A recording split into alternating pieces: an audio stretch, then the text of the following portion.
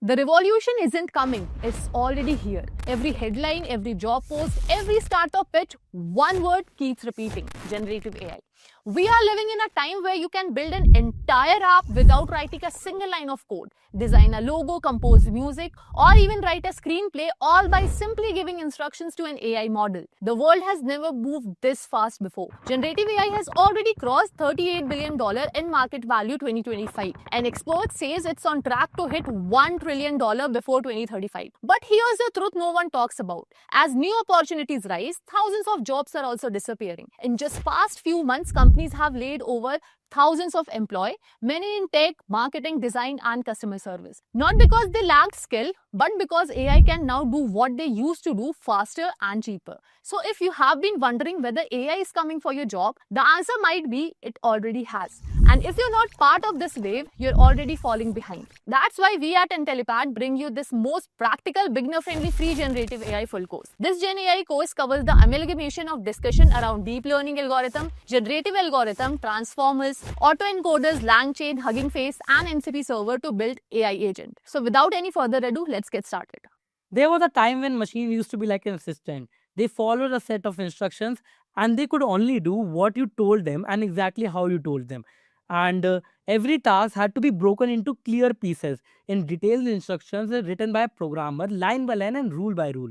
And if you want a machine to calculate something, for example, if you have coding for a calculator, you have to write a program for it. And if you want to sort a file, you have to write another program for it. Even the smallest task for the computer needed a manual guide step by step and rule by rule that the programmer has to give to the computer in order to execute the task. But now, in the era of an internet where AI is booming, the world is changing fast. We are stepping into an era of a machine where you just don't have to give the machine the instructions step by step. They understand what you mean.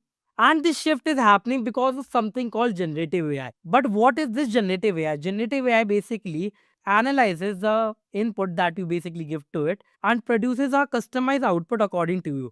For example, if you're giving it a scenario where you have different conditions, so it will basically analyze all the condition and will generate an output according to your scenario and the conditions that you have given to it, and will generate a customized output for you. But when we talk about artificial intelligence today, especially generative AI, it's important to first understand what actually makes it different from earlier form of AI we have been using. We have already discussed that we have to program for everything. Like for example, if you want to build a calculator before, you have to manually write a code for it. But in today's world, you don't have to write a code for it. You can directly generate this code from the generative AI itself. You don't have to manually write anything in your code. Let's compare generative AI with earlier forms. For example, generative AI, it is a creative generation tool. For example, you can use platforms like Dora to immediately build a website that used to take a lot of time when generative AI was not there, and it is adaptable to new tasks. For example, if you have given an input to it and it has generated an output for it, but you want this output to be customized again, you can again give a set of instructions to it and it will generate a new output according to your customization. Now let's see the earlier form of AI. It was a rule-based learning method and it performs specific applications only. For example, if you've written a code for calculating something, so it will build a calculator itself only. Now let's see the evolution of AI from weak AI to AGI and super AI. Let's start with weak AI. Weak AI is good at one specific task. For example, in Netflix recommendation system or Siri settings alarm for you, that you have set an alarm and it is good at just this task only. And this recommendation was able to give you the recommendation based on your previous watches. Now moving forward to AGI, that is artificial general intelligence. It's like human intelligence that can learn and do things. For example, a robot can code in the morning, teach the kids in the afternoon, cook dinner in the evening, and write the music at night. And it is able to do all the tasks efficiently, like coding, teaching, dinner, and the music. And it is not like the specific task one, like in the weak AI, it was like designed for a specific task. Like Siri can't do anything, but a robot can. Now moving forward to the super AI that is smarter than the humans in every way. So basically, this super AI consists of a huge documentation that consists of everything, that all the case studies had been fed into it from Wikipedia and other platforms, Google, Reddit, and it can read all the data and perform the best out of it. Now let's move forward and see the categories of the AI. At the very first level, there is one non-generative AI, and the second one is generative AI. So what is non-generative AI? Non-generative AI is used to analyze the existing data. For example, if you have an X-ray of a person, so you can put this X-ray in a pre-trained model that can help you to predict and evaluate if a person is suffering from a certain disease or not. And the other category is generative AI, that basically is used to create new content with innovation and personalization. For example, if you want to see a cat on the moon, or if you want to see Einstein as a doctor. But how this AI actually works, how generative AI actually works, you can imagine generative AI as a person who is able to read text, images, video, code, audio, and multimodals from all over the world. You can fetch the data from the internet, the Wikipedia, or anywhere you want. The generative AI is being created like this. Like you have fed everything into one human, and then that human plus AI mindset has created this generative AI thing. And you can access the AI innovation by just few prompts, and that is called prompt engineering. You might have seen GPT, Gemini, Dora for image generation, website generation, and text generation. And they all work on LLMs that we can see over here. And we will see how GPT was actually built using a neural network. So for understanding the neural network, we will take a simple input output table as an example. Here in this example, we have taken a simple input output table where we have data for 4 employees. Employee number 1, 2, 3, and 4, where we have features like hours worked, task completed, age, and we have the productivity as an output. We have the data for 3 employees and their productivity, but we don't have any data for employee number 4. So our model basically get trained on the 3 data that we have and will help us to predict the productivity of employee number 4. Now we will see the math behind how neural network basically take input from employee number 1, 2, and 3 and help us to predict the productivity of employee number 4. At first, we will feed our neural network with the data of employee number 1 with the hours worked, task completed, and age. And we should get output near to 85.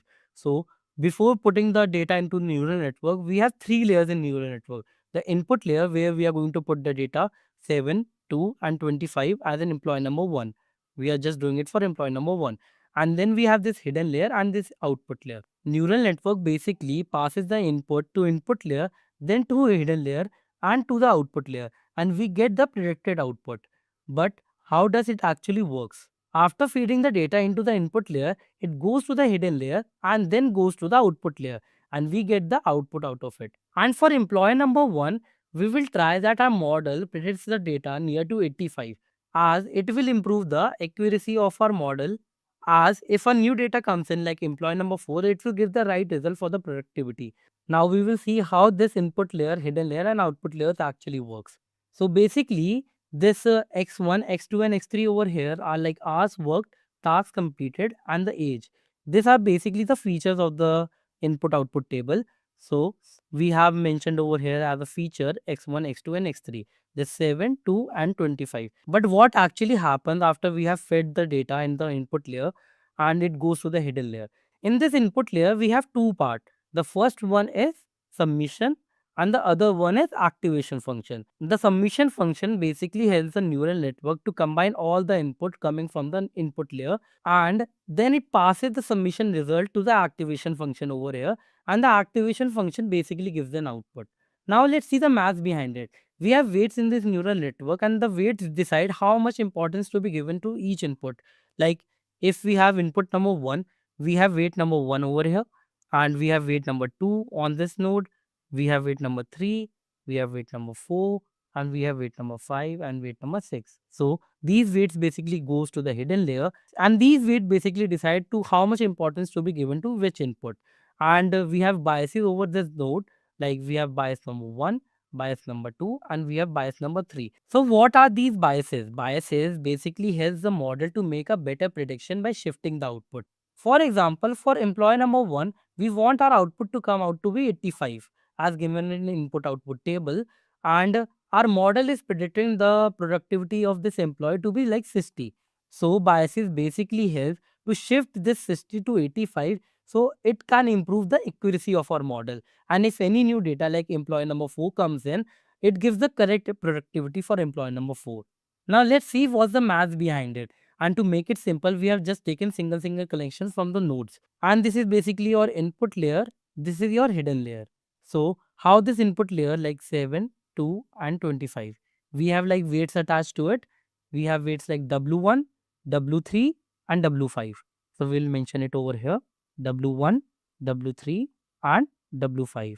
And we have hidden layer over here which has two parts.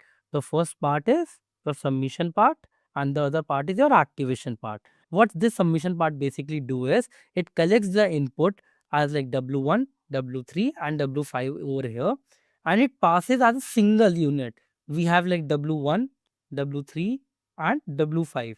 So we pass it as a single input to this activation function, and this activation function gives an output.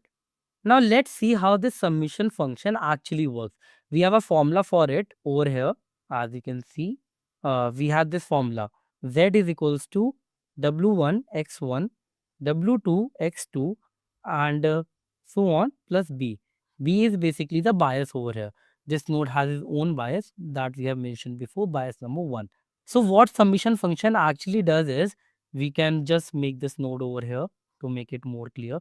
Like, we have this node, we will split this node into two parts. The first part will contain this submission and the other part will contain the activation. In this submission function, the formula we have seen just now, this Z formula, after calculating this Z, we will use this Z formula in the submission function. And after getting the output for Z, let's say we have a number over here like 0.3, we will pass this as an input to this activation function. So let's first see how to calculate the value of the Z. We have like W1, X1, W2, X2 and B. So we need the value for like W1, W3, W5, X1, X2 and X3 and the value of this bias. We can randomly assign the value of this weights and the biases at the initial, and I'm just assigning 0.1 for the simpler calculation for W1, 0.1 for W3 and 0.1 for W5 as well. And it is not necessary that you take the exact same value. You can take any value like 2 over here, 5 over here, 6 over here. You can take like any value. I'm just taking 0.1 for the simpler calculation. And we can just randomly assign the value for B1 also. We can just say that B1 is 0.1 itself. And later, when we calculate the prediction using this weights and the biases value, for employee number 1, it should come near to 85. And if it is not coming, so we will just adjust the value of this weights and the biases accordingly. So it approaches this 81. And you can take any value like we have taken the positive number like 0.1. You can even take the negative number for it. Let's say if we adjust the bias to like -4, we can just take the negative number for it, and we can just calculate the Z accordingly. Now that we have the value for our weights and the biases, let's calculate the value for a Z. We will just simply calculate the value of the Z using the inputs that we have created over here. Like we have 0.1 over here for W1, 0.1 here for W3 and 0.1 for W5. We'll just simply put the value of W1, X1, W2, X2 and the bias in this Z formula. And we have the value of W1 as 0.1. We have the value of X1 as 7, X2 as 2 and X3 as 25. So we'll just simply put it over here and we'll just put the value of this bias also. We will just put the value of bias as -4. So after calculating all this, we have 0.6 as our output. After getting this 0.6 as an output of the Z, we will just pass it into our activation function. That is an other half of an hidden layer that we have over here. We'll just simply pass this 0.6 as an input to this activation function. So before passing any input to an activation function, we will first understand what an activation function is. So what an activation function is? Activation function basically helps you to understand the behavior of a data.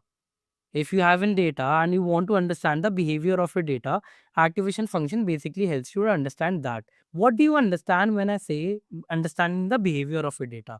Your data can be in the linear form, like in the straight line, and it can be like in the equation y is equals to mx plus c. But what if your data is in non-linear form? Let's say your data is giving your result like this, and it is showing when you escalate your car, the temperature of the car varies like this in your car. It's in this form and it is not in this linear form. So your output is coming like this in the bended form. So this activation function basically helps you to understand the non-linear data. When your data is in non-linear form, The activation function basically helps to understand that. And to understand the model behavior that is in non-linear form, the activation function uses something called sigmoid function, which is represented like this: 1 by 1 plus e to the power minus z, where this z represents that we have just calculated w1 x1 plus w2 x2, similarly plus b. So basically we pass this z value in this activation function, and it will help us to understand what our model is behaving like. Now let's try to understand this formula with more clarity.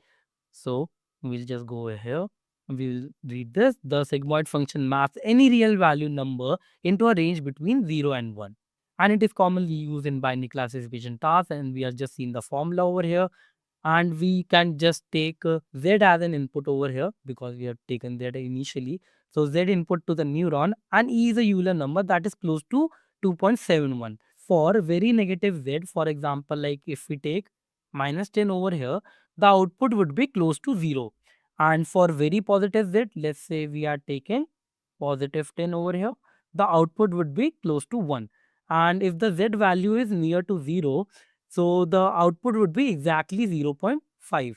So how we are predicting 0.5 value? Because if we put 0 in this formula, 1 by 1 e to the power 0, so it would be 1 by 2, as it would be turning into 1, and it would be 0.5. Now that we understand what an activation function is, and we have a value of z over here as 0.6, so we'll just simply put into the activation function formula over here. Let's say we have a value of 0.6 over here. So we'll just simply put the value of z into the activation function formula. What is the formula over here? 1 by 1 plus e to the power minus z. We'll just simply put in the values. So basically we calculate for G1. G1 is basically the output of an activation function that an activation function gives. We can just mention that G1 also. So we can just put it 1 by 1 e to the power minus z. I can just simply put the value over here, 1 by 1 plus e to the power minus of 0.6. That would come out to be 0.354 after calculating. So we have the value of our G1 over here. So we will just go up to the diagram that we have. We have now the value of G1 also, that is 0.354. Now that we have a value of our G1 and we have calculated the value of Z, we can just mark it as Z1. So we can calculate the value of Z2 and G2. So we have just taken one node over here in the hidden layer. In this hidden layer, we have just taken one node, and there is one another node that we have ignored for the understanding. So it will give us the value of Z2 and G2 in the similar way as we have calculated for this node. Now we will calculate the value of Z2 and G2 in a similar way that we have calculated the value of Z1 and G1. And for calculating the value of Z2, we will just take the weights to be W2, W4 and W6, as these are the only weights that are directly connected to this node. So we will take W2, W4 and W6 over here. And we will take the value of X1, X2, X3 as 7, 2 and 25 for employee number 1 as in our input output table. So we'll just proceed with the calculation that we have done previously for Z1. So we will just put W2 X1 plus W4 X2 and W6 X3 plus B2. So we have to assume the value of the weights as we have assumed while calculating the value of Z1. So we will just assume the value of, let's say, we will assume the value of W2, W4 and W6. Let's assume a random number, a value of weight 2 to be 0.16. For W4 it can be 0.5, and for W6 it can be, let's say, 0.6. We have to later adjust the weight if the outcome is not coming near to 85 as it is given in the input output table. So we adjust the weight and try to come close to this 85. So we'll just put the value of W2 0.16 and the value of x1, the value of x1 is 7, x2 is 2 and x3 is 25. So we will just simply put the value over here, and we will put the value over here as 7 and w4 to be like 0.5 and the value of x2 is 2, and w6 is 0.6, and the value of x3 is 25. And we have to assume a value for b2 also. We will adjust the bias accordingly with the weight. So we will later see how we will adjust it. But for now, let's say we have assumed the value to be minus 4 itself. So we will just put minus 4, and after calculating it, it could be near to 13.12. So we will just simply put the value of Z2 over here. And for calculating the value of G2, we will just use the formula that we have previously used. So we will just put e to the power minus Z. So we will just put the value of Z that we have just calculated, 1 plus e to the power minus 13.12. So let me calculate the value of this for you, like it would come around to be 1. So we have G2 as 1. So let me put all the value that we have calculated at a single place for you. Like we have calculated the value of Z1, and it is 0.6. G1, that is our activation function value that we calculated to be 0.354. Value of Z2 is 13.12, and G2 is 1. So we have calculated all these values. So we have these values, Z1 as 0.6, G1 as 0.354, Z2 as 13.12, and G2 as 1. Now that we have calculated the value of Z1, G1, Z2, and G2, we'll just simply mark it over here in a cleaner diagram. We will just put G1 over here. The value of G1 is 0.354, and the value of G2 is 1. So now we will calculate the value of y predicted. This is basically the value that our neural network is giving us against the input of employee number 1. And the expected output is 85 as of input output table. So we will just calculate the value of y predicted over here. So we also have a weight to this node that is W7 and W8. We also have weights over here. So we will calculate the value of y predicted using the weights. To calculate the value of y predicted, we will just simply use this formula. We will just write y predicted is equals to W7, the weight of this node, and into G1 plus W8 into G2 plus the bias of this node, that is B3. We have put the bias over here as B1, and in this node we have the bias of B2. For this node we have a bias for B3. This is nothing but the same formula that we used to calculate the value of Z. Z is equals to W1x1 plus W2x2 dot plus B, the bias. It is the same formula we are using here to calculate the value of y predicted. So we can just put the value of W7. We can just assume the value of W7 to be 7 and the value of W8 to be 3. And the value of base can be anything like 12. So we will just put all the value over here. The value of W7 that we have put is 7. So it's 7.0.354. It is a value of G1 that we have calculated above. And what is the value of W8? It is 3. And value of G2 is nothing but 1. And value of B3 is 12. So we'll just calculate this, and it should come around 17.47. So it's a value for y predicted. So we will just use this value as y predicted, but the actual value was 85. So what is the error that we are getting over here? So we'll just calculate the error. For calculating the error, we don't have to do anything. We just can subtract 85 from this 17.47. This is nothing but the error that we are getting in the model. So it will come out to be around 57.522. So this is the error that we are getting over here. The whole purpose of the model is to reduce the error and improve the accuracy of the model. So how we are going to improve the accuracy of the model? We are just going to back propagate.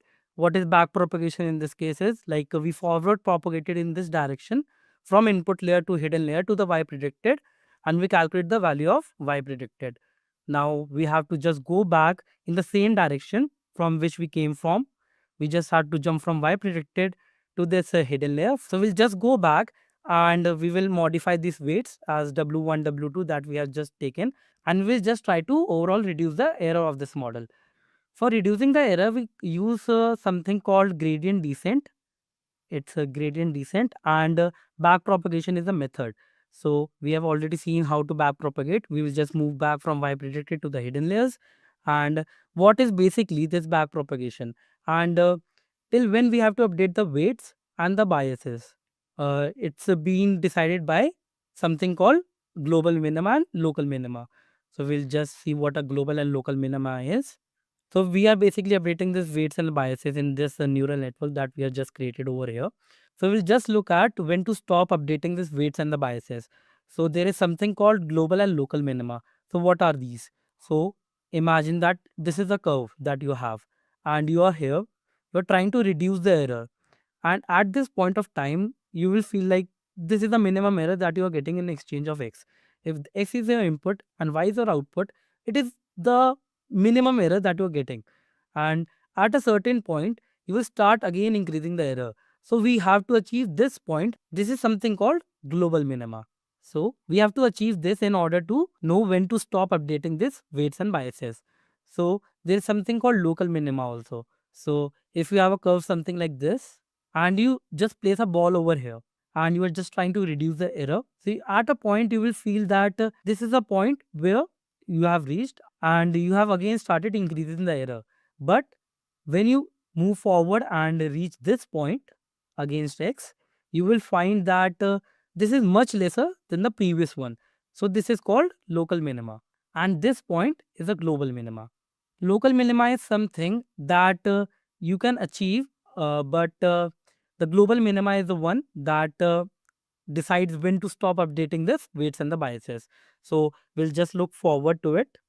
So we basically use gradient descent to update these weights and the biases. So what actually is gradient descent? In neural network, the model makes prediction, as we have made it over here, 67.52, and you compare it to the actual output. At the initial, we have an actual output of 85 in this input output table, as you can see over here for the employee number 1. It is a 85 over here. That is an actual output for us. Then you calculate how wrong the model is. Like in our case, 67 was an error, and the gradient descent helps you to update the weight to reduce the error. So how gradient descent works? We have a formula for it. We'll just see into it. Gradient descent basically works at the formula cost is equals to actual minus predicted square. So why we are taking the square of it?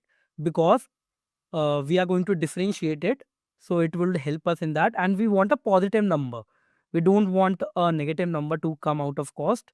We can also take an absolute value, but in the later part when we're going to do the differentiation part, it would be difficult for us in the absolute value. But if we take the square of it, it would be easy to differentiate. For example, when we are differentiating x square with respect to x, it is very easy to differentiate it. Like it would come out to be like 2x. But if we are differentiating the absolute value of x, it would be much difficult for us. So we just want our cost when we differentiate it later to come into positive value, and differentiation becomes easy. That's why we take the square values. Now we will look at this back propagation part. We'll just zoom in, and we will see that this is nothing but the hidden layer that we have seen before. So it contains both a summation function and the activation function. Contains both summation function and the activation function. We have weights assigned to it, W7, as we have seen before, and it's 7.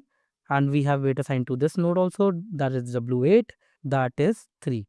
And we have G1 over here, as we have calculated, that is 0.54. And we have G2 over here, that is 1 for this node. So we'll basically going to back propagate it from here to here. So we are going to calculate the cost as we have seen before. We are just going to calculate the cost by y actual minus y predicted square. And now we are going to see how to calculate the gradient descent for it. We'll just see that what is the formula for calculating the gradient descent. So we are going to differentiate this cost against weight 7. I'm going to explain you this formula, so don't worry. We have y predicted over here, and then we have y predicted by differentiation of with respect to W7. So basically what is happening over here in this formula? We are just basically seeing the y predicted is connected to W7. Like y predicted over here is directly connected to W7. So we are first calculating it for W7. So what actually is happening here in this formula is we are just checking ki how much y predicted is affected by W7. As W7 is directly connected to y predicted, as you can see over here, and it is directly affecting the result of y predicted. So we'll just calculate first for W7 and then for W8. So we are just seeing over here for W7, and then we are going back that how the cost is being affected by y predicted. This cost is directly connected to y predicted. So we are seeing this, and this is the whole concept of this formula, how W7 is affecting the cost of it. Like what changes that we can do in W7 so that the cost can be improved. Like the predicted value can be closer to the actual value. So we are improving the accuracy of the model. We are trying to establish a relationship between W7 and the cost. That how W7, the weight, is affecting the cost over here. As cost is directly affected by y predicted, and y predicted is directly affected by W7. So we'll just calculate for W7 first, and then we will just calculate it. So we have seen that before that y predicted is equals to W7 G1 plus W8 G2 plus B3. We have seen this formula before. As we have seen over here, y predicted is equals to W7 G1, W8 G2 and B3. So we are just directly using this formula over here, that W7 G1, W8 G2 and B3. Now that we have a value for y predicted, so we first check ki what y predicted is being affected by. So it is affected by weight 7. As you can see over here, that we are calculating for weight 7 and y predicted is affected by weight 7. So we will first check for y predicted affected by weight 7.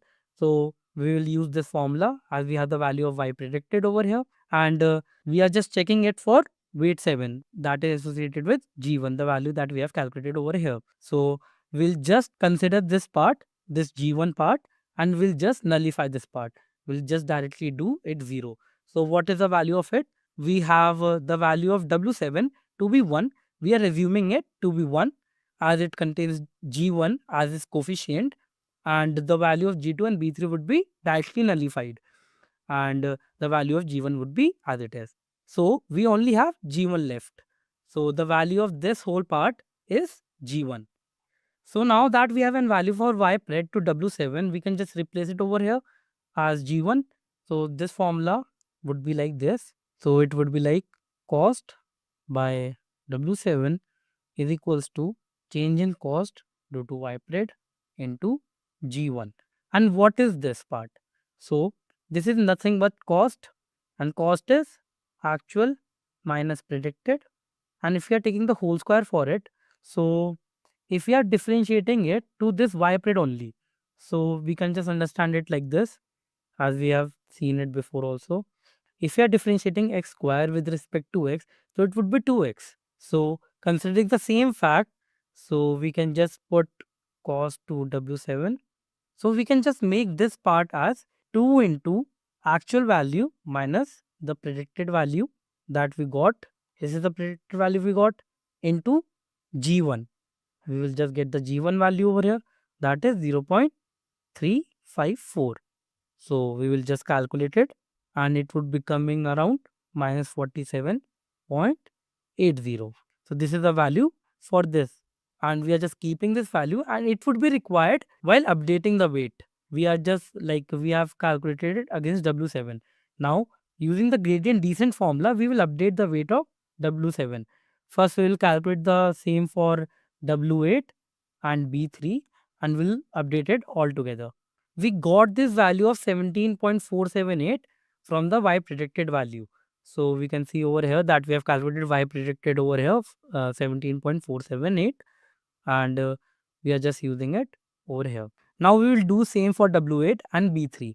So we will just do it similarly for W8 and B3. Similarly, we can just do it for W8 also. We are going to calculate it for W8 first. So how we are going to calculate for W8? We can just put it like cost affected by weight 8, as we have done for W7. We can just use the same formula, cost by ypred into ypred by W8. So we are just going to use the same formula. So similarly, we can just do it for this also. Y predicted into G2. So how G2 is coming over here, as we can see over here that we calculated G1 out of it, as the W7 and Y predicted is directly connected through G1. So in the same way, we will get G2 for this W8 part when we are updating W8. So we are getting G2 over here. So we can just write over here like 2 into 17.47 into value of G2, that is 1. So we'll get an output of minus 135.044. So this is a value for cost that is being affected by weight 8. Now similarly, we will do it for B3 also. Why we are doing it for W7, W8 and B3? Because the Y predicted and the cost is directly being affected by W7, W8 and the B3. The B3 is in this node. So the Y predicted is directly affected by B3, W7 and W8. So we are just checking that how we can update the value of W7, W8 and B3 so that we can improve the cost. And we'll just calculate for B3 also in the similar way. So the cost, the same formula that we are using for W7 and W8, the cost being affected by B3, we are just going to use cost and Y pred over here, Y predicted into Y predicted by B3. So you can calculate it like 2 into Y actual minus Y predicted into 1. And we are just going to solve this portion first. So for solving this, we are just using the same formula W7 G1 plus W8 G2 plus B3. So we are just directly going to nullify this parts 0 0 and this part is going to be 1. So we can just put directly 1 over here and we can just calculate the cost function. We have taken this one from this formula itself and we are just going to calculate the cost affected by B3.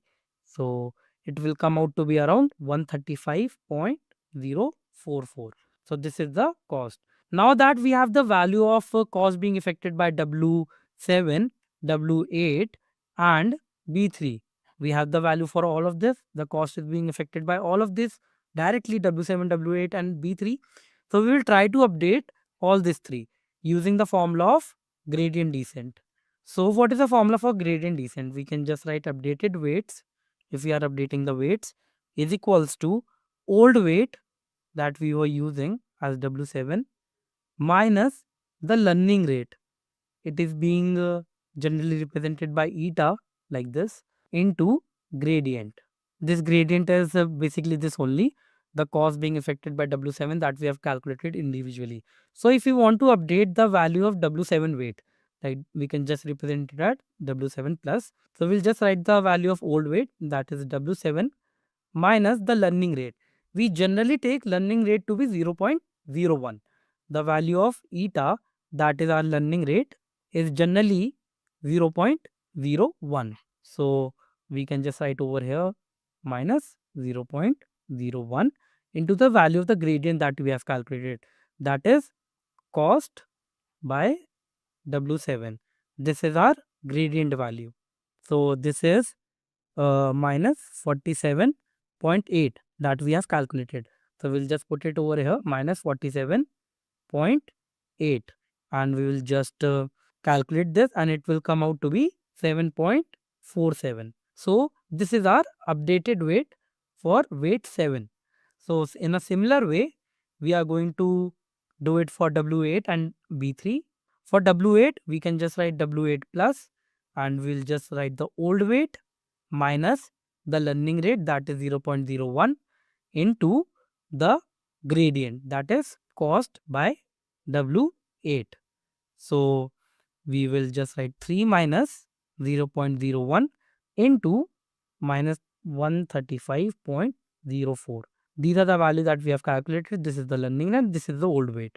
So we are just going to calculate it and it will come around 4.35. And this is the updated weight for weight 8. Now similarly, we are going to do it for B3. For B3, we are going to calculate over here. we can just write a B3 plus is equals to B3 minus eta, that is the learning rate, into cost by B3. It is the same thing, the learning rate. So we will just write a 12 minus 0.01 minus 135.044. So we're just going to calculate it. That is coming out to be 13.55. So this becomes our updated bias for bias 3.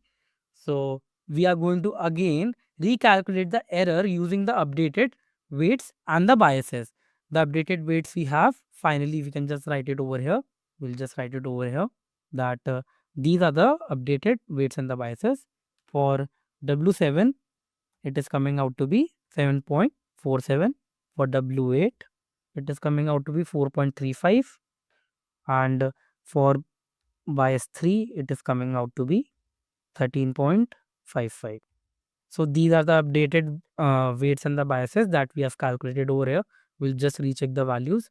That is 7.47, 4.35 and 13.55. So we are going to use these weights and the biases in the neural network that we have created over here. So we'll just update these weights over here like W7, W8 and the bias 3, and we'll recalculate the value of Y predicted, and then we will recheck that the error is being reduced and it is coming close to the actual value, that we have here in the input output table, that is 85. And overall we have to achieve this output that is being given in input output table, and we have to reach close to this 85, and we have to overall reduce the error over it in this neural network. So if any new data like employee number 4 comes in, it gives the correct productivity for it also. Like this, you have to update the weights and the biases of the neural network using the gradient descent formula, and you have to overall reduce the error and improve the accuracy of your neural network and make the correct predictions. This is how neural network works with the data that you feed them. That's how weights and biases are being updated in artificial neural network to reduce the error. Now let's see some other example to understand it better. In this example, we have this input output table where income, education and healthcare is being given, and in this input output table we are being expected to predict the life expectancy of an individual. So we have income of different person from different countries maybe. For example, we have this income from India, we have this income from USA, and we have this income from China. So we are expected to predict the life expectancy of India, USA and China citizens over here in this example. So in this table, like we have one more row over here where we are expected to predict the output of like UK. We have some sort of education like 8 over here in UK. We have a health score like 3.5, and we have to predict the life expectancy of the UK citizens. So let's see how we do it. We put the income 4,000 over here, education is 12 and the health score is 7.5. So we are taking the example of India over here. We are just taking the data from India over here. So we are just gonna input all this data over here in the similar way. We will put 4K over here, 12 and 7.5 over here. So this is basically our input layer and this is our hidden layer over here. So our data is being gone from input to hidden layer as we have seen in the urban neural network also. So we'll just mention the weights over here. We will mention the weight like W11, W12, W13, and similarly we will do the weights for like this also. W21, W22, W23, W31, W32 and W33. So we will get these three linear equations from this hidden layer. Like for example, H1 would be W11 X1, because this is our X1, this is our X2 and this is our X3. 7.5 is our X3, 12 is our X2 and X1 is 4K. So we are taking this input with the weights. We are using the same formula of the Z that we have seen above. W is equals to W1 X1 plus W2 X2 plus the bias. So we will just create the linear equation for H1, W11 X1 plus W12 X2 plus W13 X3. Similarly, we will do it for H2 and H3. Then we will create a matrix over here using these three linear equation. So how the matrix is being created over here, we'll just grab the matrix over here. So we will create a matrix from this. So the matrix would be H is equals to, it will first contain the weights. So the weights would be W11, W12, W13, similarly W21, W22, W23, W31, W32, and W33. So we have this, and in the other part, we would have this x value x1, x2, and x3. So we have created this matrix out of these three linear equations that we get from the hidden layer. So we can just mention this matrix as H is equals to W into X.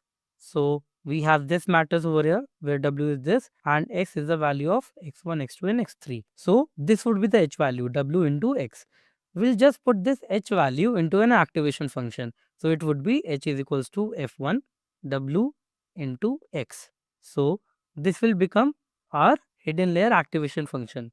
So this is our hidden layer output basically. The output that is being generated from our hidden layer over here. From H1, H2 and H3, this is the output. It is being generated totally. So the output of H1, H2 and H3 after applying the activation function, it would be H. So the output is this, H is equals to F1 and this is the input data from H1, H2 and H3. Now that we have this output over here of the hidden layer, what will happen like if we have one more hidden layer over here? So this is basically the output of an hidden layer 1. So H1, H2 and H3 are basically our one hidden layer, that is H totally. What if we have one more hidden layer over here like H1, 1. So it might contain HA, HB and HC as an hidden layer, as we have H1, H2 and H3. What if we have one more hidden layer over here, HA, HB and HC, and it is then generating an output Y over here. So we'll just see how it works. This is our basically step 1. This is our step 2. We have just increased one more hidden layer over here that is then generating the output Y. So we have seen till step 1 that we had this equation over here. This is our step 1 that we have seen how we are getting step 1 over here. Now let's see how we are getting step 2 over here. The step 2 is saying in step 2 basically what we are doing is we are just calculating the value of y, that is our output over here. So we are just calculating the value of y. So how we will calculate the value of y over here? Y is basically f2 b f1 w x. So what is F2? F2 is basically the activation function of the second layer that we have just inserted like HA, HB and HC. It will also have an activation function over here. So we are just using that activation function over here as F2. As we have used F1 for the first hidden layer, we are using F2 for the second hidden layer. Now we have this B over here. This is the weight of the second layer. As we are having the weights over here for the first layer, it would also having some weights over here. So it is being represented as B over here. This is the weights of the second hidden layer and this is the activation of the second hidden layer.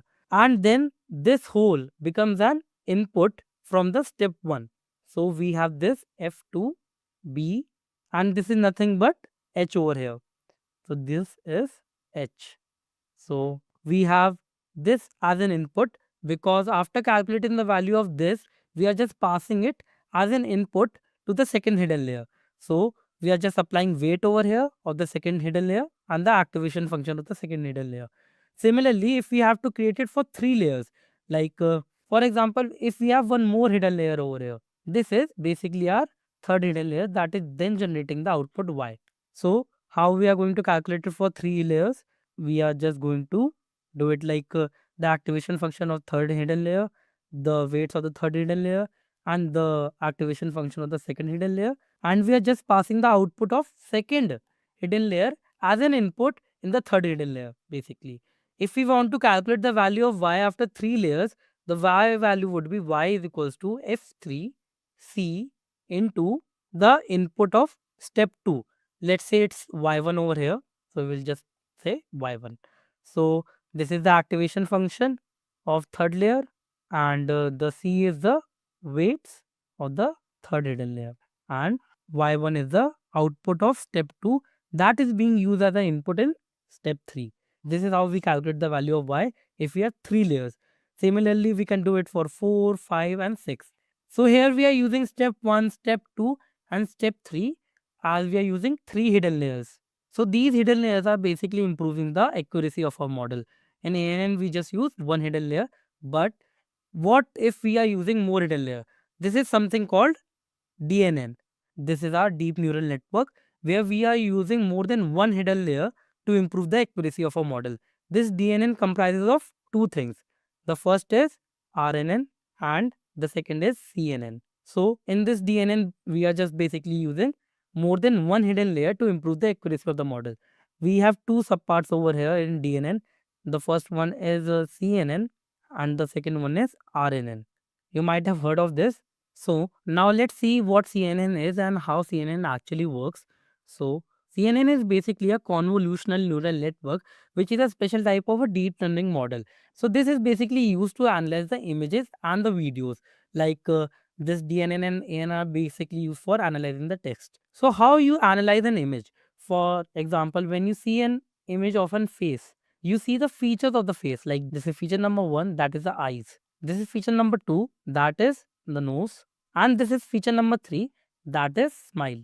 So your brain says if a person is having eyes, nose and this smile, so this must be a face of a person. Similarly, computers also analyze this similarly by analyzing the features of it. For example, this can be used for detecting a digit, for example 9, detecting faces like face detection, it can be used. So we will take this example of 9 number. So how a computer would gonna analyze if someone has different handwriting? Someone has written 9 like this, someone has written 9 like this, someone has written 9 like this. So how computer will analyze this is digit 9. So we are gonna see it for digit detection. So how a computer analyze which number is this? We are taking the example of number 9. So computer will map number 9 like this in this grid. So this is number 9 over here, that someone has written 9 like this. So 9 would be placed like this in this grid. So how a neural network will analyze that this is a number 9? So we will just zoom in over here. So basically it will make a feature out of it. So it will run this feature at the body of this digit 9 and break it into small parts. For example, that we have seen over here, we have seen the features of a face of a person. So it will also analyze the feature of number 9 over here. So it will just see the features over here. So for example, this can be one feature, that is the head of 9. This can be a second feature, that is the body of 9. And this can be the third feature, that is the tail of 9. Similarly, like eyes, nose, and the third is the smile. So it will similarly just see the features of number 9, that is head, body and tail. So how basically a neural network does this? So it basically convert this number 9 into this grid, and then we apply a small feature that we have seen over here, like in these boxes. It will apply these features in this form. It will just take a this 3 by 3 matrix that contains 1 and a minus 1, and we have number 9 over here. So it will run this small feature. This is basically called a feature or a kernel. So basically it will run this kernel over this grid.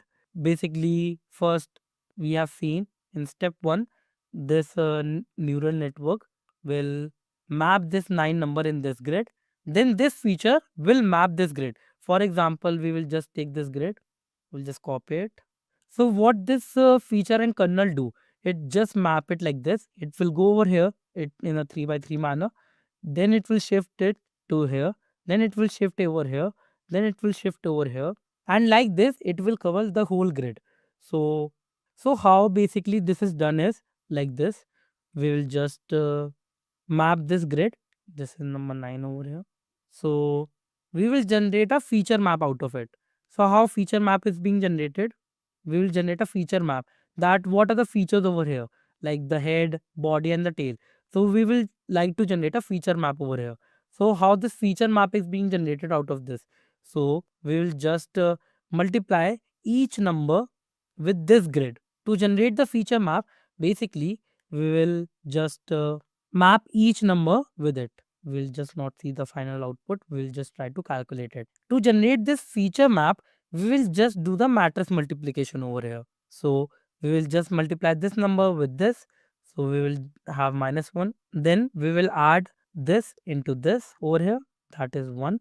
So basically we are doing it for 3 by 3 matrix. So what basically we will get when we multiply this and this feature with this 3 by 3 matrix. So we will get -1 plus 1 plus 1 -1 -1 -1 plus 1 and plus 1. So we will get an output of -1 over here. Then we will calculate the average over here. So we will just divide it by 9, -1 by 9. So it would be like minus 0.11. Similarly, we will do it for this other 3 by 3 matrix also, like over here. This is the 3 by 3 matrix over here.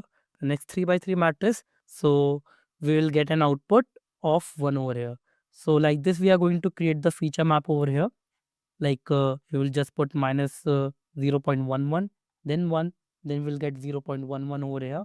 We have calculated this minus 0.11 for this initial 3 by 3 matrix, that we have used this filter over this 3 by 3 matrix in this only this part. But now we will move on to this next, we will just move this matrix over this area. Now we will use this part. Next 3 by 3 part, we will use this part. Now we will multiply 1 by this, then add multiplication of this both, then add multiplication of this both. Like this, we will just move this filter throughout this matrix, like in this 3 by 3 pattern. And at the later stages, we will get the final output as this. This is a feature map. So in this feature map, basically, when you get the 1 over here, so this 1 in this feature map basically tells that there is some sort of feature over here. For example, in case of 9, you can just tell that this is the loopy head. So this can be the feature of this head. This one can be the feature of this head. So now we will move forward. Now we know how to calculate the feature map. So we will look at this by just the 9 example itself. So we'll just make this 9. So after calculating all this and multiplying this with this filter, we get 1 over here in this feature map. We got 1 over here in the feature map. So this 1 is telling that there is some sort of loopy pattern. So we can say that this 1 indicates the head feature for number 9. Now moving forward, when we get this feature over here, so we can say that it might be a number 6, maybe, because we are getting the loopy pattern over here. So similar to 9, if we get the loopy pattern of the 9 over here, like at the head of it, so 1 is coming over here. For number 6, the loopy pattern must be somewhere here. So similarly, if we get 1 over here, so we can say that it might be a number 8, because we get the loopy pattern of 8 over here also and here also.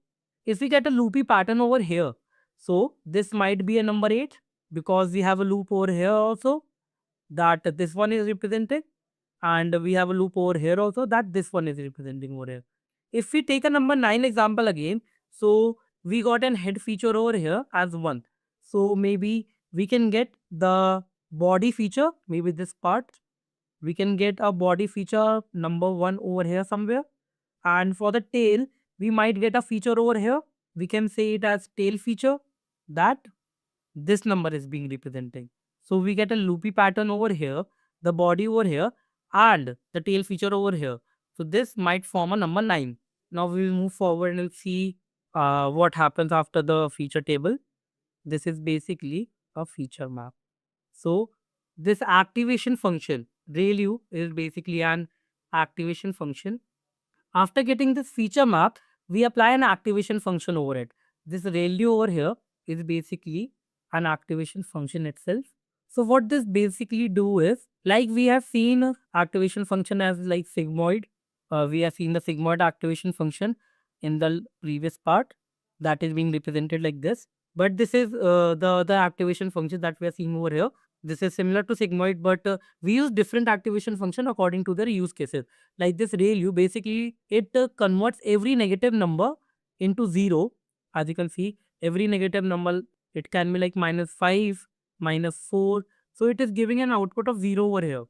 But every number after 0 is being kept as it is. For every negative number in the feature map, this activation function is basically converting it to 0. For example, minus 0.11 is being converted to 0. But 0.11 is kept as it is. 0.33 is also kept as it is. And rest all the negative number is being converted to 0 over here, as you can see. So this is basically an activation function rule. So we will just see forward what happens after the activation function is being applied. After applying activation function to it, we get an other feature map table. So what we do in CNN after applying the activation function, we do a max pooling operation over here. For understanding pooling, we can take an example over here. For example, we take this 4 by 4 grid over here. So what is happening in this pooling part, if we have this number like 1, 2, 3, 4, 5, 6, 7, 8, 9, 10, 11, 12, 13, 14, 15, 16. I'll just fill the number randomly over here. So we will just see in this pooling operation over here that we will take this 2 by 2 grid first, and we will just make a smaller grid out of it. We will just make this 4 by 4 grid into 2 by 2 grid. If we just want to compress the grid size, we just do this pooling operation. We will just see in the initial part what is the largest number. If we are doing a maths pooling, so we will just see the largest number over here. Like 1, 2, 3, 4, the maximum number is 4. For 5, 6, 7, 8, the maximum number is 8. For 9, 10, 11, 12, the maximum number is 12. And for 13, 14, 15, 16, the maximum number is 16 over here. So we have just converted this 4 by 4 grid into 2 by 2 grid by doing max pooling. So there are different type of pooling that you can do in CNN. The first is the max pooling that we have seen. There is average pooling and there is a global pooling also. So in average pooling, basically we do the average of first 4 number and we'll put in this first cell. Like we have put 4 over here. By seeing the maximum number, we'll just take the average of first 4 number and we'll put over here. And in the global pooling, we'll just take the maximum number out of it. For example, in this, the global pooling would be number 16. So basically, we reduce the entire feature map into a single value over here. So the single value would be number 16, as it's a global pooling. So now we'll move forward to the benefits of pooling. So what are the benefits of pooling? Pooling basically reduces the dimension and shrinks the feature map into lower sizes. Like we have seen into 4 by 4, we can convert it into 2 by 2. It basically retains the key features. So like in this, the key feature is 4. So we are just retaining the 4 over here, 8 from this grid, 12 from this grid, and 16 from this grid. So basically, we are just retaining and the key features out of it. And we also reduces the overfitting that eliminates the noise and helps the model generate better. And it also traces the model to the robust for the small shift or distortions in input. Now we'll move forward how CNN actually works for image detection. For example, we have an image of a koala over here. So you can see that we have eyes over here of the koala. So we have applied a eye filter over here. This is basically eye filter. So this eye filter will just take out the exact location where the eyes are being located of the koala. And then we have applied the nose filter. So it will just detect the place of the nose. Then the ear filter, we have the 2 ears of the koala over here. Similarly, we'll just do it for hands and for the legs also. That where are the legs of the koala. So this is how basically the filters are being applied to the image. Now we will see how CNN will work on it. So basically, CNN will filter all the features out of it, like this eyes, nose, ears, hand, and legs. So basically, this eyes, nose, and the ears are basically making the head of the koala. So this is one feature, that is the head of the koala. Then the hands and the legs are making the body of the koala. So we are just making head and body as a feature, and we are just flattening it. We are just flattening the 2D features into 1D feature. So we are just flattening those features like from 2D to 1D and then feeding the features into the neural network into this 1D array. This is nothing but the 1D array over here. So we are just compressing our 2D to 1D array. Then we are just passing the features of flattened head and the flattened body in the form of 1D array into the neural network. And the neural network is then predicting that this is a koala or not. So now we will see how it actually works. So after we have the image of the koala, then a convolutional and a ReLU activation function works on it. ReLU is the same activation function that we have just discussed. That just looks like this. This is the activation function. To understand this convolution, we can just take an example of a pizza over here. We have a pizza over here. We have few toppings over here. We can take onion and we can take corn. These are the two toppings. So basically in this convolution, this basically breaks the pizza into different toppings, and it identifies the topping individually. So that this is an onion, this is an corn. So basically it identifies each topping separately, and in this 1D vector, basically, we are just putting all these topping all together to recognize that it is a pizza or not. So in this convolution, we can say we have a dough, we have onions, we have corn, maybe we have cheese over here. So it can predict in this 1D vector when we put everything in a plate. So it can predict in this neural network that it might be an pizza over here. So this is how convolution works. It basically breaks every ingredient of a pizza into individual parts and recognize the individual part separately. And in this 1D vector, we put all the individual part all together into a single plate. And then it predicts that it might be a pizza or not. So basically it breaks every feature into small individual parts in this convolution part.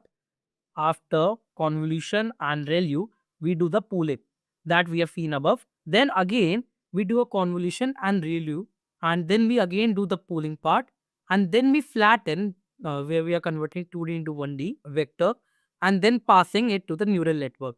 The neural network map behave the same way. We just decide some weights over here, so that can be any weight. We just take the input, add the bias, and for example, if you have fed a image of a cat over here, and your network is predicting your cat to be 80% and your dog to be at 20%. Like the image that you have fed of a cat, it can be in cat 80% that they are the probability, and it can be a dog also that is in 20% probability. So basically, you train a model again and again over some pictures, and it gets started being trained over some of the features that it is a cat or not. So basically, you train your model again and again on different basically images. So you can improve the accuracy of your model. So we also get an probability over here. We use the same formula, z is equals to wx plus b over here, and we just again and again train our model on the different images, so it can improve the accuracy over here. So basically it works like this. First we break down the feature into eyes, nose and ears, and then this eyes, nose and ears make the head, and maybe legs and hands make body over here. Then we again do the convolution and ReLU operation over here. We again pool it and we flatten it and get an output over here. That's all how CNN actually works. Now we'll move forward to RNN. RNN is a recurrent neural network which is made up of repeating unit connected in a chain-like structure. And each unit or time step take two inputs, the current input and the previous input. So basically what RNN is, basically if this is our input layer and this is our hidden layer. So if we give any input like x1, x2 and x3 over here, so it will get over here and it might generate an output y1, and from here we get an output of y2. So we again feed this output back in this neural network as an input in RNN, and we again put maybe x1 as an input over here. So basically we're training the model on the output that we are getting out of the model, and we're continuously tracking the current state. We will understand this with an example in the later part. So basically RNN processes these inputs and produces a new hidden state and the output based on the current and the past state. That if we are at this is our current state x, and x2, this is our current state, and x1 is our past state, and it has generated an output of y over here. So we feed this y1 and this x2 together in the neural network to generate an output of y2, and we again feed this y2 back with an current input x3. So basically why we do like this over here. This is basically a looping in nature, allows the RNN to remember the past information and use it for the current prediction also. So we will just take a simple example over here to see how RNN actually works. So we'll just take a line, maybe I love to study. So we can just take a string over here as an example, maybe I love to study. This is an example string over here that we are taking to understand the RNN. So, how RNN will actually work? This will break this I into vectors. Maybe it will break it into a form like 0, 1, 0, 0, 1. So, maybe this is a vector form of I. For example, this is a vector form of I. So, we will just put this vector form into the hidden layer, and it will generate an output Y over here. Then we will use this love as an input because this was I. So we'll just go down. So we will take input love now. And love is the second word. So we are taking love over here, and we'll just break it down into maybe some form of vector. Now we will not only put love as an input, we'll also put this Y as an input over here in the hidden layer. So we are just putting Y as an input also over here. So we might get some answer over here that is being generated from love. So what basically we are doing is we are basically just giving an input in a vector form. This is an input 1 for I. Okay. And we are getting an output for it. Maybe this. And we are just looping this output as an input in the neural network again with an input of second word. Maybe it can be love. So this is how RNN basically works. So we will try to understand it better over here by seeing this diagram over here. So RNN basically is being represented like this: 0, 0, 0, 0. This is a vector, and what is taking as an input as X, it is giving output as Y, and we are again and again looping in the same network. This is how basically we represent an RNN. But to understand the structure of RNN well, we'll just draw it over here. So we'll just write our example over here. I love to study. So basically in RNN model, we will just have this layer over here and just drawing this the iterations that we are doing over here, that we are looping. I'm just drawing it over here. But remember that this is only one layer over here. So it's not like this. Like we don't have all these 4 layers over here. We have only one layer.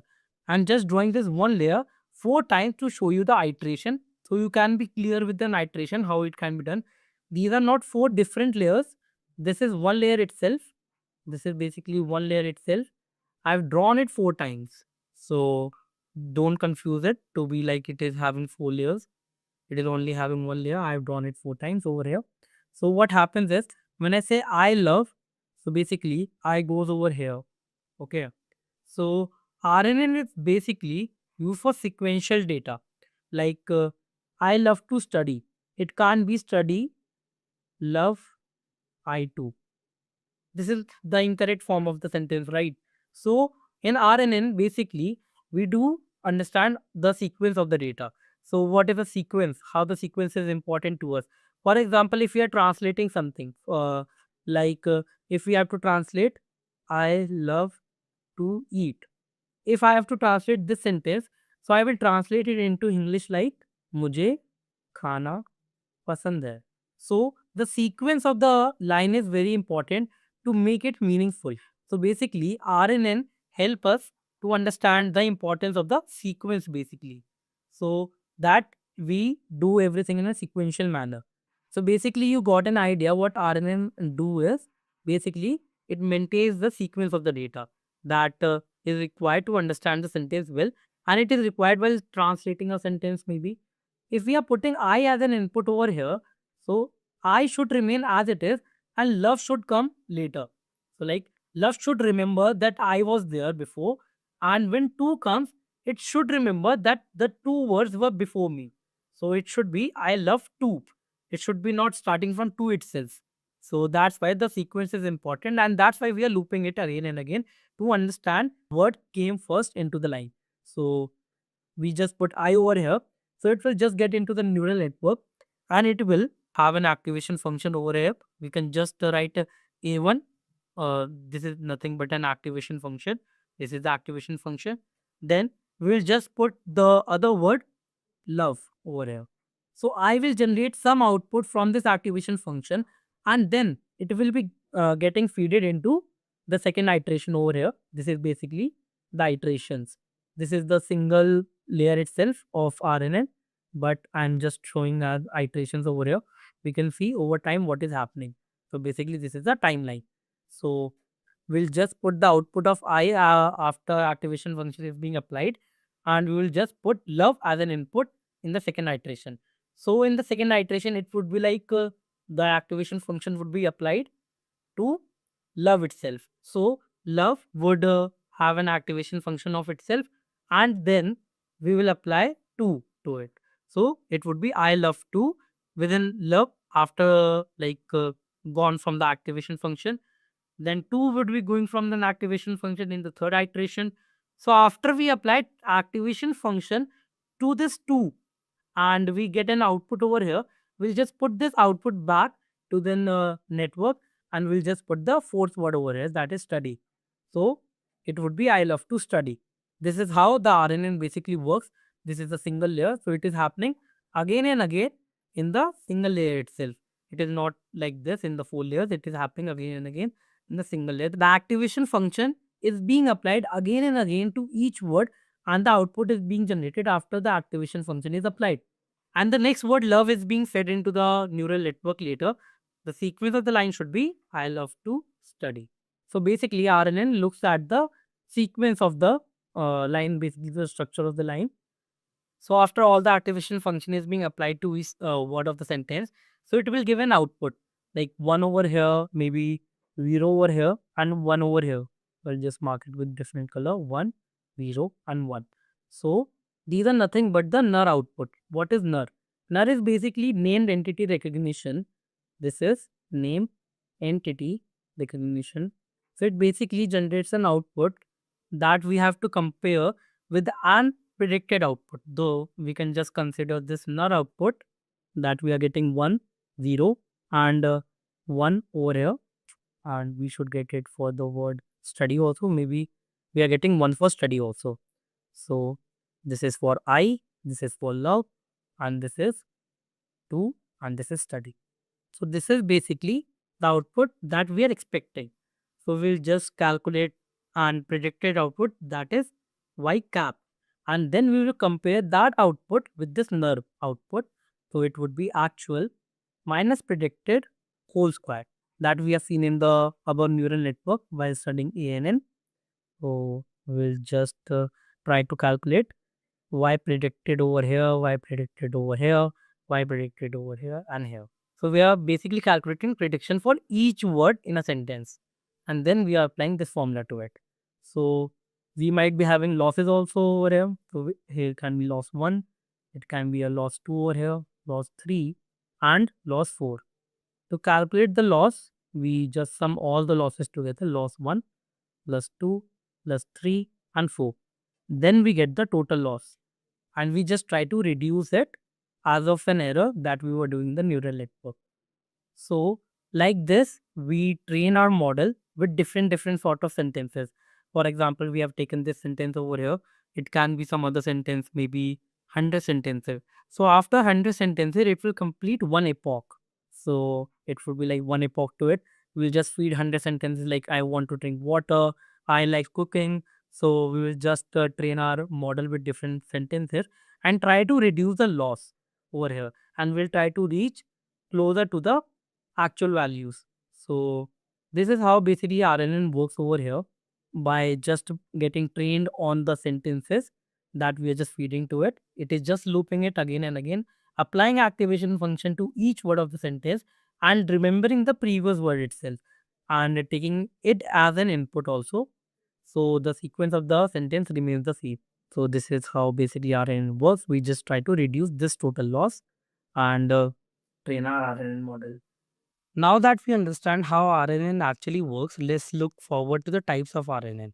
So the very first type is one-to-one.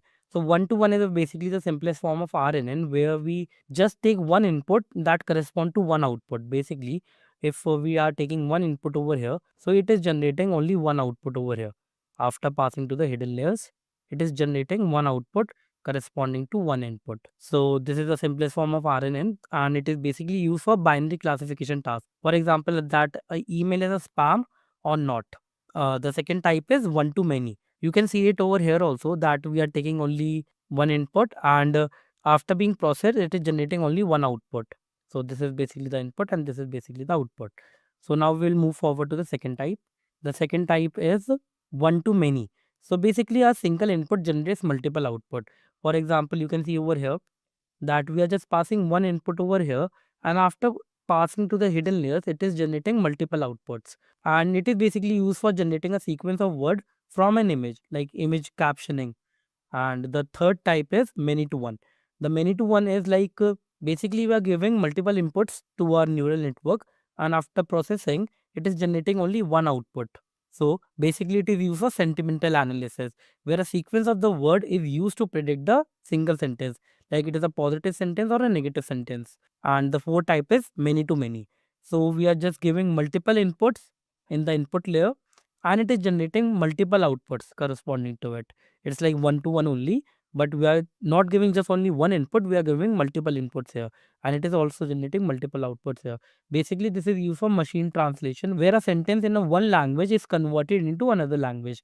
For example, if you're converting an English sentence to Hindi sentence, you might be having multiple words in English sentence. For example, I love to eat, so it will generate every Hindi word for a corresponding word. So it will basically generate a sentence over here in Hindi.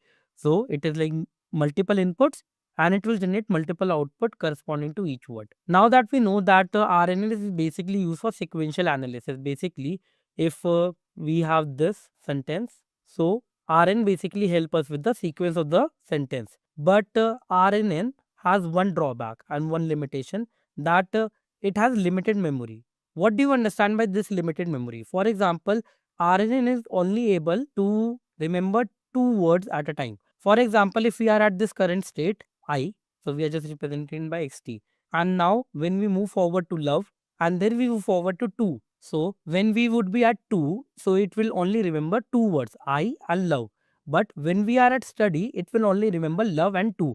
It will forget I. So this is a basic drawback of RNN, that it has limited memory. And to resolve this memory issue, we have something called LSTM. So what is LSTM? So we will look forward to what LSTM is. So LSTM is basically long short-term memory that caters the limitations of RNN, that struggles within capturing long-term dependencies due to vanishing gradient issue. And LSTM has something called gating mechanism. So what is gating mechanism? Gating mechanism basically consists of three things. The first is forget gate, the second one is input gate, and the third one is the output gate. So these are the three gates of LSTM that we are going to see that how they work, and the result basically from these three gates help us to retain the relevant context over the longer sequence. So the goal is to overcome the short-term memory limitations of RNN, and the strength is to accurate modeling of the long-range dependencies. And it also has some of the limitations that we are going to see at the later stages, that it has low training, scalability issue, and long input sequences. So we will see the limitations later, but we will first understand how basically LSTM works. So we have basically taken an example of a sentence to see how LSTM basically works in the sequence of a sentence. So we have a sentence over here.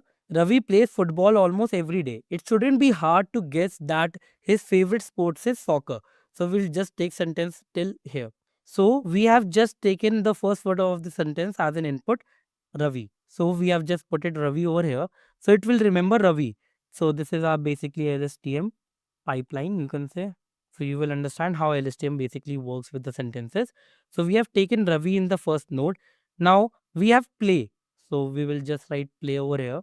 Now the third word is football. So we will just feed this word football in the network. But we want this word football to be remembered in order to guess that the favorite sports of Ravi is soccer. So basically, if you don't know that Ravi likes football, so you won't be able to like guess that his favorite sports is soccer. So Ravi plays football, so you need to remember the word football. So basically, football is a relevant word in order to guess that his favorite sports might be soccer. So we are just moving forward with football itself, because almost every day it shouldn't be hard to guess that his favorite sports is soccer. So basically, in all of these words in the sentence, it doesn't add to the relevance to guess that Ravi's favorite sports is soccer. But the word football adds the relevance to guess that the favorite sports is soccer. So we will just keep this word football throughout the pipeline in order to guess his favorite sports is soccer. So we have this as an input, football. So we are just forgetting everything except football. For example, almost every day, it shouldn't be hard to guess. So we are just forgetting every word except football. So this is how basically forget gate works. It basically forgets all the words that don't add relevance to the output. In our case, the output is soccer. So we are just using football as an input, and we are forgetting every word except football, and we are trying to generate output as soccer. So in the second sentence, we have his friend Carlos. So his friend Carlos, however, is a fan of a baseball. So we will just ignore this, and we'll just add baseball. So he's a fan of a baseball. So it might be an relevant word. So we are just keeping baseball throughout. Now when we move forward in the sentence and we encounter word hot dog. So we are basically adding baseball and hot dog together. Because hot dog might be of relevance while predicting the output. So we are just keeping hot dog and baseball all together. So now we will see the sentence further. That means Carlos' favorite sports is American baseball. So our output is basically American baseball. So we are just keeping hot dog and baseball all together to predict that his favorite sports might be American baseball. So we are just adding an input to an baseball. So this is basically an part of an input gate, because we are just adding relevant word like baseball and hot dog all together to predict that his favorite sports is American baseball. So we can't just ignore hot dog also, and we can't ignore baseball also. So this is a function of our input gate that basically gives an input in order to predict the output. So this is basically how forget input and output gate works. So now we will see the architecture diagram of LSTM. So basically we are just representing long term memory as C, and we are representing short term memory as H. So you might be having an idea of what this state HT minus 1 means. So basically, if we are at this word Ravi plays football, so Ravi is our current state in the starting of the sentence. So we represent this current state as xt. And when this xt is passed to an activation function, let's say sigmoid, then it's generate ht after the activation function is being applied to the current state. But when we have the other word, let's say we have play over here. So when we pass play in the network, so RNN and LSTM both work on sequence. So they need to remember the sequence of the sentence. So play is coming after Ravi. So we have to remember Ravi also. So when we are here, so we are marking this as the current state because we moved forward from Ravi to play. So this is our current state now. And we also pass this in the activation function, and it also generates an output. So when we are at this word, we represent the previous word state as ht minus 1, and the current state is being represented as ht and xt. So now we will move back to the architecture diagram, that how LSTM actually works. So basically we are representing long term as C and short term as H for avoiding the confusion. So we have this tanH function over here as an activation function. So tanH basically divides our outputs in the range of -1 to 1. As we have seen in the sigmoid case, it basically ranges our output between 0 to 1. So similarly, our tanH function basically represent our output in the range of -1 to 1. So we will move forward to the diagram, to the forget gate. That is our very first gate. So in the forget gate, basically the purpose we have already discussed, that is to decide which portion of the previous memory should be forgotten. Uh, like which part of the sentence, like almost every day, it shouldn't be hard to guess. It should be forgotten because it is of no relevance to the output. So we just forget it in the forget gate part. And the previous state is represented as ht minus 1, and the current state is represented xt. We have discussed all this. So this is basically how it works. Now we will see the operation of the forget gate over here. So operation is basically the sigmoid function. Why we are using sigmoid function over here when we have discussed the tanH function over here? Generally, we use tanH function in the case of RNN and LSTM. But the forget gate has to give the value between 0 to 1. 0 will basically represent that we don't have to keep that word, and 1 will represent that we have to keep that word in the sequence. So basically, we use sigmoid function in the forget gate part. We will use tanf function also, but in the later part while we are using the input gate. But in the case of forget gate, we use sigmoid function because we want value between 0 and 1. So we are using the sigmoid function over here. So basically we have sigmoid function, then we have the weights of the forget gate, then we have the previous state into the current state plus the bias. It is basically the same formula. Weights are basically like this only, but we have taken out the weights as a common value. So we have taken weights as a common value, and we have represented w1, w2 and so on, wx to be wf, because we are representing weights of forget gate. So we are just writing wf over here, then we are just writing the previous state and the current state over here. So we will just write the previous state. We have to take the previous and the current state both in the case of RNN and LSTM. These are the input values and this is the bias basically. This is the same formula that we have seen in the case of Z. So we have used the same formula in the case of ANN also. Now we'll move forward to our second gate, that is our input gate. We now know that which part of the value we don't have to keep from the forget gate and which value we have to keep. So basically we have done the weighted sum over here, from using this formula we have done the weighted sum, and it has given the value that which value we have to keep in this long term memory, because this line over here, this C line over here is basically representing long term memory over here. So this line is basically representing long term memory. Like we have kept word football over here in the long term memory. So we are just keeping the words in the long term memory, like football for example, in this line we are just keeping football. So this is basically the long term memory that basically is going from the forget gate, and we are just keeping the relevant word out of it. So after the forget gate we have this input gate over here. So we'll just take the weighted sum from ht minus 1 and xt, and we'll pass the value to the sigmoid function over here, and we'll pass the xt also over here as a sigmoid function. So what basically happening in this input gate is we are just passing this ht minus 1 and xt, like this is the combined previous hidden states like ht minus 1, and this is the current state. So we are just passing this through the sigmoid function. Why we are passing through the sigmoid function again? Because we want to know that we have to update the value or not. Like in this example that we have taken baseball and hot dog all together. So we have taken input of hot dog also, despite that we are having the baseball over here. So we have to decide in this input gate from the sigmoid function that we have to add hot dog or not. So basically we again pass it to the sigmoid function.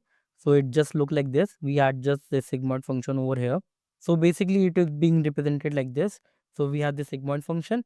We have this input weights. So it might be also having some weights over here. So we are just adding this input weights, and we are just passing ht minus 1 and xt, and we are just adding the bias to it. So whatever the output is, if it is near to 0, we are not adding anything. But if it is near to 1, like the hot dog, we are adding it to the existing input, that is our baseball. So basically this works like this. If it is closer to 0, we ignore it. But if it is closer to 1, we keep it. Then we pass the this hidden state and the current state to the tanh function also. Why we are passing it to the tanh function? Because we need to create new candidate. The new candidate in our case is hot dog. That we have to add this hot dog to the current state. Then we multiply the output of both, and then we pass it to the input gate. And then it finally get added to the memory in the long term memory. Like here previously we were just having baseball, but after passing to the sigmoid and tanh function, we also have hot dog over here. Now it is in a permanent memory. So basically we have a tanh function over here, as you can see over here. The tanh function is being represented like this, tanh wc. So what is wc? Wc is basically the weights of the new candidate. Like the hot dog might be having some weight, and it is a new candidate that is being added to the long term memory. So it is the weight of the new candidate, and this is the previous state, this is the current state, and this b is basically the bias of our new candidate. So the C is basically representing the candidate. So the candidate is hot dog in a case. Now we'll move forward to our third gate, that is our output gate. So output gate basically decide what part of the memory to give as an output as an hidden state. That is our HT. So like in this example, the output should be American baseball. When we have this baseball and hot dog together, the output gate decides that the favorite sports of a person might be an American baseball. So we have passed our previous state and the current state into the segment function. Then we get which part to keep and which part to forget. And then we have added the new inputs also. And this is our like long-term memory. And when finally we have our long-term memory, like we have baseball plus we have hot dog. So this is our long-term memory basically. That we have baseball also, we have hot dog also. So basically, after having all the input added to our long-term memory, so we apply tanh function on it, and then we pass it to the output gate. But before that, we have the sigmoid function again. So basically, the previous state and the current state is again passed to the sigmoid function, and the output from the sigmoid function is then added to the output gate also. So we'll just look how this happens. It basically passes the input to the sigmoid function gate that is being again represented like sigmoid. This W is basically representing the output gate, and then we have this previous state, then we have this current state, and we have the bias of the output gate. This basically decides which part of the output to keep. For example, we have multiple inputs in the output gate.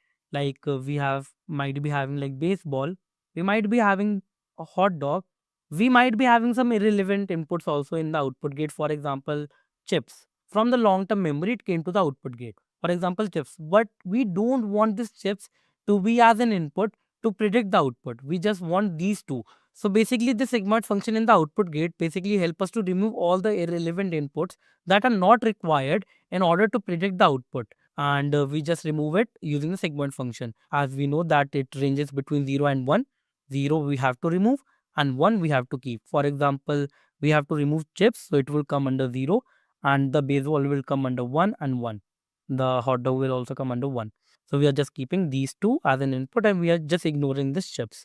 So we just apply sigmoid function again over it, and then we apply this tanh function. This tanh function basically squashes the memory, the value between -1 to 1, and the final hidden state is being predicted using this tanh function only. And in the starting itself, I've told you that in RNN and LSTM, we generally use tanh function, as tanh gives us the value between -1 and 1, and it basically squashes the memory. Basically, it squashes the memory between this range. It basically shrinks the memory to this range, and we want to get an output between this range itself. So we have the hidden state formula over here. That is our output state.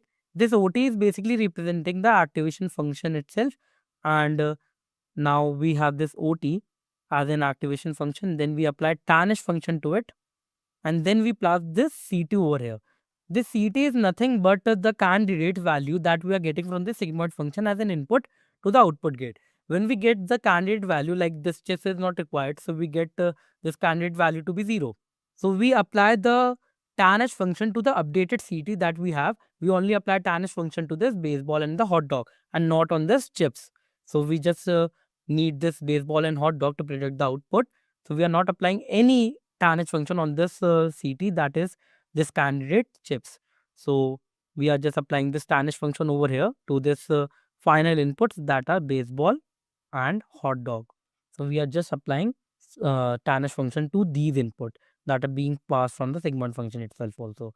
So after doing all this, we get our output in the form of HT over here.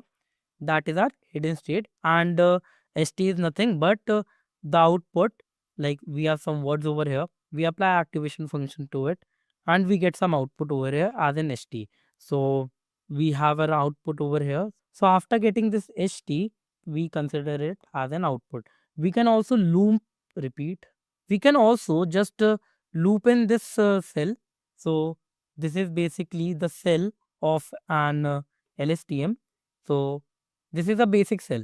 We have seen cells like this is the hidden state. So we have just rotated our cell like this. So we are just trying to explain you how the working of a cell actually happens inside a neural network. So now we understand how LSTM actually works, from forget gate to the input gate to the output gate. So this is the basic structure. We can train our LSTM model with the n number of sentence, so it get trained well. We can just like train it over 100 plus sentence, so to improve the accuracy of the output that we are getting over here. So we can just train our model again and again over different sentences. We have just taken one sentence over here as an example over here. So we can just take like 100 plus sentences to train our model well. So this is how basically LSTM work. So we have one of the limitation over here that we can just discuss now.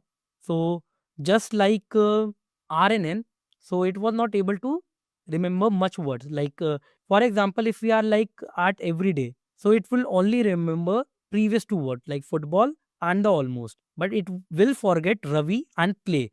It will only remember two words like the previous two words, and it will forget every word before that. I'm just taking example over here that RNN will remember two words, but it's not the exact case.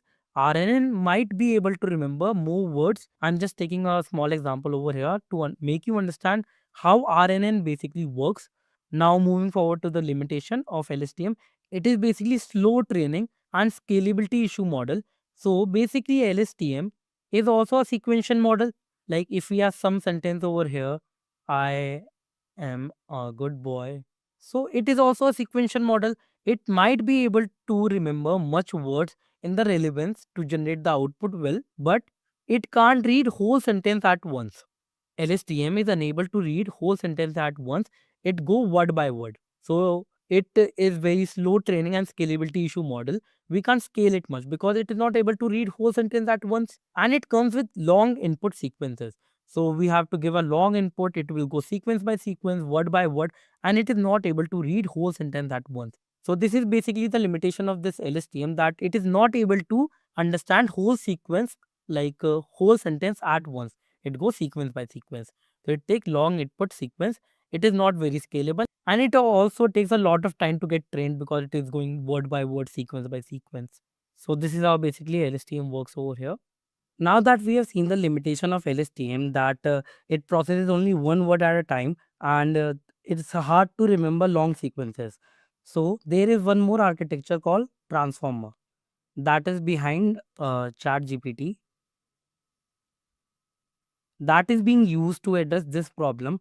So basically, it processes all words simultaneously and uses self attention to access any token instantly. So we will look at the architecture of how transformers actually work and how data flows in this architecture. So it is much faster, and it do parallel processing. So it can analyze simultaneously all words of the sentence. So it don't go sequence by sequence in each word. So we will look at the architecture of this transformer now.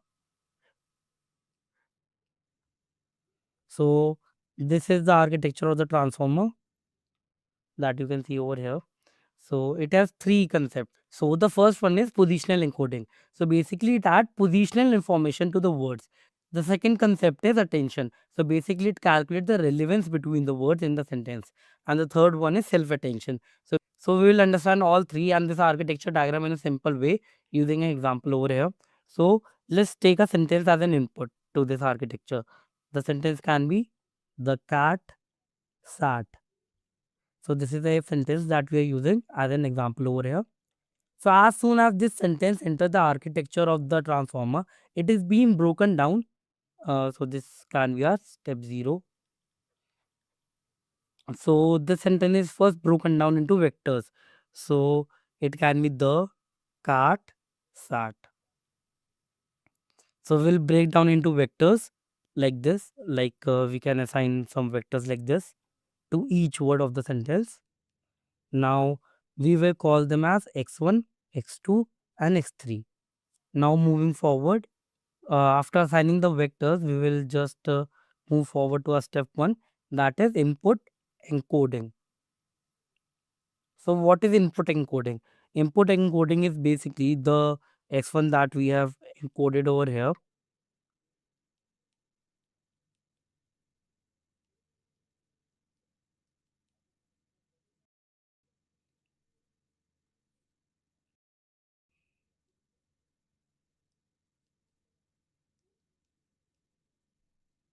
So in real world models, basically our model go through this embedding layer.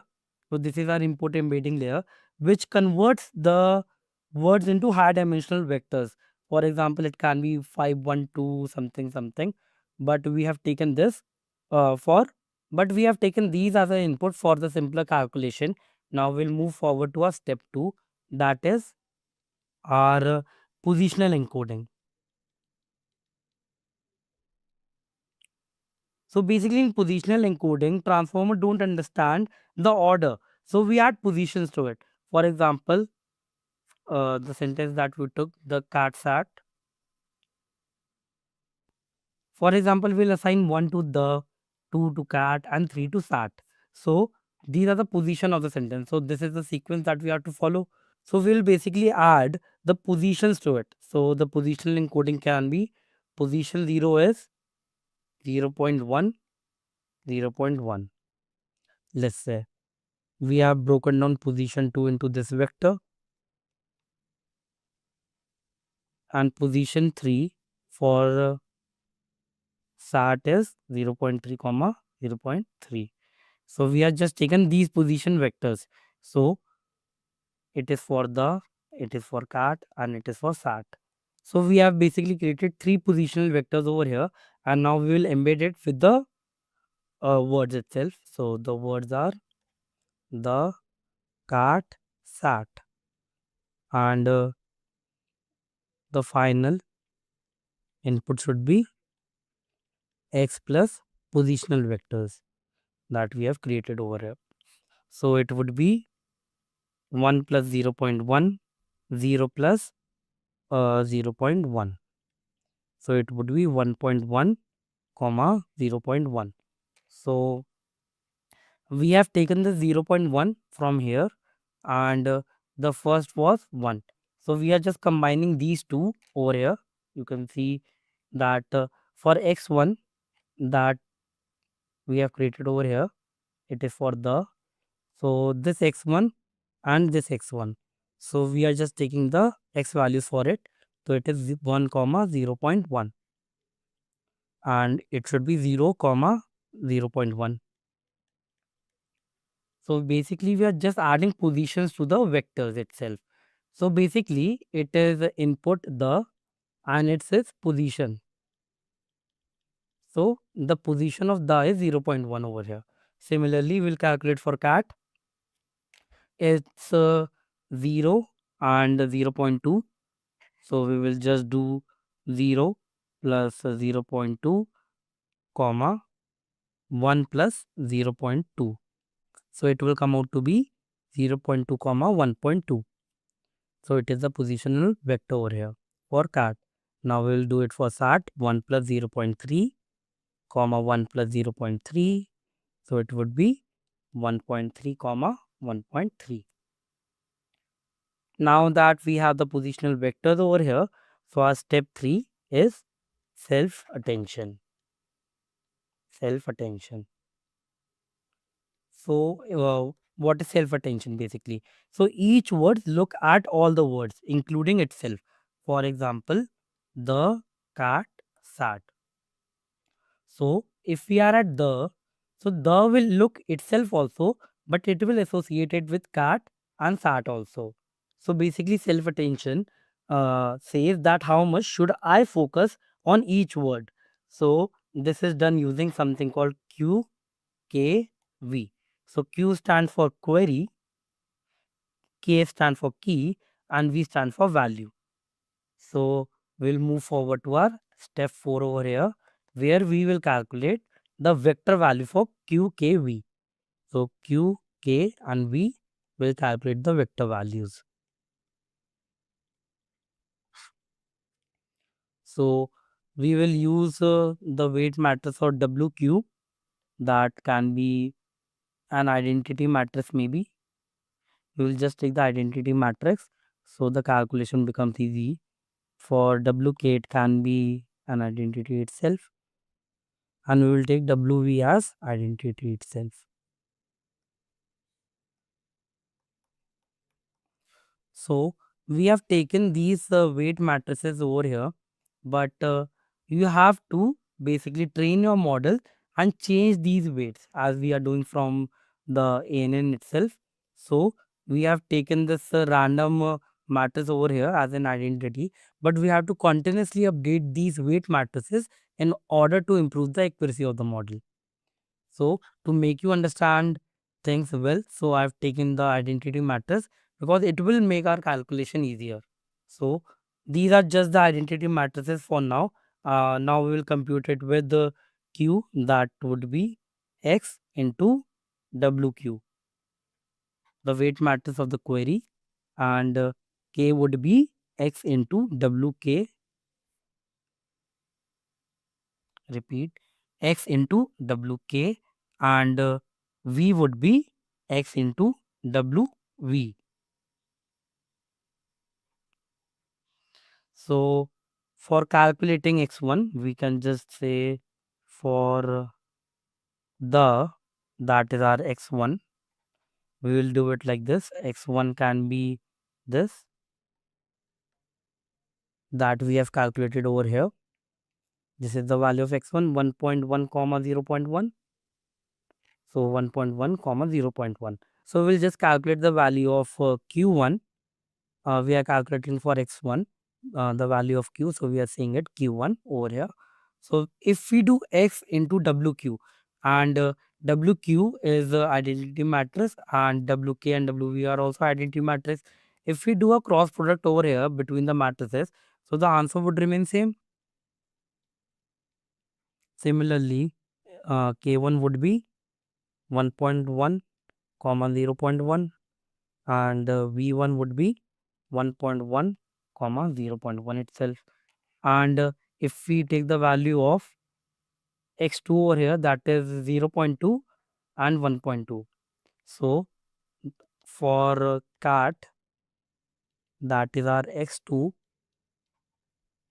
it would be x2 is equals to 0.2 comma 1.2.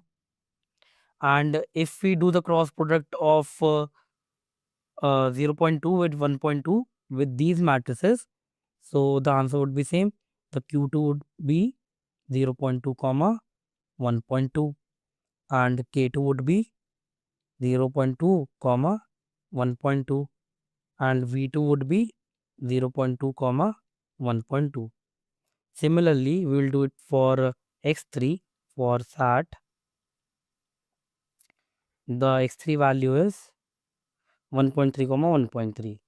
So q3 would be 1.3 comma 1.3, and k2 would be 1.3 comma 1.3, and v2 would be 1.3 comma 1.3 itself. Now we will calculate the attention score for it.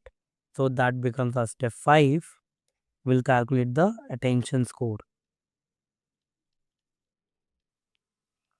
So what is the attention score over here? So basically we'll compute attention scores between a query and all keys using. So basically a query and keys. We are going to use this for calculating the score. The formula is q dot product of kt divided by root d. So d is basically the vector size, that is 2 in our case. You can see over here the vector size is 2 in our case. We are having 2 value each. Repeat, we are having 2 value each, like 2 over here, 2 over here, and 2 over here. So our vector size become 2. So we'll just take the root of 2 over here. So it would be 1.41 somewhere. Now we will compute the value for q1 first. So what would be the value of q1 over here?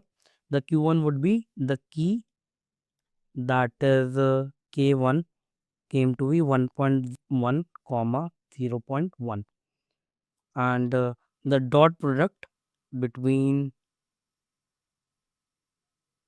q1 and k would come out to be 1.1 into 1.1 plus 0.1 into 0.1, that is our 1.21 plus 0.01, that would be equals to 1.22. So this is our dot product. So our score would be We will just move to the side. So our score would be, we will calculate the score like 1.22 divided by 1.41. That would come around maybe like 0.87. So this is our score over here. Similarly, we'll calculate for K2 and K3 also. So K2 would be 0.2, comma 1.2, and K3 would be 1.3, comma 1.3. So similarly, we are going to calculate it for K2 and K3 also. So the value for K2 would be 1.1 into 0.2. Okay, and it would be 0.1 into 1.2. We are doing the dot product between Q and K. So this is Q and we have K over here. So Q2 is 0.2. So basically we are calculating in respect to Q1. So value of Q1 is 1.1 and 0.1. So 1.1 and 0.1, and the value of K2 is 0.2 and 1.2. So we are just calculating a dot product for it. So it would be around 0.34. Similarly for K3, it would be 1.1 into 1.3 plus 0.1 into 1.3. It would be around 1.56. So the score would be like 0.34 divided by 1.41. That would be around 0.24, and similarly for this 1.56 divided by 1.41, that would be nearly 1.11. So we have these raw scores over here, that is 0.87, 0.24 and 1.11. Now we will move forward to a step 6, that is to calculate our softmax function. So what is a softmax function? So we convert scores into probabilities using this. We convert it into probabilities. So softmax function is being represented like this: z is equals to e to the power zi divided by summation of e to the power zj, and this is zi. So this is a formula for softmax function. So we will calculate the value of e to the power 0.87 first. So 0.87 is the value of the score that we have for x1. So it would be e to the power 0.87. So it would be 2.38. Similarly, we'll calculate the e value 0.24 over here, and it would be 1.27. Then e to the power 1.11, that would be nearly 3.03. We will sum all this up, that would come around 6.68. If we add them all together, it would be 6.68. Now we'll calculate the attention weights for the three words that we have, the card sat. So we'll calculate the attention weights, that is represented by P. So it would be P1 is equals to 2.38 divided by 6.68. So 2.38 is E1, 2 and 3. So it is the value of E1 and the sum is 6.68 over here. So we will just calculate it, and the attention would be 0.36. Similarly for P2, that would be 1.27 divided by 6.68. So it would be 0.19. And similarly for P3, that would be 3.03 divided by 6.68. That is 0.45. So these are the attention weights that we have for the three words that we have, the, cat, sat. Now that we have calculated the attention weights, it's time for our step 7, that is output vector.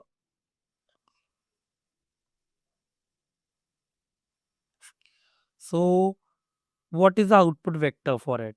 Now we will use these weight to calculate a v vector, that is our output vector.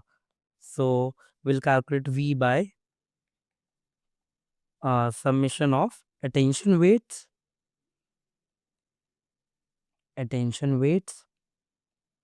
and into v.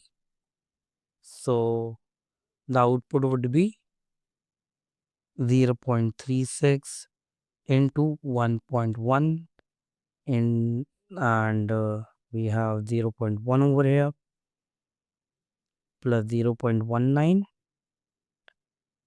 into 0.2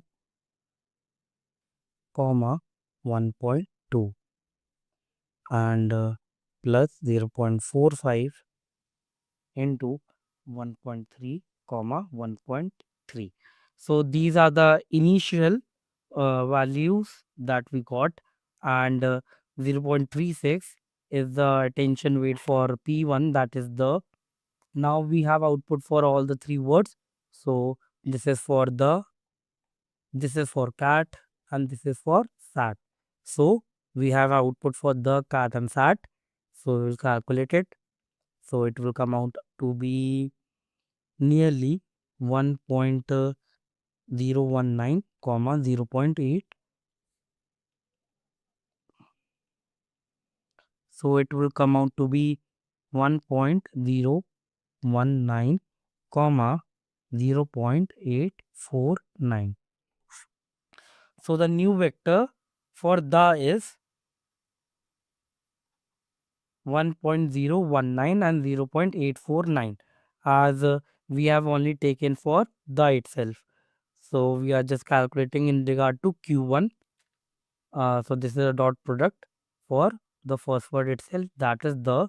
So we have the value over here as an output, and this becomes a new vector for the word. And to repeat it again for cat and sat, we have to do it for Q2 and Q3, that we have done for Q1 over here. In respect to Q1, we have done the dot product. So for Q2 and Q3, we will repeat. So if you have to calculate for cat and sat, so you have to do dot product in respect to Q2 and Q3 respectively. So now we will go down over here. So we have our step 8 now, that is add and norms. So what is this add and norms? So it is basically a residual connection.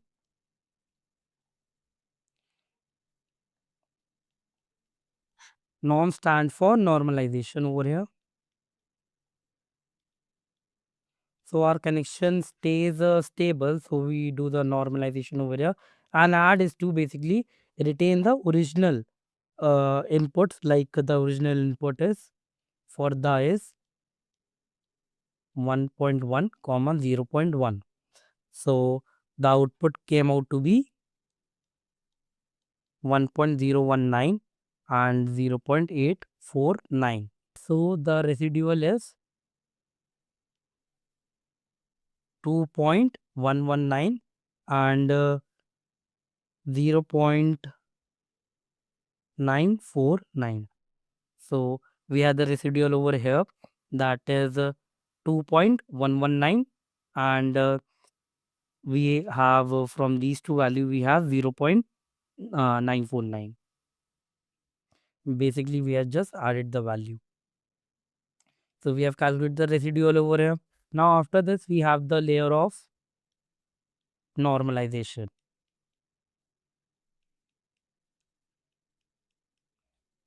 We have got the residual from the add, and we have the layer of normalization, where we do mean, median, basically we calculate the dividend also in order to normalize, to keep the network stable.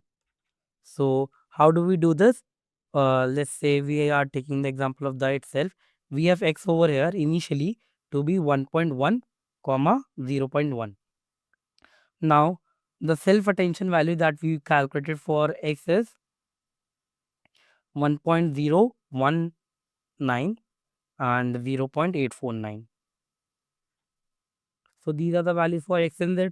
So now we will just simply add these both, x plus z, that is 1.1 plus 1.019 plus 0.1 plus 0.849. Then we have the value over here as 2.119 and 0.949. So these are the values of x plus z. So this is basically the calculation of residual connection. This is the calculation for residual connection. And we will now move forward to normalization. So normalization computes the mean as we have just discussed. So we'll just calculate the mean over here. This was our step 1 of residual connection. Now we have normalization. So for calculating mean, we can just say we have 2.119 plus 0.949 as an residual connection over here that we have just calculated. We are just taking it, and for calculating mean, we'll just divide it by 2. So so it would be 3.068 divided by 2. So it would be nearly the repeat. So it would be nearly 1.534. So we'll compute the variance also for this. We'll see how the variance is being calculated. So we'll just do it like 2.119 minus 1.534 whole square plus 0.949 minus 1.534 whole square, and this would be divided by 2. This is the formula for variance, where we are just taking values over here 2.119 and 0.949, and so this is the formula for variance. So we will just calculate it. So it will come out 0.684 divided by 2, that is 0.342. So this is how we calculate the variance. Now we will calculate the standard deviation also. And to calculate the standard deviation, we will just use the formula over here. So the standard deviation formula is under root 0.342. We'll just calculate the under root of this value. That would be nearly around 0.584. So we have standard deviation over here. So it would normalize each value now. So let's normalize each value. And to normalize, we will just do it value minus mean divided by standard deviation. So the first value is 2.119 minus 1.534 divided by 0.584, and it will come around 1.002.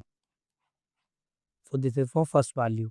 So now we are going to calculate the second value, that is 0.949 minus 1.534, and that is it divided by 0.584.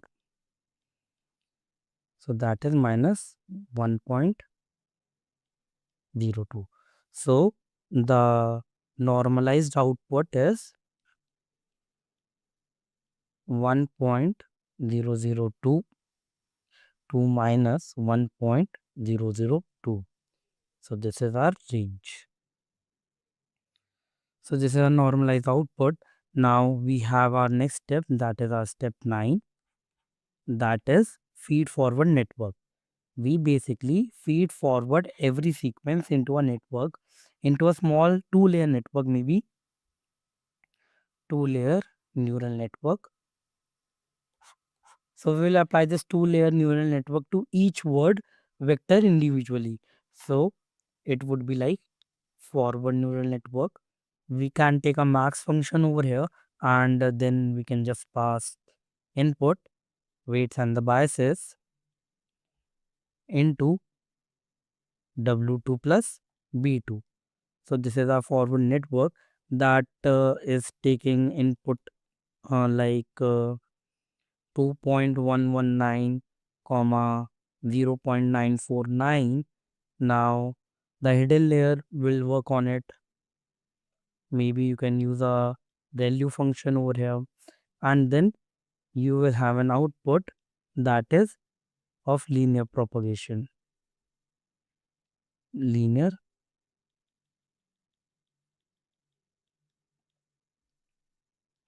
and then you will have an output that might be an linear projection.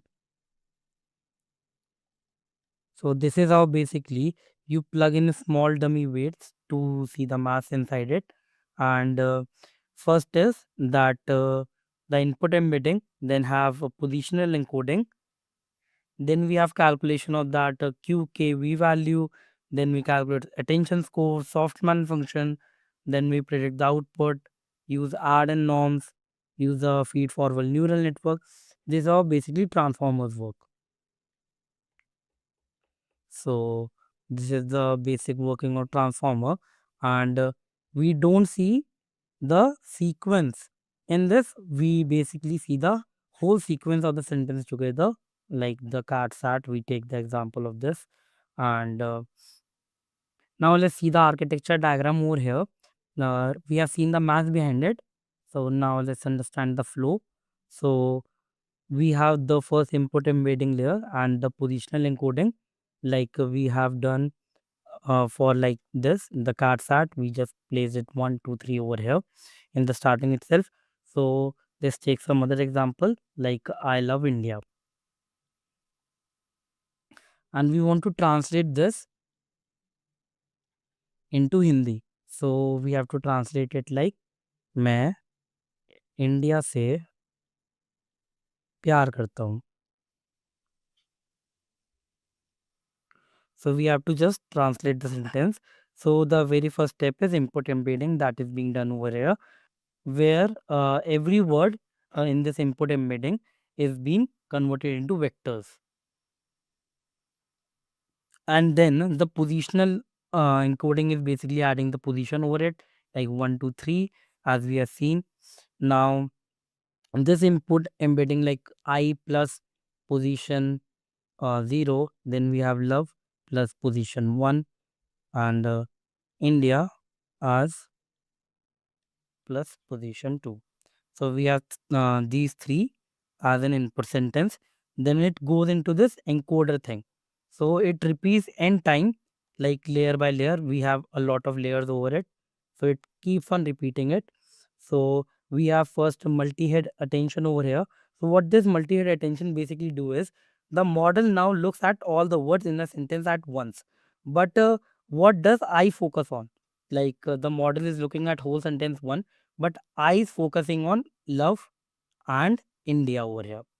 So I is connected to this love and India over here. Then we have this feed forward thing over here. This is like after attention, it passes through simple neural network to transform the representation. Then we have this add and norms over here.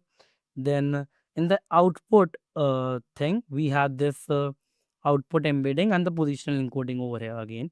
It also repeats n time over the layer. The first thing is that output embedding plus positional encoding over here basically does is, now let's say if you're generating a Hindi sentence, so we have like मैं India से प्यार करता हूँ. So what is happening over here is uh, when the model generates मैं over here in the Hindi translation, so it basically writes मैं and adds a position to it, that it is as position 0 and it is being replaced from I. So the position remains 0. And then it comes to India over here.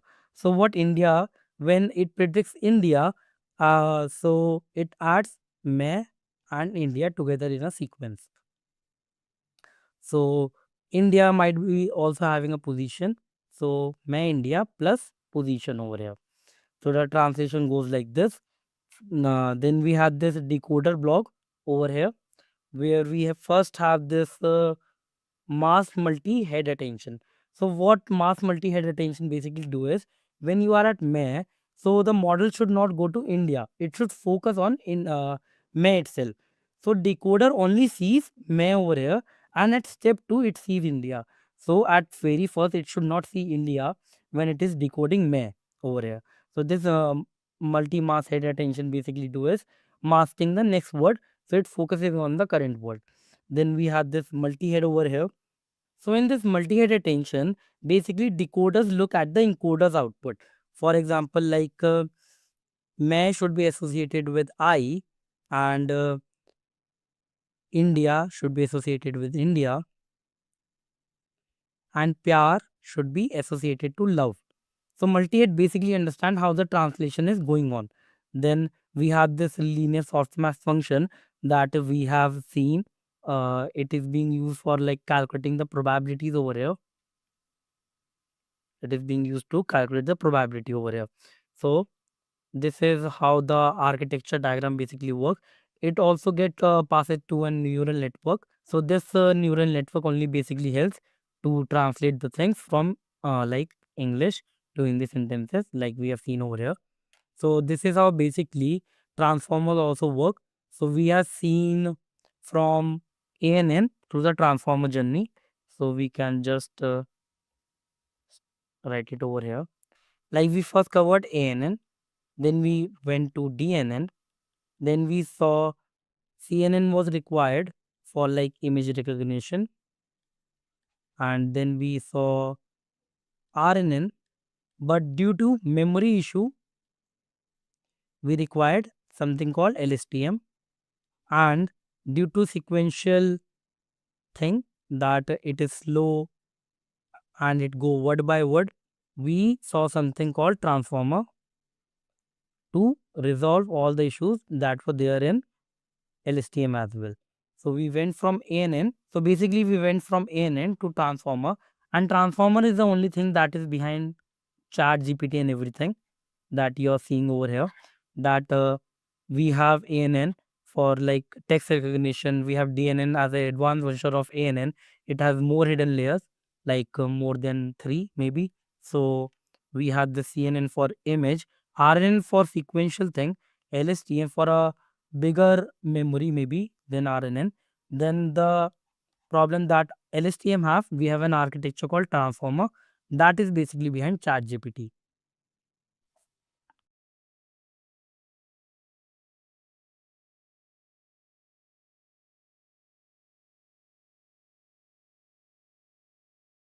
Then when you ask it to do something, for example, if you want a cat and you are putting it as an input to it, but you want a creative variation of it, like cat seeing its own image or cat sleeping, generative AI is able to do it. For example, if you're feeding a person's image in a model and you want that generative AI to convert that person into a female, like if you are given a man's image to a generative AI, it can even convert that man into a woman. That is the power of generative AI just by just few prompts. Now, let's understand the AI specialization.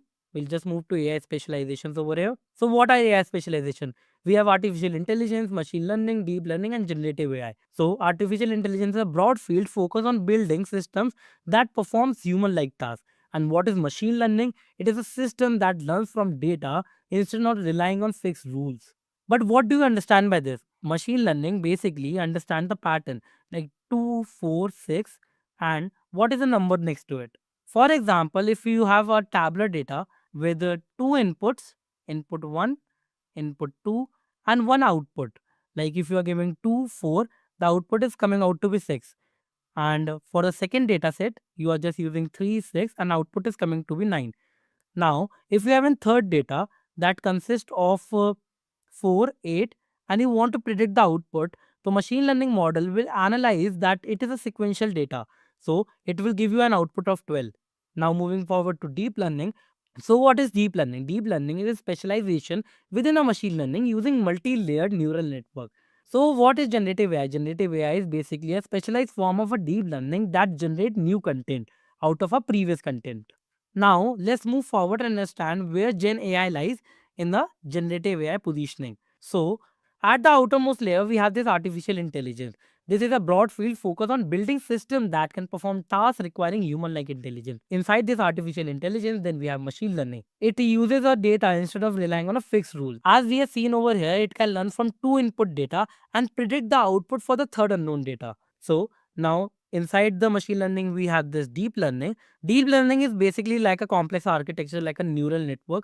You just pass input to it. It has a sequence of number inside it, and it basically just process it and gives you an output. So you just pass an input, it gets to a complex neural network and generates an output for you. Inside the deep learning, we have this generative AI thing that is a specialized form of deep learning.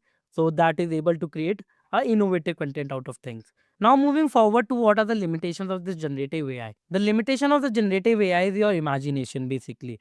You can imagine anything and it would be able to generate it. For example, if you want a code, it can generate it. If you want to write a poem, if you want to start a startup, it can guide you with everything from the very base level. And if you are ability to communicate effectively with the AI. For example, if you're writing a code, but you are not able to give the tech stack to it, like what tech stack you want to use while building a website, so it won't be able to generate as efficient as when you give the tech stack to it. That's where prompt engineering comes in. So you have to tell the AI exactly what tech stack to use to build a particular website.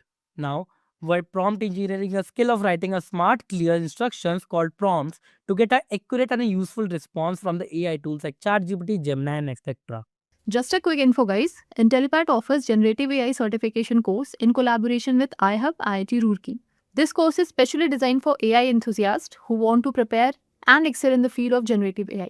Through this course, you will master Gen AI skills like foundation model, large language models, transformers, prompt engineering, diffusion models, and much more from top industry experts. With this course, we have already helped thousands of professionals in successful career transition. You can check out their testimonials on our Achievers channel, whose link is given in the description below. Without a doubt, this course can set your careers to new height. So visit the course page link given below in the description and take a first step toward career growth in the field of generative AI. Now that we have explored the fundamentals from ANN, CNN, and RNN to LSTMs and transformers, it's time to take things a step further. From here on, an industry expert will guide you through some of the most exciting advancements in the field, including OpenAI's GPT, LangChain, and the art of prompt engineering. I hope you guys are ready to dive in. So, we'll be covering the following topics as far as my course is concerned. What are the topics that we're going to be covering? We will be, of course, be covering. I'll start with an introduction to generative AI, right? So we'll be doing that in our today's session. Will be very high level, broad brushstrokes. We'll be discussing introduction to generative AI in our today's session. And then what we will also be doing is we will also be covering topics specifically around why do I see that folks are saying there's an echo? So introduction to Gen AI. So I'm going to be talking about all the different applications of Gen AI, right? So how the industry is perceiving an industry point of view. So we'll be covering these topics broadly in our today's session. More of a business point of view, right? So where is this area? Where is this field sort of headed towards, and stuff like that? That's what I'm going to be covering broadly in our today's session. Then from after the session, we'll be going into a lot of detail, right? So I will talk about the transformer architecture, right? I'll be talking about transformer architectures.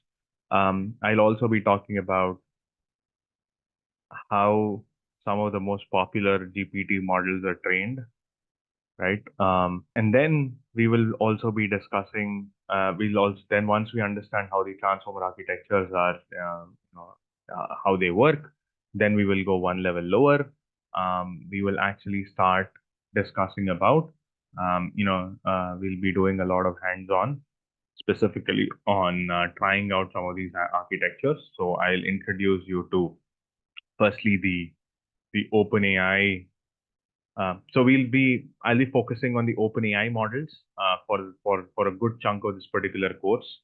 I'll also see if I can show you some open source models, right? So there are different types of different ways you can access some of these models. So I'll focus primarily on the OpenAI models, but also show you how you can access the other models that are available out there. So the OpenAI GPT models,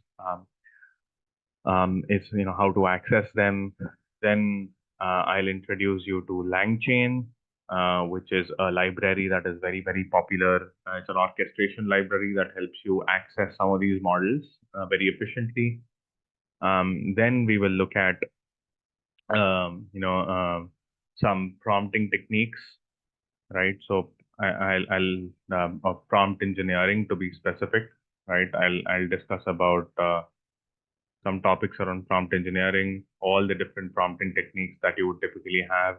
So chain of thought, right? I'll talk about React.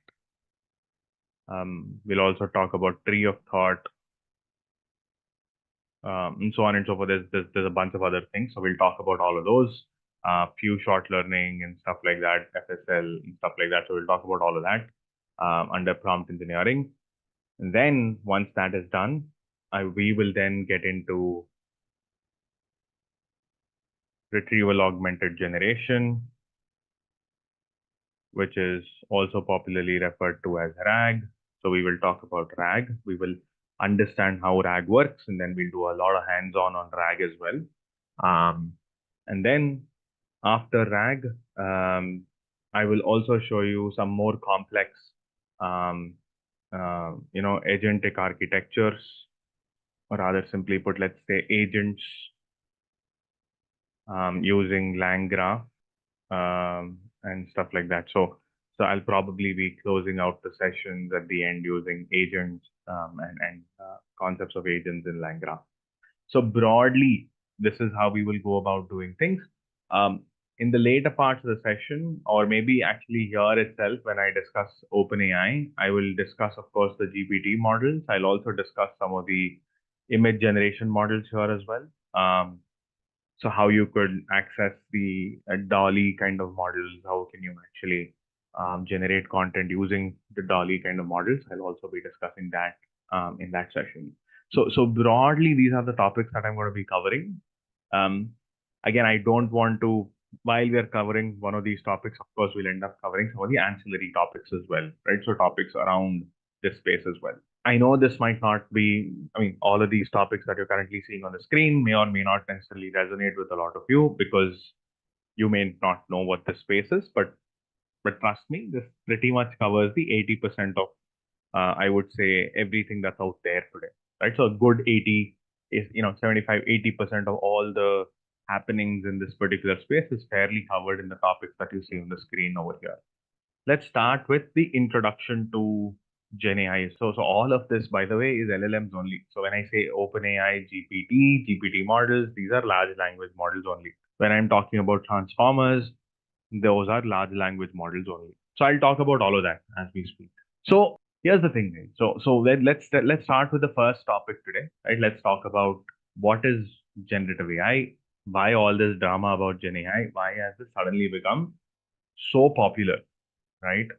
Let me agenda introduction to Gen AI. Perfect.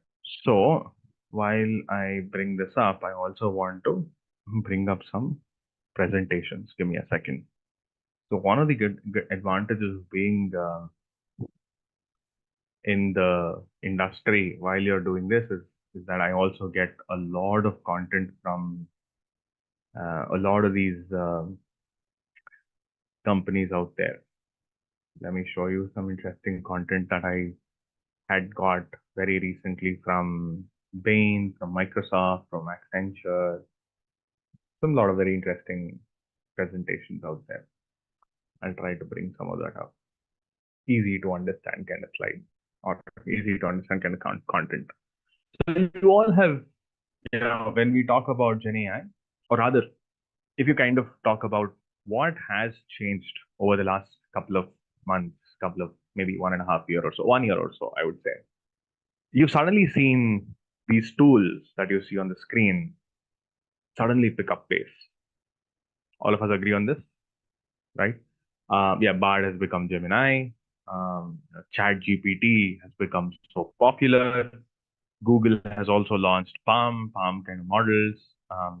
Anthropic has launched an interface called Claude.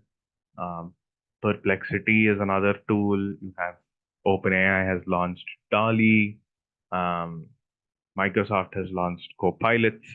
Yeah, the point is, you suddenly saw something change in this space, right? So, cut to 2 years, 3 years ago, we were still talking about, all right, how can I build a deep learning model that can do question answering, right? Or how can I build a recurrent neural network based model that can do classification?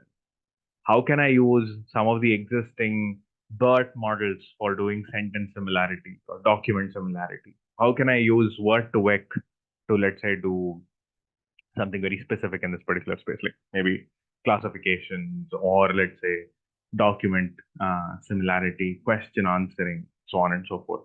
This is what we were talking about 2 years ago. But suddenly things have changed. Suddenly you started, ChatGPT was launched. And we have to admit that ChatGPT's launch is a marquee event in the history of AI so far, right?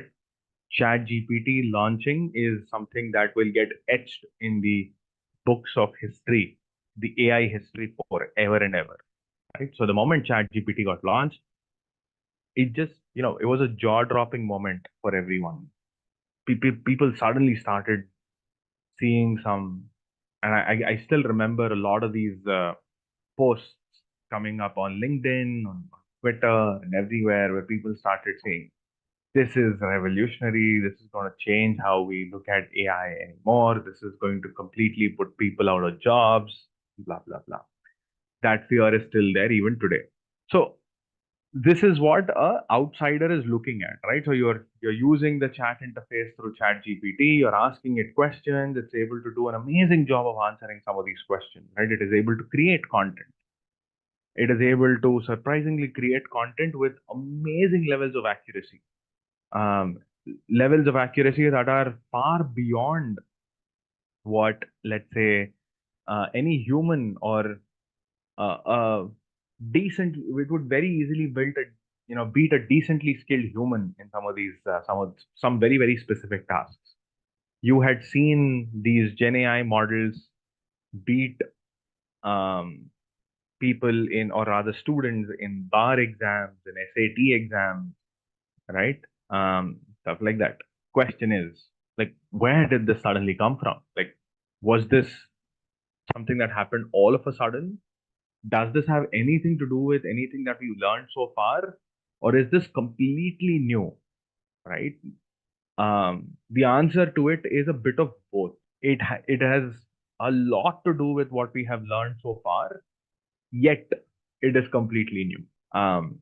It has a lot of eerie similarities to stuff that we have discussed, that we may have spoken about so far. Yet this has structurally, fundamentally, even conceptually, this is very, very novel, very new in this particular area. Um, and that is why you suddenly saw this spike in the number of apps that started coming out, number of chat interfaces that started picking up, and so on and so forth.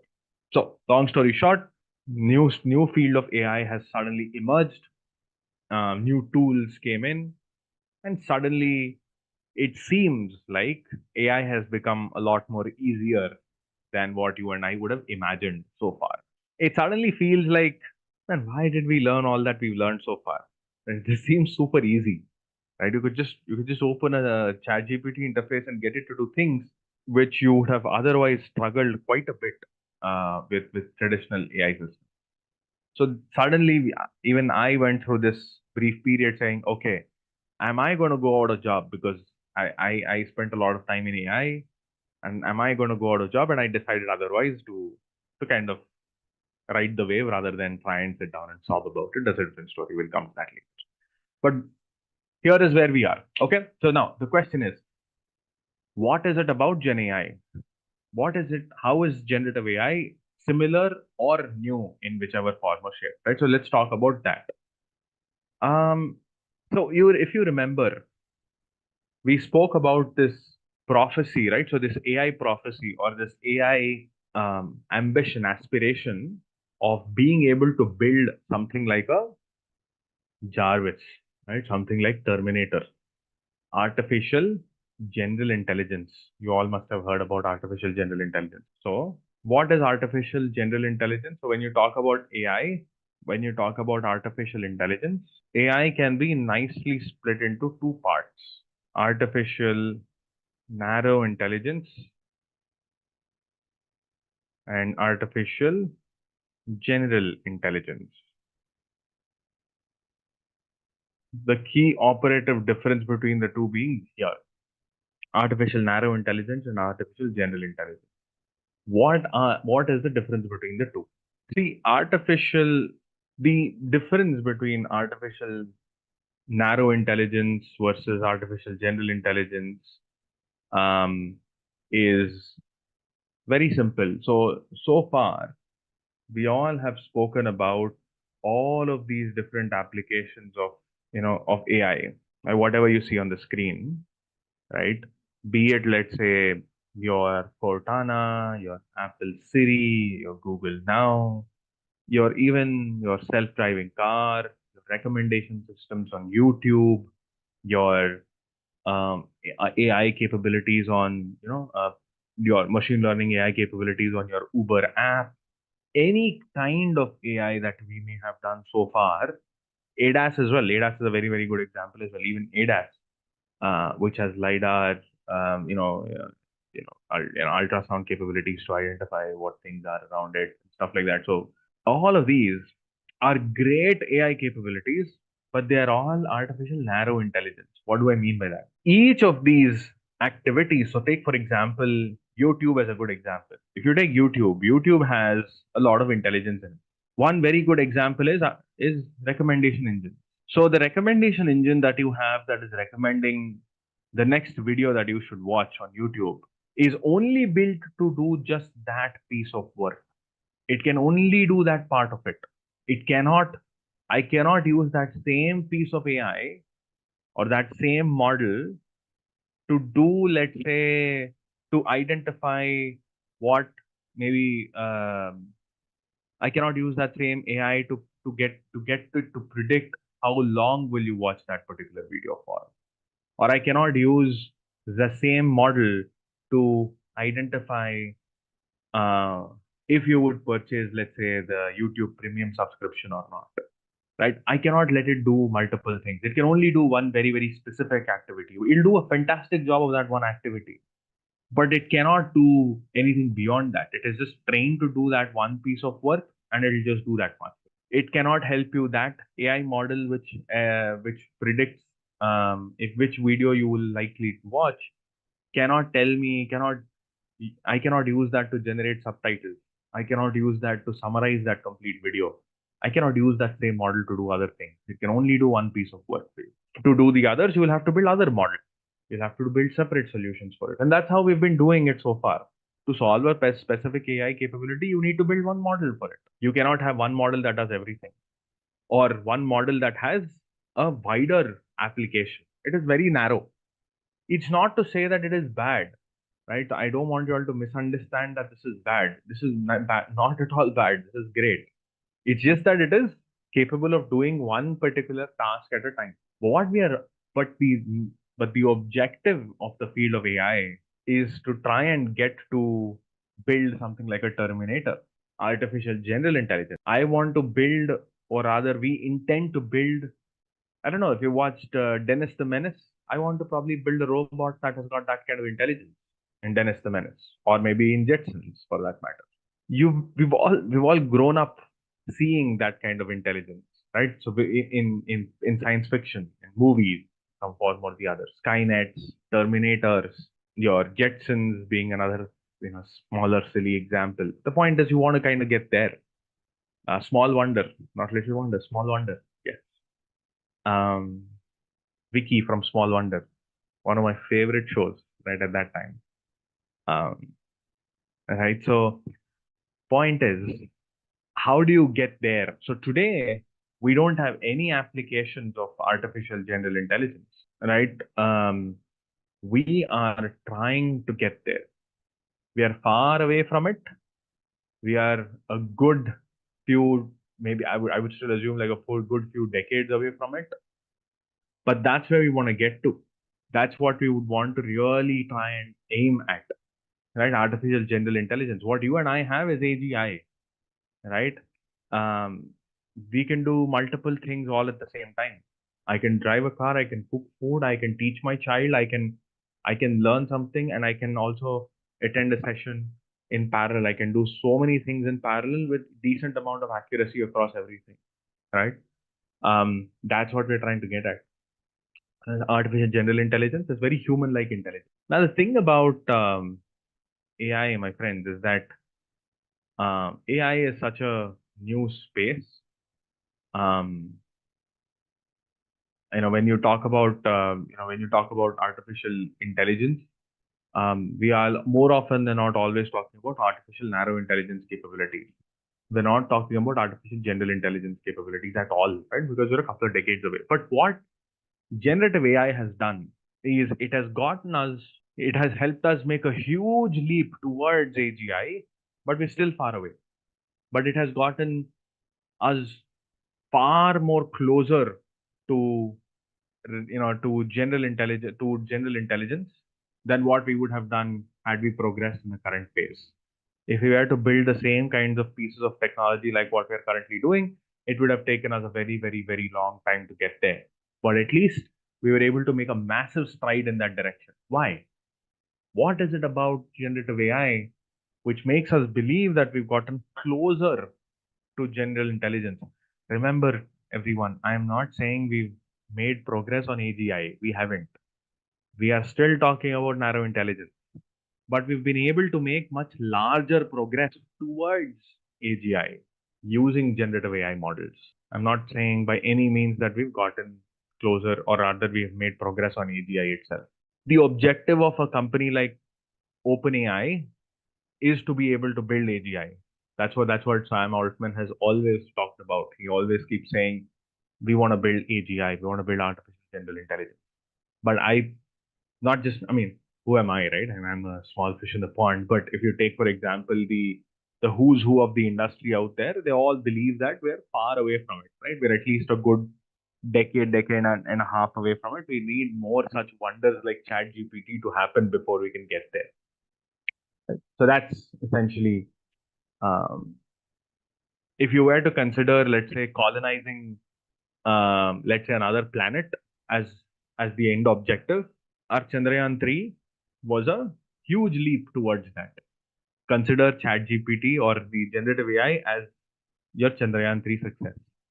Have we gotten closer to colonizing the planet? Maybe yes. But have we accomplished anything in that objective? Probably not. We made a huge leap towards that direction. So that's a fair analogy as far as how you should treat generative AI as. But the beauty of this space, my friends, is that with that small leap itself, we are seeing such huge changes in how the industry has started to use AI in their day-to-day basis. The good part is you and I, we have the opportunity to ride the wave and to kind of stay on top of it, right? So you are all kind of getting into the field of AI exactly at the time where this transition is happening. We've kind of made that leapfrog. It's that leapfrog moment.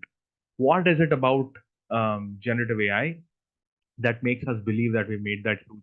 Let me explain. Let me show you a couple of things. Why we say that. There are certain very interesting capabilities of generative AI that makes us believe something like this. Let me show you an interesting presentation from Microsoft. This is a Microsoft presentation. They had actually presented this to us it's a public presentation. So what is it about Gen AI that makes us believe that it does things differently? See, generative AI, right? And these are examples, right? It can do far more things than what we are currently seeing on the screen, of course.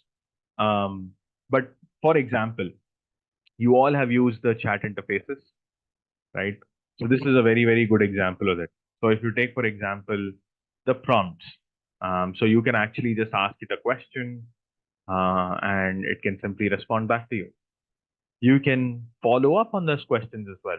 You can sort of have a genuine human-like chat, and it'll actually respond back very, very much like a human being, right? So its understanding of language has significantly improved since the last time, right?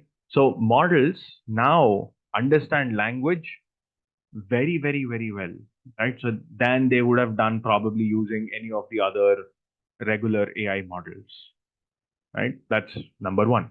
So understanding as language has significantly changed since since the time we know what has happened in this particular space. Or even if you take, for example, the um, your BERT models, you take any of your other models that you've learned that you may have learned about so far, these models are far better at understanding language. Not just that, these models are also very, very good at understanding code, right? They're not just good at understanding language, they also understand code very, very well, right? So they can actually write code for you. I cannot tell you how many times, right? So I'll tell you a good example. So today we built a capability in my own team. We built an app in my team, a product in my team, and then we've decided that we should do a complete code rehaul. So we've written a lot of the stuff using object-oriented programming, and we decided, you know what, oops, in our setup makes no sense. Let's change it to functional programming. And we just took that complete code bit by bit. We put it on ChatGPT, asked it to convert this into functional code. 20,000 lines of code was rewritten by ChatGPT in a mere 3 days. 20,000 lines of code, we were able to just restructure our complete code base in 2 to 3 days. It's just amazing, just the kind of capabilities that we're starting to see something like a chat GPT could do. Those are the kinds of things. I can also talk about how content generation has changed, right? So one of the things about generative AI, because it is able to generate content, it is able to create new content. We can also get it to create images. I can tell it what image I want, and it'll actually create that beautiful image for me, basis what I ask it to create. And not just this. Now you also have videos that you can create as well, right? So you can also get it to create some videos. I can also use Sora and stuff like that that I can also create too as well. I'll show examples. I'll show a lot of examples as we go along for the next couple of weeks. I'll just be showing a lot of hands-on examples itself. So don't worry. Again, I want you to understand that these are the kinds of some of the applications of generative AI. When I say content creation by API, API essentially is simply nothing but an endpoint. You could have a model that's sitting somewhere, and you can interact with it. Don't worry about this line over here. I'll exactly explain what I mean by it.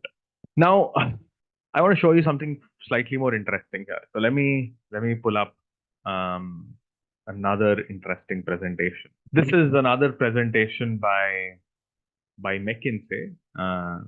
Again, I want to talk about a couple of slides on this. Lot of companies these days, right? They have been using traditional AI, right? So they've been doing pattern recognition, and stuff like that, like traditional AI capabilities. Now with Gen AI, you could do you could do code generation, you could do image generation, you could do enhanced pattern recognition. Some of the capabilities that we would have probably wanted to have solved earlier, we would have to solve it we can solve it much faster right now. Why are these models so good, right? So why are these models that we speak about as far as Gen AI so damn good, right? Again, approximately what you see here is, and this is again a public presentation by McKinsey, you can actually download it from their website. So what they're saying is, these models are so good because they've been trained on massive volumes of data, right? So, for example, one example here is if you take any of the GPT models, GPT-3, for example, was trained on 45 terabytes of data, right? A complete crawl of the complete internet was used. Some lot of Reddit content, more than 250,000 books, the whole of Wikipedia. Man, that's almost all of the internet that you and I have access to. All of that data has been taken, and they have provided that to the model. The model has a very interesting way of learning. We'll talk about how these models learn. Um, the way they learn is very much to predict the next word, right? So, given a particular sentence, given a particular word, they try to predict the next word. So, when I say the models have been trained, they've been trained for a classification problem to predict what the next word is. Given a set of sentence, given the first word, predict the next word. First two words, predict the third word. First three words, predict the fourth word, and so on and so forth. So you're sort of predicting always the next word in the sentence. So point is that model is 175 billion parameters. When say 175 billion parameters, what do you mean by parameters here? Weights and biases. These are your weights and biases. A total of 175 billion weights and biases, not million, billion. Okay, not features. They're not features. They are the weights and biases. They are your parameters inside the model, right? And had you trained this 45 billion terabytes of data with 175 billion parameters on one GPU, it would have taken you like 32 years to train that model. It would take you 32 years to train that model, right? So you can imagine if you were to train it for 32 years, then you would never get the model. So what do? How do you accelerate that training? You either reduce the data or reduce the model or throw more compute at it, right? I'm kind of oversimplifying it here, but when I say throw more compute at it, basically get more GPUs. Now it's that part which is where a lot of AI wars are happening right now, right? Of course, to train such large volumes of data, such large models, you need more and more GPUs. But to get more GPUs, you need GPUs are not made randomly, right? So GPUs are very expensive. You need to make them. So who makes these GPUs? It's NVIDIA's of the world, it's the AMD's of the world. They are the ones that are making these. And NVIDIA is in such a beautiful spot here that they have really cashed this cow left, right, and center. Right, so they're doing a very good job with how they're positioning themselves. Anyway, we'll talk about that later. Point is again that it's because of that reason, because there is a need for compute. You started to see that you need more and more models, more and more compute. More and more GPUs to accelerate the training. But then even after that, right? So let's say you do all the training. What do you get? You get a model which is 800 GB inside. Very simple. GPT-3 is 800 GB. Can you imagine a model that's of the size of 800 GB? It's that big. It's not storing data. Data is 45 terabytes. The model is 800 GB. So it's just these 175 billion weights and biases that are being stored, and the size of that is approximately around 800 GB. Can you load an 800 GB model on your machine, on your personal machine? Of course no. You just cannot, right? Your machine has 16 GB RAM or 32 gig memory. Maybe if you're rich enough, you'll probably buy a 128 gig memory machine. How can you load a 800 GB machine? How GB model? That is where API is coming. So the model cannot sit on my machine. I cannot download the model. Unlike how you and I were building models earlier, where we took the data, we loaded the data in our local, we put it in a folder, we take the code and we actually build it in our machines. You install the libraries on your machine and you build the model. There is no more model building, my friends. Model is not even going to be built by you and me anymore. Model is built by Microsoft, by Amazon, by Google, by Metas. They are the ones that are going to be building the models. You and I are not building the models anymore. You will be using the models that they've built. Model building, not so much any of our job anymore. When I say our job, of course, unless you choose to work in that space where you want to build models, that's a different story. My point is, as end users, you and I are not building the models. You and I are using these models. But where are these models? These models are going to be hosted somewhere else in cloud, right? You can load these models, but you will have to set up a data center to host a 800 GB model. You need a data center. You need a huge data center that has 800 GB in terms of RAM. You need racks and racks of RAMs to support an 800 GB model. What do you do otherwise? You put it on cloud. You let Microsoft manage this and say, you know what, I don't care how you manage it. This is the model. You manage it. OpenAI has said, Microsoft, you manage this model for me. You host this model. Provide an interface where I can access this model. Right? I want to access this model over internet. So I just give me a layer, just like how I access a website. I want an interface. I want an API layer. That's where APIs come in, where I can just simply query and I can get the response. I don't want to be in the business of actually loading this model my own self. So this is almost like a service, model as a service. Exactly. So what do you see here? See, Gen AI, my friends, is not new. Gen AI is not at all new. Right? This is the part that I was talking about, right? If you remember, I spoke about, hey, is Gen AI completely new? Well, maybe not. It's actually not completely new. It has been there for a good 7-8 years now. So that this is a good view of all of that.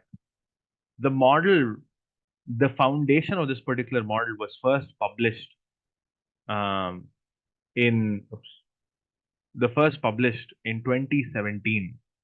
That to December 2017, a paper called Attention is All You Need is the paper that was first published. What happened after that? This paper took the world by storm. Why? This paper is everything that kind of completely changed, right? This is a game changer. What happened here? So I'll talk about this in much more detail when we discuss the transformer architectures. This paper is the paper that introduced transformers to the world. So I'll give you one example. So far, you all have learned RNNs. I'm assuming, right? You all have learned RNNs, recurrent neural networks. In an RNN or LSTM for that matter, or any of your models. So if you take, for example, a sentence which has W1, W2, W3, W4, W5. So let's say 5 words or how many ever words that you have in an RNN or an LSTM, you're essentially passing the current word as an input, right? And then you could potentially predict the next word as an output, right?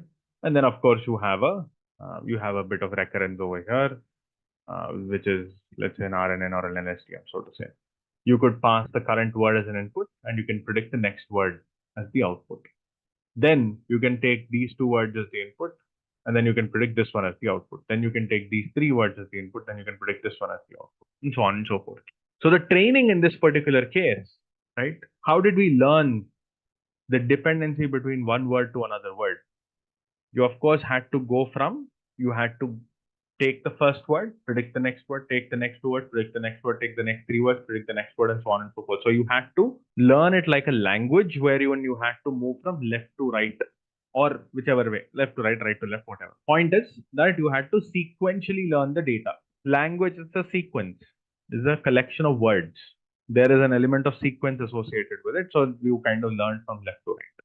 Now, in the process of learning from left to right, especially when you have large volumes of data, there are issues of losing dependencies, right? That's why LSTMs came in or GRUs came in to kind of address for those long-term dependencies and so on and so forth. But you still were learning sequentially. So when you learn sequentially, it is very slow. The learning process is super slow, but you still were able to do a decent job of the whole learning process. And what these new models did, firstly, what transformers did differently, right, is they completely took away this concept of learning sequentially. They said, no more learning sequentially. You don't need to learn sequentially anymore, right? Why do they say that? They say, look, given any particular word, this word has dependencies before this and after this. So that's where they introduced a concept called as attention. Attention is a new concept. What it tried to do is it tried to say, look, when you look at a sentence, when you read a sentence, if you take any one particular word in a sentence. So for example, if I say, I had an amazing day at the park, rather. An amazing, right? I had an amazing day at the park. If you take a sentence like this, every word in some form or the other has some kind of a dependency on the other words that you see over here. When I say I is of course partially dependent on some of the other words. If you take the word amazing, amazing is talking about the word day. Amazing is talking about the word I. Amazing is also somehow talking about is also addressing the park, right? And if you take, for example, park is again dependent on the word amazing. Park is dependent on somehow the word day, and so on and so forth. My point is, when you take any sentence, every word in a particular sentence has some form or the other, some kind of a dependency with its surrounding words. So, and those dependencies, if you are able to capture it differently, rather than simply just trying to learn sequentially, if you capture those dependencies differently and you capture all of those dependencies to some kind of a numeric representation, like some kind of a more efficient embeddings, what you could possibly do is you can just take these embeddings and then simply pass it into the model. So you're eliminating, we'll discuss this in much more greater detail when we discuss transformers. But the point is you're eliminating this sequential learning aspect of models. When you eliminate the whole process of sequentially learning, you are accelerating learning. And the concept of this, exactly, you can learn parallelly. And when you can do parallel learning, you can do a lot more epochs. Your fine tuning, or rather your tuning, could be much faster. The complete math becomes so much more simpler. One of the problems with LSTMs and RNNs is because the math has become so complex that you cannot learn with large volumes of data. But what transformers were able to do is they kind of broke that complete sequential learning down into a very simple, uh, you know, simple learning process, like how you would learn any of the other convolutional neural networks, or even for that matter, a regular feed-forward neural network. They just made the whole learning language a very simple exercise. Because of that, these models have become super. I mean, you were able to learn language very fast, and secondly, you could go into far more. You were able to also extract a lot more detail about these transformers as well. We'll talk about transformers in much greater detail, but the point that I want to make here is these transformer models, because of the introduction of these transformer models, it completely revolutionized the whole learning process of language.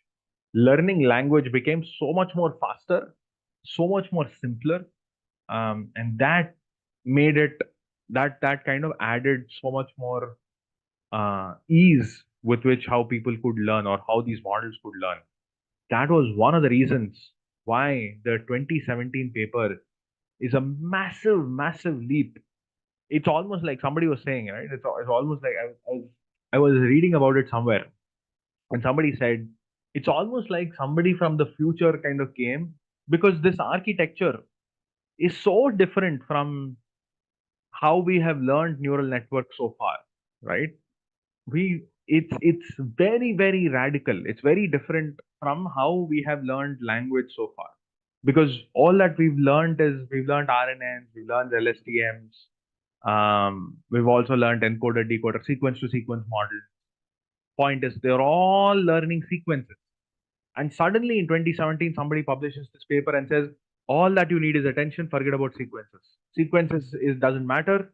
You just need to know how to encode those dependencies very well at the beginning itself. If you encode those dependencies, everything is addressed. Which is why the paper says attention is all you need. All that you need to do is some time of attention. Everything else can be taken care of. So this paper was so radical. And somebody was also saying, right? I was listening to a podcast. It was almost like somebody from the future came in and kind of whispered this architecture in somebody's ears and then left. I'm currently watching Lord of the Rings, the Amazon show, that Rings of Power. Um, it's almost like how the rings were, formed, right? So you have Sauron coming in and whispering it in the ears of Celebrimbor on how to, forge the rings. It's exactly like that. It's almost like that. Like somebody just came in and whispered in the ears of Google and said, Sauron is the fallen angel, right? Exactly. So it's almost like Somebody just came in and whispered how this architecture sort of be created. It's brilliant the way they've written the architecture. And the point is that once that's sort of created, um, once that architecture was published, you could see what followed after that.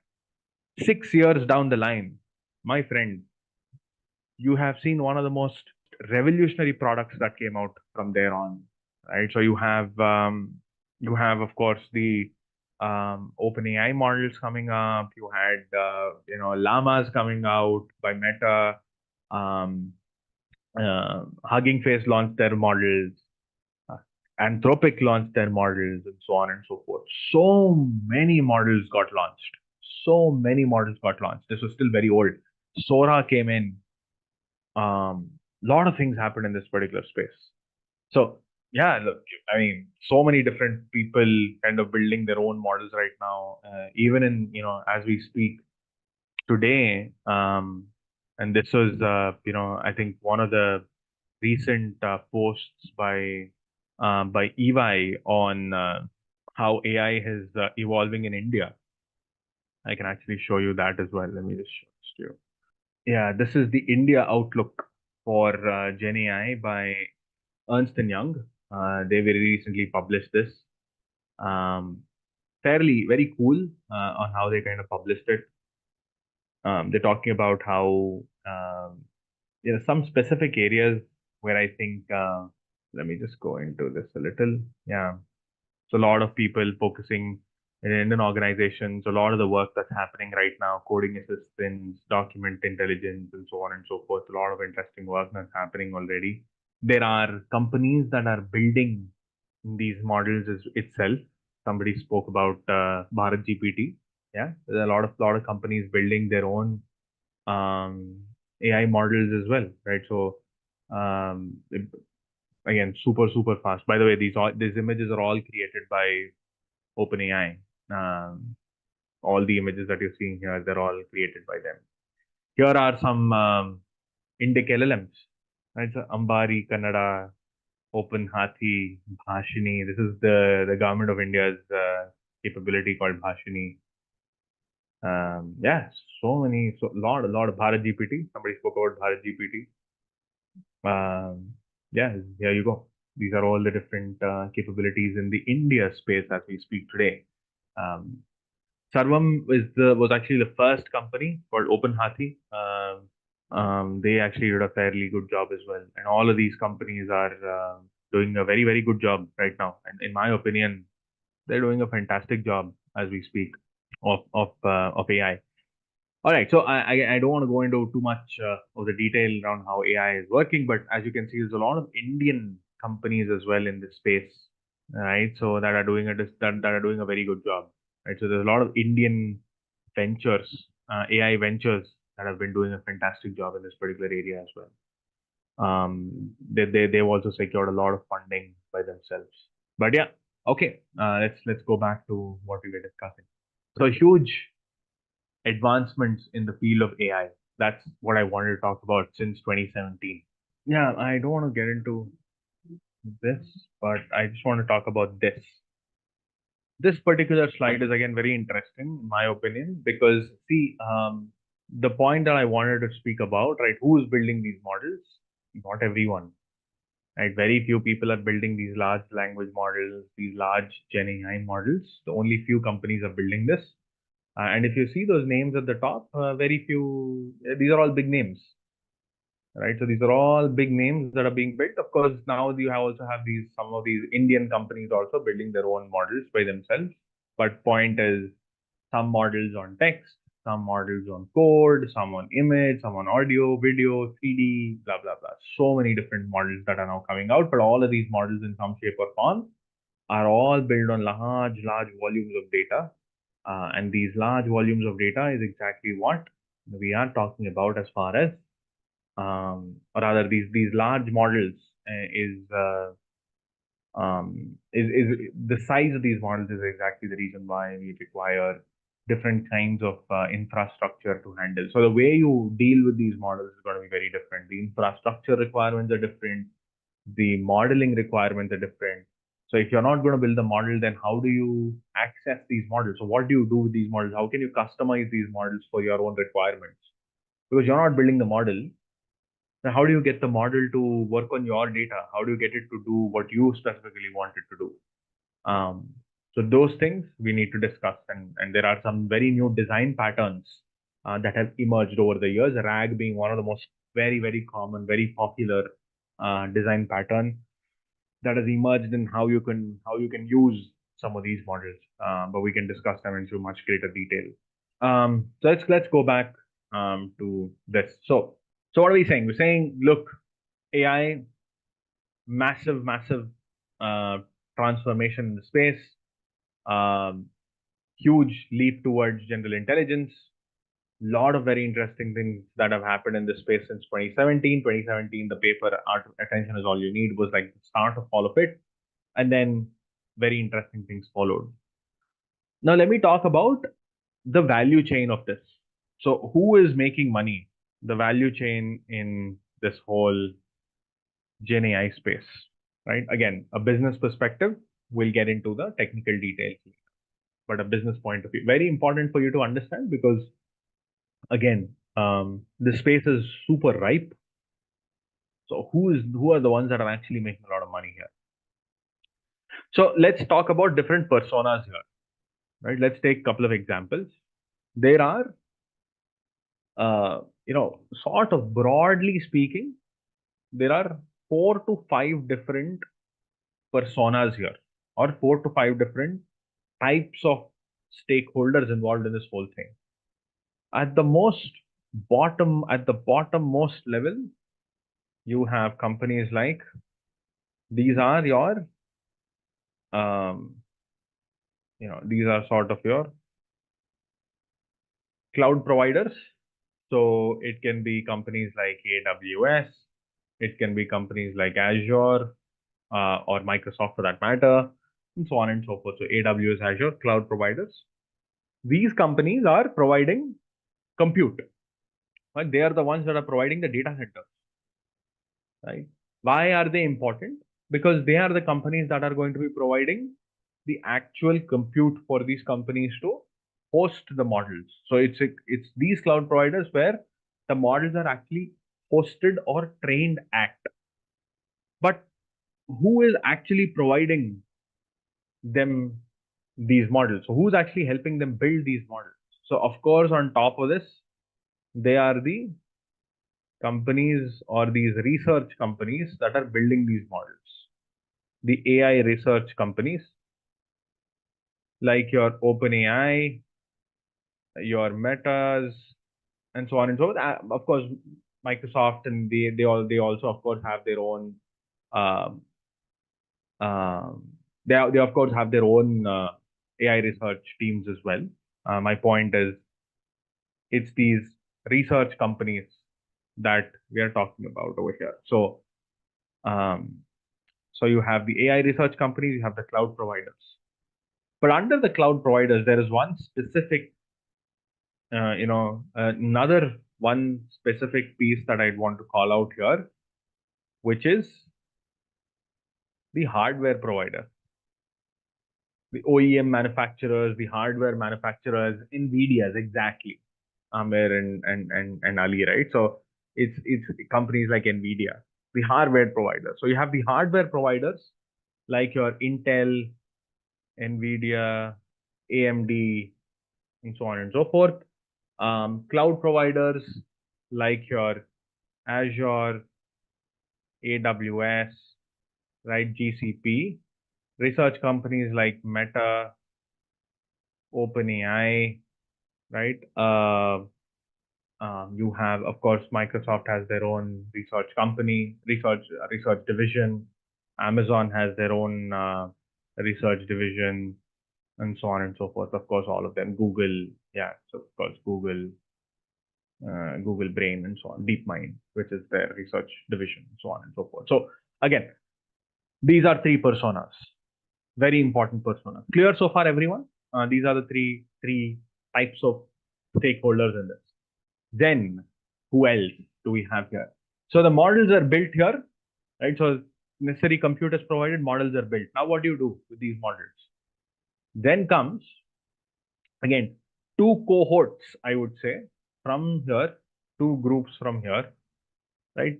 On one side, these are companies that are no, not consulting companies. These are application, or rather, these are the product companies. These are AI product firms. They are all the AI product companies. And then you have developer tools or capabilities, right? So the AI development tools, development capabilities. What do I mean by this? So on one side, you have, people building your co-pilots, right? Your chat GPTs. You have you have tools like, for example, your Adobe Firefly, Gemini, exactly. All of these, chat interfaces, your end consumer products are being built. Consumer B2B, B2C products that are being built. That is all available here for sure, right? And on the developer side, on the dev tools, you're talking about your LangChain, and this is majorly open source. LangChain, your Llama Index, and so on and so forth. So basically, these are open source developer tools. Again, because they are essentially going to be building them to build better capabilities themselves, right? So they are open source models, open source companies. They're building platforms. Some are closed source platforms, like your Langsmith. So you want to build some AI models or whatever. You want to do some monitoring. You would want to do some. So you want to, let's say, host a model in your environment. You want a security around it. You want application level access controls and stuff like that. All of those basically are going to be sitting here. And then on top of it, actually, these companies might also be using them, but I just want to put them here because there is like sort of an overlap between, because they are also directly working here. These are also working here, but these are also, of course, using developer tools and they're contributing back as well. So it's almost like a producer consumer. Prosumer is sort of the new word over here, but point is they're also interacting with each other. Then comes the topmost layer. And again, over here, there are probably, again, two boxes here, right? So B2B users or your final users. And then there are also, at times, somebody spoke about, consulting companies and so on and so forth. So you can, of course, add one more layer over here in between, which is the consulting layer. And then you have the B2B users as well that are sitting on top of it. So you might have users here, or you can also have users here, depending upon how you're building these models. The point that I'm trying to make is these users are users like you and me. It could also be companies like your company, my organization, where we are using GenAI to solve a specific problem, and stuff like that. Then when you are talking about this value chain today, so let's take a very simple example. So imagine I have to, let's say, build a small. So let's say today, one of the things that GenAI can do a very good job of is generate new content, right? Generate new images for my marketing teams. So where are my marketing teams? My marketing teams are here. This is my marketing team that creates this content, right? So how are they going to be using it? They're probably going to be sitting here. They're probably going to be using one of the tools that we have over here, like Adobe Firefly or something, or maybe a chat GPT. They would probably just be simply using it. Those are built by either your Microsoft of the world or the Googles of the world or Adobe's of the world. They are built on top of your Azure or something, or AWS, SaaS offering, and they require NVIDIA, Intel, AMD. So today, if you look at it, the companies that are making the most amount of money are here. It's actually this probably is the only company that's making a lot of money. None of the others are making any money. The cloud providers are not making any money. The cloud providers are in this race just to make sure they have a competitive advantage. Your Azure, AWS, they're not making any money out of this today. They're charging you, but the reality is they are not making any money for themselves. They're probably, in fact, even losing money in certain instances. It's these OpenAIs. Is OpenAI making money? Probably not. OpenAI is also probably not making any money. It's only the hardware companies that are probably making money in this case. Some AI product companies may be making some money, but very, very early days, right? Some AI companies, product companies might be making some money, very early days. And as far as the end business users is concerned, in specific areas, yes, the business users are making some money. I would not say a lot of it, but they are, of course, they are sort of making some money in specific areas. They are making money for sure. Again, from bottom to top, the folks at the bottom will make always the most amount of money. The consulting companies that make money anyways. These consulting companies will make money on your dead body as well. So these consulting companies, hopeless, these Bains and McKinseys of the world, they'll make money anyhow. Of course, they're making a lot of money. They just have a new thing to sell, so then they'll sell that thing, to you. And it's not my perspective. The point is, they of course will make money any which ways because that's their niche, right? How much ever we think they're useless, they're equally useful because you need them to sell something. They have a certain brand value. They do sell a lot of things, especially in an enterprise setup. As much as I hate to have them, they do a very good job of selling things within my company. So I do use them in my own company to sell things in my own company to my leadership, especially. But the point is, this is the value chain today, as far as generative AI is concerned. It's who's making money is the hardware providers that are making money. NVIDIA is making money. Nobody else is making any money here in this whole thing. Probably some of the end companies like your company, my company, is probably making a little bit of money, but otherwise, everybody's currently spending money on this. Everybody's investing. Cloud providers are investing. They're not making any money out of it today. Honestly, they just want to stay out there. But because if they've got a foot in the door, they can make themselves indispensable. Trust me, they'll make a ton of money here. Maybe not today, but eventually they'll make a lot of money. The other thing, my friends, is if you take a product like ChatGPT, right? ChatGPT is built by them. So in the case of ChatGPT, OpenAI is playing both of these roles. They're also giving you some developer tools as well, right? So for people to build some capabilities on top of GPT. So OpenAI has a play in both of these areas. If you take, for example, something like Microsoft Copilot, Microsoft is playing the role all the way till there, right? So they have their models, they of course have their research teams that's building the product, they have their product teams that's building the product, and then they're selling it directly over here. So they're sort of playing a much larger game. NVIDIA, interestingly, also has a play here all the way up until the top, almost here on this side. NVIDIA has got some play, but that integration is not very strong. But at least until the research company level, they do have a play. They are integrated until that particular point. So yeah, Microsoft, by the way, also has a consulting org over here. Microsoft also has a consulting org wherein they are also making a lot of money all the way up until there. So their consulting team is also probably making some money out of it. But yeah, when all of them are searching for gold, one becomes richer by selling a shovel. Yeah, I mean, they're not selling shovel right now.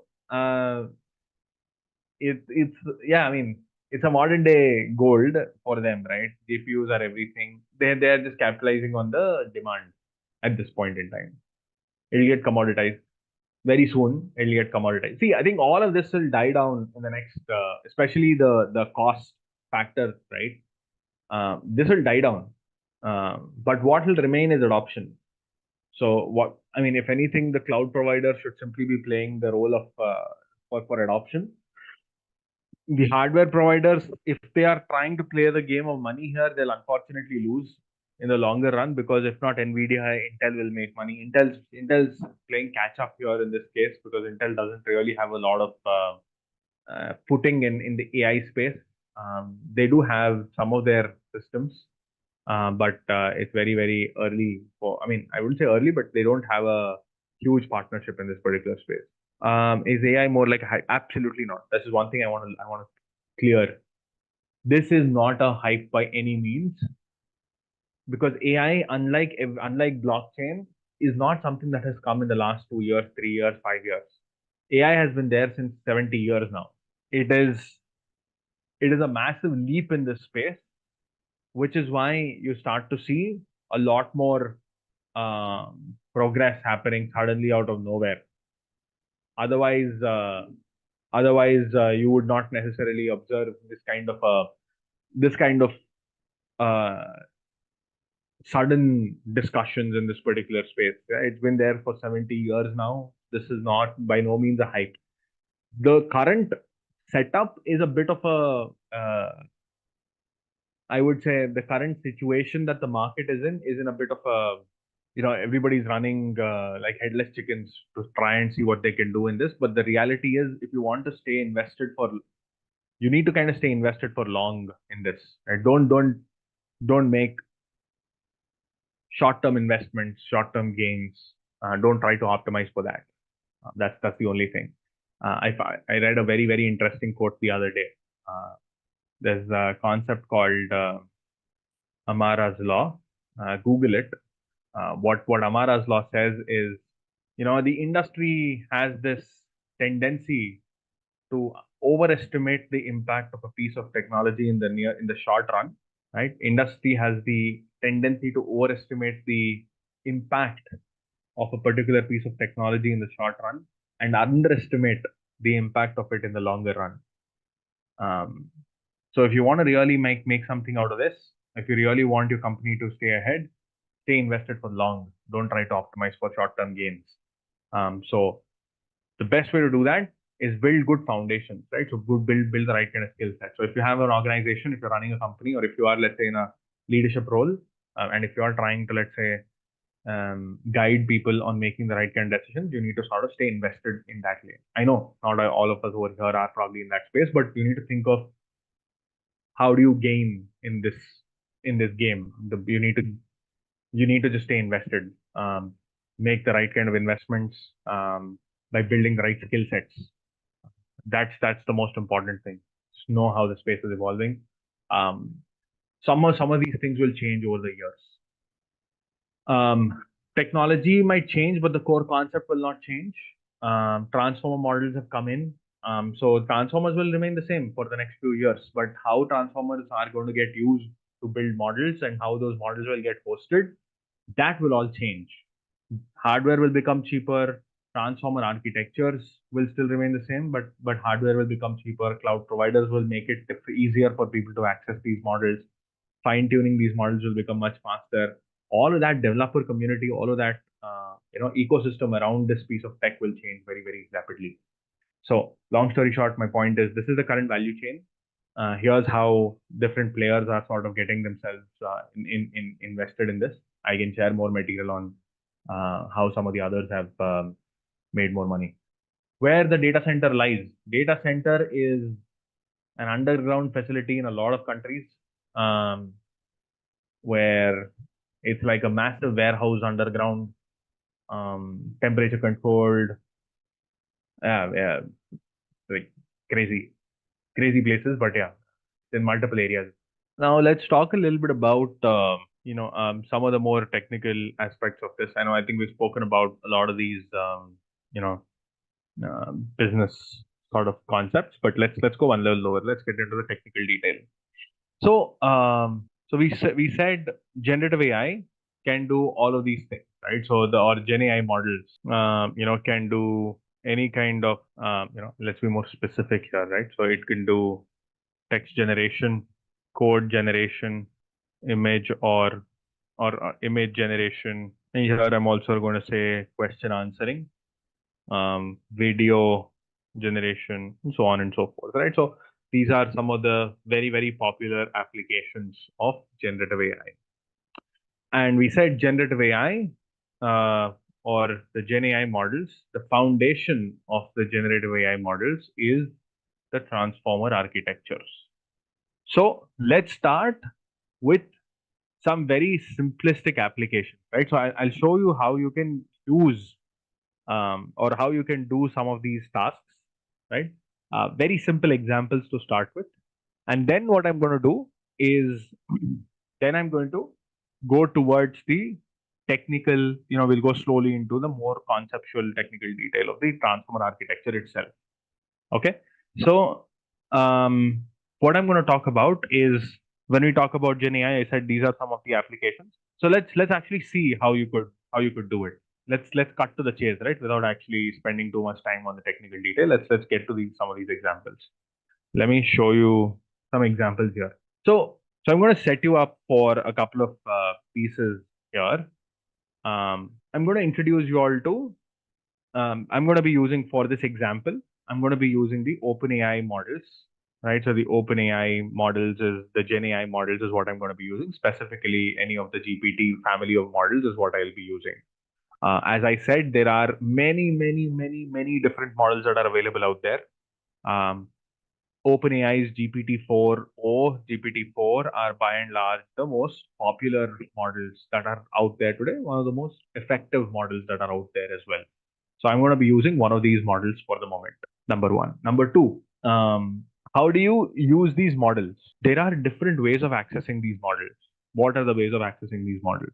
As a vanilla user, right, meaning like an end consumer, right? If you are, let's say, bearing the hat of a user, then you can access these models through the Chat GPT interface.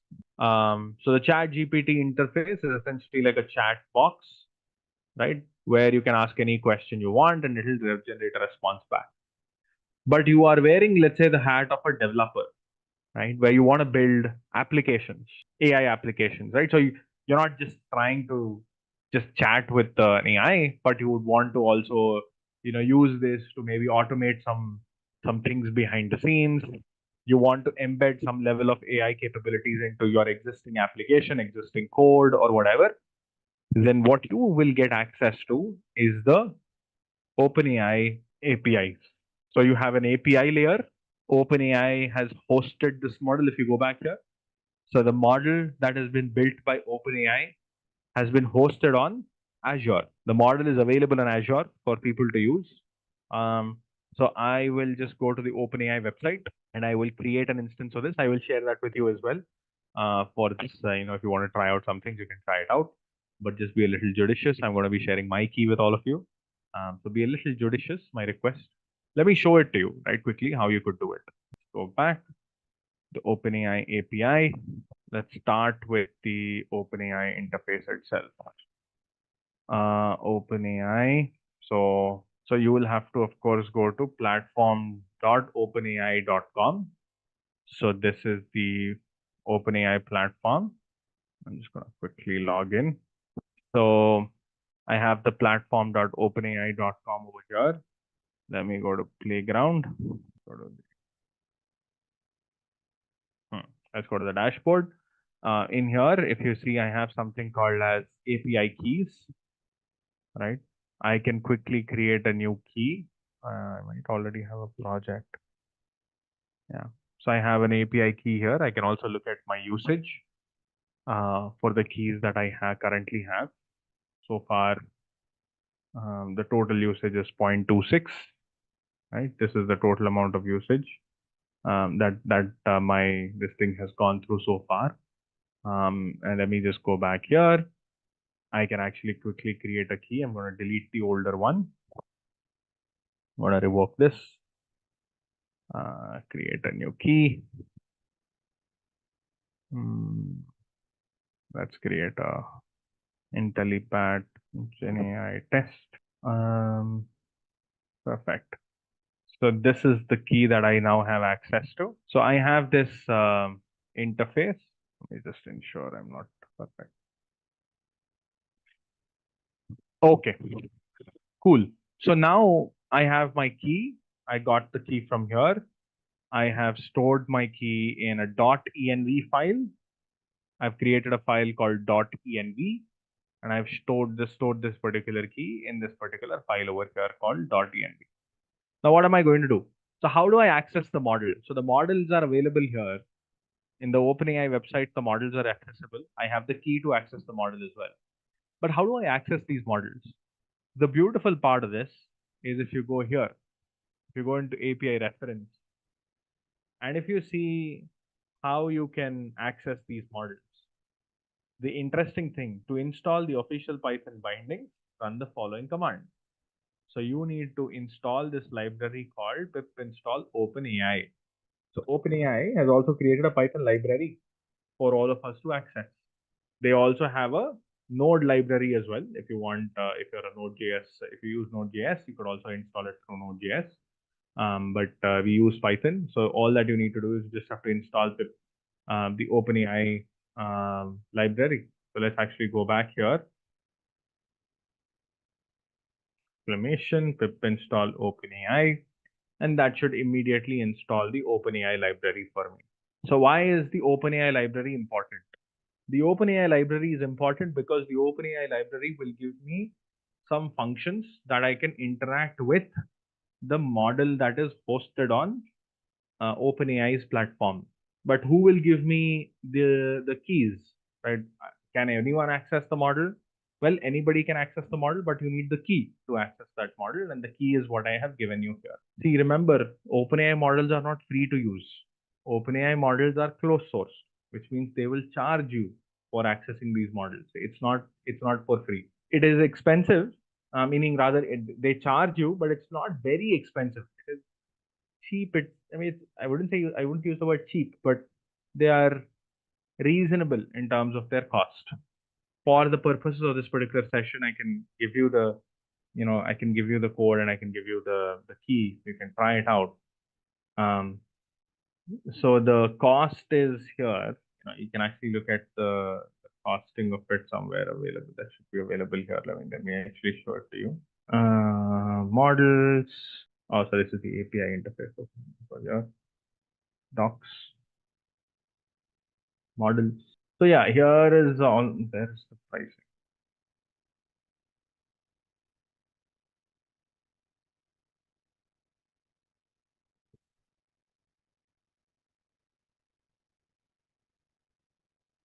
Yeah. So here is the pricing of these models. So for example, if you take any of the models and then you say, this is the images, of course. If you take any of these models, GPT-4o, $5 per 1 million tokens, right? So if you have 1 million words or tokens, the cost is 5 million. If you take, for example, an older model, if you take the GPT-4o mini model, the cost is half what it is. Like it's 0.15.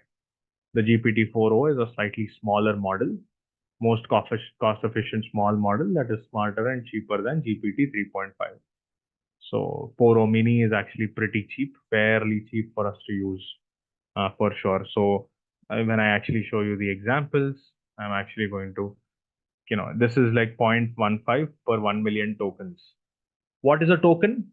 You all have must have discussed about tokenization when you might have discussed the text. Yeah, tokenization is what? Tokenization is the process of breaking a piece of text down into individual words, or not necessarily root words, but they're parts of the words. A good way to think of it is, what a good approximation is. Consider around 75 words as 100 tokens, right? 75 actual English words would be 100 tokens. That's very much that's how you would possibly use it. I mean, like, so that's like a good. So if you were to kind of convert this into 1,000 tokens, what you're saying is approximately around 700 words. 700 words is like a Word document, right? A simple Word document. If you were to create a Word document using GPT-4o mini, it would cost you so much. That's fairly cheap. 0.00015 tokens, which is very, very cheap. So we know that you can use the GPT-4o mini models, but the question is, okay, how do you actually access it? So let's go to quick start. So here you go. You want to generate some text. What do? Import OpenAI. Well, this is Node, I would assume. Let's go Python. Yeah, that's it. So import OpenAI. You create a client, and then you just simply use this to fire a question. Client.chat.completions.create whatever model you want, and then you can simply fire a question. You will have to just tell it what you want it to. So let me show you exactly how you could do it. Let me just copy the 4O mini model. Let me go back here. Perfect. So here you go. So I am just going to load the environment. So when I call the dot load environment, what will happen is this dot env file that you have, this variable OpenAI key will be loaded into my memory. Now all that I need to do is I just have to fire this question. So client.chat.completions. I'm creating an object here. This is VS Code, Visual Studio Code. You can do it in Jupyter Notebook as well. This is a Jupyter Notebook in Visual Studio. So you can do it in Colab, you can do it in Jupyter, you can do it in whatever you want. It's the Python interface. Doesn't matter, wherever you want, you can do it. So model equal to GPT-4o mini. Okay, and I'm saying role. So remember, whenever you're accessing some of these models, right, you have to tell it, you have to tell it saying, hey, look, I'm giving it two roles here. There's always two people, or rather three people, or three entities over here that are at play. One is system. So when I say system, a system instruction is like I'm giving it a persona. I'm saying, hey, here's who you are. Whatever you do, you will have to do it with this persona. So what is the persona that I'm saying? You're a writer at a tech blog. Keep the responses short and engaging. Include very contemporary examples for the questions asked. Right? So I'm saying you're a writer at a tech blog. Keep the responses short and engaging. Include quirky comments in the response. Okay, and I'm saying and include very contemporary examples in the question. Examples of for the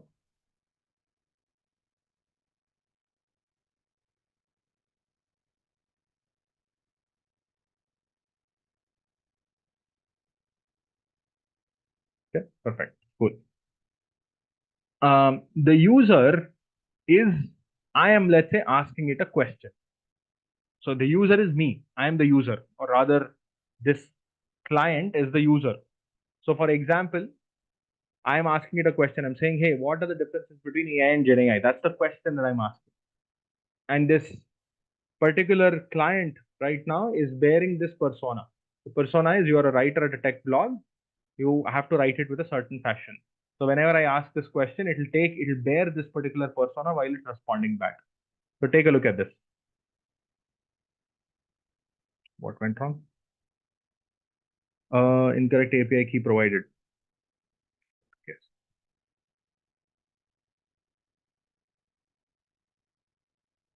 Perfect. There you go.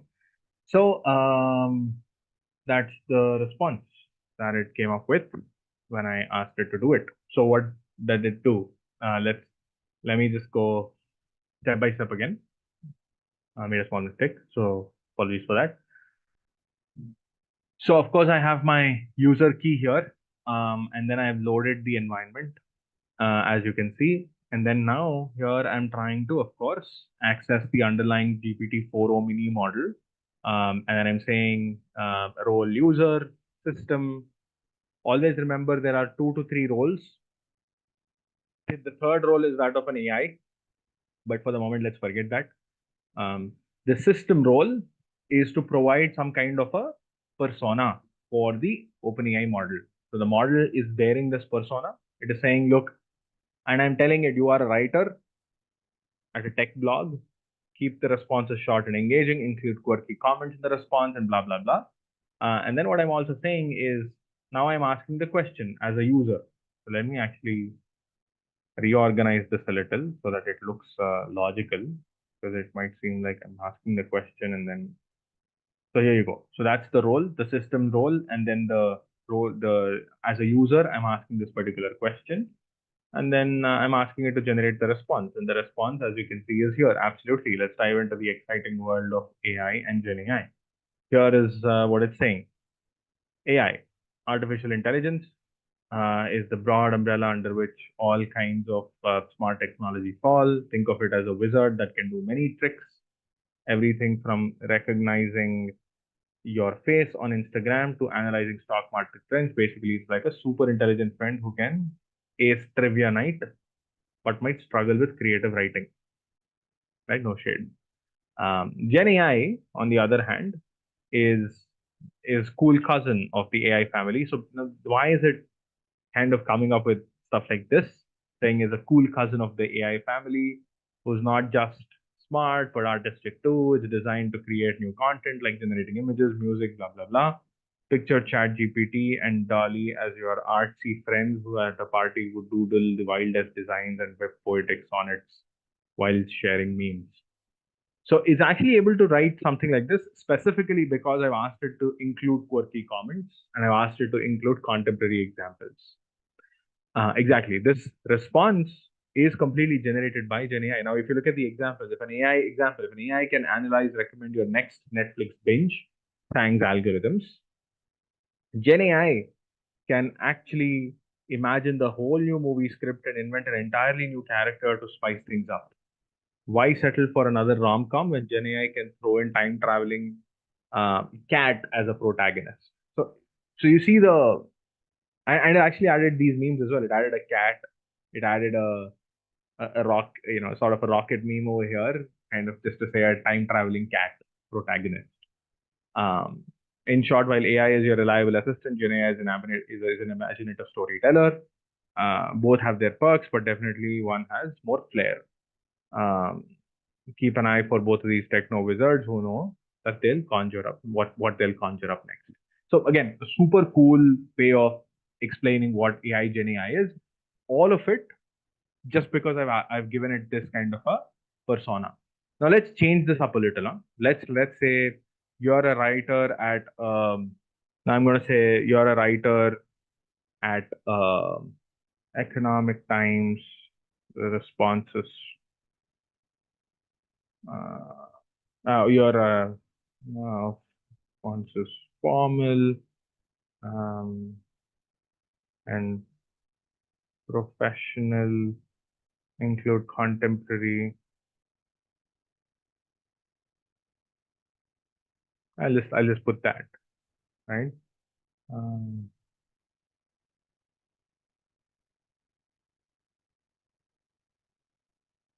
Now I ask it to do this. Let's see what it comes up with. I would expect something super boring, but there you go. Artificial intelligence refers to the broader field of computer science focused on creating systems that can perform tasks typically requiring human intelligence, such as reasoning, learning, and problem solving. Gen AI, on the other hand, is a subset of AI specifically designed to generate new content or data, such as text, blah, blah, blah, based on your input and whatever. And then, let's say, in summary, all Gen AI is AI, but not all AI is Gen AI. Yeah, I mean, that's the job. The thing is, this doesn't have a persona. As it said, it's got a lot of flair because it actually is created by AI with a specific, it has its own persona. It's kind of spicing it up a little. It's talking to, let's say, a teenage, a teenage individual. As you can imagine, it kind of resonates with that particular person. So you can kind of give it these personas. And that is what you mean by system, messaging over here. Now let's go one step further. What else can it do? Right? If it has generated content, what else do you do using ChatGPT? What else do you do using ChatGPT? You of course ask it to write code. Of course, sure. Well, let's look at code as well. Let's come to code in a minute. I actually asked it to write a poem here. I'm saying, write me a small poem or rhyme about Gen AI, and then the system prompt is you're a school teacher for a fifth grade student. And then I asked it to write a poem. Let's go. Here's the poem. In the world of tech so bright and grand, generative AI leads a helping hand. It crafts new stories, draws with flair, creates new worlds from pixels and air. It learns from data young and old, a mind of circuits truly bold. Like kick-ass. I mean, this is very good. I think it's also kind of leaving in a little bit of thing here, right? So dream with tech, but don't forget the world needs your passion yet. Generative AI is here to stay, but it's you who leads the way. I think this is amazing. It's also kind of leaving that thing in, right? It's also telling you not to fear. Now, what I could also get it to do, and this is the part that I was talking about with the others, is I can also get it to write code for me. Of course, you could do the same using ChatGPT as an interface as well. But again, here is where I want you to think of an interface within your organization where you just build. And this is, by the way, one of the products that I'm building with my company, right? Where for developers, for business analysts, my business analysts, they spend a lot of time trying to analyze structured data. So how do I then provide an interface for all of my analysts in my company where they can simply say, give me, summarize the sales in so and so particular market, or summarize the sentiment of so and so particular market, and so on and so forth. Then that's what I'm asking it to do here. So write a SQL query. So how, if I say summarize the sales, remember that Gen AI is a language model, or these are large language models. They understand language. They will not understand numbers just by themselves. So what you need to do is you need to somehow get them to understand language or get them to understand these numbers. But one way to do it is you say, okay, keep the data where it is. What OpenAI or GenAI models are very good at is generating code. So I say, you know what, you generate the code and then you use that code to query against the database, extract the response and summarize it. So that's what I'm asking you to do. So one atomic action in that whole exercise is to write a SQL query. I'm saying you're a data analyst in a technology company, you're at high quality bug-free code, and your expertise is in Python and SQL. And then I say, ensure that you only return the SQL query or a Python code and nothing else. The response can be as a string or a JSON. So this is one of the many activities over here, right? Imagine there are multiple other such activities that I can create multiple such agents that could do multiple such actions. So when I ask a question, hey, summarize the sales for me, what I'm asking it to basically do, one of the actions that I'm asking it to do is saying, write a SQL query to analyze sales of each of the stores in Europe. You have access to sales database and customer demographics. So when I execute this, look what it does. It goes ahead and actually creates the SQL query for me over here. Then I can use the SQL query to go ahead and query it against the actual database, get the response, then pass that response back again to ChatGPT, and I say, you know what, go ahead and summarize this information from me. And then it summarizes this. How does it know what table it contains? So then what I can do is I can provide that information also over here. Currently, I just mentioned you have access to sales database and customer demographics. But what you could possibly do is you could also pass the table descriptions, column descriptions, all of that into this, and you can generate a response. So you could actually pass that as additional context over here, and you can get it to generate a response. Yeah, it can be different in each system, but there is always a way for you to extract it, right? So you can always, in a given DB, you will know all the tables, you will know all the columns, the table description, column descriptions will all be available for you. So you should be able to simply query against it. If it's not there, you'll have to fix that. But here's another piece of thing that you could also do with the OpenAI, which is this OpenAI model. I'm saying clients.images.generate. Now I'm actually generating an image here. A coder underwater sipping a coffee, and I'm asking it to generate this image for me. And I'm saying I want a 1024 by 1024 HD quality image. And it's going to return a URL for me. And once I click on that particular URL, I should be able to access that particular image as well. Let me just click the URL. There you go. If you see blob.core.windows.net, which is essentially like a Azure capability. So there you go. It's returned the coder underwater sipping a coffee. There's a coder underwater sipping a coffee. What I could do is I can do this. This as well. Create a fun ad for my cola beverage brand. It's it's a party environment in the background. I can say it's a party, environment in the background. Focus on condensed droplets on the can, and I can say, I don't know, the can is blue in color, or rather, let's go is teal in color, and a portion of the can is also transparent with blue with pink liquid inside. I don't know, man. I'm just coming up with something. Let's see. I'm being creative here. Let's see if this is going to be equally creative or not. GenAI is the concept. OpenAI is the company that's behind it, which is true. And GPT is the model that is enabling it. Almost there, but yeah, it kind of added the teal and the pink, but it didn't kind of make it a transparent bottle. But it did the other stuff, as you can see. It did the other stuff. But I can ask it to create a realistic image, right? So I can ask it to create the image as realistic as possible.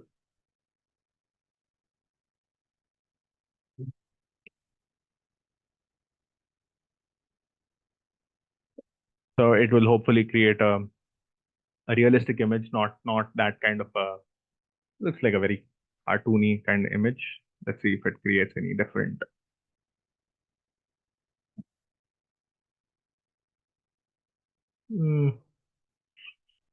Kinda. Again, I'm not very happy with this, but it does have the droplets that it is focusing on. I could actually provide um,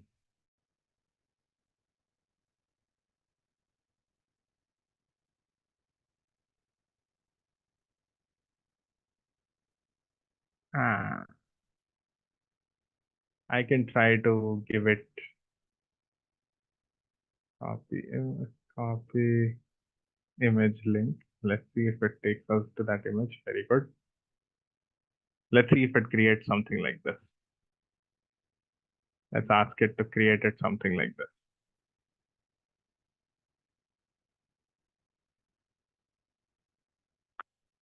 I'm just gonna remove all of this.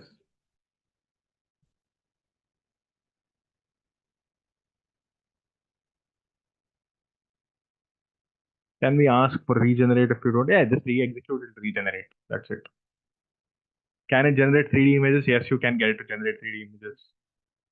Use glass bottle in the prompt. Yeah, I mean, let's see.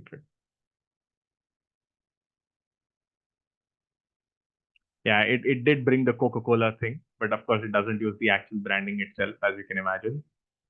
But it did bring the Coca-Cola kind of bottle design, as you can see here. It has taken some inspiration from this. But the thing is, it will not use, of course, the absolute branding of Coca-Cola straight away. You'll have to force it to do it. But cool, awesome. So guys, I hope you get the idea of this, right? So this is, let me just see, accessing the Sora model. I'm not sure if the Sora models are available for public consumption. But let's go here. Where are the models? API reference. There's audio.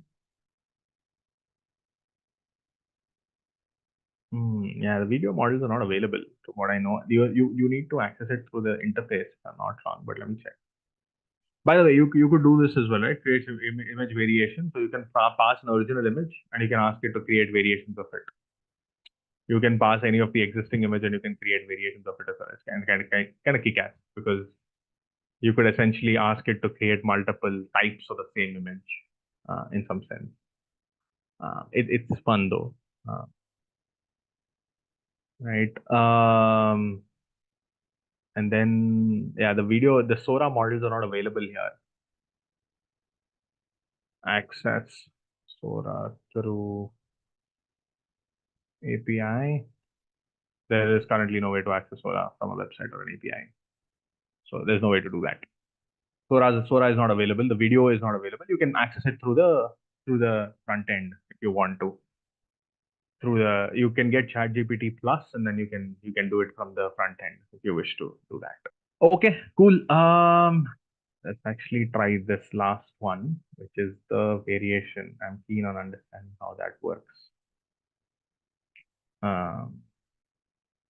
OpenAI, and let's try one of the existing. By the way, just to let you know, just in case you're interested. So this, my friends, Bex is one of the brands that that my company has built. Okay. So what we were able to do is we kind of launched this product called Bex Autonomous. And this was built on top using Midjourney. So this product called Bex Autonomous, by the way, it's in the market right now. It has actually launched in the, people, it is actually now available for people to actually consume. The product itself is available for people to kind of consume or whatever. The point is, from the recipe to ads to bottling to everything of this product has been made using GenAI. Completely. That's the product. It's Bex Autonomous. Everything's been made by GenAI. By the way, it's sold out right now. It's not available, but they've only launched like a few versions of it. This is something that was created by the company that I work for. Let's go for this images. Let me find one of the, yeah, let's look at this. Link. Let's see how this goes. It needs access from the local machine. Yeah.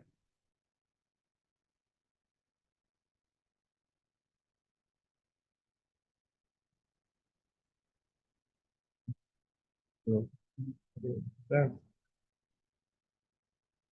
that's not.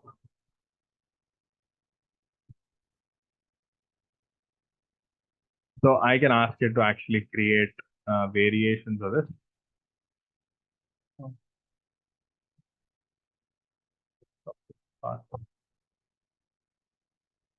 Go back here. And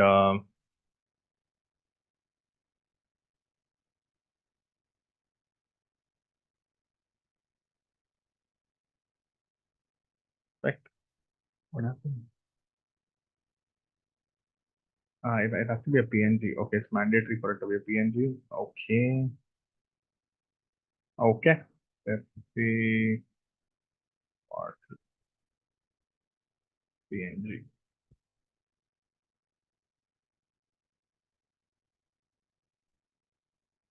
Let's see what it does now.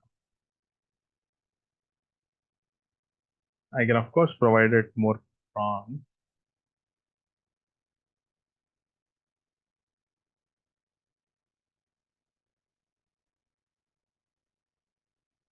Yeah, so I see some question points here. Advertising agencies should be fearing their lives now. Unless agencies can hire fresh-faced modeling. Yeah, so I'll tell you how advertising companies are. Well,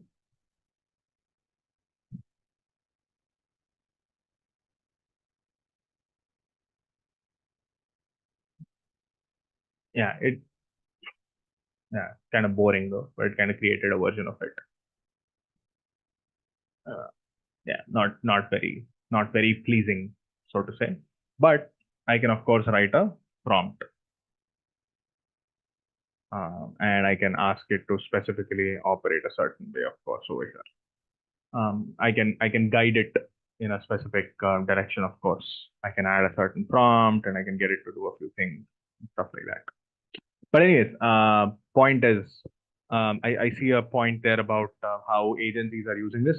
Guys, this is where agencies are, of course, not going to be using this through coding interfaces. But what's happening with marketing agencies is marketing agencies now, they of course use tools like your Adobe Photoshop, or let's say Figma and stuff like that. And what's happening right now is these capabilities are now coming as a part of that, right? So these integrations are coming as a part of Adobe. So Adobe, right, in Adobe Photoshop, if you take a premium version, Adobe Photoshop has launched something called as Adobe Firefly. And Adobe Firefly is exactly the same thing as what you're currently seeing on the screen. So Adobe Firefly is essentially the same thing. It's generative AI for creatives. So you could kind of do exactly what we just did. So you could do generative fill, image generator, blah blah blah. You can do like a bunch of different things online with stuff like this.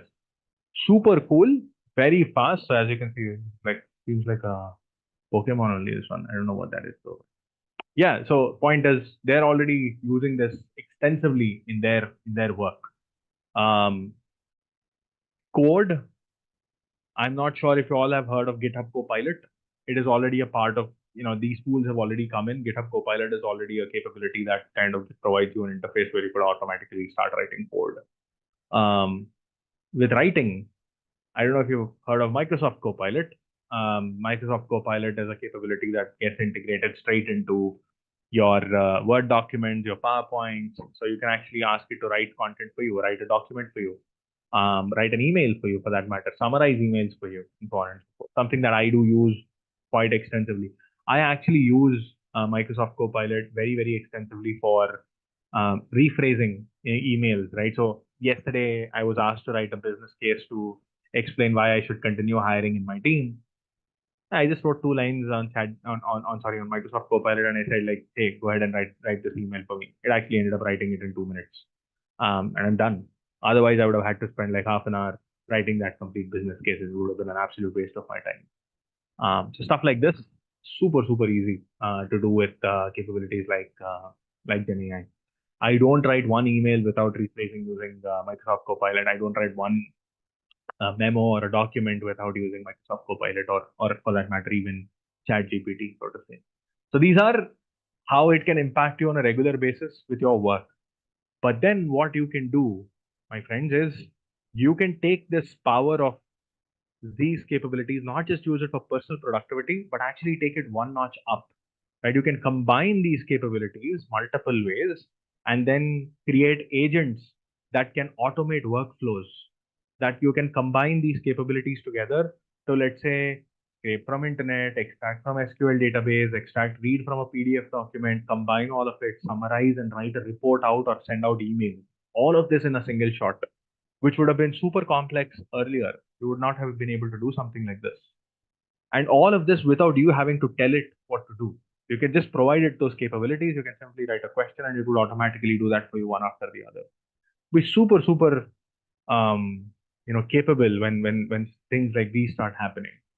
I'm going to touch upon things specifically around how the transformers models work, or some of these generative AI models actually work, right? So if you remember, we spoke about how generative AI models are based on these core concept called as the transformer architecture. So I'm going to touch upon the transformer architecture a little. This was not discussed with all of you, so I'm happy to redo it. So we can touch upon transformer architectures a little, and that would already should set us up well. Now, it's going to be a bit of an intense piece of next few minutes, or next maybe half an hour, 45 minutes, everyone, wherein we're going to delve into fair amount of detail with regards to the transformer architectures. One thing I want you all to know is that this is a bit of a complex setup. It is a complex architecture, but we will discuss it anyways, nevertheless. And then from there, once we at least understand, 1,000 feet high, if you're able to understand how this works, then we can get into the actual detail itself. Then we can at least move on, and then we can talk about some of the other concepts about this. Okay.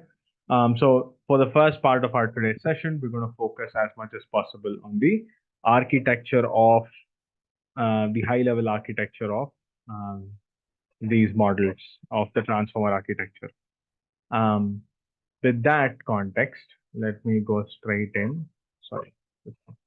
Again, if there's one thing that you must have that we all should have learned by now, is that look, this space is evolving. Fundamentally, I'm assuming you all have used ChatGPT.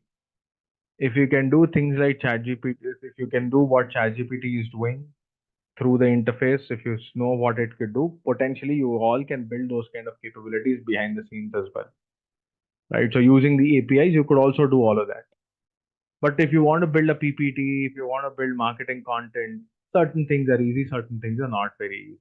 Certain things are slightly more simpler to do. Certain things will require a lot more software engineering because you might have to interact with PowerPoint. You need connectivity with Outlook. You might need connectivity with O365 Suite. You might need connectivity with a bunch of other things, stuff like that. So my point is, so all of that is possible.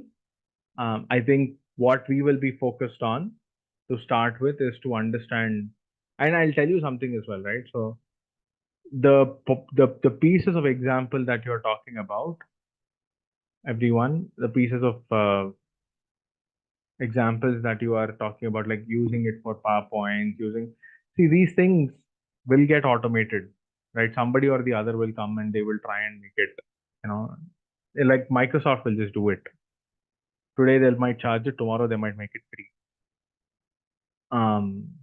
So point is that it'll become super obvious. I'll give you one example, right? Biometrics, right? So let's say face recognition, face ID on your mobile phones, or let's say your fingerprint scanners. That's all AI. That's all computer vision.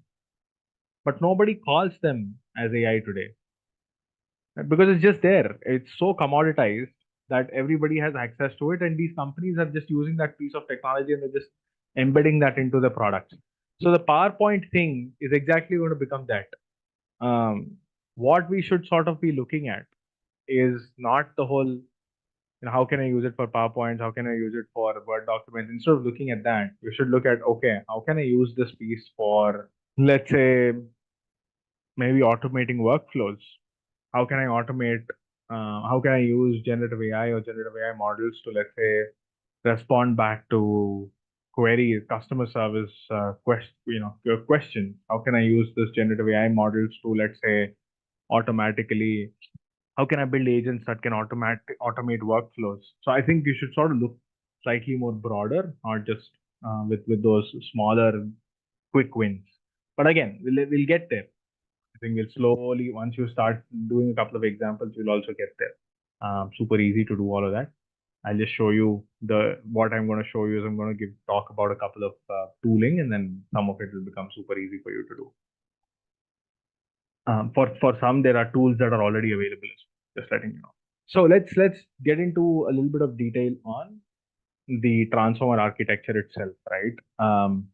As I said, the most fundamental part of, let's say, any of these GPT models, if you take for example the word GPT, right? So when we talk about the word GPT stands for GPT is just one of the many models. Generative pre-trained transformer. That is what GPT stands for. That is where the G, P, and the T sort of come from, right? Generative pre-trained transformer. That is what we mean by GPT, right? Now, these GPT models are the sort of models are, again, there are many kinds of models, but I'm taking GPT as one example. So when you talk about GPT-3, GPT-4, Chat GPT, they're all from the family of transformer models, right? So what are these transformer models? what are transformer architectures, right? Now, to be very specific, right? So the transformer architectures, just a second. So the transformer models have sort of been introduced by this paper called as Attention is All You Need. This was the paper that was first published in 2000, I would say, approximately in 2017 is when it was first published. And since 2017, this paper sort of went through a couple of revisions, of course. But this paper is the paper that kind of made that sort of made so much, that kind of transformed. It was like a game changer, this particular paper, right? What is it about this particular paper? So if you look at the abstract on this paper, right, I'm not going to go into too much detail. I'll start with here, right? So the dominant sequence transduction models are based on complex recurrent or convolutional neural networks that include an encoder and a decoder. Okay. Now, I'm not sure where did you all discuss sequence to sequence models, or if you have learned LSTMs, you would have also discussed the encoder decoder models. If not, that's okay. I'll just briefly touch upon it. The point is that the state of the art, let's say, translation models, you take translation, transliteration, or any of these state of the art models. Now, this was in 2017 that I'm talking about. They involve either a very complex recurrent neural network or an LSTM, so to say. The best performing models also connect the encoder and decoder through an attention mechanism. So there was a mechanism called as an attention mechanism, which was introduced well before 2017. Now there is a new simple network architecture called the transformer based solely on attention mechanisms, dispensing with recurrence and cause, basically getting rid of the whole idea of recurrence and convolutions entirely. So again, if you remember yesterday, I spoke about the fact that when you learn about recurrent neural networks, the reason recurrent neural networks are firstly, the way recurrent neural networks work is you recursively pass, let's say, one word after the other, and then you try to predict the next word. In this process, you are sort of trying to learn the probability of the next word basis the current word, and then there is one weight matrix that you have which you're trying to recursively learn over time, right? So you're saying your sentence is a sequence of numbers or a sequence of words, and one way to capture the dependency of one word to another word is by going from right to left, and thereby capturing trying to use the first word to try and predict the next one, and so on and so forth. So that's how the whole recurrent neural network sort of works. But as I said, it's super slow. So experiments and what they are saying is we've gotten rid of these network architectures that have to do with recurrence or even convolutions for that matter. We've introduced a new model called as transformer architecture. And this transformer architecture is solely based on the concept of attention.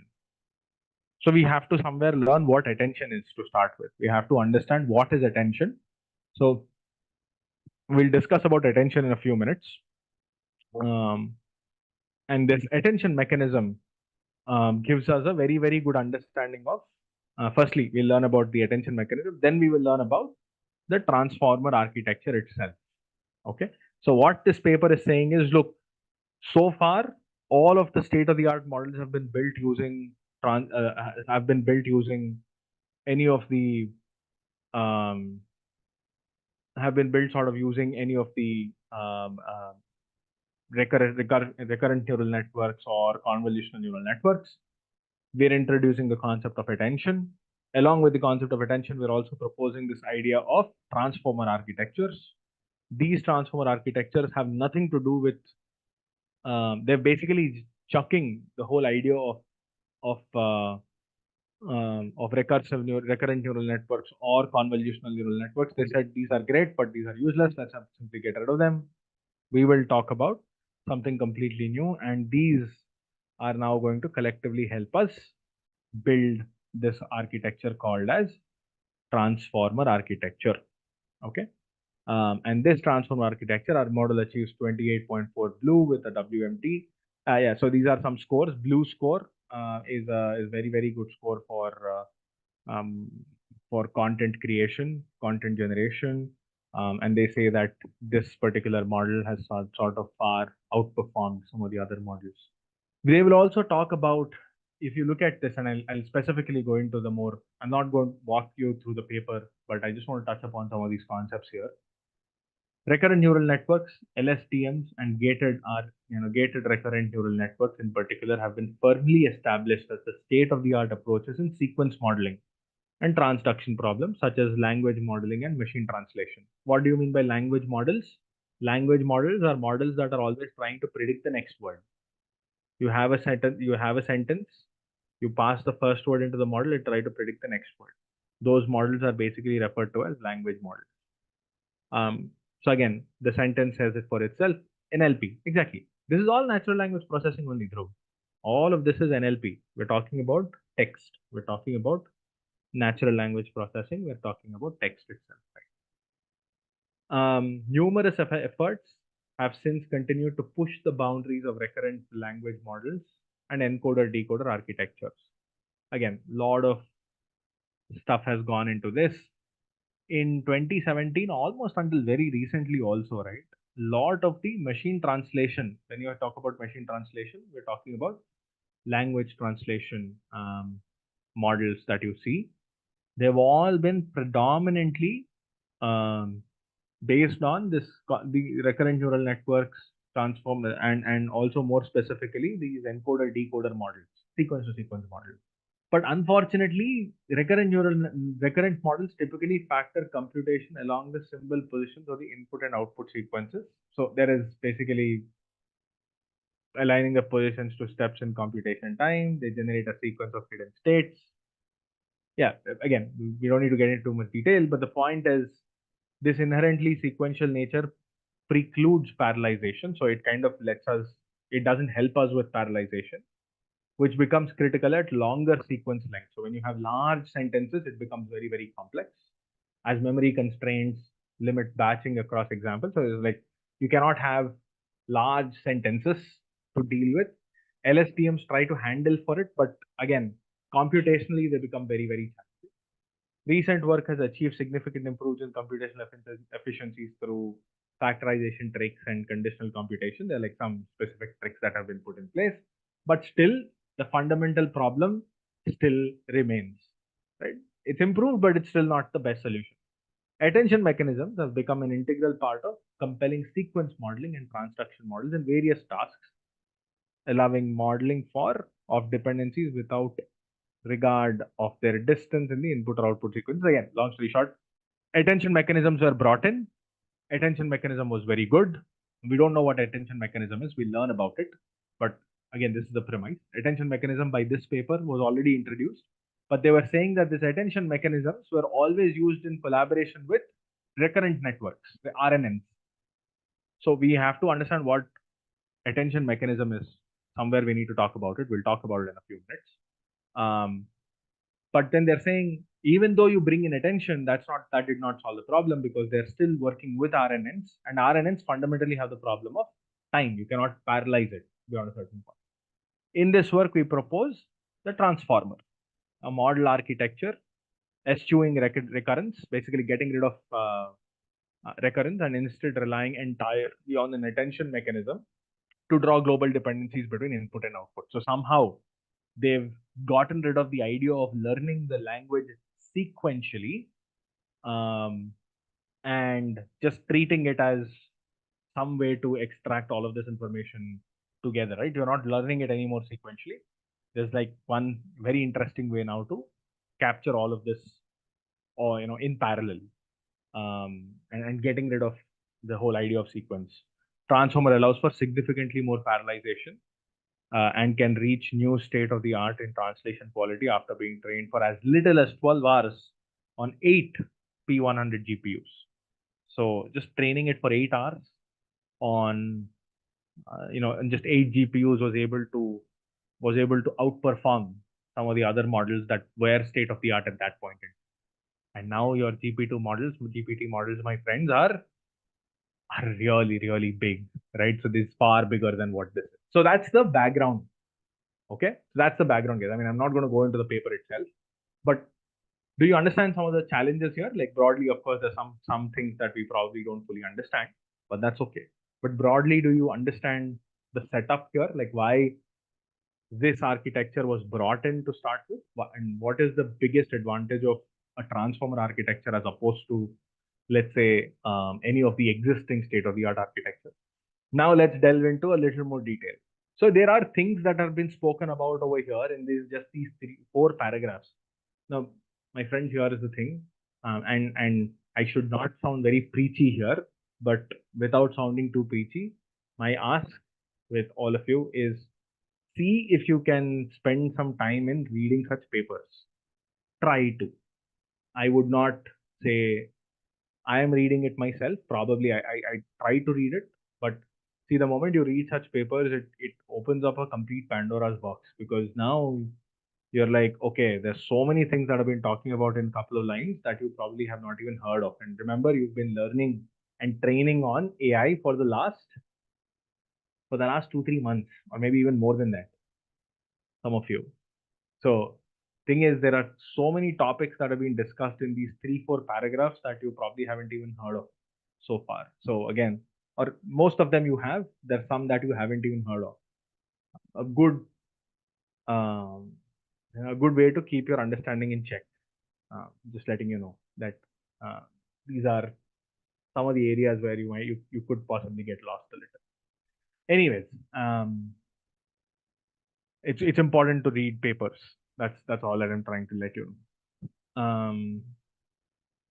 Any website or yeah, so there are a lot of websites, my friends. One of the most popular website is this website called Papers with Code. It's sort of the latest and greatest as far as machine learning is concerned. You typically see on this. You have the papers, you have the the code.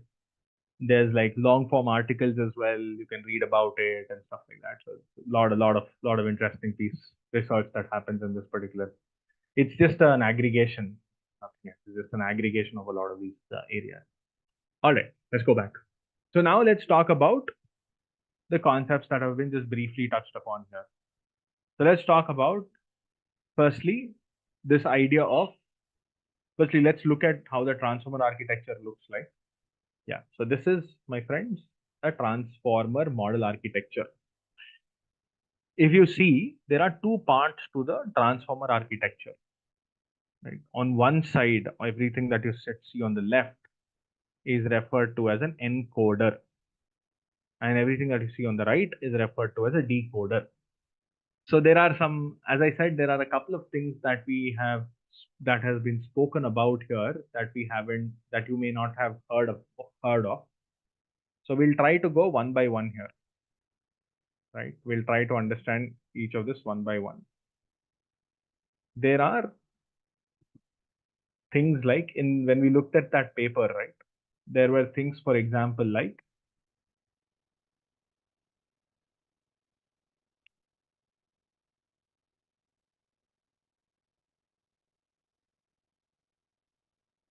so when we read that paper, there were these 3 relevant topics that were discussed, right? So they said when you talk about sequence to sequence models, encoder decoder architectures have sort of become the most popular ones, and within this, the encoder decoder models, there was something very interesting with that. They have been primarily based on RNNs or LSTMs or even GRUs for that matter. They're typically based on these models. Let's understand firstly what is an encoder decoder model. I'm going to briefly touch upon the encoder-decoder model and how it fundamentally works, and then we can get into the detail a little. So what is an encoder-decoder architecture? Historically, when you talk about tasks like, for example, let's take the tasks like, let's say, machine translation task. What do you mean by machine translation? Let's say you're trying to translate from English to Spanish or English to Hindi, whatever that language is, right? So if you take a sentence like this from English to Hindi, the machine translation is essentially a neural network or machine learning algorithm that tries to convert any input that is in English to Hindi. So how do you train a model like this? So the most popular architecture that was used and that is still used, that was previously used as well, that is still used, is this architecture called an encoder-decoder architecture. How does the encoder-decoder architecture work? So the encoder-decoder architecture has two parts to it. The first part, no worries. So here you go. Let me explain how an encoder-decoder architecture works, or encoder-decoder model fundamentally works. So this is a very good example of an encoder-decoder model. Let me just try to find a simple example.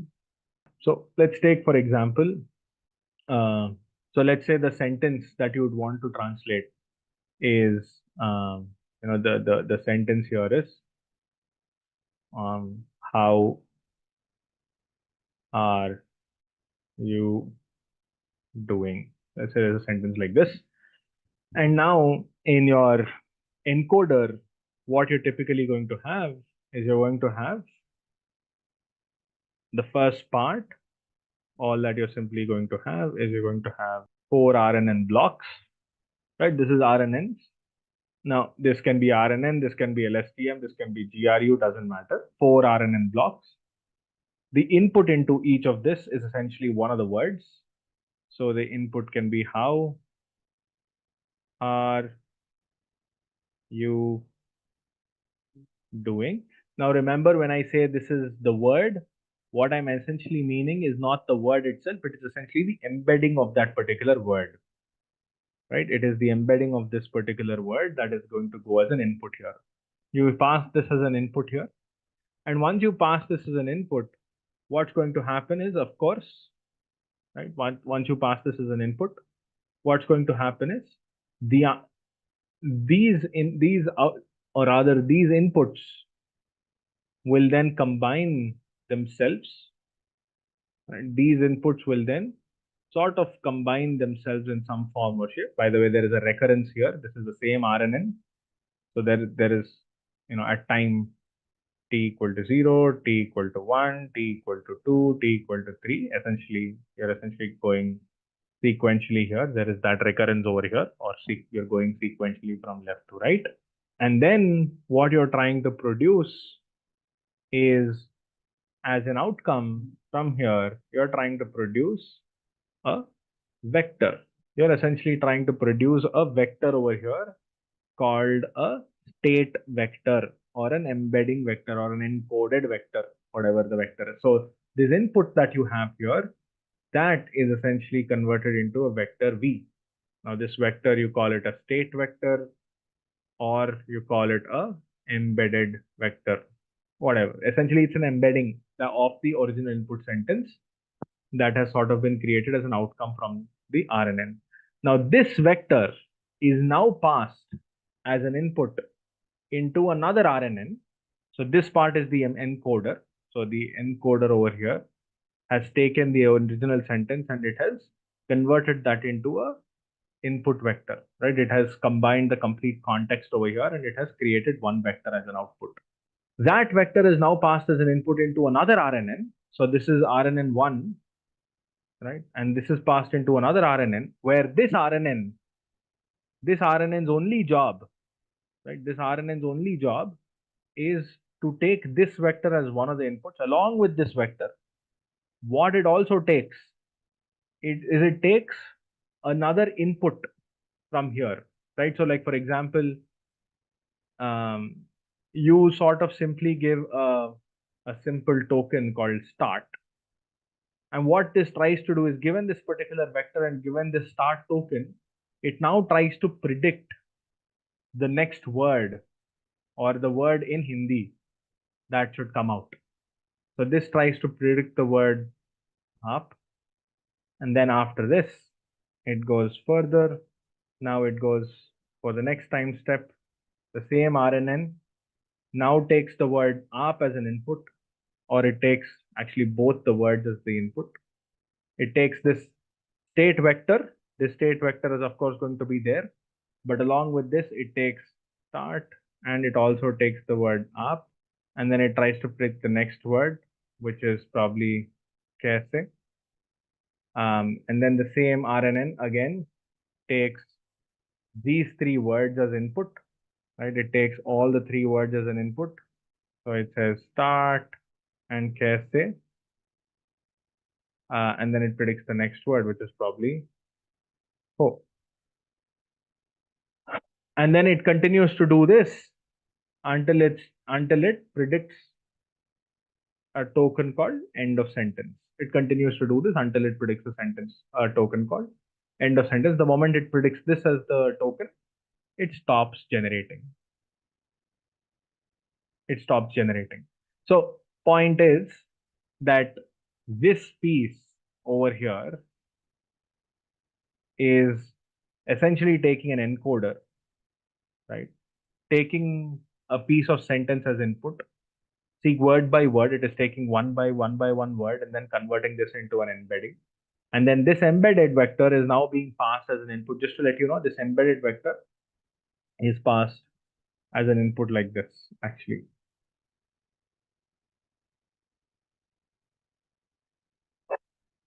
This is essentially passed across all of the, across all of the decoding, decoder part. Now, the objective of doing something like this, yeah, so every sentence, wherever we look at the sentences, right, what we typically do with these sentences is we always start of the sentence and end of the sentence. We typically add these additional tokens over here. We typically pass the SOS and EOD, end of the sentence as additional tokens on either side, just to indicate that this is the start and this is the end. So technically speaking, even here as well, the first word will be embedding of SOS. That should be the first RNN, and the last one over here would be embedding of EOS, end of sentence. So you would sort of pass all of those as inputs, and then you're expecting the other words to be generated as an output. And then you're trying to predict continuously until it predicts SOS, EOS as the output. Embedded vector is the only input that is considered in the decoder. That is absolutely right, Ajay. The embedded vector is the only vector. The vector V is the only input vector that is being considered in the output, along with, of course, whatever you have predicted in the previous time step. The only two vectors that are being considered here are this vector, vector V, and whatever words that have been predicted. This, all of that is being considered as an input. Only these two are being considered as an input. Now, why are these? Now, this remember, this has nothing to do with the transformer architecture. This is a very, very popular architecture for doing any kind of translation, for doing any sequence to sequence. Why is this useful? Why do I need to have something like this? I could simply have an RNN like this. I could simply say, I could have a sentence like, how are you? And aap kaise ho? Right? I could simply do a word by word translation. Right? I could simply do a word by word translation. I could just have one RNN. I can pass how as the input and I can predict another word. Similarly, I can pass another word into the same RNN, predict another word, and so on and so forth. I could do word by word translation. Why do I need this kind of a setup? Well, the problem is, especially in languages like Hindi, whatever word you pass as an input, the translation is not always in the same order. Number one. Second thing, the output translation doesn't have to have the same number of words either. So you cannot simply make a word by word translation. You cannot just have one RNN predicting one word after the other, right? Which is why, to be able to overcome that kind of a setup, we say, okay, let me take the complete input sentence, let me embed that complete sentence, and then convert that into one vectorized representation, one long vector. After that vector has been created, I pass that vector and then I train another decoder, which then word by word tries to predict my outcome, my output. Right? This is the first word, this is the next word, this is the next word, and so on and so forth. Right? So that way, I am not forcing my model to always predict word by word, but rather I'm not forcing it to exactly predict the translated word from English to Hindi, but rather I'm saying, you know what, it doesn't matter how many words are there in the input, the output can have as many as words it can, and it can be in whichever order it can be. That way, the sequence to sequence models have become a lot more preferred choice of translation than your regular, RNN classification, simple classification based models. Now that you understand the encoder decoder setup, the encoder, broadly, what does it do? So I can simply summarize an encoder like this. The encoder decoder architecture can be very easily summarized this way. Encoder, decoder, an encoder would take the input, right? And this encoder would generate a vector V, and there is the decoder, which takes this vector as an input and then predicts the output. Right? This is a embedding. There are multiple names to this. People call it an encoder, encoded vector. Okay, let me not call it an embedding. I'll simply call it as an encoded vector, rather. A context vector, yeah, whatever, doesn't matter. Yeah, whatever that term is. That is an encoder decoder architecture, everyone. Now, so you pass an input, you have an encoder. This encoder typically is an RNN model, was an RNN model. Then you have a decoder. A decoder is also another RNN model, which takes this vector as an input and generates the output. Now, once you have this setup, what was being spoken about is the fact that you have these models as some kind of an RNN model is very restrictive. Why? RNNs are time taking, RNNs will only operate sequentially, a lot of problems with RNNs. Hence, introducing transformer architectures, introducing something. So, two things. One is the problem with the RNN itself, right? RNNs are slow, cannot be parallelized. The solution to that is the transformer model, the transformer architecture. The second is this encoded representation is also at times not very rich, right? So this encoded representation vector is not rich enough, doesn't capture enough detail of the sentence. Hence, the solution to that is attention. There is a technique called attention, which we will discuss right now. Yeah, parallelize means you cannot pass all the words at the same time. You'll have to go one word after the other, right? Because that's how language works. You'll have to pass the first word, then the next word, then the next word, then the next word, and then create the embedded vector. Then after that, the prediction has to be sequential, of course.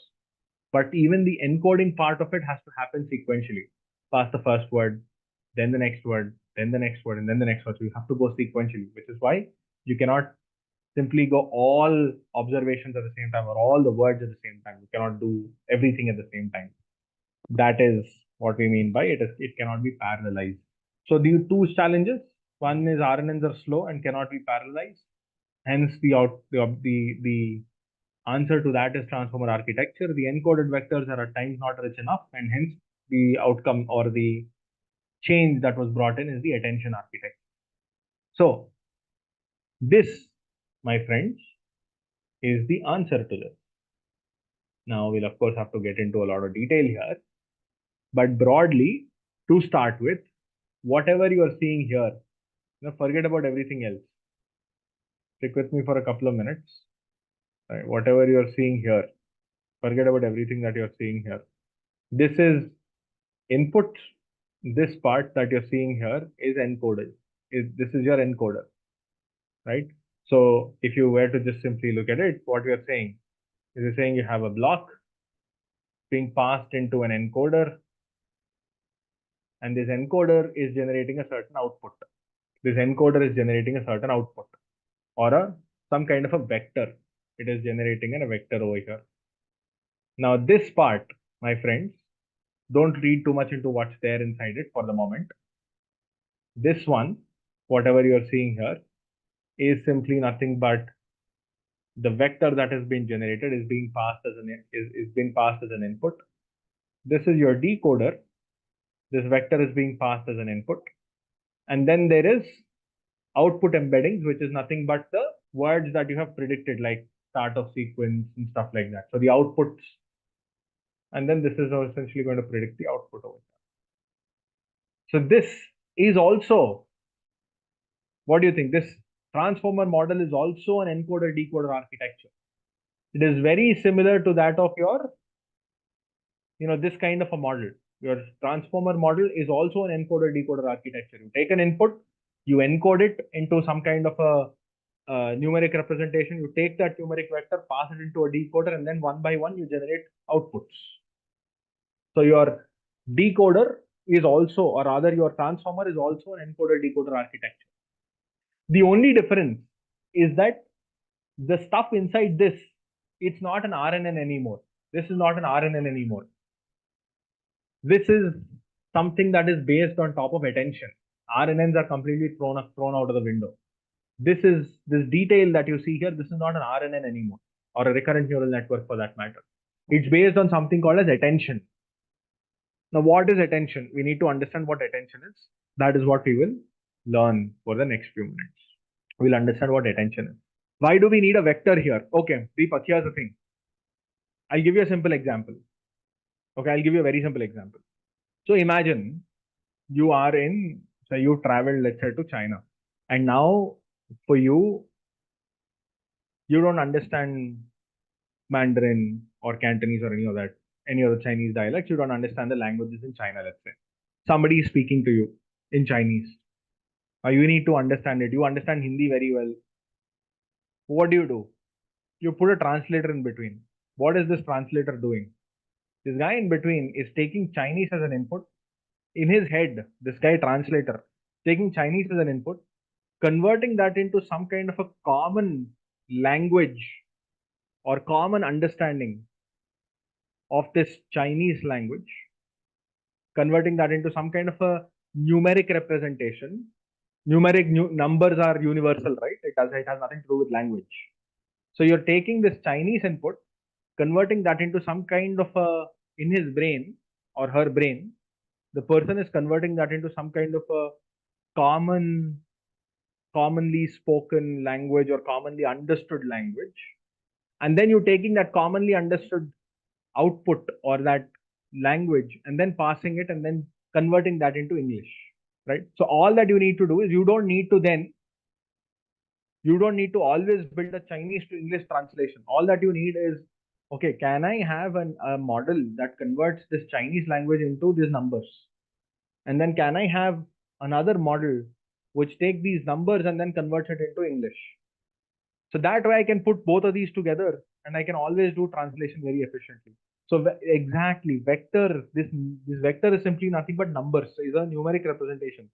That's the common grounds that you're bringing these two, distinct languages to, because models understand numbers very, very well. So I take Chinese, I convert it into numbers through some kind of an encoder, and then I take a decoder, I take these numbers and then convert that into English or whatever language I want. So that is the idea of the vector. So that is what this vector is doing. This common vector over here has multiple things embedded in it. It embeds the complete understanding of the inputs. The understanding of the input sentence is very, very nicely packaged in that vector. Okay. That's the idea of having that vector over there. Now, more technically speaking, this vector is of one of the other advantages having this vector is of a fixed size output. Your input can have how many ever words you want. Your output can have as many words as it wants. But what you're doing with this encoder over here is you're taking the input of how many ever words, and then you're always converting that into a fixed size vector. Right? And the fixed size vector can be, let's say, 1,000 dimensions vector. At all moments, this input is getting converted into a 1,000 dimension vector. So that way you'll always know that you can always map any size input into 1,000 dimension vector. The understanding of all of that can be always converted into 1,000 dimension vector. Then the input into this model is always this 1,000 dimension vector. And then you're going to predict one word after the other from it. So that way, your decoder also has a very, very standardized input. And your encoder always has a standardized output in terms of size, at least. That's the other advantage of it. So I think so far, we all understand the fact that this encoded vectorized representation is exactly what we're sort of trying to accomplish, right? So all the models that you may have heard of so far, right? Any kind of large language models that you may have heard of so far, they all broadly follow the same concept, right? They all follow the same exact concept. This is broadly the structure of those, right? There's an input, there is an encoder, you're generating features or embeddings. Those embeddings are passed into the decoder is generating the outputs. Just one more point here, I mean, just for completion's sake, there is also outputs that are being passed as inputs here. What do I mean by that? Outputs from the previous time step are being passed as inputs here, but fundamentally it's the same. So nx is n times. There are multiple n encoder blocks, n decoder blocks. So they're kind of stacked one on top of the other. That's what you mean by n. What is below output with red font? Okay, so yeah, it's the same thing. I mean, okay. So if you take, for example, a sentence, right? So let's take the input sentence. Start of the sentence. How are you? End of the sentence. You pass this as an input. You've created this into a feature, a vector. Now this vector is being passed into the decoder. Along with this, there's a first output that is going to be passed. This is the output, final output. Huh? What's the first word going to be? First token here going to be? What's the first token going to be? Start of the sentence, SOS. So SOS is going to be the first token.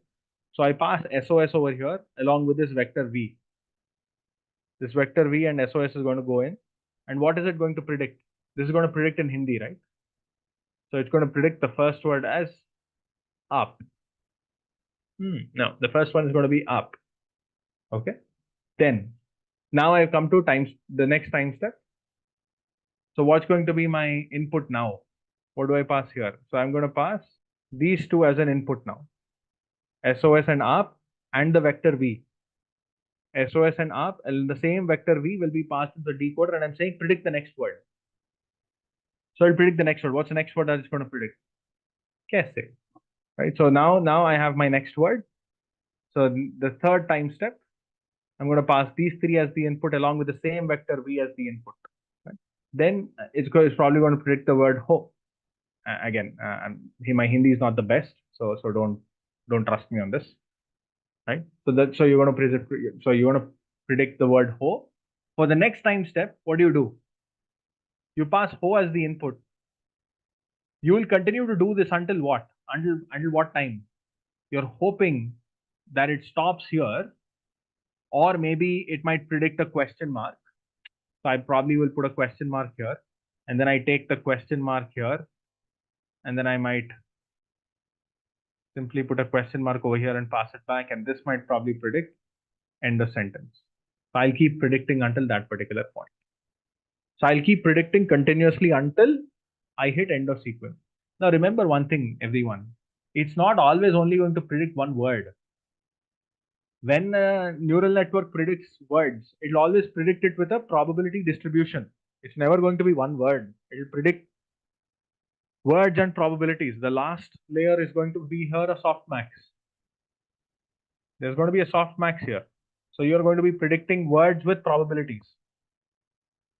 So you're never only going to predict one word. It'll be that word plus its and along with its probability. So you always pick the one that has the highest probability over there. So it's not always just predicting one word. Does that make sense? And in this sentence, the end of sentence will probably have 0.95, but you'll also have the other words with lower probabilities over here. Your output generally is always going to be a probability distribution. At every time step, it might not always predict the same word. It'll predict the word along with its probability. So you will have to pick the one that has the highest probability. The reason why I've put aap over here is probably because aap would have been the word with the highest. That's why I put the word aap here. But if you have a bad model, it might get a very, very bad score over there. And thereby, this word would probably be incorrect. It might end up predicting it something incorrectly then in that case. Now let's go one step further. Let's talk about the attention architecture here itself, right? So the attention component here itself, which is what makes this model very, very good, right? So if you actually look at this detail here, if you now go into the details of this, you see something called as multi-head attention. Right? There are other feed-forward neural networks and everything is like pretty simple, straightforward stuff. But the thing that I want us to understand the most is this concept called multi-head attention. Now we need to understand what this multi-head attention really is. I think that's where all of the magic really lies. The concept of attention, we all have learned about word embeddings. What are the different algorithms you may have learned? You would have learned skipgram, SIBO, or you would have also learned word2vec. They're all basically algorithms. But the point is, when you have a sentence, right, W1, W2, W3, W4, W5, you have 5 words.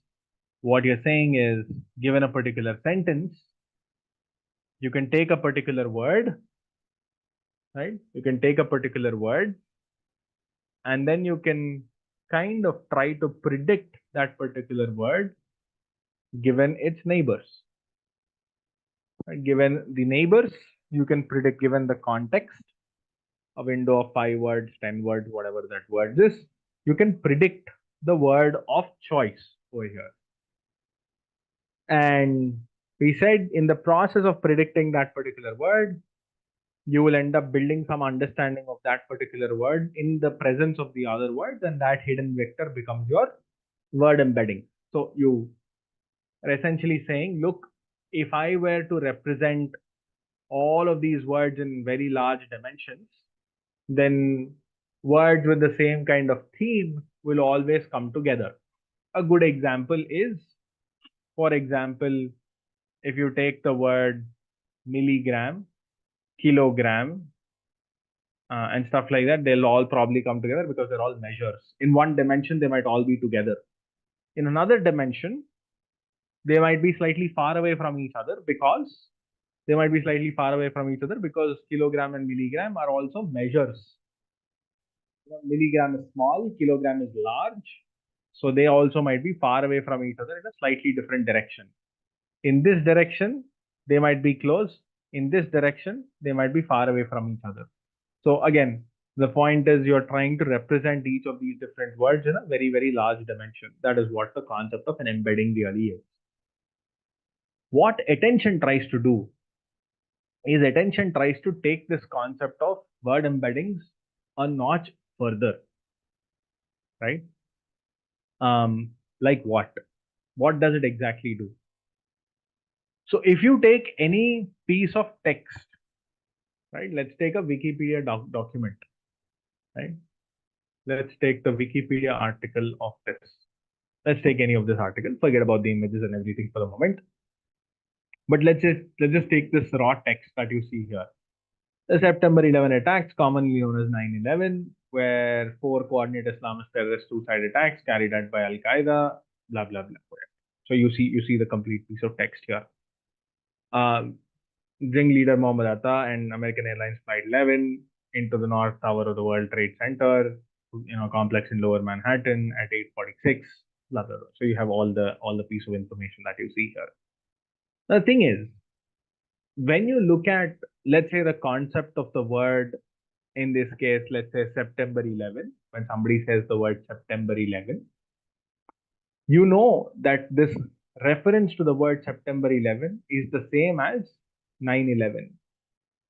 The word September 11 is typically being spoken about in the context of the word 9/11 as well. Now, this reference to the word September 11 as 9/11 was mentioned at the beginning of the sentence, somewhere else in the sentence as well, in the article as well. And when you look at this sentence itself, right, the September 11 attacks killed 2,977 people, making it the deadliest terrorist attack in history. So if you take each of these words, let's actually copy this sentence. If you take, for example, this particular sentence here, you go one word by one, word by word over here. The September 11 attacks killed 2,977 people, making it the deadliest terrorist attack in history. So if you just take the sentence like this, the interesting part of a sentence like this is that if you take the word people, this word people has some kind of, is qualified by this number 2,977. This word people in the context of this sentence is also qualified by the word killed, right? And the word killed is sort of qualified by the word attack. So the word people might have a certain meaning in regular English. But in this particular sentence, the word people is qualified by a bunch of other information that has been spoken about before this. So the word people in this sentence might mean something that is slightly different. So the way that you need to attend to the word people in this sentence has to be adjusted a little. The way when you read a particular sentence, when you look at a particular word, you don't look at its dictionary meaning. You look at the meaning of that particular word in the context of the words that have been spoken about earlier. So you need to sort of adjust your understanding of that particular word to the words that have either been spoken about or the concepts of the words that have been spoken about before it. It's not necessarily only sentiment, right? It's not necessarily the word sentiment. I'll give you another example. You take the word, for example, mole, right? A mole will have very, very different meaning in different concepts. The word mole can refer to, in chemistry, can refer to 6.023 into 10 to the power of 23, which is the Avogadro's number. Basically, a mole can refer to those many number of atoms, or I would assume that's what it is. The word mole in the context of, let's say, crime, or let's say in the context of, let's say, judiciary and crime and that kind of stuff, can refer to somebody who's a spy, right? A mole in the system can also be referred to as a spy. A mole can also be referred to in the context of, let's say, physiology. The word mole can also be referred to some kind of a thing on your body, right? It can also be referred to something that's a mole on your body as well. Point again being that the word mole could have very different meanings. The word mole can also be an animal. Yeah, absolutely, yes. Can also be an animal. So it depends very, very much on the sentence that it is being spoken about in. Right? Again, you need to attend to the word mole very differently in this particular context within this particular sentence. Earlier, when you learned, let's say, word embeddings, I mean, again, I'm not, we should not be fitting into our own plate, right? I mean, this is a lot of work, hard work that has gone in. And I'm talking about how we've improved upon the work that we've done so far, right? We've started from the time where you did not even have words being represented as numbers, right? Words were simply just being represented as numbers using these large, wide matrices. Remember document term matrix, where every row simply just has presence or absence of that particular word in that sentence. right? It was a sparse, wide matrix. Words were being represented as very, very large matrices, as sparse vectors. From there, we went into something called as word embeddings. Word embeddings where, you know, you pass large pieces of text into a model and then you try to learn these dependencies through, by building that particular model itself. Um, Now, the problem or one of the drawbacks of word embeddings was that word embeddings learned global dependency. If you look at glove as the model, those are global vectors. They were learning global dependencies. So the word mole would have all these meanings, might also somehow be represented using word embeddings.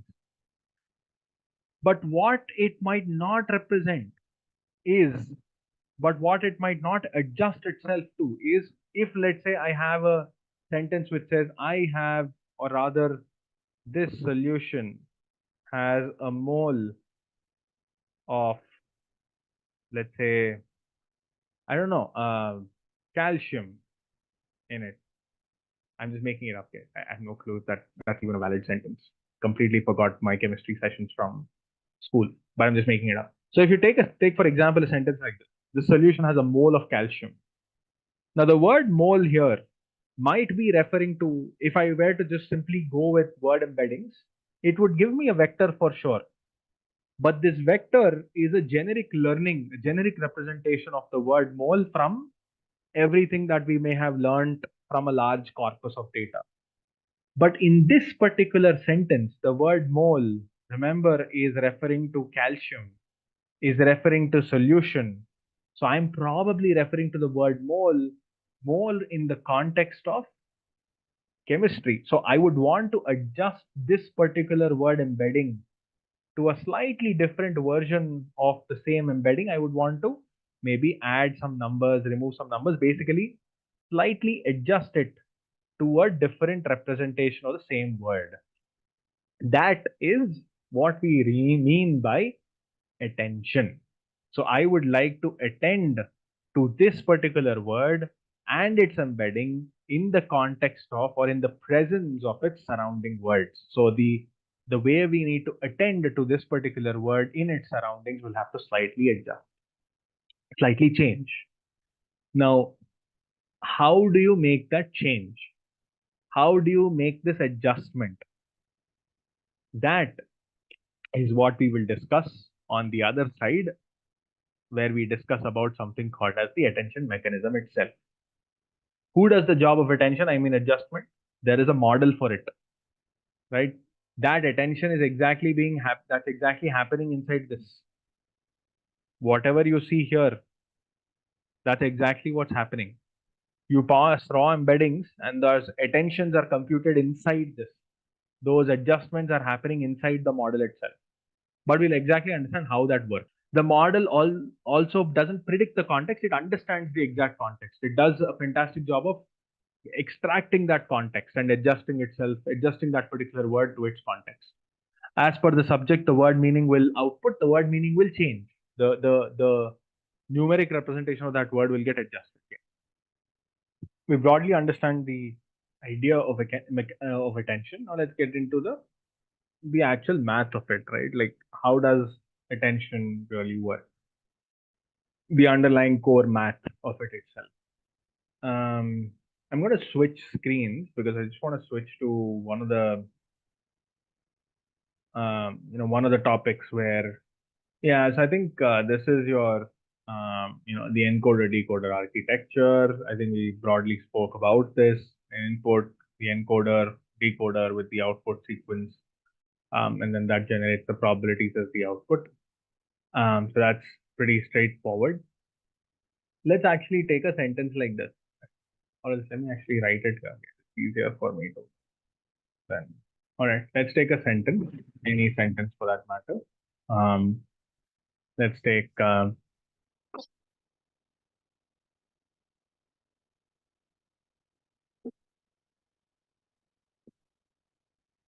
sentence like this, right? So if you take, for example, a sentence like this, As I said, the obvious way to go forward, if you were to deal with this with RNNs, would have been you would use any of the embedding models. You would have created, let's say, the embedding vectors out of this, or train custom embeddings, from each of these, and then use that to take it forward. That would have been the most obvious way, to go forward. However, in the case of attention, how are we going to do it? We're going to do it slightly differently. So let's take each of these words. Okay. So I'm going to use x1, x2, x3, 4, x5, x6. These are all different words, right? The convenience that I'm assuming here, and this is a convenient lie rather, is I'm assuming that this sentence is fundamentally getting broken down by words, which may not necessarily be true at all times, right? So when you talk about breaking a particular word down, you would always try to tokenize it, meaning break it down to some of its root forms. Like for example, the word amazing would have become amaze plus ing, would have actually been 2 tokens instead of 1 token. But I'm just for the explanation sake, I'm assuming this to be like a very simple. I'm assuming this to be sort of a very simplistic representation here in this case, right? So let's take, for example, day as an example.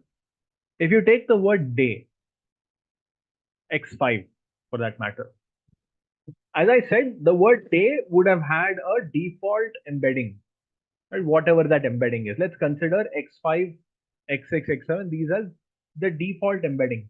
These are the default embeddings, right? So this is understanding attention.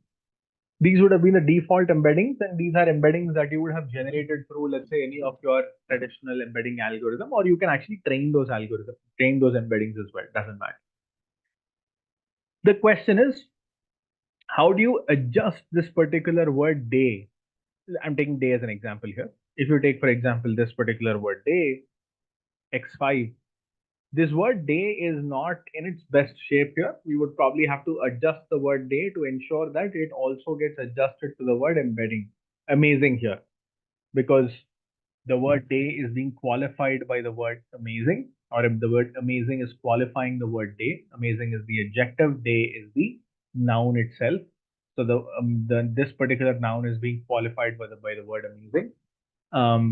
Similarly, the word day is also dependent somehow on Dave, because Dave has, Dave is the one that has actually had an amazing day. So the word day is also dependent on the word Dave in some shape or form, and so on and so forth. You can think of how some of the other words are also dependent on the others.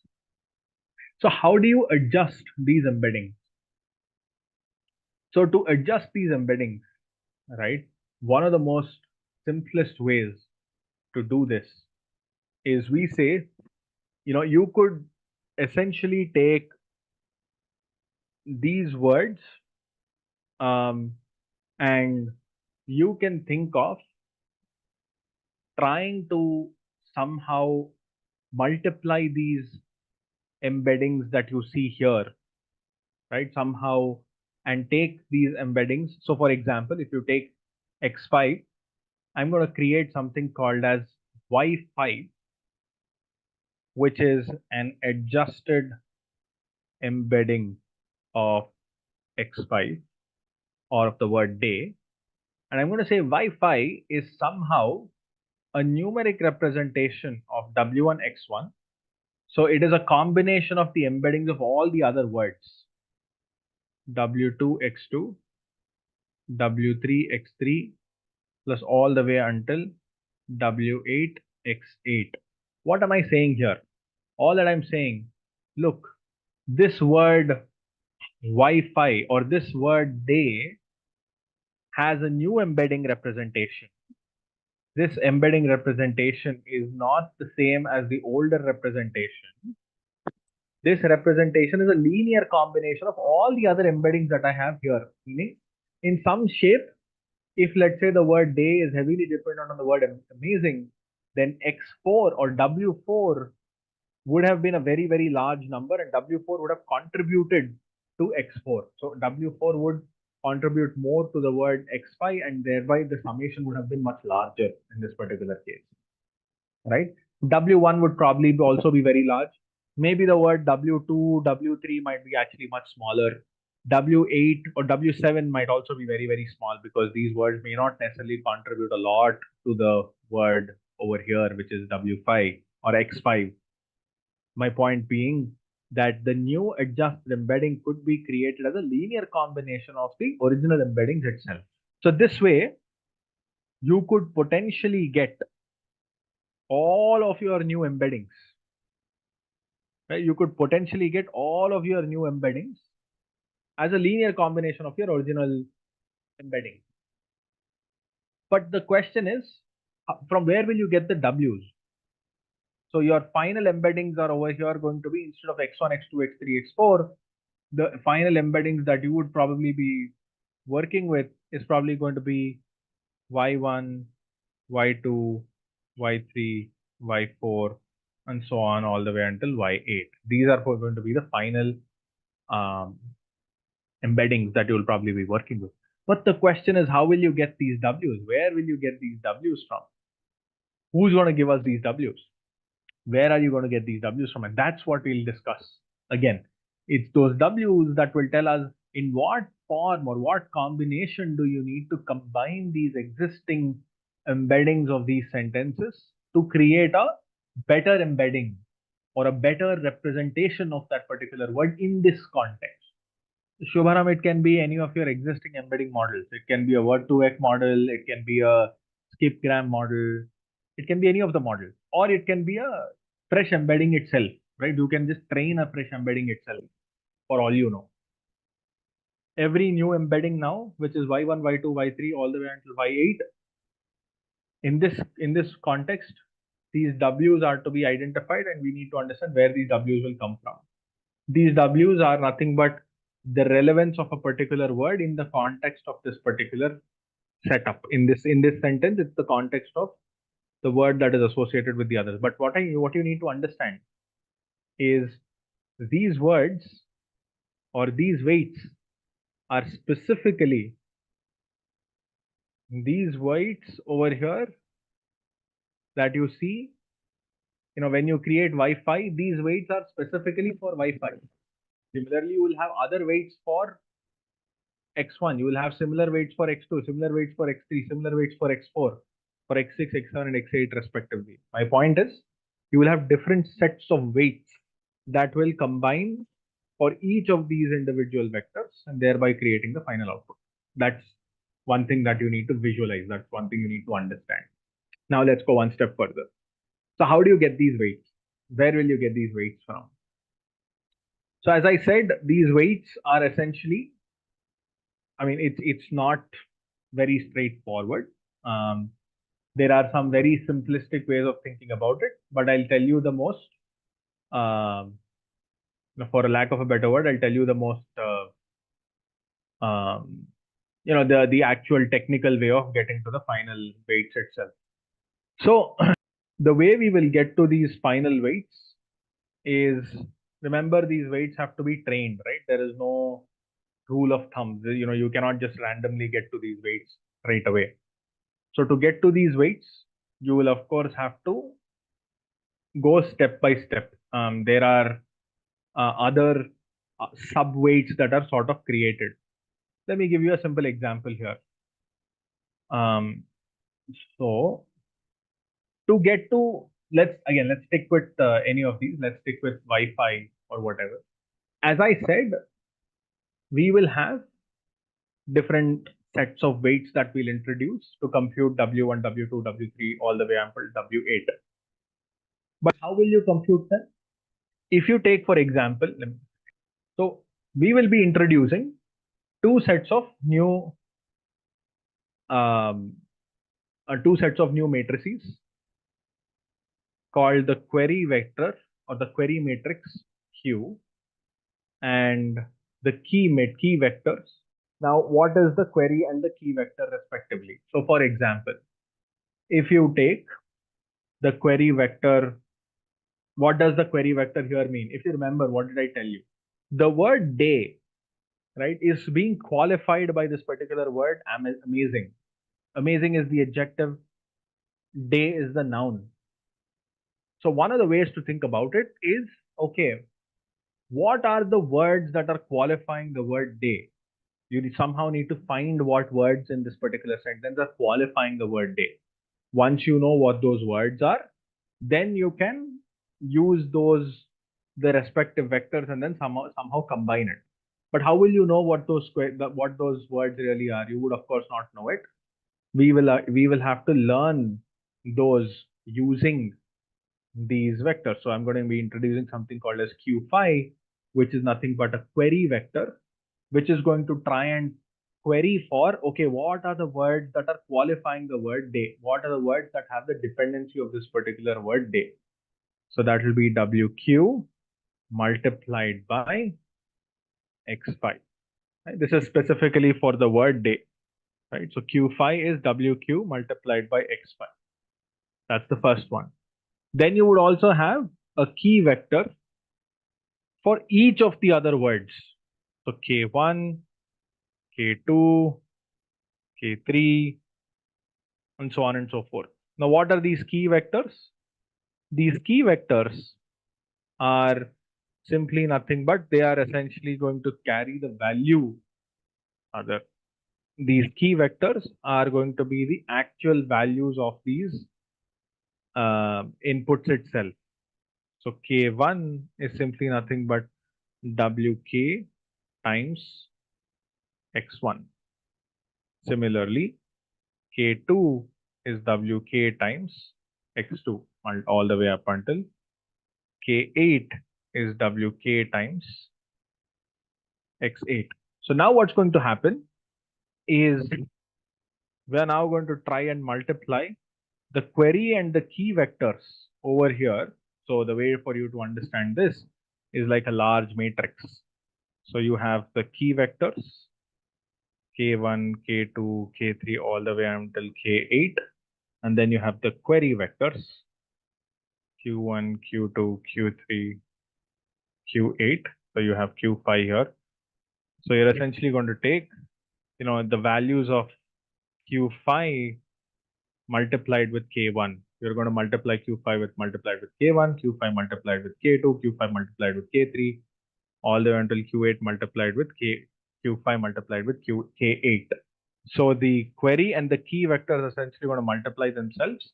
And wherever you see that the value is very large, meaning the inner product, the multiplication of both of these vectors, if you think is very large, that's an indication to say that, look, this particular vector, right, this particular vector, which is word phi, this input vector, or rather, sorry, not W5, this input vector X phi has a large, so for example, if this number is very large and this number is very large, it's a way to tell you that, hey, you know what, looks like X5 has a lot of dependence on QK2 or the other W2 and also on W8. It's a way to identify that the inner product is very large. It's a way to identify that these two vectors have a lot of dependency between each other. That's what we are sort of trying to get at.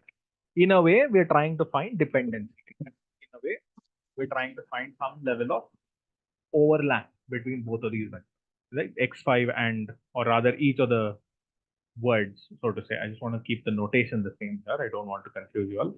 X1, X2, X3, all the way until X8, and so on and so forth. So in a way, you're sort of trying to combine the overlap. Okay, so I'll simplify this.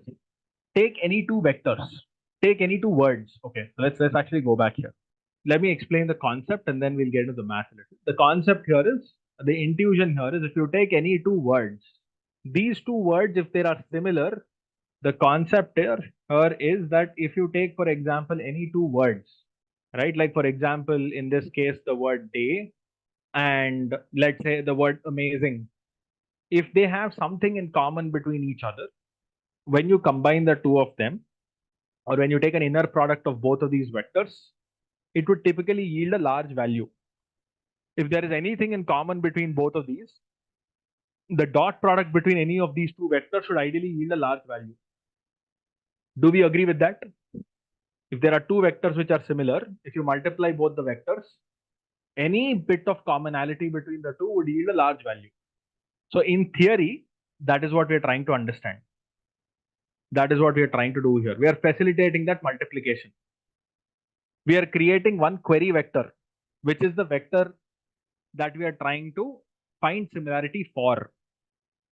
This is the word x5 that we're trying to find similarity for, right? And then there are these other candidate vectors, which are other words, which we're trying to find similarity against, right? So we are trying to basically find similarity for x5 with x1, x2, x3, and so on and so forth.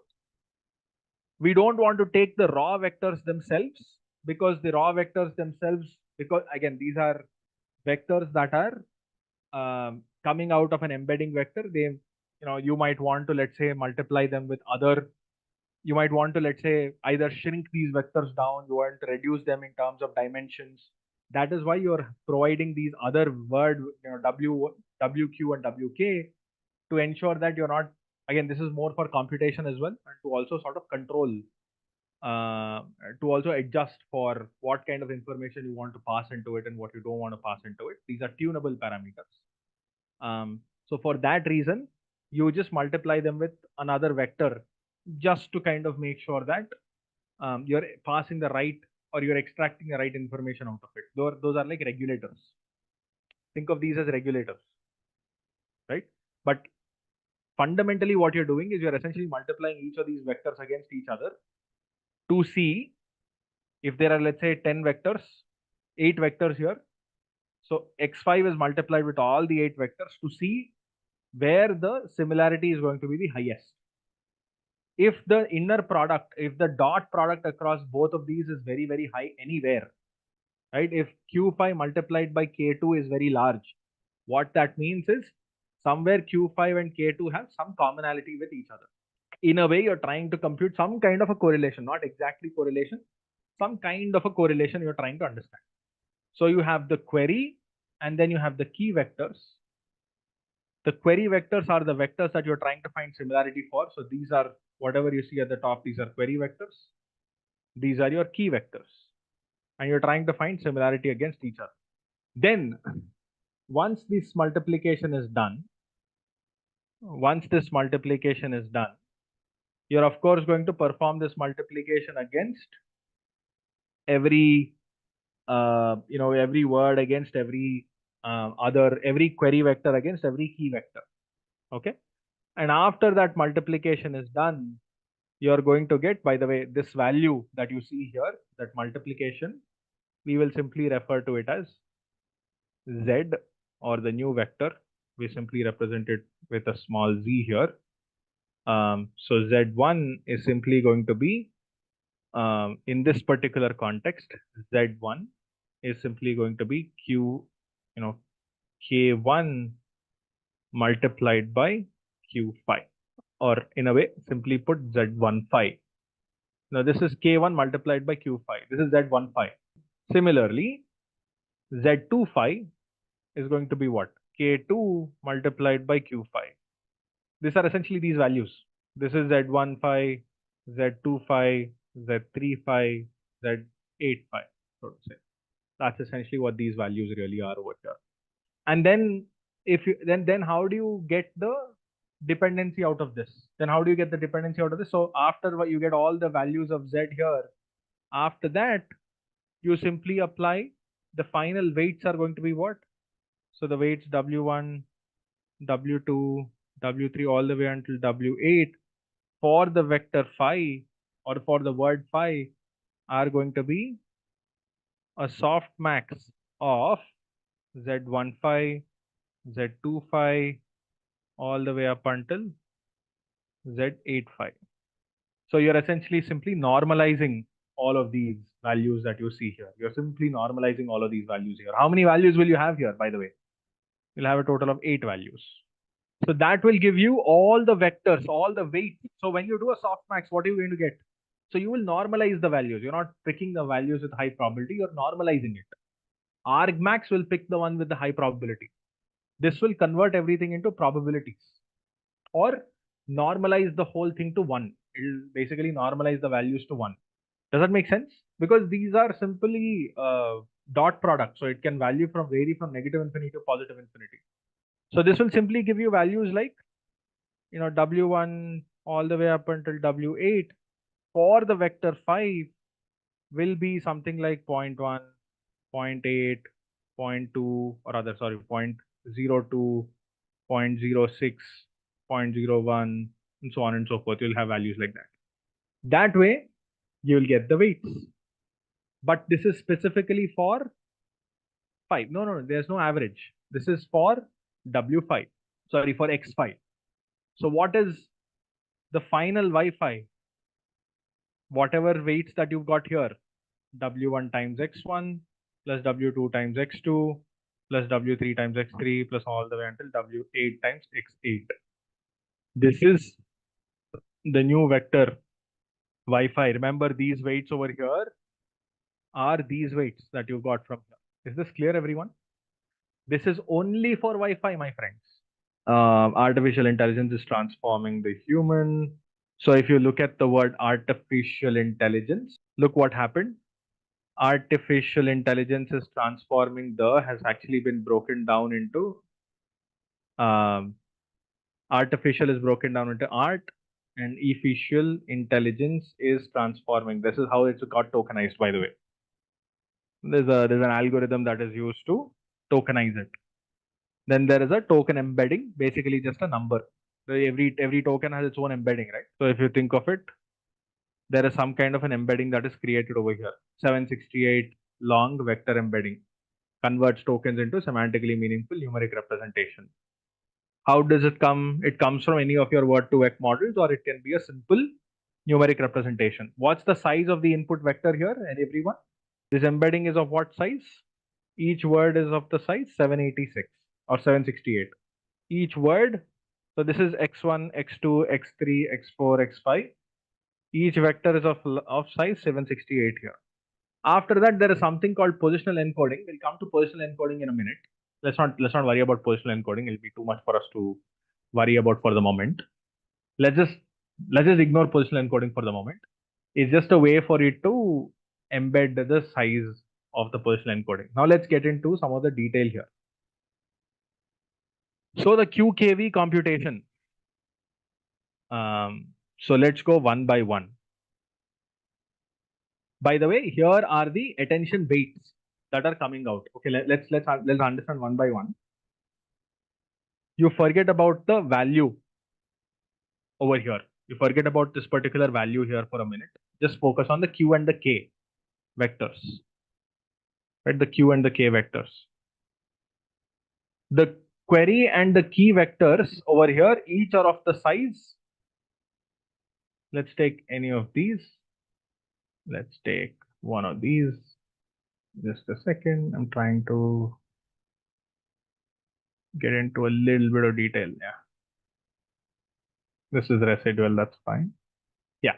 So here's the here's the computation that you see here. What is exactly happening in this particular process is, if you see this word art has its own embedding. This is getting multiplied by, as you see here. Yeah, this is getting multiplied by the query vector.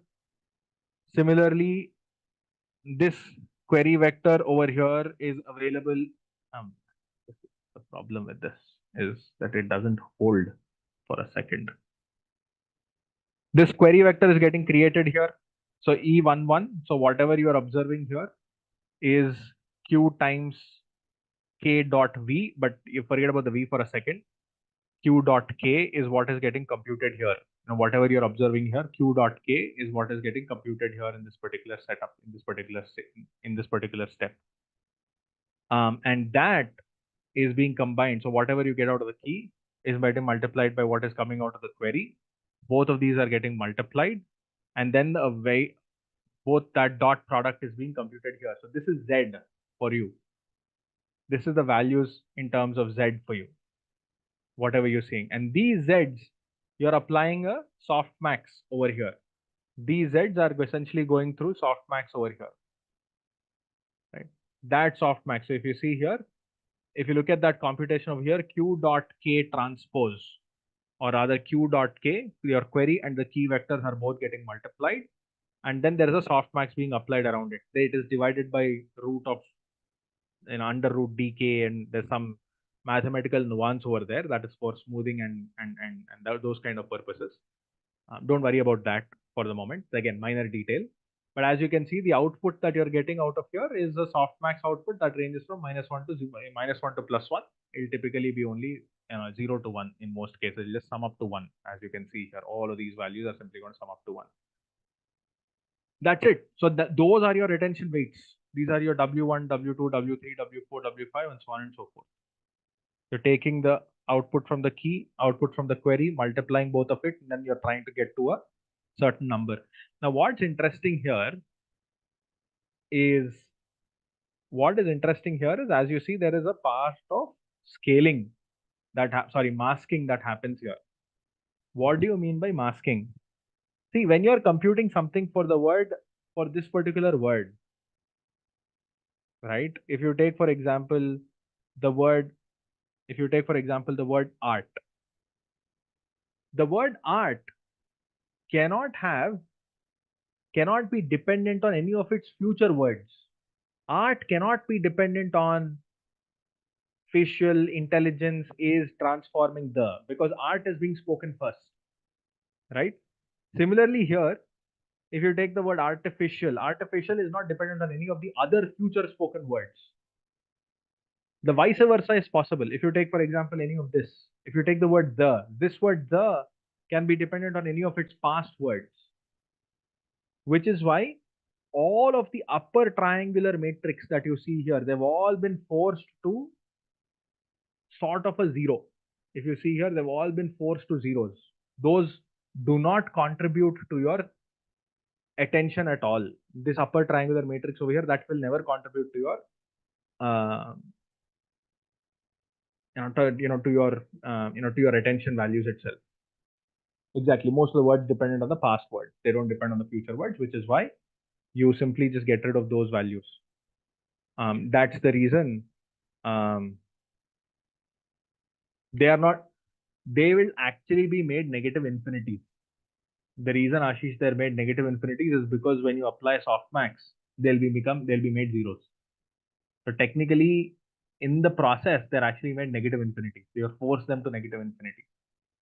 That way, you can ensure that the softmax will push it to zeros. Because you again want the summation to become 1, right? So softmax of negative infinity is 0. But anyways, that's essentially the output, guys. That's how this thing works.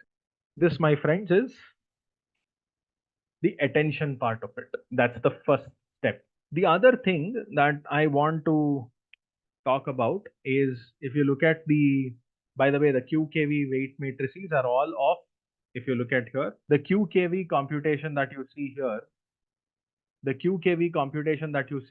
if you look at we'll come to the V matrix in a minute, but if you look at the Q and the K matrices, they are square matrices, 768 by 768.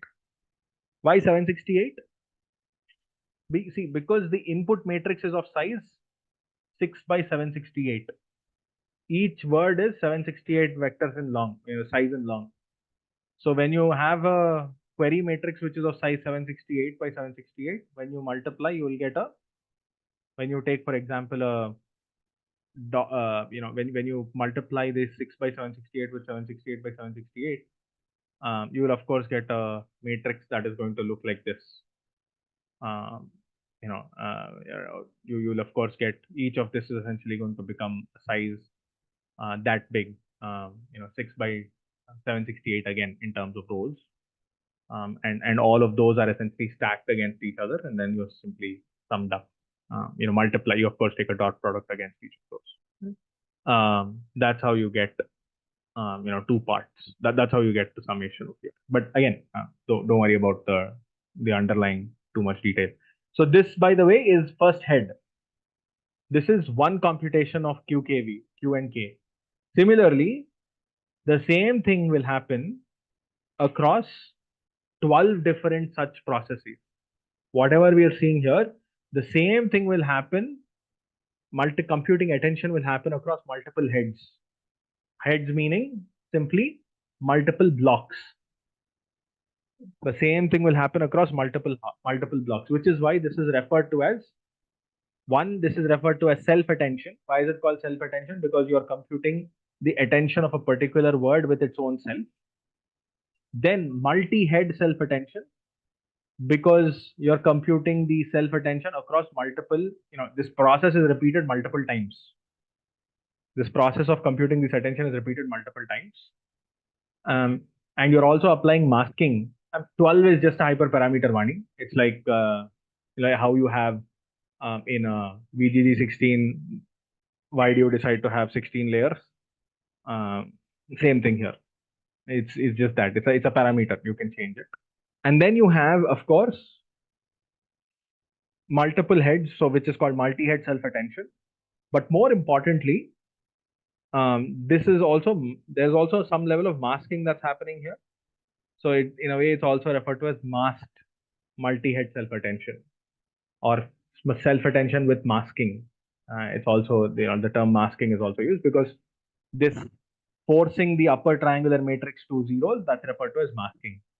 So you just mask the values that are going to have any future dependence. So which is why it's referred as masked multi-head self-attention, or self-attention with multi-head self-attention with masking. Then comes the last part, which is the value. So we looked at the query matrix, we looked at the key matrix.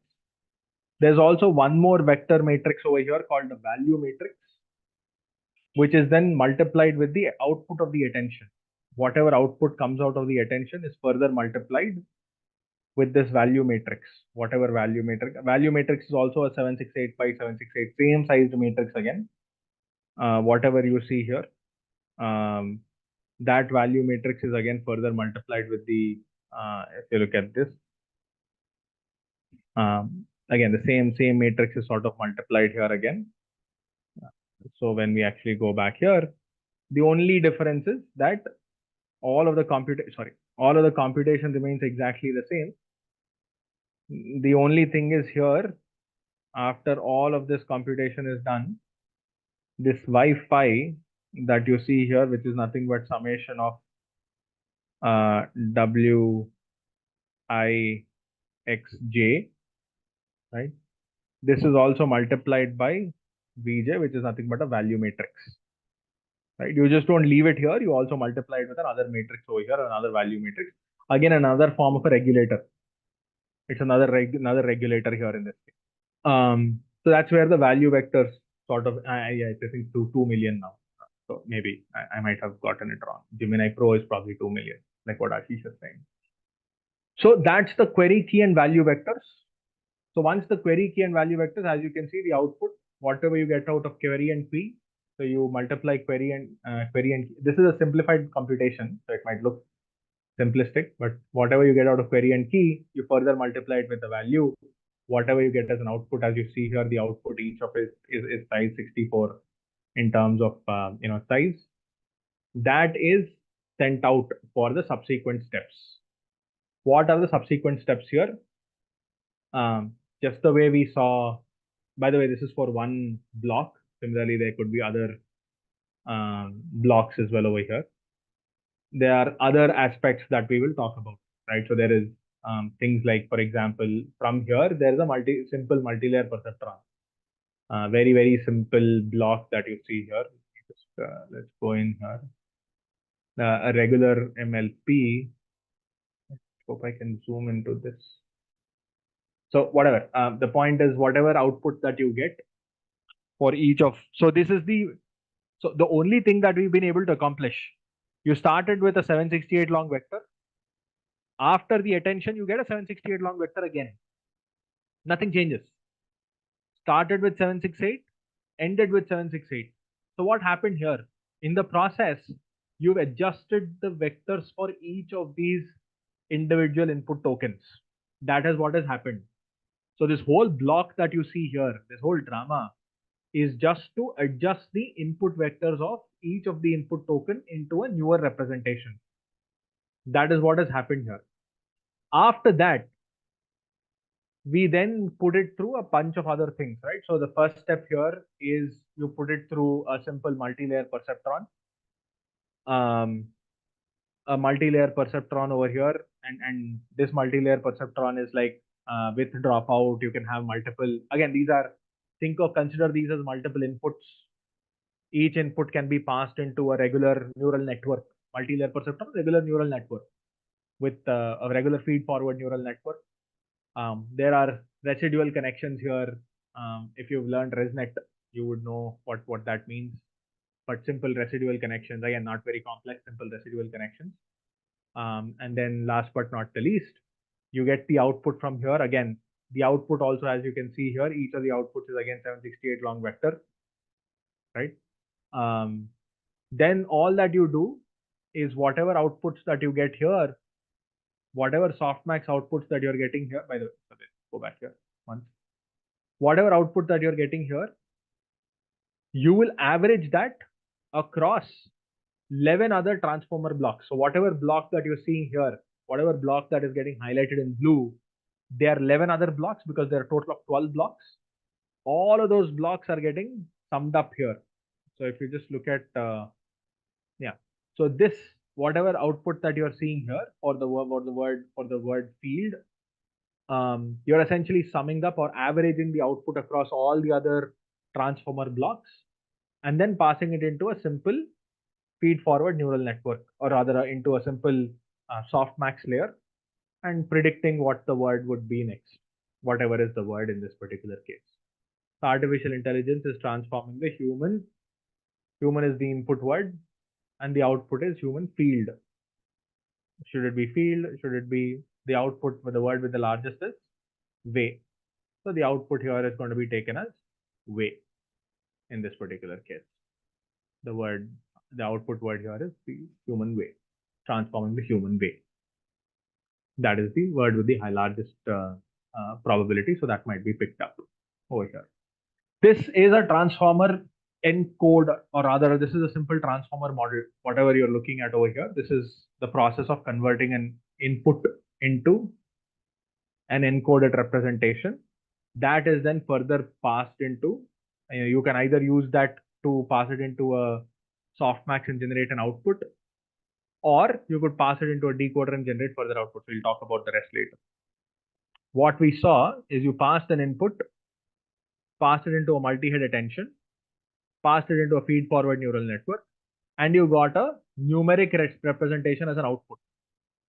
You got a vector as an output from the encoder block. You got this vector as an output. If you know how the encoder works, then it's the same piece of stuff on the other side as well. What we saw here is a far more simplified representation of it, of course. What we are seeing here is a far more simplified transformer block. But what you could potentially do is you can take that output, you can take that particular output, right? And then you combine that with your output embedding, whatever words that have come out so far. You compute the multi-head attention for those. You merge all of them, you concatenate all of them over here through attention. So whatever input you're getting, plus the word that you're getting output over here, plus the output words, you combine all of it, and then pass it into a feed-forward neural network, into a softmax layer, generate the output. Simple. The add and normalize is simply, these are add and normalize is layer, is batch normalization. Layer normalization, batch normalization. That's what's happening. This is sort of layer normalization in a way. And the outputs of that particular layer are simply getting normalized. That's what's happening here, nothing else. Right? This is very simple. And these connections that you see here, they are residual connections. So broadly speaking, whatever you are seeing here, so this part is whatever is highlighted is your encoder. Whatever is highlighted is encoder. This part is sort of the decoder part. Now, how you want to use the decoder is totally up to you. Either you can just have an existing decoder, or you can, because you are also going to pass new words as inputs over here, you can use that for decoder, especially if you're doing it for sequence to sequence sort of output. Where is the parallelizing happening in transformer block? So this QKV, so what we have completely eliminated here is we are not treating language anymore as a sequence of words. I mean, it is still a sequence of words, but you're not treating it like a function of time. We're not saying, hey, you know what, you need to treat the first word, then go to the second word, then go to the third word, then go to the fourth word. You completely took that concept of recurrence out of the equation. All that you're doing here with attention is you're treating every word all at the same time. Exactly. All the words are treated at the same time. And because all the words are treated at the same time, everything can be simply matrix, everything is matrix multiplication now. Does that make sense? So you suddenly started to treat sequence of words as just a simple matrix, which is fantastic because you kind of took the whole idea of sequence, context, and everything, and you somehow packed it into this idea of attention. And because of the beauty of attention, you took that concept of recurrence out of the equation. And now all that you're doing is just using attention to, to capture all of that, sequential dependencies. And you're sort of using masking a little smartly here. Because the way you're using masking, you're sort of also capturing that sequence in some form or shape. Because of this concept of masking, you're able to capture that dependency very, very well. Just a quick info, guys. Intellipaat offers Generative AI certification course in collaboration with iHub IIT Roorkee. This course is specially designed for AI enthusiasts who want to prepare and excel in the field of generative AI. Through this course, you will master Gen AI skills like foundation model, large language models, transformers, prompt engineering, diffusion models, and much more from top industry experts. With this course, we have already helped thousands of professionals in successful career transition. You can check out their testimonials on our Achievers channel, whose link is given in the description below. Without a doubt, this course can set your careers to new height. So visit the course page link given below in the description and take a first step toward career growth in the field of generative AI. We're going to discuss the applications of the transformer architecture, right? So as I said, there are many applications of the transformer architecture. One of the most popular ones these days are the GPT models, of course. But before the GPT models came up, right, the GPT family of models came up, there was another family of transformer architectures which was actually fairly popular. So Google had launched this model called the BERT model, which kind of became super popular. Yeah, let me pull this up. Trying to find the right their homepage, but okay, let's look at this. Yeah, this is the paper. So the BERT, pre-training of deep bidirectional transformers for language understanding. This was exactly the model that was launched by Google. Again, a very revolutionary paper at that time. The idea of the BERT model was exactly to improve the language understanding capabilities of from a natural language processing standpoint. And of course, transformer models are really good, and this architecture actually was doing very well, right? So the BERT model was actually one of the first models that had really shaken things up a little. Uh, it's very similar to your it's very similar to your traditional encoder decoder architecture that we just learned. Let's actually go to the paper itself. This was published, as you can see, in 2019. The original model was published in 2017, whereas this model was published in 2019. And then, yeah, the BERT model is actually very similar to that of your regular any of your other transformer models that we may have discussed so far. It's not very different. It's just that this particular model was used for a bunch of others, specific tasks, so to say. So I I'm not going to go into too much detail here, but I'm just going to talk about specific concepts around the BERT model itself, right? So we'll actually look at how a BERT model can be implemented. Let's actually start with a very simple. Let's start with how one could use, let's say, some of these transformer models. Interestingly enough, as I had said, a lot of these transformer models were launched over the last few years, right? So last 2 to 3 years, what we observed is a lot of transformer models were launched. They were all based on the same concept that we had discussed, right? They're all based on the same exact architecture, but making some minor changes here and there, different languages. Some of them are being used for classification, some of them being used for some of them being used for specific natural language processing tasks, some of them for embedding creations, and so on and so forth. So what has happened is, as an outcome of this, so on one side, the model architecture is very popular. On the other side, what was also being discussed, what was also being introduced, is a lot of variants of these transformer models. The idea now is for us to go one step further and to see if we could combine all of these, and if you could create like a simple interface where you could access all of these different models. So the interface that sort of came out to be one of the most popular interfaces in this particular case is the Hugging Face architecture. Let's go here. We'll be taking this one step further. We'll of course be trying to understand how the transformers library can be accessed using this library called Hugging Face, right? So there's a very, very popular library called Hugging Face that sort of came out to be, or rather a group that had launched a library called the Transformers library. The primary purpose of the Transformers library was just to make all of the Transformers model available through a very, very simple interface, right? To a very simple library like interface. Let me actually quickly show you how this looks like. So here you go. There you go. So here's the Transformers library. So the Transformers library, as I said, is very much like your scikit-learn. In your sklearn, you just have access to all of the traditional machine learning models, whereas the Transformers library here provides you access to all of these models that we spoke about, right? Be it BERT, or let's say any of those other variants that you may think of. All of those models are nicely available for all of us to access.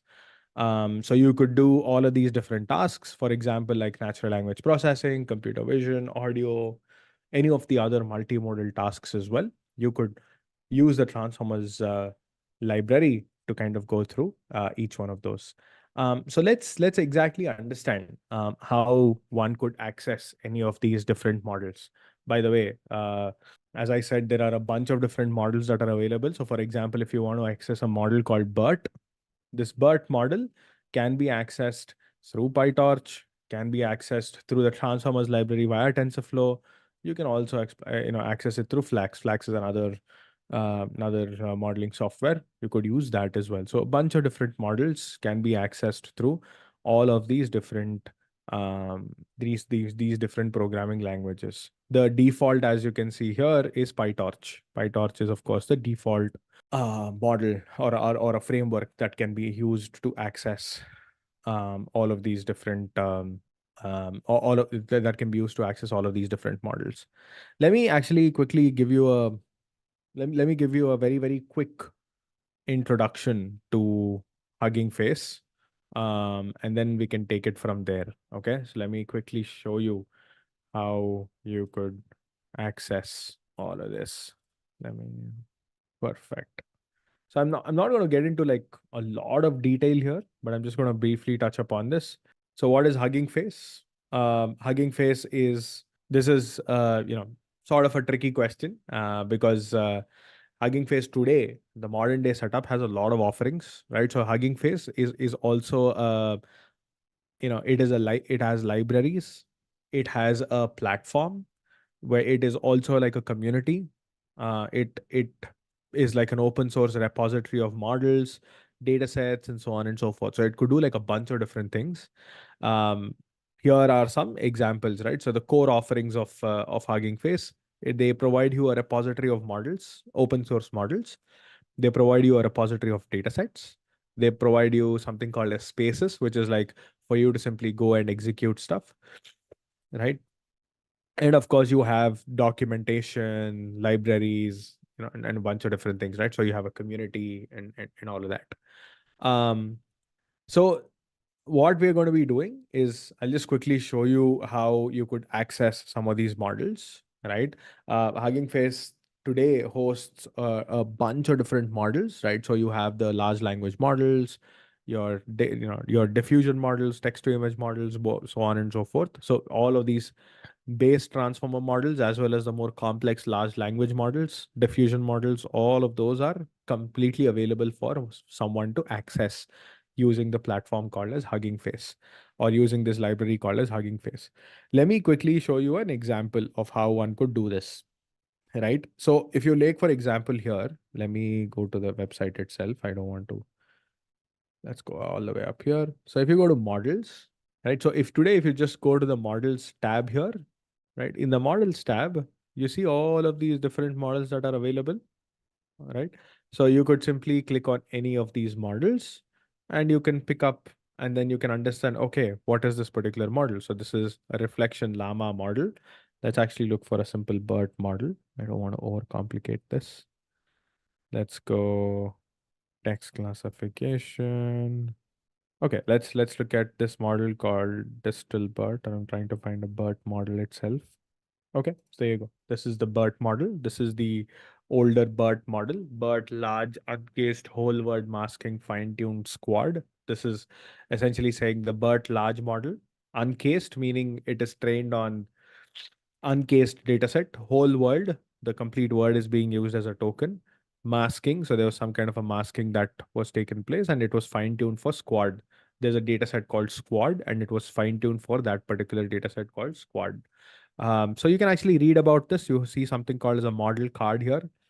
Pre-trained model on English language using masked language modeling objective. It was introduced in this particular paper. Uh, Firstly released in this repository, blah, blah, blah. So there's all of that information that's available for you. Let's actually take one example of the BERT model itself. This model has the following configuration. It's a 24 layer model, 1024 hidden dimensions, 16 attention heads, 336 million parameters.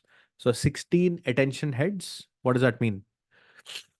Spoke about multi-head attention. Remember multi-head attention? We spoke about multi-head attention in a previous session. Exactly. So what we're saying is 16 attention heads are there.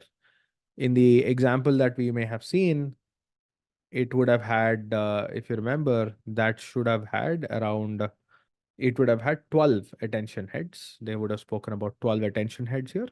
However, the Google BERT model has 16 attention heads. That's how they have fine-tuned this particular model too. Okay. So this model should be used as a question answering model. You could use this particular model for doing any kind of Q&A, any kind of question answering.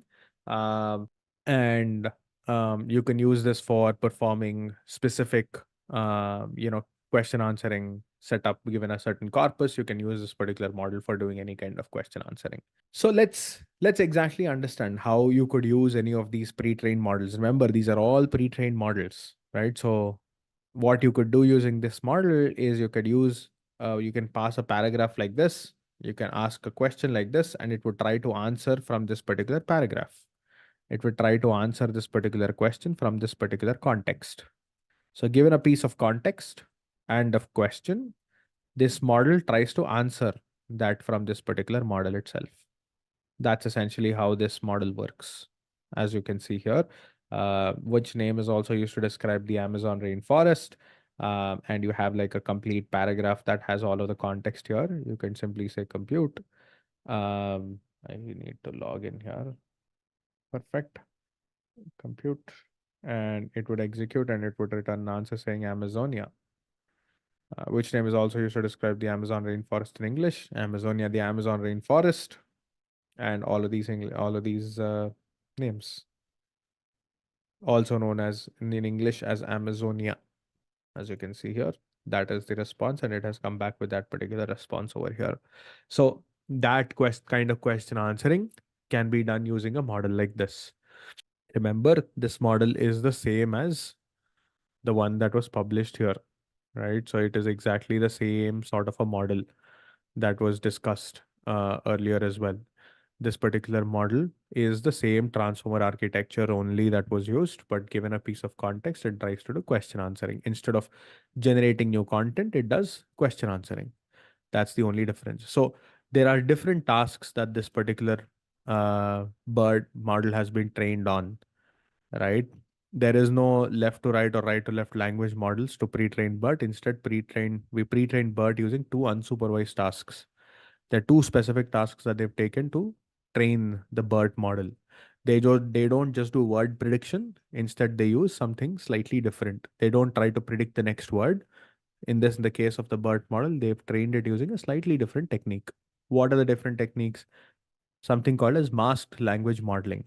The idea of a masked language modeling is, given a particular sentence, they kind of mask a particular word. It's like fill in the blanks, right? So you take a sentence, you try to make one word, you mask one word, and you try to populate that particular word, and that empty word is at random, right? So intuitively, it is reasonable to believe that deep bidirectional models is strictly more powerful than either a left to right or right to left model, because you bidirectional, your learning flow from left to right as well as right to left. Unfortunately, standard conditional models can only be trained left to right or right to left. Hence, we train it using something called as masked language model. How does it work? We simply mask some percentage of the input tokens at random and then predict those masked tokens. So it's like fill in the blanks. You take a sentence, try to make one word empty, and then you try to predict what that particular word is. And this procedure is referred to as masked language modeling. This is exactly how this particular model has been trained. So in this particular case, around 15% of the tokens have been masked at random, given any particular sentence, and they try to populate it. Now, this is a way to learn the relationships between words given any particular sentence. That's how they learn the relationships. There's another task also that they use called next sentence prediction. Many important downstream tasks such as question answering and natural language inferencing are based on understanding the relationship between any two sentences. The other task that this model has also been trained on is to be able to predict the next sentence. Given a bunch of sentences, it also tries to predict that next sentence. So this is how the BERT model has been trained. It is slightly different from your regular transformer architecture itself. That's one point that I want you all to understand.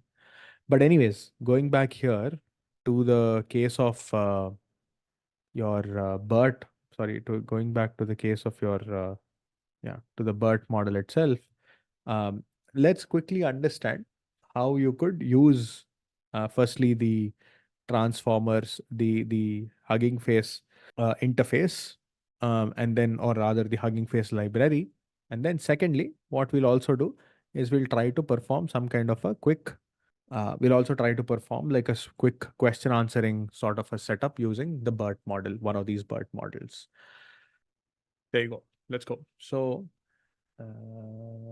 tag, exclamation, pip install transformers.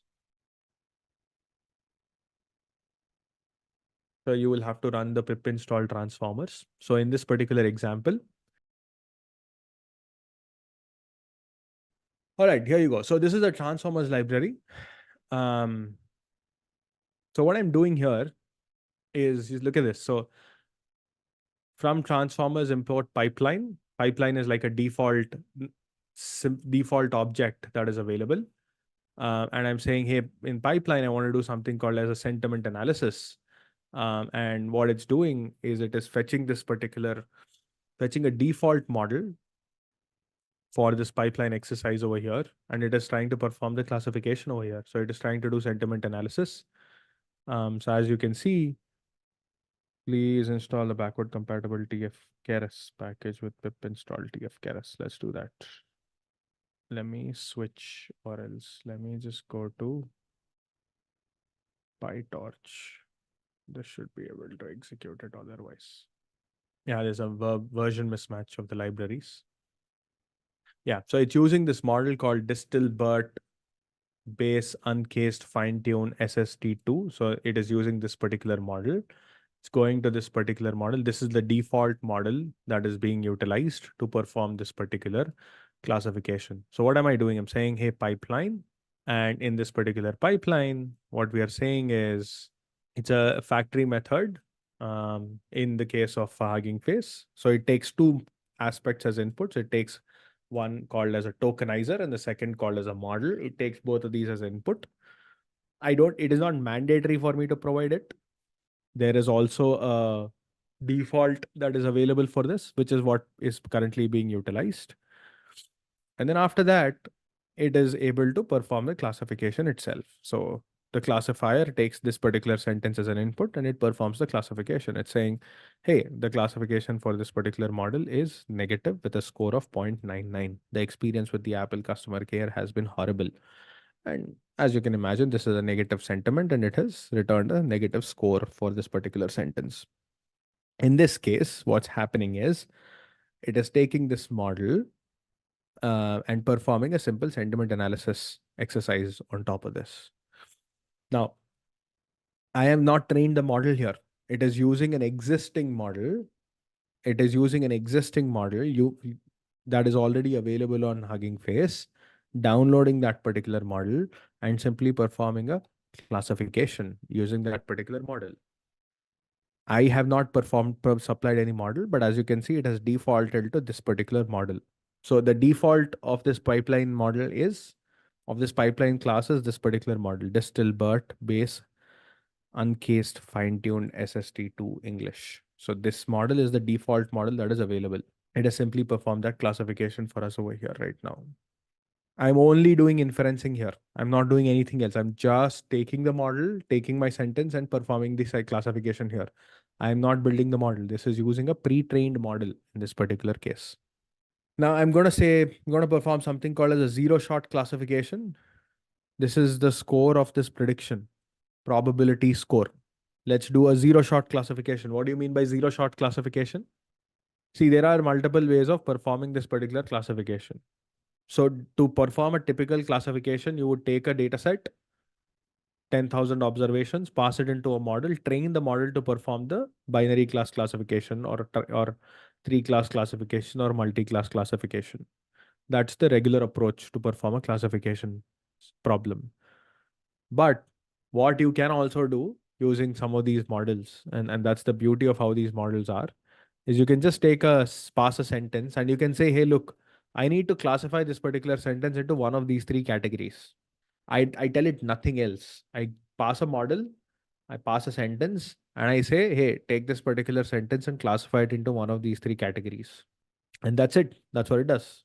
It takes this sentence and performs the classification for me. And in this case, it's using Facebook BART Large MNLI, which is another model that is being used for performing this particular classification. Who has decided what model to use for what, for what task? Did you decide? Did I decide? No. The Hugging Face guys who built this particular model decided that for us. Can you also choose which model to use? Absolutely, yes. In this pipeline model, you can change this model to any of the other models. And I'll also show you that. Like, how can you pass your own model for a specific task? You can definitely do that. You can change the model and you can perform your own classification as well. But do you get that? This is the beauty of a model like this, a library like this, like transformers. You're still working with code, but they've completely abstracted all of the open source models that are available right now. Text generation. This one seems familiar. Text generation. So I'm using this model and I'm asking it to generate text. So the moment I say text generation, it is defaulting to the GPT-2 model. The GPT-2 model was an open source model back in the day. It was actually available for everybody to use. The GPT and the GPT-2 models, both of these models were free. They're open source for everybody to use. Only from GPT-3, 3.5, things started to change because a lot of people, ChatGPT then came in. So things started to become very, very complex. That's when they decided they're not going to open source the models anymore. Hugging Face only stores it as a repository, Vani. That's exactly what I was showing you here. So if you actually go up here, if you go to models, Hugging Face has all of these models available with them on their cloud infrastructure. So if you want any of these models, you can just go in here, you can download this model, or you could just use some of this code and you can also execute it. Remember, I spoke about masked language modeling? Like of course, I should also be able to do that, right? Just the way text generation, I should also be able to fill a mask. This course will teach you all about mask models in the AI space. And I try to fill what the mask is. And I've asked it to make the top 2 predictions. So it has used Distill Roberta, which is another model, which is again, Hugging Face has chosen this model for us. You can switch to any other model you want, but it has predicted this as, instead of mask, it has predicted this as predictive models, or it also made a prediction of something called as role models, which kind of is ridiculous. All about role models in the AI space, which sounds right, but that's probably not we intended. This course will teach you all about role models in the AI space. Well, role models in the AI space is not a bad sentence. Grammatically, it's all right, but it's just that that's not what I am referring to, at least in this context. Maybe predictive models are still not a bad. Yeah, just for it to predict the top 2, it has predicted top 2 here. This is what I wanted to show you all. I don't know if I'd already shown this to you all, but so what do you observe here? It's a very interesting visualization, by the way. So if you see here, 2017 was when the transformer models was published, right? It was around 2017 or so the paper was published. And then from here, what do you observe? You see 2019 BERT was published. BERT started to become very, very popular, right? Encoder models, right? So for generating any kind of embeddings, using them for some specific, tasks, all of that started to become very, very popular here. So you see BERT, Distilbert, Roberta. Exactly, those are the examples that we're all using, that I'm all showing you, by the way. Those tasks in the Hugging Face model, they were all using the same models. Suddenly, it also used the GPT-2 model. When the moment I spoke about text generation, it went here. I said generate text generation, and it went to the GPT-2 model. Right? It also actually went for the BART model. It also picked up the BART model when I wanted to do like mask language modeling. It went to the BART model as well. So my point is, everything that you just saw is basically this space. Everything in this area is what I just showed you. Everything here you have done in the past. Word embeddings, word to vec, glove, all of that. All of that you had already done, right? So the glove models, the word to vec models, I think we did, you might have done this using GenSim or some other libraries in your sessions. This, I'm showing you how to use all of this through Hugging Face, right? How use some of these models through Hugging Face. Then comes the next level, which is this part. Then people suddenly realized that, you know what, these transformer models are doing very, very well, but they suddenly started to realize, man, if we actually pump more data into it, these models have a lot of capacity, a lot of capability. And that's when they started to create larger models. And thereby, these large language models became more popular. That's how the LLMs then came into existence. The Hugging Face models, or the models that we are trying to access through Hugging Face, they were all open source at a point. The foundations of everything that has become so popular now, the foundations of all of that was open source, was free for everybody to use, right? It was basically active research. Companies like your Hugging Face, the companies like your Hugging Face and stuff like that, that is just that is providing all of these models for people to access. But suddenly, what has happened is we've suddenly progressed from here to here. And the reason for that is because these transformer models are so powerful that suddenly in 2021, in 22, later half of 22 and early parts of 23, people started to create more and more and more and more models, right? If I actually create the same timeline for 2024, you would not believe how long this thing would be, because there's so many models. That place is now so cluttered. It's so hard for people to keep a track of. So the number of models that got published much later are so many more, and becomes very complex for people to start working with. Long story short, that these language models that we are trying to access, you could have earlier also done them through Hugging Face. The thing is, Hugging Face has also still kept itself very relevant. right? Hugging Face has also still kept itself very relevant. So what it has also done is, even in this particular space, all the models that are open source, right, like the Llama 2, Llama models, and so on and so forth, it has provided all of that through the Hugging Face platform itself. And it has provided all of those models through the Hugging Face platform itself.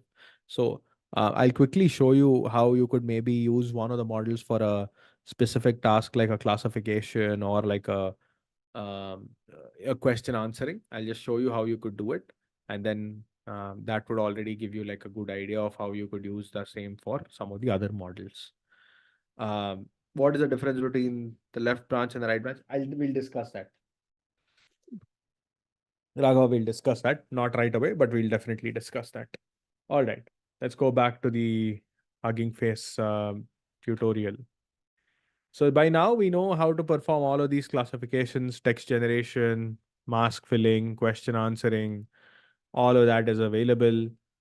Um, there are a bunch of encoder models, right? The kind of tasks that you can do with encoder model is things like these. Here you go, Raghava. Encoder models can perform things like these, like sentence classification, named entity recognition, question answering, extractive question answering, right? Extractive question answering can be done using the encoder models, right? Your BERT and stuff like that. Your decoder models can do text generation. They're only for text generation. You remember in the encoder decoder setup, you have on the left side, you have the encoder, on the right side, you have the decoder. If you just use the left part, if you pass a piece of text as an input, you generate numbers as an output, right? So you could use those embeddings for doing any kind of classification, for predicting any kind of words, for predicting the next word, for question answering and stuff like that. So you could do it for all of that. But if you just use the right part, right? If you just use the right part, you could do it for text generation. Meaning, if I just give you an initial word, if I just tell you what the first word is, you can automatically start generating text. You can just take the second part and then you can start generating one word after the other after that. That's basically text generation. Encoder, decoder, you require both an encoder as well as a decoder if you want to do something more, right? So if you want to do things like summarization, if you want to do translation, of course, you need a encoder as well as a decoder. If you want to do generative question answering, which I'll explain in a minute, there also you will require an encoder and a decoder. So fundamentally, that's how these three things are split. And that's why you see this tree as well, taking a split like that. So encoder only, encoder, decoder only. That's how this is split. Some of the more nuance of how each one can be used for the others, I will explain in a few moments, because you also will have to naturally grow into it. I'll explain that in a few minutes. See, here's an example, right, of loading a new model, right?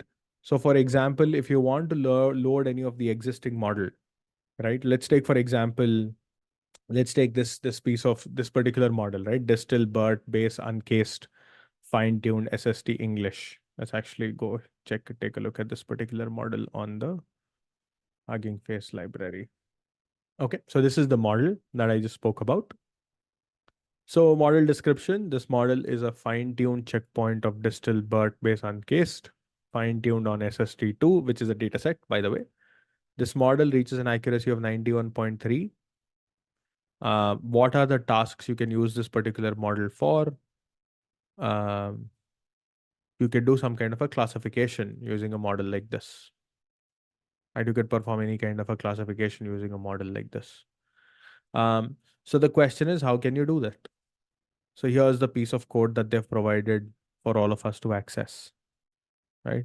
Let me actually go back here. Let me show you how you could do it.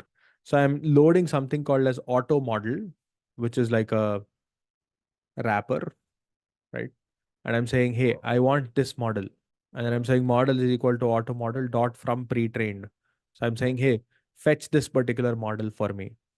Fetch this as a pre-trained model for me. Some weights of the model checkpoint were not used while initializing Distill BERT.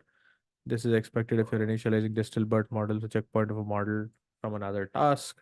This is not expected if you're initializing distilbert from the checkpoint of a model that you expect to be exactly identical. Doesn't matter. This is a warning more than anything else. But I've loaded this model. Now this model is available. Similarly, just the way I load a model, right? So whenever you are dealing with any kind of these models, right? What you need to understand is you require two things. You need a tokenizer and you require something called as a model. What is a tokenizer? It basically takes a piece of raw text and converts that into input IDs. So the raw text goes into the tokenizer, and the tokenizer token breaks the sentence down and it creates that into a bunch of input IDs, bunch of numbers, right? It's like label encoding. Think of it as label encoding. That's essentially what happens from here to here. Then these input IDs are passed into the model. Internally, embeddings are generated, and it generates predictions for you. It, of course, does not generate the prediction itself. It generates logits, which is basically the output from your, before you pass it into a softmax or a sigmoid, so to say. Right? It generates the predictions.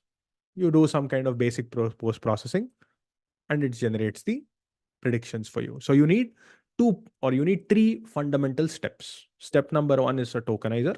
Step number two is a model. Step number three is post processing, right? If you just look at tokenization itself, if you fundamentally look at token, and this is all, by the way, for any kind of this is all applicable for accessing any model using your Hugging Face transformers, right? You access any model using it, the process is still the same. So this is a good, so this course is amazing, right? You pass that as a raw text. Yeah. So logits is this. So imagine you have a neural network, okay? And the last layer, let's say you're performing some kind of a classification or whatever, right? So you have a lot of inputs, and then finally you're doing a classification. In the last layer, typically if you're doing a multi-class classification, what is the activation function that you have on this? What activation would you have if you're doing a multi-class classification? If you're doing a multi-class classification, it is never a sigmoid. It is always a softmax. So if you're doing a binary class classification, you would apply a sigmoid.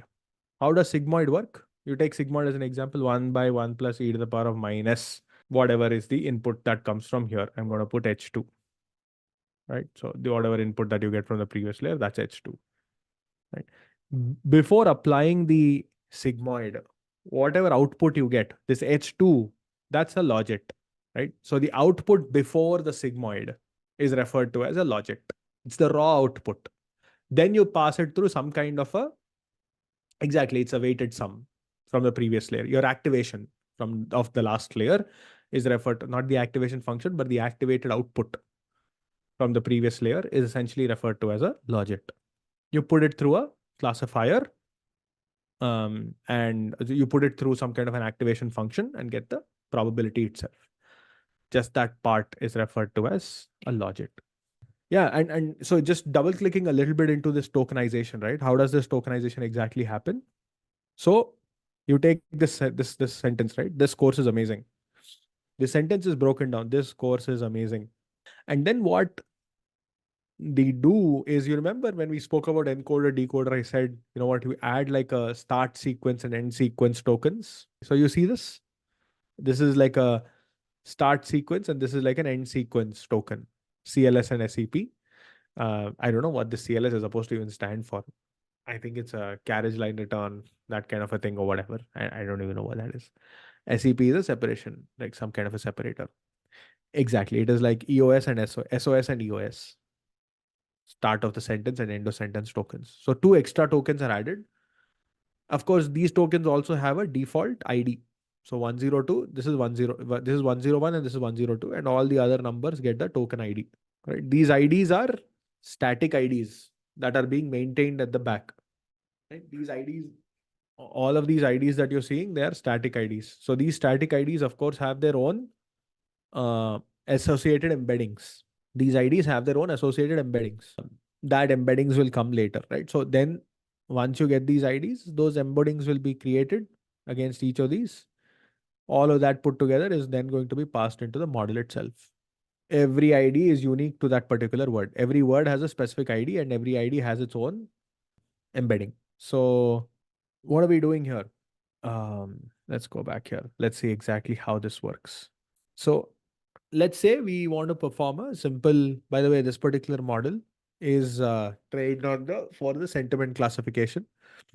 I can pass it for any kind of a base. The default use of this particular model is for a sentiment classification, right? So I'm using this default model for a simple straightforward sentiment classification kind of a setup. Okay, but let's exactly understand what happens inside. So here are two sentences that I'm passing. I've been waiting for the Hugging Face course the whole life. I hate this so much. Right? There are two sentences. I pass these raw inputs into the tokenizer. Right, the tokenizer I've also loaded. As I said, I need two things. I need the model. I need the tokenizer. So I'm also loading the tokenizer here, but I'm using the auto tokenizer class. To load the model, I'm using the auto model class. To load the tokenizer, I'm using the auto tokenizer class. I'm just passing this as the key checkpoint, and it is loading the respective tokenizer and the respective model for me. Behind the scenes, it has loaded it and it has kept it in memory for me right now. Now, what I'm asking it to do is I'm saying, look, take these sentences. Let's actually put it through the tokenization and let's see what happens. What comes out as an output. So if you observe, it has taken this sentence, it has broken it down, it has taken this sentence and it has also broken it down. Let's take the second sentence. Let's take this sentence. And it has also padded it for me, right? And wherever the sentence size is large, it would also truncate it, right? And it returns it as a PyTorch tensor. In this case, it returns it as a PyTorch tensor. PT is PyTorch. So wherever the length of the sentence is not enough, it will pad it with zeros. Remember padding from computer vision? Same concept here as well. It will pad it with zeros. Wherever the sentence length is larger, it will also truncate it wherever required. So this sentence is a large sentence, which is why it did not have to truncate. The first one is 101, the last one is 102. Here as well. First one 101, this is 102, and all of these are zeros, basically indicating that this is padding. And then I also have something called as an attention mask here, basically saying on what should it actually compute the attention. Yeah, so there is a default length. The tokenizer has a default length, right? So if the length of the sentence is large, then it will truncate. If the length of the sentence is short, then it will pad. If my sentence has, if the expected sentence length is, let's say, 15, so whatever the length of the sentence is here in this case, so 1, 2, 3, 4, 5, 6, 7, 8, 9, 10, 11, 12, 13, 14, 15, 16. I think it is only 15, if I'm not wrong. I don't know why it's 16. But if the expected length of the sentence is 15 tokens, then it's 16. If it is 16 tokens, then after adding all the special characters, if it is 16, then it will keep it. If it is less than 16, it will remove the additional characters. If it is more than 16, it will remove the characters. If it is less than 16, then it will add zeros, because I want both the sentences to have the same length. No, I don't want the sentences to have different lengths as inputs. Else I cannot club them as matrices. That's it. So I take these inputs, whatever inputs I get, I pass them into the model. I get these out. I get these as the final inputs. I get these input IDs and I get the mask. The mask is just to say on which word should I compute the attention. These are paddings, no? I cannot, it makes no sense for me to compute any kind of attention on top of these words. I should just compute it on these words and these. So which is why for the first one, I have ones for everything. For the second one, I just have ones on until wherever the words are there. For everything else, it is zero. Basically to say that don't use these words to compute attention. Computing attention on padding makes no sense. That's why. Okay. And what I simply do is I take these inputs and I simply pass it into the output, into the model. The model generates the output for me. It's saying it generated the output for me in this particular case. This is, of course, for the last hidden state. But it has generated the output for me in this particular case. The vector output for the transformer model is usually large. It generally has 3 dimensions, as you can see here. Batch size, as you can see here, two units. sequence length, the length of the numerical representation of the sequence, 16 in our example. In this particular case, it is 16. And hidden size, the vector dimension of each model input. So the model has generated the attention output for each input. For each of these input words, it has generated an output. So 768 dimensions is what it has generated. So 2 by 16 by 768 is what it has generated as an output. So this is high dimensional. It's a high dimensional vector, but it is a rich attention output is what it has. What we can then use is we can use that for any of the other downstream classification models or any of the steps that I want. Like in this case, right? I can use that model. As you can see here, auto model for sequence classification. I'm specifically saying, hey, I want to do sequence classification here. And then I'm passing this model, passing these inputs, and it is simply generating an output for me. And I can simply post-process it rather. I'm applying a simple softmax on top of it. Pass the model into use the model, generated the predictions. You see these predictions here. I passed it into a softmax layer. Once I get the softmax layer, first one is for 0.004 and the second one is 0.99. So here's the thing. I have the sentence, right? I have two sentences.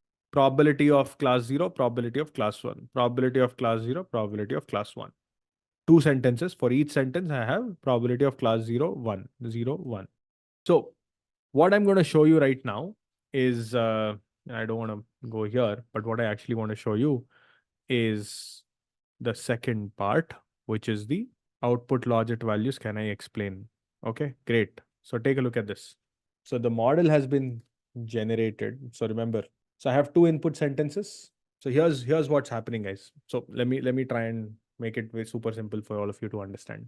So I have an input sentence 1 and sentence 2, two sentences.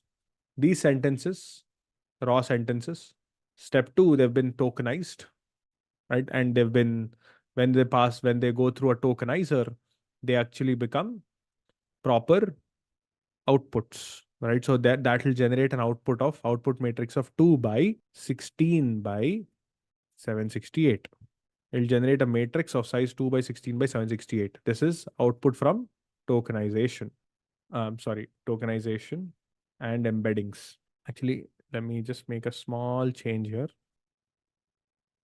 This 2 by 16 is the output from tokenization. Then these 2 by 16, essentially meaning 2 rows and 16 input IDs each, right, is essentially passed as an input into the model.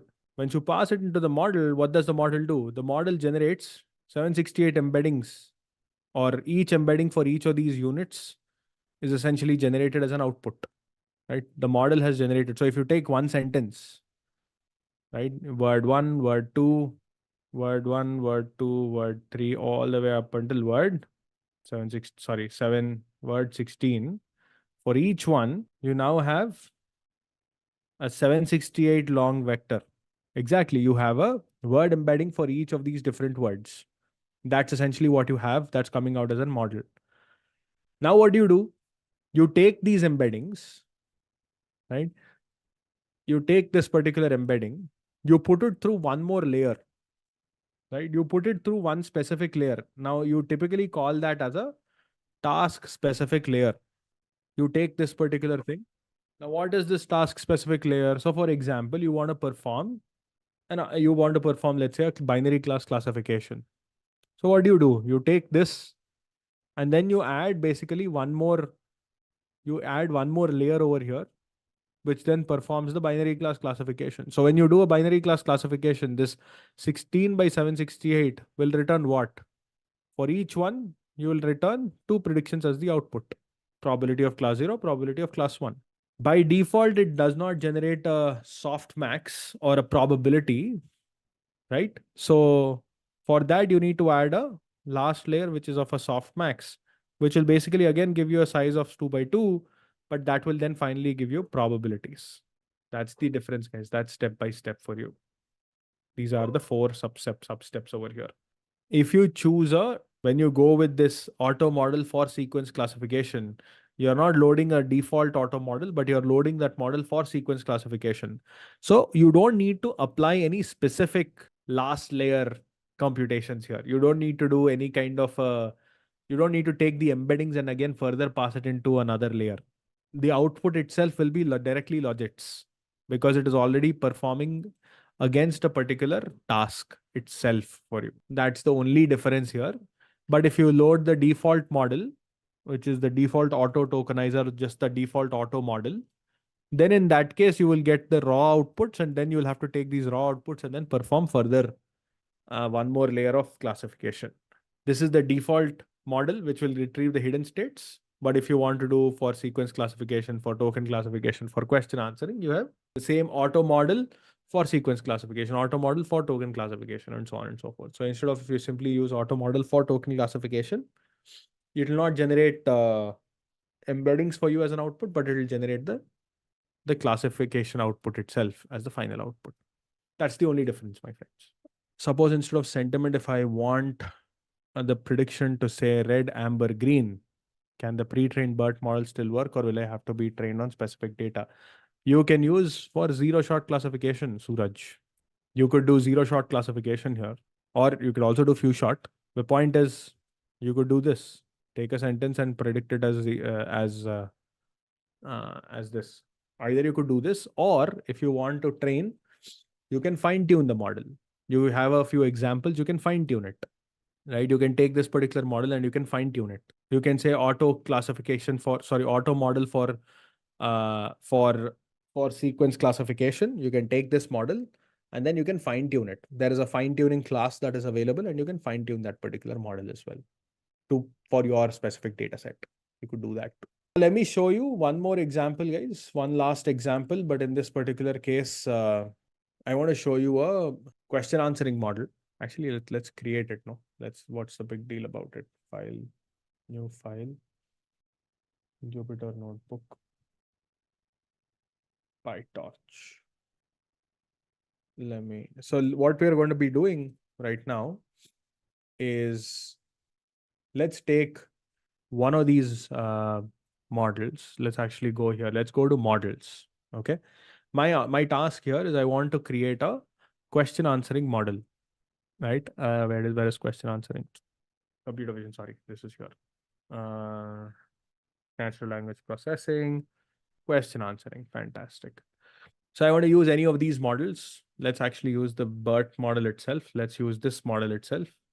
My objective is to be able to create a model which can take a piece of context like this as an input, which takes this particular text as an input or question as an input and answers this question from this particular question from this particular piece of context.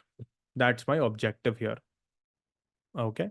So the question is, how can I create a model like this? How do I access, or rather, how do I create a simple model like this particular thing? Now, for me to be able to do that, of course, I would of course require to load this model, right? Whatever that particular model is. What I want to quickly also show you all here, let me just come back here. What I also want to quickly show you all in this case is this particular model. By the way, this kind of an approach, there's a data set called Squad dataset, right? The Stanford question answering dataset. So this is, by the way, the BERT model was fine-tuned on this Squad dataset. What is the Squad dataset? Let's quickly take a look at it.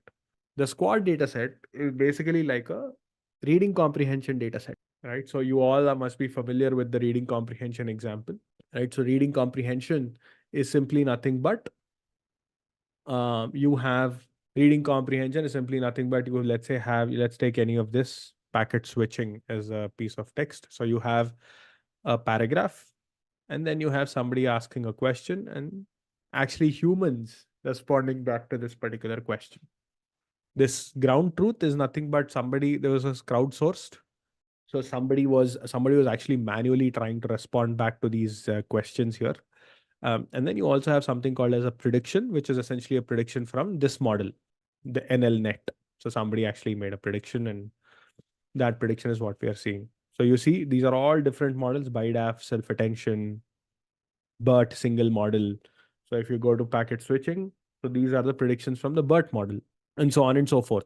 Right? Some of them it got right, some of them it partially got right, some of them it did not get right, and so on and so forth. So as you can see, this is how the dataset looks like.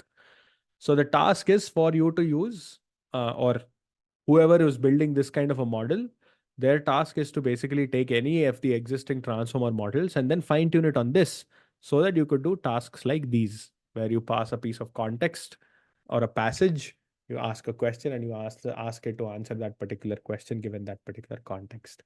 That process is referred to as question answering.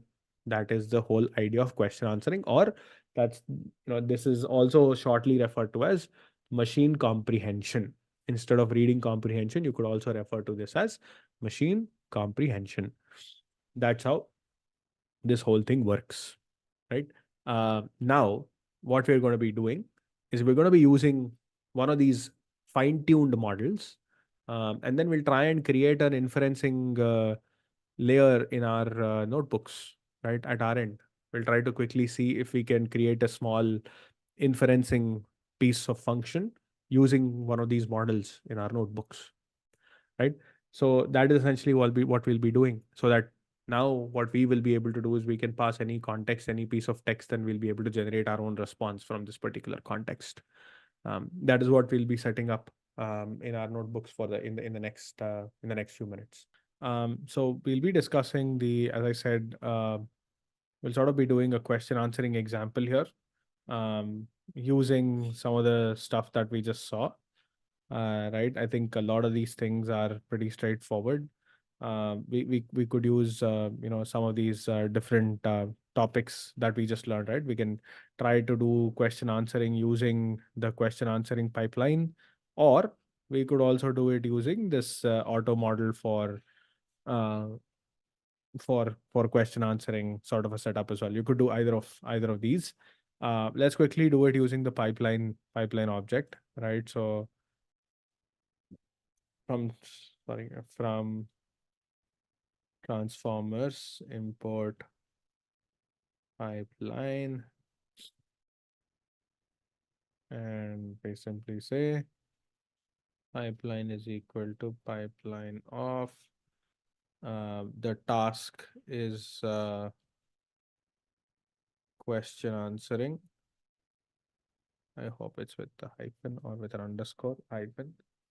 And then here, I would also want to provide the model.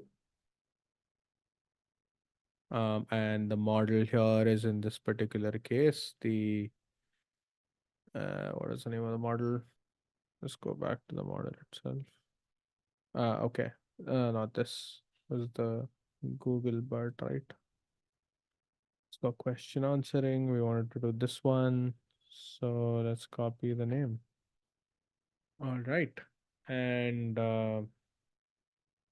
once that gets loaded, which should basically be any moment, what we could then do is we could simply say PPL, which is nothing but the sorry. Let's actually take a look at what are the inputs that need to go into this. So the inputs that are essentially being passed here are,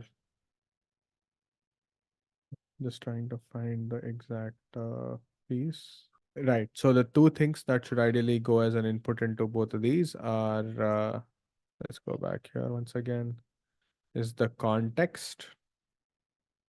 It's the question and the context. There are two parameters that need to go in. Let me go back here again. So there has to be a question, and then there has to be a context. The context is essentially a piece of text that I will be using to answer that particular question itself. Right? And the question is the actual question that I want to respond back. So let's pick any Wikipedia article. Right? Let's go. Let's look at, I don't know, guys. Let's pick anyone.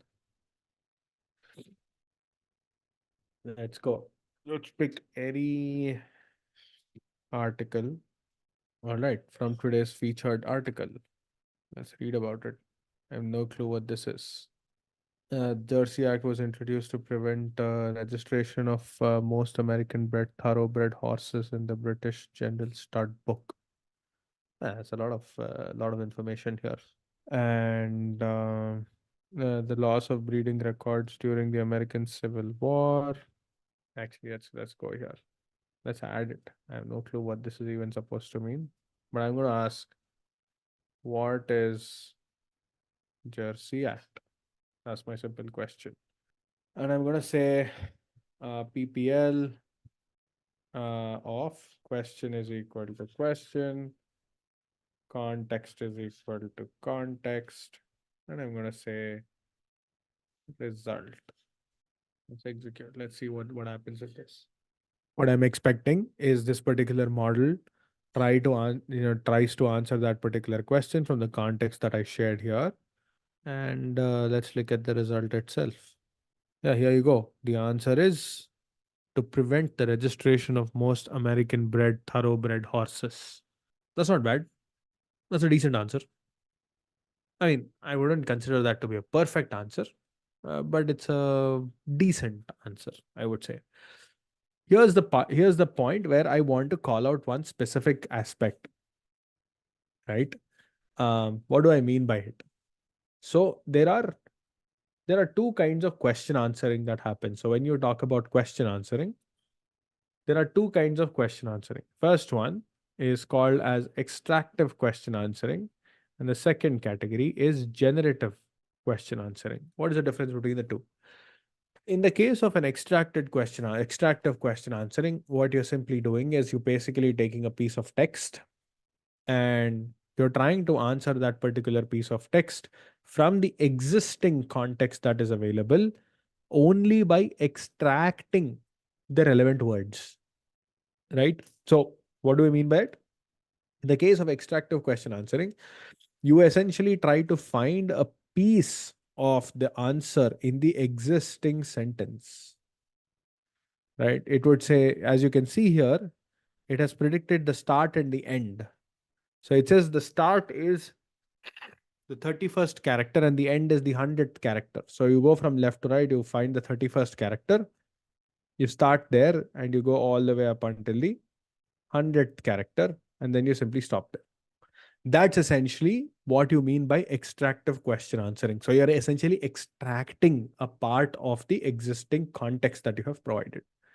There is the other category of question answering, which is called generative question answering, wherein you are not trying to respond back from a particular question by or respond back to a particular question by extracting the response, but rather by looking at the complete question, looking at the complete piece of text and coming up with your own version of the answer. It may or may not exactly be present in the context, but you're essentially actually creating an answer in that particular case. That is referred to as a generative question answering. Now, what does that translate to?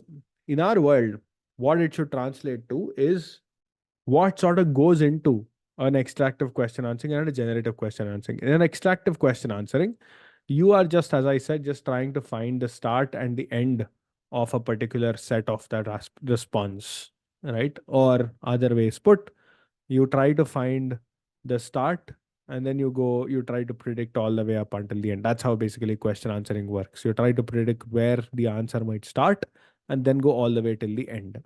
So in a lot of ways, you're simply predicting the start and the end. That's all that you're predicting for. You're predicting the start token and the end token.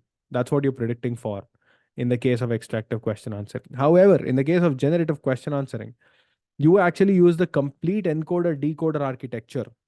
You use the complete encoder decoder architecture. You pass the question, you pass the context, both of them together as an input, right? Generate the embedding, pass the embedding, and then you pass start of sequence as a token. And now you start emitting one word after the other, until you actually create the final response. So here in this particular case, you're actually going through the complete encoder decoder setup. However, in the case of extractive question answering, you don't need the decoder. You just need the encoder. You just need the encoder part of the transformer. Why? You just pass a piece of text and the context is an input, and all that you're predicting here, you're not predicting words. You're just predicting the start token and the end token. That's all that you're predicting for. You're predicting for the start token and the end token. So in this case, just an encoder is enough. You don't need a decoder. In the case of a generative question answering, you need the encoder and the decoder both, which is why it is a lot more, like the way you solve it is very different, which is why the kind of quality of the response is also very, very different. This is referred to as whatever we just did is an extractive question answering sort of an example. All right, which is why also if you see here the encoder model here, if you see the encoder model, it says extractive question answering. Encoder, decoder together can do generative question answering for you. Right. So back again, let's go back to this. So now at least you know, given a particular piece of information or given a particular piece of the context, you know how to do question answering, but at least the extractive question answering we know how to do. This, of course, we are using the pipeline object. If you did not use the pipeline object, right? If you did not use this pipeline method, method here, let me show you how the code looks like. Right? Let's actually look at how the code will look like if you did not have that. So had you not done this, okay, what you would have had to do is you would have had to do from transformers, or rather import auto model for question answering, and from there you would have of course had to also do from tokenizers import auto model for auto tokenizer for question answering. Why is that the case? The package is not available. Auto, let me make a error somewhere. No, I just want to do it specifically for question answering. Okay, sorry, this is my bad. Okay, cool. From tokenizers, import auto tokenizer. Hey, why is this not reading? Just a second. Yeah, that's another thing. Okay, and then you simply go. The model is the same. This is the checkpoint is the same, and then you say, so the model is going to be auto model for question answering dot from pre-trained, and then you simply pass checkpoint, which is the model, and then you say tokenizer is equal to auto tokenizer dot from pre-trained of CKPT, which is basically both of them. The models will be loaded right now, and once the models are loaded, of course, I can then take it one step further. I can use both the question and the context. I'll use the same question and the context here. And now simply going to say, hey, look, the inputs are going to be tokenizer of, remember this is the tokenizer. So question, comma, text, I need to pass both of these. Return tensors is going to be, let's see if it can return a numpy. Sorry, this is context. This is not text. Let me stop this. And let's go. Let's execute this. This will take a couple of seconds for it to get executed. All right, perfect. So now this has been executed. Let's quickly go to the inputs. Let's see. So my inputs are now been created. So if you just look at, this is, by the way, the numpy arrays of, actually, let me just go back to PyTorch. So I think it returned it as numpy arrays. So let me just return it as PyTorch so that I can then pass it into the model itself. So now if you look at the inputs have now been returned with this is nothing but, so if you see here, if you look at the tensor, it has you see the 101 all the way up until 102. But I'll just quickly highlight one part wherein you see a quick difference. See, look at this. So 101 all the way till 102, and then you have the rest of the same thing all the way up until 102. Why is that the case? So the 101 all the way up until 102, this is the question. That's the question. And from there, this is the response. Or rather, this is the context. So both of them are sort of combined together. So if you see, which is why if you see something called as token type IDs, right? If you see the token type IDs, there are a few zeros and then the rest are ones. The zeros are nothing but your questions. The ones are the context. So it is a way to tell your model that, look, when you generate the response, only generate the response against the ones. Don't generate the response against the zeros. These IDs are predefined. I can actually show that to you as well. These are the IDs that the model actually bears with it. Let me actually show that also to you. You can say tokenizer dot convert IDs to tokens. So what you could do is you can take these IDs. So this particular tokenizer, my friends, is a very, very specific tokenizer for this model alone. Remember that this BERT model is a large model. It has been trained on massive corpus of data, right? It has been trained on a lot of data in the past. Google News, this and that. It's been trained on a lot of the corpus. So what you could possibly do is you could simply, take these IDs. Sorry, inputs of input IDs. So you see these IDs.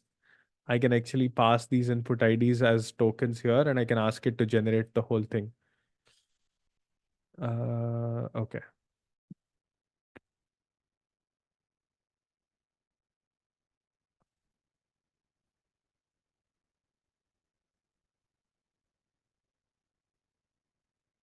I'm trying to pass this. See, there you go. The moment I pass these tokens into, I pass these exact tokens back into this function called convert IDs to tokens. Look what it has done. It has actually given me how the sentence has been broken. What is Jersey Act question? So each of this is a token separator. The Jersey Act was introduced to prevent the registration of most American bred thoroughbred horses in the blah blah blah, and so on and so forth. So this is how it has actually been tokenized. And these words, my friends, are exactly the same words that would have been also tagged against these IDs when the model was first trained on its large data set. The model would have been trained on a very large data set, right? So it would have been trained against a particular set of IDs. Every word would have been mapped against a particular ID. All of those are going to be here. In certain cases, what may happen, there might be words here that might not have been seen otherwise, right? In such cases, they will all be tagged as something completely random. So for example, if I have a sentence like that, now let's see what happens. Either this should get broken down into individual tokens, that if the tokenizer is smart, or it would simply tag it to something random, which I would guess it should. Now see what it has done. It has taken that particular sentence or that particular token, and it has actually broken that particular token down into smaller tokens. Because the tokenizer doesn't recognize this particular word. What it has done is it said, okay, I don't recognize this word. The tokenizer has this functionality of also trying to break that particular token down or that particular word down into the nearest tokens that it might have seen in the past. That it may have seen in the past. So that it can at least match for some similarity there in that case. Instead of simply saying, "Ah, I don't know what this word is." Does that make sense to you? Is this clear, everyone? Cool, fantastic. Now, Now that you know how the tokenizer works here, now that you know how the tokenizer has created all the tokenizer and all of the IDs, what do you do then? You take the inputs and then what do? You pass it into the model. Right? So you say, hey, no, first you need to generate the output. Right? So output is equal to model of star star inputs. How many ever inputs you have. In this case, it's only one input, but I'm just passing it anyways. So now if you look at the outputs, so look what the output has created. So question answering model output, start logits. So now if you observe, it has given me logits for the start and the end logits. So if it has given me start token logits and it has given me end token logits, basically I need to then find of these the one that has the highest logit and then work from there. Does that make sense to you? Everyone, do you understand? So from here, I need to find, okay, the logit that has the highest value, highest logit, that would become my start. And the logit that becomes my end, that would become my end. Then I need to use both of these and stitch the answer together. Let me show this to you quickly. Let me quickly show you. By the way, I'll just remove this. Huh? I don't want to confuse the model. Okay. So now let me generate the output. So I have the outputs. So let me show you what we'll do from here. So now what I'm going to do is I'm going to say output of, I think, start logits. So you see the start logits? It's a tensor, right? And from here, I'm going to say, let me just import NumPy or PyTorch also should work, but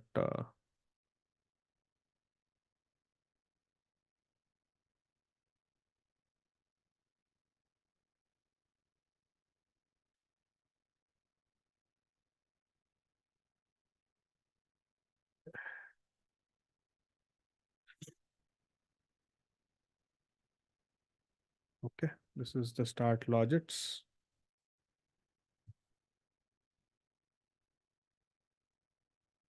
Okay.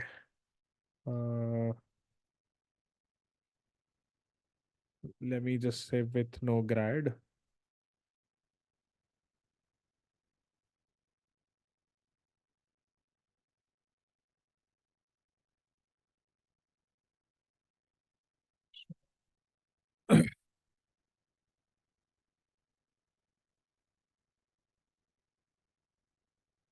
No grad. Sorry, guys.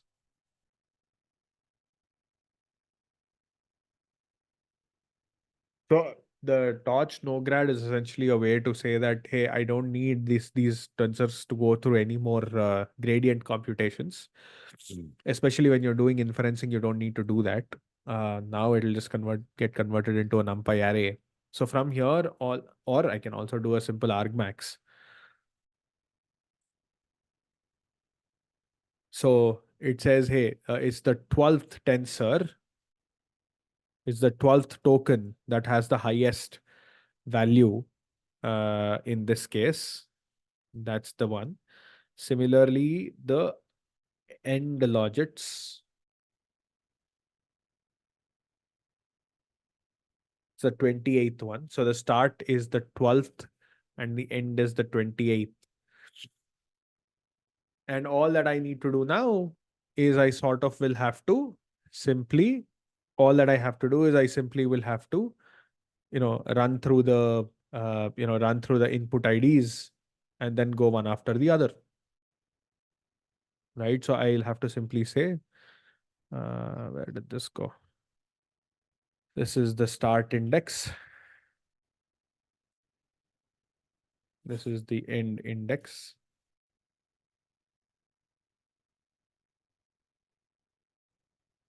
Right. And all that I need to do now, I simply will have to say,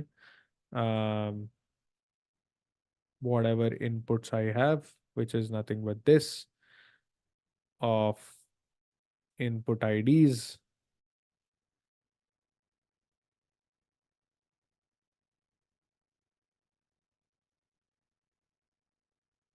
These are my input IDs, right? All that I need to get the start index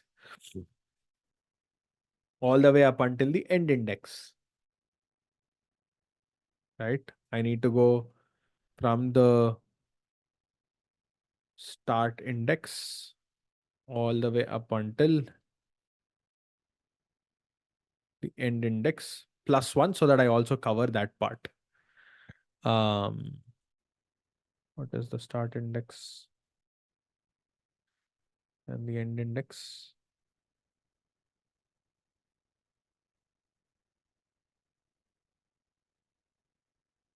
Oh, okay. There you go. That's it. That's the response. I need to get the 0 because without that, it was indexing the other one. So that's it. These are the tokens, right? So these are the output tokens. These are the response, or rather output IDs are these. And what do I need to do? I need to put these output IDs through this function. Remember this one. All that I need to do is I just need to do that.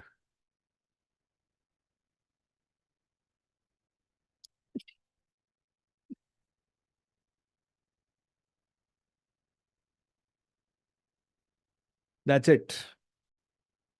There you go. That's the response.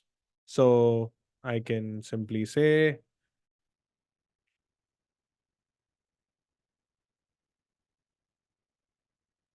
that's the response.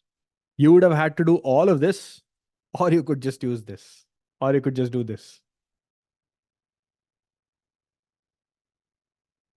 Right. So this is method one, whatever you saw here.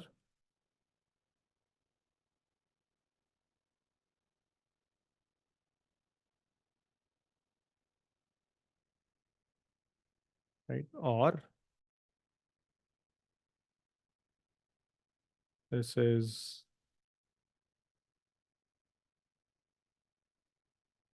method two,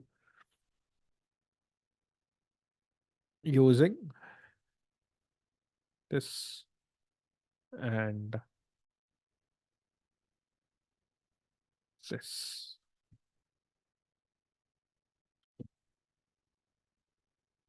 You could use anything that you are comfortable with, anything that you would want to use. That's totally up to you. Your choice, of course. You could either use the auto model for question answering and auto tokenizer, generate the predictions. This would give you a little more clarity exactly what you're doing. You'll have to do all of this extra stuff, which is sort of indexing, extracting, and all of that. But this is also actually not a bad idea, because it might also be a good uh, exercise for you all, to exactly see what goes first, what goes next, and so on. Or you could just use the pipeline object, and pipeline will take care of all of that under the hoods. That's the beauty of the pipeline object. The pipeline object will take care of nicely putting all of this for you together. So this is so much more simpler that way. Cool. So congratulations. So that's how you go about doing any kind of question answering using the BERT model. Or, I mean, question answering is just one task you could basically follow the same approach for any other task that you wish to. Okay. Now that we understand all of this, let's go one step further. So this is great, right? I mean, everything was nice and rosy. Yeah, don't worry, guys. I'll provide all the code that I have. So do not worry about that at all. I'll definitely share all of it. Now, so what now, right? So this is great. Um, Overflowing from your mind. Yeah, sure. uh, cool. I'll share this as well, anyways. So don't worry about it. Now, this is all great. Now what, right? So let me just open this. So we understand how transformer models work. We've tried out these transformer models through through the Hugging Face interface. Now the next part, which is, this is all great. What suddenly happened, right? So this was nice. There was still some skin in the game for data scientists here until this particular point. But now, what happened after this completely threw the data scientist under the bus, right? So it simply said, look, man, we don't need you anymore. Um, because these models have now suddenly become they have suddenly become extremely powerful.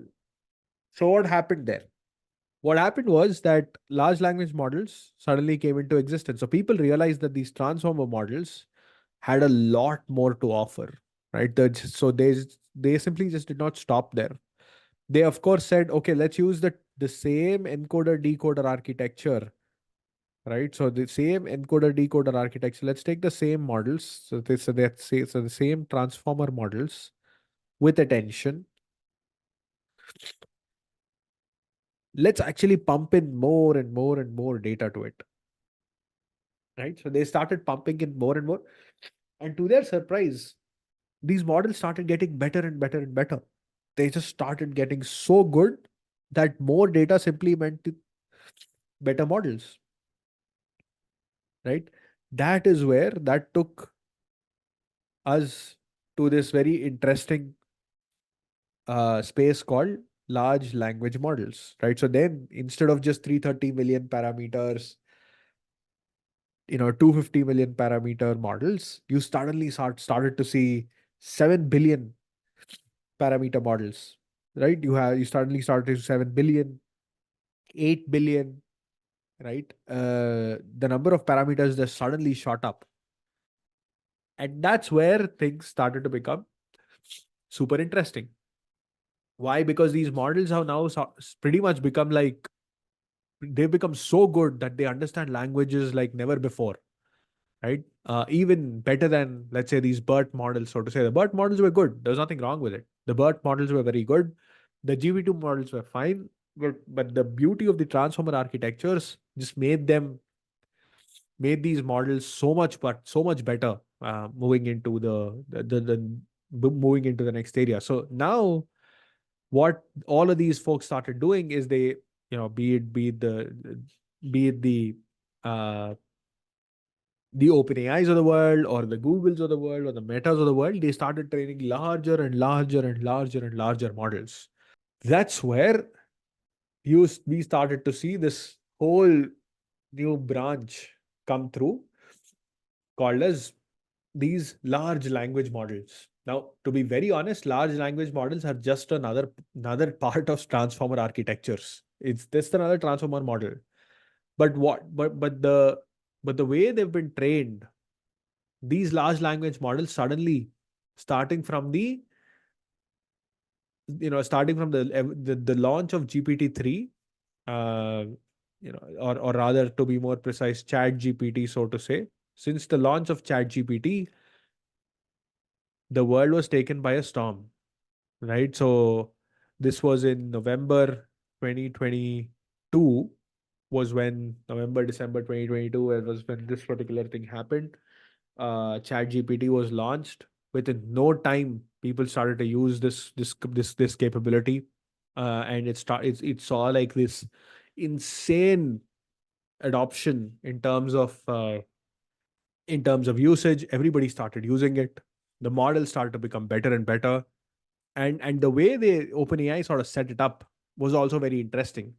They kind of set it up in a way that the more the people started using it, the model actually started to get better and better. So what is it that these guys have done? Right? Let's take specifically the case of, let's say, a Chat GPT. What have these guys done which is significantly different from that of, let's say, any other transformer model? Is it the model itself that has changed, or has there anything been different, or have these guys approached this whole setup very differently? The answer is actually the latter. Right? The model has not significantly changed. Of course, they've trained it with large volumes of data. We still, to be very honest, don't know how the models powering Chat GPTs were trained. We still have no clue, right? We still have no idea how a GPT 3.5 was trained. We still have no clue how, let's say, a GPT-4 is trained, but we know broadly how the setup sort of looked like, right? Let me actually bring up the one of the slides that was presented by the person who had trained the GPT 3.5 models. Let me actually bring that up. Um, okay, so let me start with how you know, some of these models are trained, right? The size of these models, right? Size of the data that sort of goes into this. This is like a good example of how one of these models was trained. Let me just this is actually not the GPT model, this is actually the llama model, but still you get an idea of broadly how they're trained. So this is common crawl. Common crawl, for all you know, is like a yeah, common crawl is basically like a very popular is like a publicly available scrape of the internet, right? It's like a crawling engine that was built by some very novel normal very noble folks out there who wanted to make data available for everybody to access. So this is, by the way, Common Crawl. It's an open repository of all the web crawl data that can be used by anyone. So you and I, anyone can download this data. You can use it for whatever you want. It's for your consumption, right? This is a data set that is available since 2007. And it's crazy, right? The amount of data that's available, it's sort of crazy over here. So if you look at statistics, just for you to understand how big this data is, let's actually go. Yeah. So if you look at the size here, I wanted to show you one particular part, which is the size actually. Yeah, I just want to show you the size. But anyway, actually, we can actually see it here as well. That doesn't matter. Let's actually come back here. So if you look at this, so almost 3.3 terabytes of data is what we are talking about. That's how big this data set is. For training and learning, isn't data sets in Kaggle enough? No, man. I mean, this is just to let you know, right? So the Common Crawl database is 3.3 terabytes. This is the whole of the internet, publicly available internet. It's as big as that, right? And of course, there is no way you and I can use any of that data on your machines, right? 3.3 terabytes, right? And then there is bunch of others. GitHub code 328 GB, right? All of the publicly available GitHub. Wikipedia 83 GB. Wikipedia is as small as that. Stack Exchange, right? So your archive, which is nothing but your publicly available papers, 92 GB. Books, 85 GB worth of books, and so on and so forth. So if you actually take all of this data, this is massive. So a good 67% of the model has been trained on almost all of the internet, right? And if you look at the number of epochs, which means that the model has barely seen all of this data once. GitHub barely seen 0.6. Only 64% of this complete data has actually been used during training, right? So Wikipedia, books, and so on and so forth. The model actually hasn't even seen all of this data, or maybe has barely seen some of this data at least once. So the point is, that's how big of a data are these guys using to train these models. So imagine it's way beyond your and my from an accessibility standpoint, is just you have the access to this data, but it's just impossible. I mean, the amount of resources that is required to train something like this is crazy. That's how much data you really need to be able to train these models. And the beauty is the large language models or the transformer architectures are actually able to consume so much amount of data and give out something extremely good. So that's the more interesting part here. It's not to say that the model is you're just pumping in so much data. The model is actually able to also consume so much data and extract some very valuable insight out of it. And then people have started to make some very interesting changes to this particular model. What have they done? So what they've done is here, the first to start with, right? Uh, this pre-training is like your regular model pre-training, right? So language modeling, predicting the next token. So the raw internet was taken. Basically everything that you see on the left side, all of this information was taken. that information was passed into the model to predict the next word or the next token. That way, you were able to build the base model using a regular transformer architecture. Of course, this is the GPT, setup, and these guys may have used something very, very specific that you and I probably don't know. They might have come up with some innovations, some inventions under the hoods that you and I probably don't know, and that's okay. Broadly, it is still the transformer architecture, that much we know. Then what they've done is, to be able to train this model itself, they required like thousands of GPUs, months of training. And this is basically all of your GPT models, your Llama models, Palm models. They're all basically the same category of models, so to say. Right? That's essentially the pre-training part of it. Then comes the second part, which is the supervised fine-tuning. Now, when we access the BERT model, my friends, right, that is essentially this part. That is essentially just this part, right? We just had access to this particular model. Nothing, we did not have to do anything beyond this. What now people started to do is they started to not just stop here, right? But they started to take it one step further. What they started to do is they started to now train this particular model on something called as an instruction set, right? Now what they've started to ideal assistant responses. So now they started to say, hey, look, given a particular question, what is the ideal response that I'm looking at? Remember, in the first go on the left side, the model was simply pre-trained to predict the next token. That's it. It was not doing anything else. But here in the supervised fine tuning, to assess how good the model is, because you always have the raw data. You have this sentence. If I am trying to predict, given all of this, if I'm trying to predict this next word, I can predict and I can always compare, right? Because all of that data is already available. So it's not that complex for me to predict the next token and compare. But the complexity sort of kicks in here, right? Where you need ideal assistant responses. So what they started to do is they started to create questions, or rather prompts, right? And associated responses to these prompts, right? And they're saying, hey, given this particular prompt, this is the best quality response that I'm looking at. This is the ideal response that I'm looking at, like an assistant. And as you can imagine, this information has to be manually written, right? So nobody might have this. Somebody has to actually curate these responses. So as you can see, written by contractors, low quantity, high quality. So they're actually fewer in number, but they were written by specialists. They're fewer in number, but they're very, very high in quality. This is to tell the model how it needs to respond back as an assistant.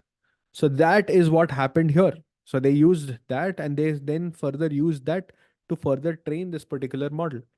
So this part is done. So you train the raw model using all of the internet.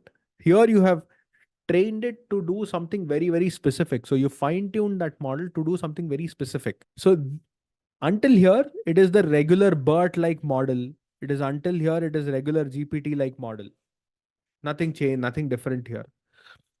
But here is where things started to get better, right? Now from here, what they started to do is they started to do something called as reward modeling, right? Again, 100,000, 1 million comparisons written by contractors, low quantity, high quality. What they now started to do is they started to evaluate all the responses that are given by the model, if they're good or bad. So the thumbs up, thumbs down, you might have seen on the chat GPT thing, the thumbs up, thumbs down.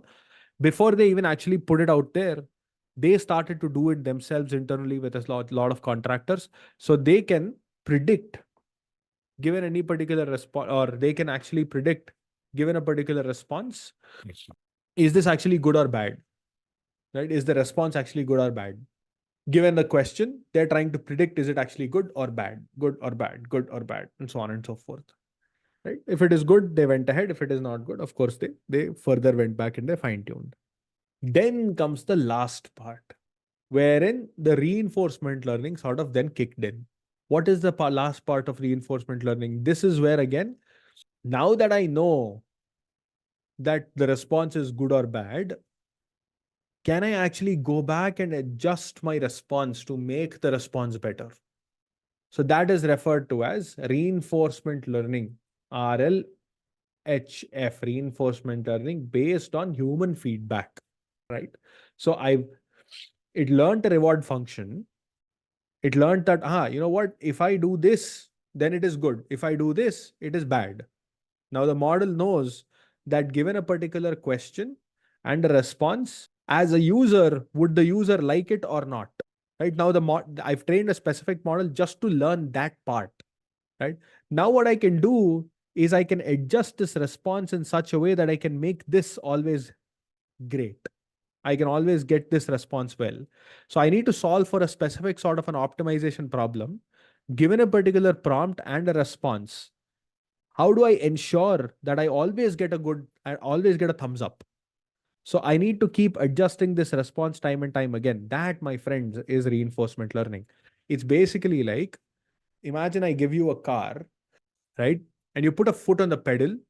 The person sitting next to you, who's your instructor, says, "Oh, great job." You suddenly see an obstacle, you turn left, great job. You suddenly see a cat, you don't press the foot on the you instead of braking, you press the foot on the pedal and you actually accelerate.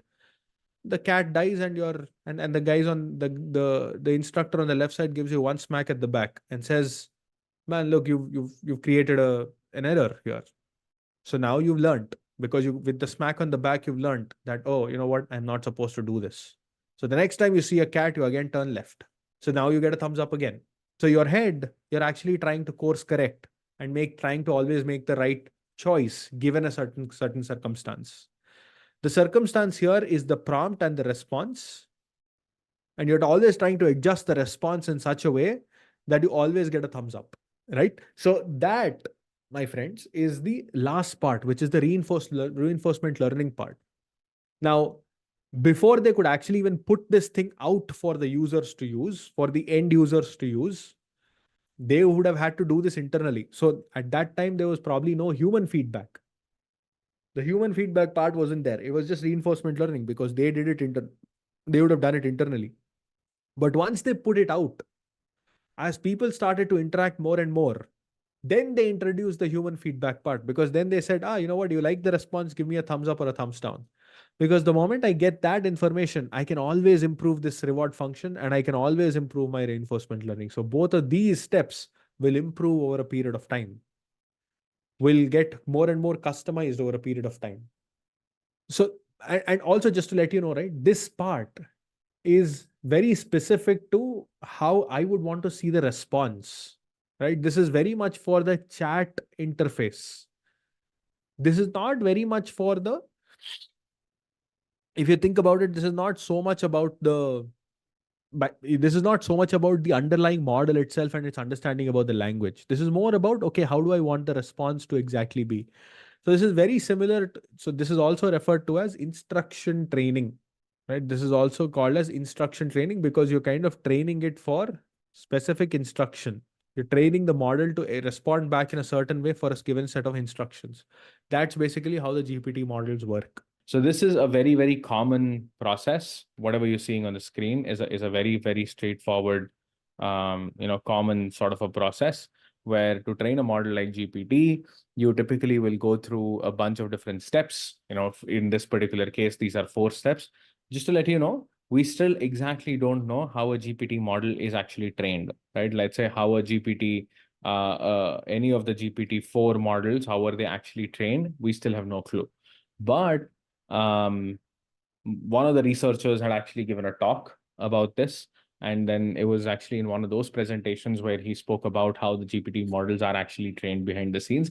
It's more like a sneak peek, a 1,000-feet view of exactly what's happening. We don't really know the exact detail of what happens under the hoods. What you're seeing on the screen on the left side is the data sets that are typically used, or the type of data that is typically used to train a model like this. And what you see on the right side is essentially the process, how this particular data typically goes through this training. We spoke about the fact that typically these data sources are mostly the internet, right? These data sets, of course, have a lot of they have a lot of information, or rather they use a lot of data, ranging from almost all of the internet, all of the crawlable internet. There is this data set called as common crawl that's available for people to use. What you could do with something like a common crawl is you can just download the complete data set. It's around 3.3 terabytes of data. Like what you see here, it's around 3.3 terabytes of data, which by the way is a lot of data, right? So the 3.3 terabytes of data is a lot of data. And then it's almost 67% of the data that's typically used for the training process is actually the 3.3 terabytes. And then the remaining 40% is from a bunch of other sources, right? So you have C4, GitHub, Wikipedia, there's a bunch of books. There are these papers from archive. And then you also have Stack Exchange, right? All of this data has been combined together. And then this, by the way, this apart from Common Crawl, all of this data contributes to the remaining 30%, so to say.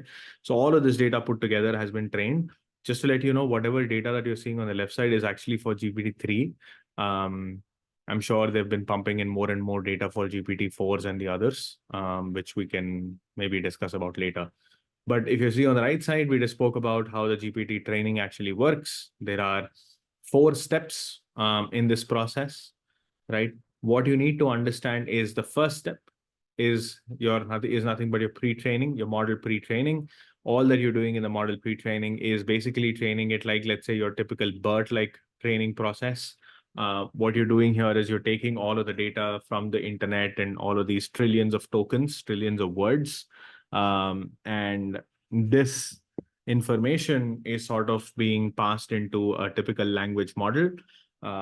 And this language model is like your any other transformer model, so to say. And then that transformer model is sort of trained to predict, let's say, the next token. That gives you your base model. That gives you your first base model, so to say.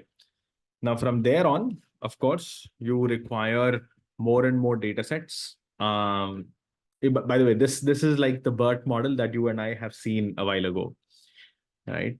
But that's not it, right? So these models are actually also taken one step further, because at the end of the day, you want a chat-like interface, right? As I said, more data means these models actually get better. So they're actually fine-tuned for a bunch of different steps, right? So to start with, there's a bit of a supervised fine-tuning that goes on. You of course want these models to behave like a chat interface, right? So you want to provide a chat interface for these capabilities. So that is where things can start to get a little interesting. So what you are able to do here with these chat models or with the base model is you are sort of providing an assistant-like persona to this. What do you mean from that? What do you mean by that?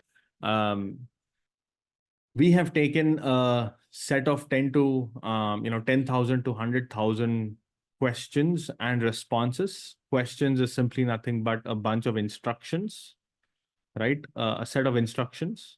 And then there is a response associated to it, right? An ideal response. And this data set is curated by experts, right? Experts have actually curated this particular data, hand curated, and then they take this data and they sort of fine tune this model under the hood. So they are saying, hey, look, whenever you get a question like this, you're expected to return a response like this, right? So you do a bit of supervised fine tuning over here. The idea is for it to be able to predict exactly the same words as these experts have come up with. And then it is trained for, as you can see here, right? It has been trained for a fair amount of time. Once that is done, right? Once it is done, then you know that this model just doesn't only respond to questions, but it also has a bit of a, you're sort of giving it a persona as well. And then after that, you're going 2 more steps, because just training it once and just leaving it there is not good enough. Because what they've also realized is that, in reality, for these models to actually work or to be useful in real world, it's important to also provide some kind of an interface where you could provide this feedback back to the model, right? So you need some kind of a feedback going back into the model. So what they have done is they've also, in the process, trained a reward model. So they're saying, hey, look, given a particular question and a response, you've trained this model to do that. But in parallel, you've also trained a binary classification model, which basically says, is this model good, or is this response good or not? And they have trained that particular binary model to reward, right? So rewarding essentially means, is it a good response or a bad response, right? Thumbs up, thumbs down, right? They have trained that particular model because that model will then be useful, or the output of that particular model, the reward model and the actual output put together, you pass it into some kind of a reinforcement learning model where you tell, hey, look, this is the question, this is the response, and we don't think that this is a good response. So now the model will learn and will try to course correct itself, will automatically try to adjust itself. So that process of reinforcement learning is also known as RLHF, reinforcement learning from human feedback. Now, what you need to understand is this reward modeling exercise during the training process is sort of trying to mimic a human feedback. This is trying to mimic a human feedback. This model by itself is not very useful. This model is only useful during the training process. But when it is actually being in production, when you and I are actually interacting with something like a chat GPT, you give a thumbs up or a thumbs down. The moment you give a thumbs up, that is already saying, you know what, I'm happy with the response. When you give a thumbs down, it says, no, you know what, I'm not happy with the response. So basis that feedback which you will provide, the model will also learn a little better. So this reward modeling is more of a training process than actually a inference process, meaning than actually an actual production sort of a setup process. That's how this has sort of been trained, which is why once you have this model trained, then you have this reinforcement learning and everything set up.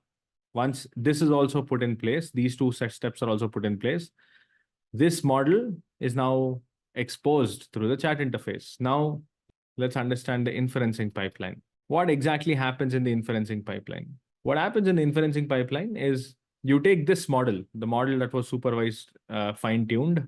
You take the model that has been fine-tuned model. So I'm going to say, right, any fine-tuned model, right? The fine-tuned model can be a GPT fine-tuned model or whatever. And then you provide an interface, right? So this fine-tuned model, also referred to as a foundational model, which you would very often hear, is exposed through the chat interface, like your chat GPT or anything for that matter. So you ask a question, chat GPT response, then once basis this particular response that you get, right? Then you provide, hey, am I happy with this or I'm not happy with this? By the way, you providing the happy or not happy is basically reward modeling. Because you're actually going to provide the thumbs up or a thumbs down, you don't need to create a model. But when you are training, you don't have the human feedback, which is why you're building a model that gives you that reward model. So this thumbs up, thumbs down, once you say it is happy, great, you don't do anything. If it's not happy, you take the question, you take the response, and you take the fact that, hey, the user is not happy with this. You then take all of this, pass it into the reinforcement learning setup, and then you train the model, you retrain the model. Now, what you need to understand is that this retraining does not happen every time. This retraining is only when required. That's one thing you need to understand. Either you can trigger it, or if you don't have the control, chat GPT will trigger it behind the scenes. It depends on who is governing the model. If it's OpenAI that's governing the model, if you're using a public instance of OpenAI, then the OpenAI folks themselves will decide when to train this particular model, retrain the model. But if it is your own local deployment of ChatGPT, then you can decide when to retrain the model. Maybe you collect, let's say 100 such samples, right? So you've collected 100 such feedback samples. Then you take all of that put together, then you pass it back to the reinforcement learning model. And that reinforcement learning model, taking all of the 100 samples of questions, responses, and the feedback, all of that are sent to the model, and the model will then try to learn itself, and it'll come back with a hopefully a better model. It's not always guaranteed that you'll have a better model, but you have the flexibility to try and fine tune it. That's how, my friends, this the training and the inferencing pipeline of a GPT works. One of the topics that I'd want to talk about here is how open source versus closed source models actually work and their deployment setup. Right. This is a little complicated. This concept is a little complicated. So stick with me for a few minutes. I'll explain how this works. This is extremely important in the sense that, yeah, it is extremely important because you need to understand what models to use or how to use these models, and stuff like that, right? So let's talk about this for a few minutes, and then we can go a few steps further. So let's go, right? More often than not, when we talk about these models, one of the things that often keeps coming up is, okay, what's like the best way for us to access these models, and so on and so forth. So first things first, let's talk about what these models really are. So you have, of course, all of these foundational models, or you can, when I say foundational models, I'm talking about your GPT-3, your Llama, whatnot, right? So all of the large language models that are available for anyone to use, right? These are publicly available models. Some of them are owned by a few, some of them are not, are open source. What do I exactly mean by this? So when we refer to a model as open source, what do we exactly mean by it? So when we say an open source model, what I mean by open source is these artifacts, starting from the model architecture, the source code, the data sets, and the trained model. All of this information is publicly available for everyone to use. Right? It's publicly available for anyone and everyone to use. It's open source. What do you mean by that? So a good example is something like a BERT model, or even if you go back, your VGG16 model is also a very good example of this. So you exactly know how to use the VGG16 model. You exactly know how to use the BERT model. You exactly know how the BERT model was built. You exactly know how the VGG16 model was built. You know on what data sets they're built. You actually have the trained model as well. When I say trained model, I'm referring to the pre-trained model, meaning the final trained model. And by the way, when I say a trained model, it's essentially with the weights and biases, right? All the parameters, the trained weights are all available for people to use. What will people do with if something like this is available? Well, they will take this model and they can build newer versions of the same model. They can maybe choose to fine tune it on other models, right? Imagine if I provide you access with all of this information, you can say, you know what? A BERT model was trained on some data sets. I can actually take that model completely and I can use that I can maybe fine tune that particular model for maybe my medical domain, or I can fine tune that particular model for my finance domain, whatever, or maybe on your proprietary data, whatever is available for you. So that is a very, very common use of having all of this publicly available. Now, there are certain challenges with things like these. I'll tell you what these challenges are. Now, when you talk about an open source model, if you take, for example, any of the BERT model or the VGG16 model, the good part about these open source models is that the models, of course, are available for people to use. But how will, let's say, if somebody builds a model, let's say you build a model or I build a model, how do I make it available in the first place, right?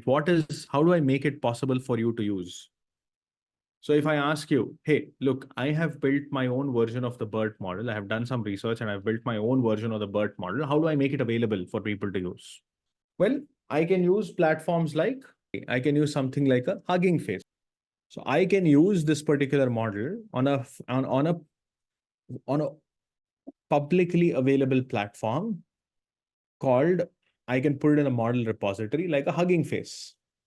I can say, you know what? I can take this particular model, right? So the model has already been trained and I put it, whatever model I have, right? I put this particular model in the Hugging Face model repo, right? Remember, this Hugging Face is managed by a private company. You need to understand that Hugging Face is a private company, but they have created a community setup. So anybody and everybody, it's a very trusted source. So anybody and everybody can actually come in here and they can access your model. They can take your model, they will get the code, they will get the architecture, they will get basically everything. And what Hugging Face has done beautifully is they have actually built a small library on top of this. What do they call it? They call it the Transformers library for you and I to simply use it through a Python interface, right? As long as you know how to host your model in Hugging Face, right? I can use the Transformers library and I can access any model that anybody has published, right? This is nothing new from what we have already done. That is exactly what we have done. If you look at it, when I use the Transformers library, all that I simply say is, hey, look, I want the BERT large uncased whole word masking fine-tuned model. I want it for the question answering setup, and I simply just use the model. As simple as that.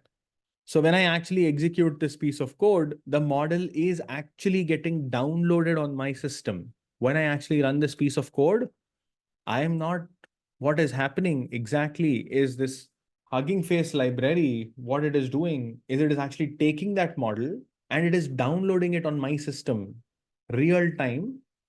And then once it gets downloaded, it executes this particular function, this piece of Python code, whatever this Python function is, it executes that particular function and it generates the response for me. When I'm essentially using, let's say, any of the open source models, at least so far, that's how we've been doing it. Earlier, if you remember the VGG16 model, where did we load the VGG16 model from? We loaded it from the Keras repository, if you remember, right? And if you remember, we also did object detection. And when we did object detection, we loaded the COCO model, commonplace, the common objects model for object detection.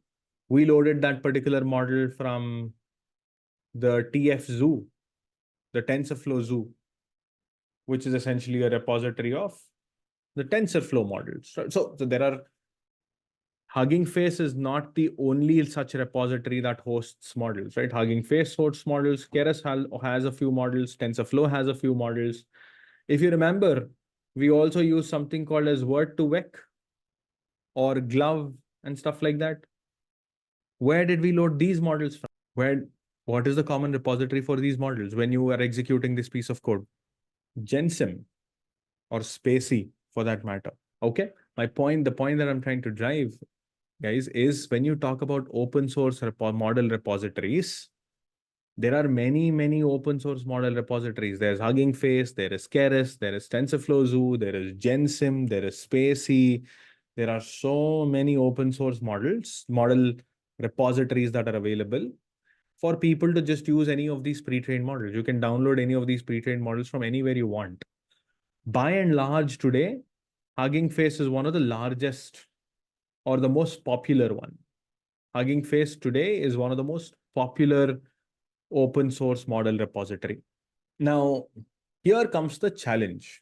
See, these models, mind you, right? Hosting these models has not been, this is how it has been until very recently. Okay. Nothing's wrong with this. But see, when Hugging Face is providing these models, what is in it for Hugging Face? You need to understand, okay, why will they do it, man? I mean, what is the whole point? Why would Hugging Face do it for free? What is in it for Hugging Face? Well, that's their open source play. That's their strategy. So they basically get people to use, and then they have an enterprise play, right? So they say, you know what? This is for everybody out there in the open source. And then what they're going to do is they're going to say, you know what? If you are an organization and if you're worried about security and everything, let me provide an enterprise interface for you to access as well, for your company to store models, for your company to manage models. You might have data scientists in your team. They might need a way to manage their own models. You don't want to, let's say, put it on a public platform. For example, I might take a BERT model, an open source BERT model, and I might fine tune it on my company data, but I don't want to put it on the public Hugging Face model hub. I might want to put it elsewhere. I might want to store it because it's my company's IP now.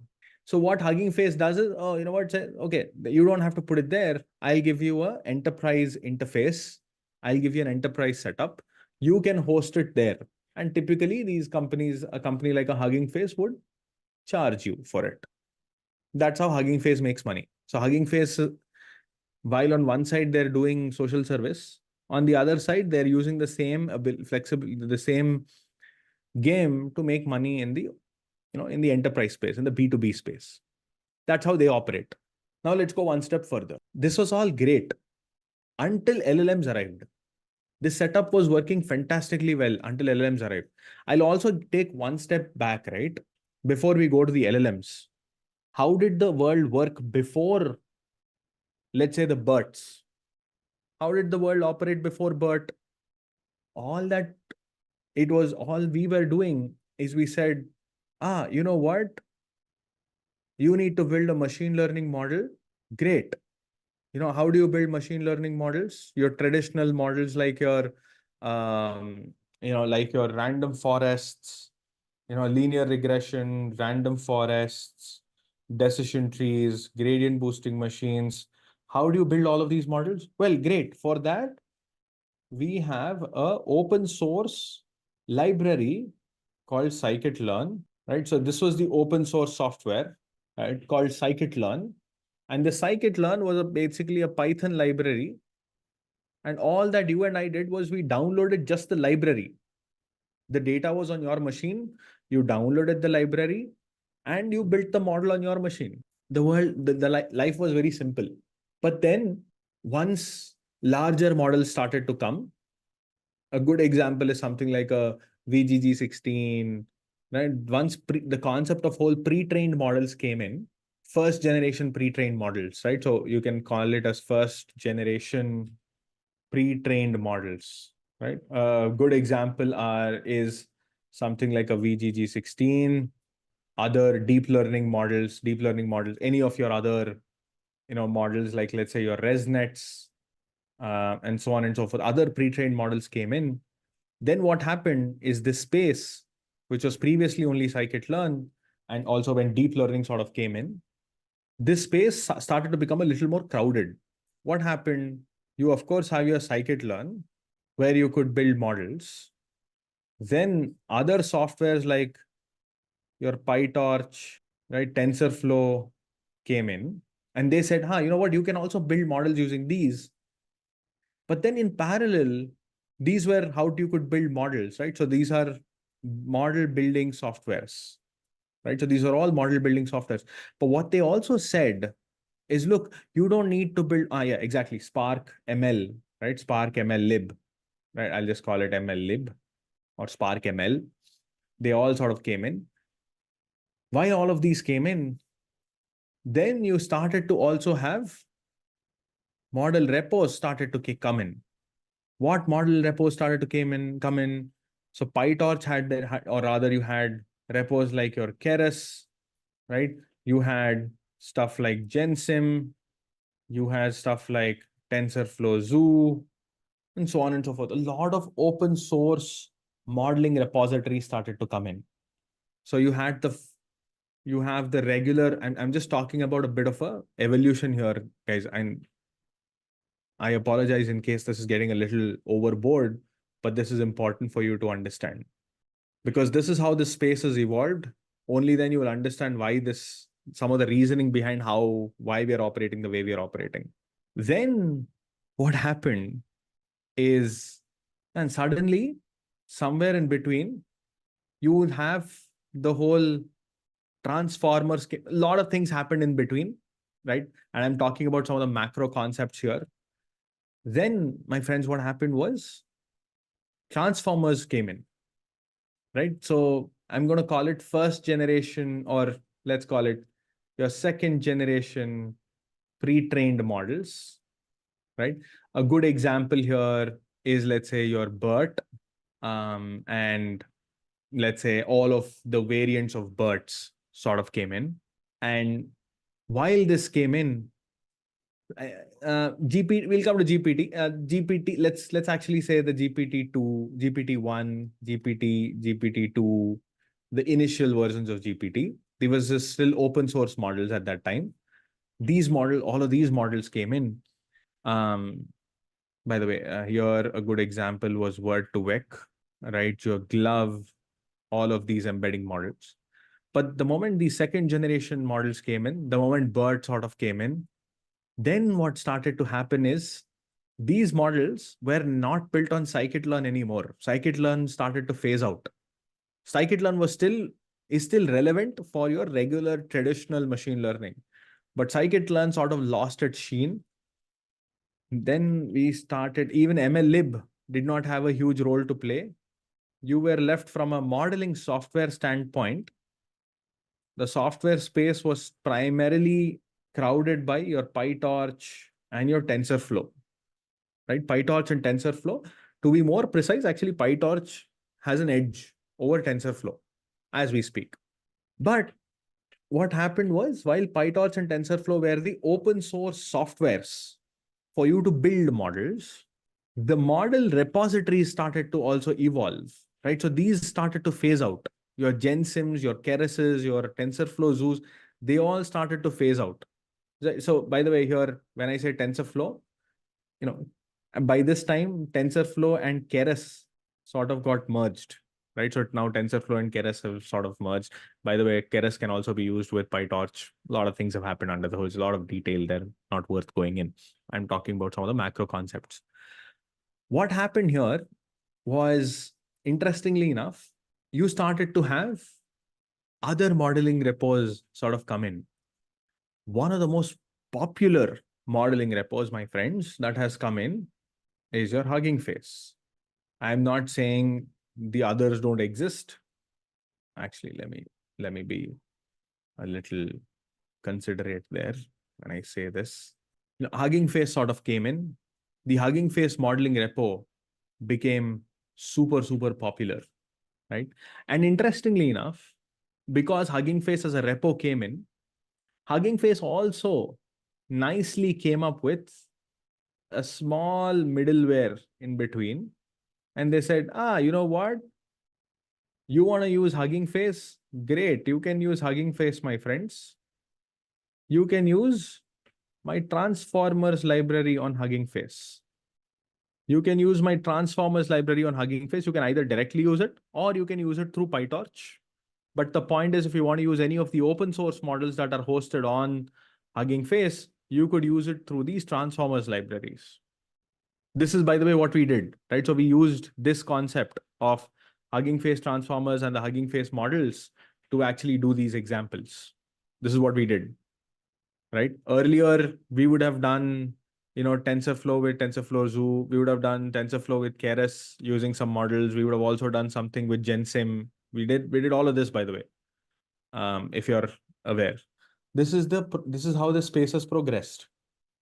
Hugging Face can be used in TensorFlow as well. The Hugging Face models can be used with TensorFlow as well. Here comes the advent of, these transformers models have now started to become better and better. Now comes the LLM era, right? So LLMs came in, large language models, massive, massive models. What happened in the LLM era, large language model era?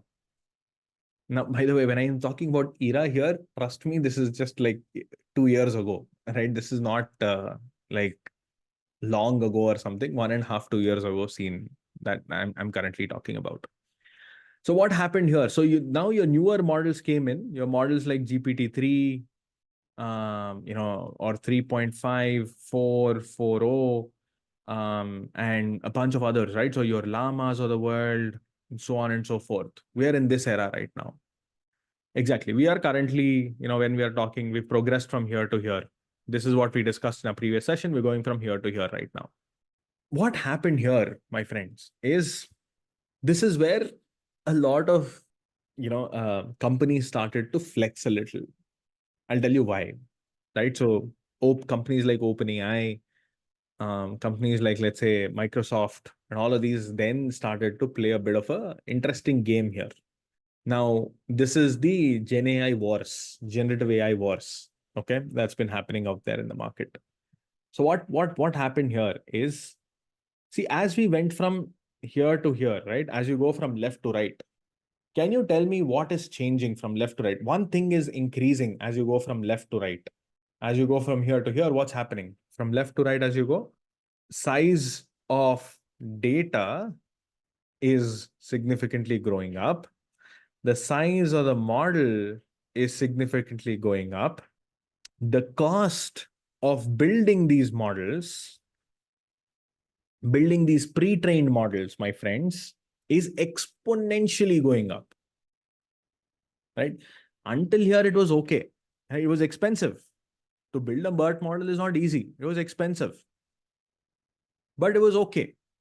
But what happened is that because of the size of the data, size of the model, and the cost of the model has gone up significantly, it started to become more and more and more complex for people to use these models, right? Until here, what was happening, even if I was using the Transformers model, Transformers library, it was difficult. I was still downloading. If you remember, if you were, if we were using, where did that go? Let's actually go up all the way up here. When I was actually downloading these models are not small. These models are as big as, yeah, look at this. Look at this, 1.5 GB, 2 GB, 10 GB at times. These models were already fairly big at that time, right? And this is a simple zero-shot classification model that I was using. Is already a distal BERT, which is a much smaller model. These models were big already here. So I was actually downloading these models and accessing these models on my machine. But if the size of the model becomes so large that downloading this model every time is prohibitive to the extent that you, let alone downloading the model, even if you download the model, you cannot load it into your memory anymore. If I have a 16 GB machine, and if I have a model that is 30 GB, 50 GB, 100 GB, what will you do with a model like that? Can you even load that model into your RAM? You cannot even load the model into your RAM. So now the challenge is now more so with the fact that these models are so large that even if you download the model, you will not be able to use it. So two things have coming in parallel here. One is the models have become so good that you will get a lot of benefit. But in parallel, the size of the model has also gone up so high that you actually cannot download these models anymore. So what do you do then? Well, that's where these companies started to flex a little. Here is where the open source world started to take a slightly different route. They were primarily these open source companies. A lot of them, especially companies like OpenAI, some of these companies decided not to open source the models. They said, you know what? I'm not going to open source these models anymore. They said, we'll tell you broadly how the model was built, but what we'll do here is we will start slowly making these models accessible for you through slightly different ways.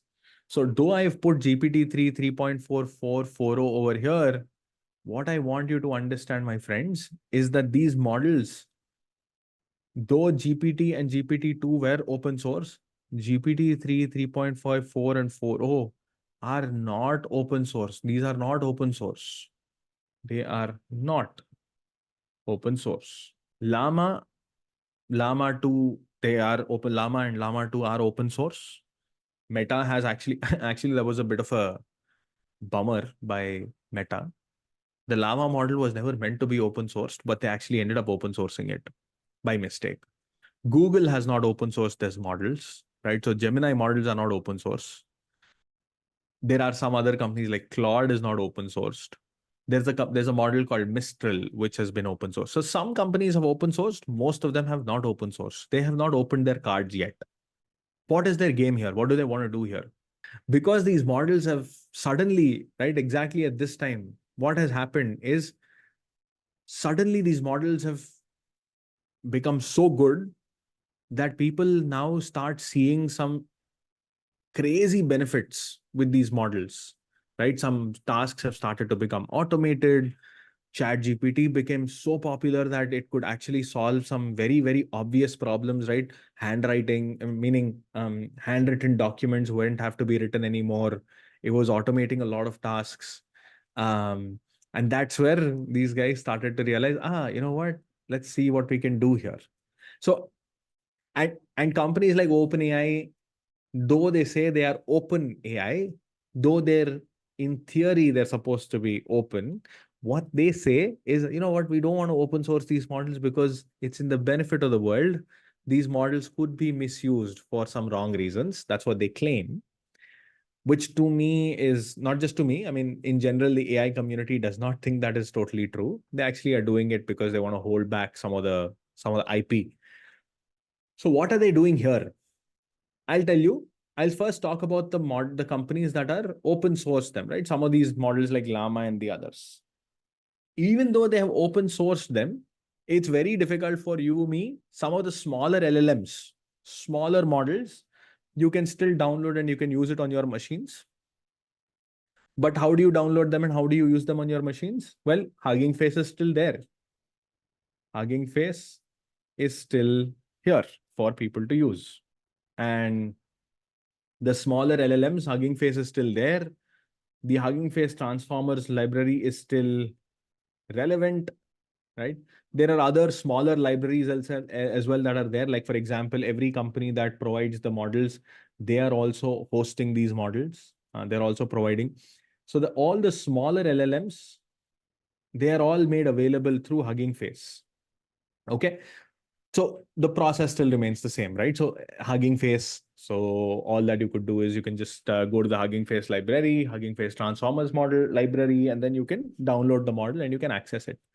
But the big wigs, right? All of the big models, they went down a slightly different path. They said, you know what? Our models are not open source. Our models are not open source. Okay. Then how do we access these models? They said, you know what? Okay. If you want to access these models, there are different ways you can do it. We will host the models. When I say we, meaning the companies themselves will host the models. So what OpenAI started to do, I'll take the example of OpenAI, but this is sort of true for almost every closed sourced model company or every company that has closed sourced these models. What OpenAI did is OpenAI said, you know what? We will host the model for you, right? So OpenAI has hosted these models on Azure or on AWS, depends on wherever they wanted it. They've hosted it. And they say, you don't need to download the model. I will provide an interface for you. So it can be the OpenAI. I'll give you the OpenAI library, or you can use the Llama or you can use the Gemini library or whatever, right? So you have a bunch of different libraries that are there. And if you want, you can use these models through these libraries just through APIs. You can just use it through an API. So you will get a private key, and then in your code, you just will have to use the OpenAI library to make calls to this particular model. So the model, remember, now you're not downloading the model anymore. You, let alone downloading the model, you don't even know any of these things about the model. You just know broadly the architecture. You don't have the source code of the model. You broadly know what datasets have been used. You don't have the raw model access to you at all. You don't have any of these with you. Now, all that you're doing is, okay, the model is sitting somewhere on Azure or on AWS or on GCP or on Google Cloud Platform. And then you can start accessing these models through keys, right? So just the way we did in the first session, we open the interface and then you can start accessing these models. So now these companies have started to say, you know what, it's hard for you to access these models. You cannot deploy these models by yourself. You cannot host it by yourself. It's very, very cost prohibitive, blah, blah, blah. And then now the only way that you can access any of these models is through APIs, right? API essentially is a simple function that you will have to make a remote call. It's like a website, right? So you'll have to make a remote call and then you will have to, it's hosted on a server somewhere on the cloud. And then you're in some data center on some other part of the world and you're just making a call and then you're fetching the response. That's it. So you're merely doing inferencing. You can also do fine tuning if you want, but it'll all happen on the other side of the world. I'll talk more about how this world works. Now comes the question, man, this is painful because now if you want to use some models, you can use Hugging Face. But if you want to use these models, you need to use these OpenAI LLMs, you need to, or the OpenAI libraries, or you'll have to use the Gemini libraries. I don't know, I'll have to probably use a GCP library that they have or some library somebody provides. Like, what the heck? Like, how can I standardize this? Like, how can I, as a developer, for me, what is my best way to access all of these models? Well, there is an answer to that as well. The best way for you to access all of these is they said, you know what? You don't worry. There is another open source company that came in and they created another layer on top of it, right? They created another layer on top of it. This is another abstraction layer on top of your Hugging Face. This is another abstraction layer on top of your models that are hosted here. That, my friends, is LangChain. Or there are other players in this space as well. There's something called as Llama Index. This is LangChain or Llama Index. So now I'll just talk a little bit about this space here, okay? I'll just talk a little bit about how these open source or these closed source models today are typically being accessed, right? So how do you access these closed source LLMs? They are, as I said, there are two setups for this, right? So one is for personal use and the other is enterprise. One is the personal use and the other is for enterprise. What do you mean by personal use? Like you and I, we want to do some stuff. So how do I use these models? And if I'm doing it in my organization, in my company, what's the right way for me to use these models? See, there is always a fear. You need to understand one thing, right? You do it on personal or you do it on enterprise. Chat GPT, or rather these GPT models, the Llama models, okay, so let's actually talk about this, right? So how do you use it for personal usage? For personal usage, right? If you choose to, let's say, go with OpenAI, you will do like what I did in the beginning of the session. What you will do is you'll simply go to the OpenAI library or you will go to the OpenAI page. You will create a key for yourself, right? And then once that key is created, then you will use that particular key in your Python interface, right? So you have your Python interface or your VS Code or whatever. You will essentially use this particular key and then you will access the model, right? So the underlying model, whatever GPT, I'm just giving GPT 3 point, or rather 3 is gone anyways now. 3 doesn't exist. 3.5, 4.40, any of these models, you can use it through the OpenAI key. But how do you access this model? You can use LangChain, or you can use LangChain, or you can use the OpenAI library to access the model, right? Now, the challenge here is that if you were to access these models through this, when I go to the OpenAI website and when I host this model, when I'm saying I want just the key, I am using a public version of this particular model. This model, I have no clue where this model is hosted. By the way, the same thing holds good for, let's say, a Gemini model as well, right? So if I want to use a Gemini model, it's the same exact story. I'll just show you the same thing here as well. right? So if I want to access the Gemini models, any of these models, right, build with Gemini, it'll take me to this website, right? I need to get an API key on Google Studio, right? And cancel. Let me just go here. Accept. Biggest lie on the internet. I don't want this. Continue. So I can just go in here and I can simply say, hey, create an API key. Got it. And of course, I need to put my credit card details or whatever. I need to create a key, API key in a new project, whatever. Basically create the key. I can then come back and then I can, my GCP, my Gemini key, right? So whatever key that I create here, and then I can access it either through the OpenAI, library, any Gemini library or the Gemini interface, or I can use it through some kind of a LangChain sort of an interface in my Python. Right? I can do any of it this way. The problem with this, remember, is these are models that are hosted publicly. These are models that Gemini is hosted. These are models that GPT has hosted. I have no clue where these models are hosted. Are these models hosted in Pakistan? Are these models hosted in Russia and Ukraine? Are these models hosted in China? Are they hosted in the US? I have no idea which data center they sit in. I have no idea what is happening to this data because I am a consumer and I have literally nothing that I can hold them against because I am trying to use these models for my personal use. It's very hard for me to access these models. The problem is, and when I make an API call, I'm actually making a call to wherever these models are hosted. These models probably are hosted in China. I'm probably making a call to China. These models are probably hosted in Pakistan. I'm making a call to Pakistan to access these results. So if I am using anything sensitive, then I am in soup because I have no clue where this particular model is. Because I'm making a remote call, I have no clue where these models are. And that's a bit of a challenge. Maybe for a personal use, it's okay. Maybe I'm using this to write an email for my own self, it's okay.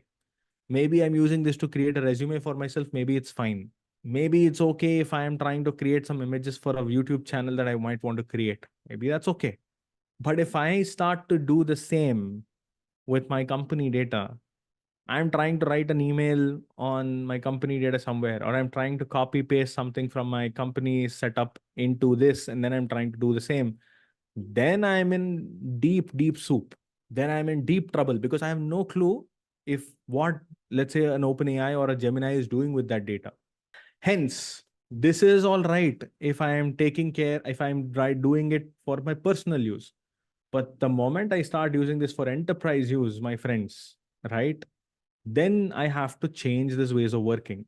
These models cannot be hosted wherever they want. If my company wants to use this model, then I, as an organization, need to have a better clarity / confidence on where is this data going, because the whole GDPR thing kicks in, data privacy kicks in. Somebody spoke about AI ethics, all of that kicks in, like a million other aspects that, let's say, companies that need to take care of this. That's why the best way to, in an enterprise setup, to access some of these closed source models is always through your cloud provider, right? So you may have an Azure account, or you may have a GCP or whatever, right? So you may have Azure. Let me actually make it simpler. You may have an Azure or GCP or an AWS accounts. Azure cloud interface, Google cloud interface, or a AWS cloud setup that your company might be already using. Maybe one or two, or in certain cases it's one, in certain cases it's multiple, depends on organization to organization. This might already be your cloud strategy. You're probably already using Azure or GCP or AWS in your companies. Now, what these companies are doing, what an Azure or a GCP or AWS is doing, is they are saying, hey, you know what? You don't worry about all of this.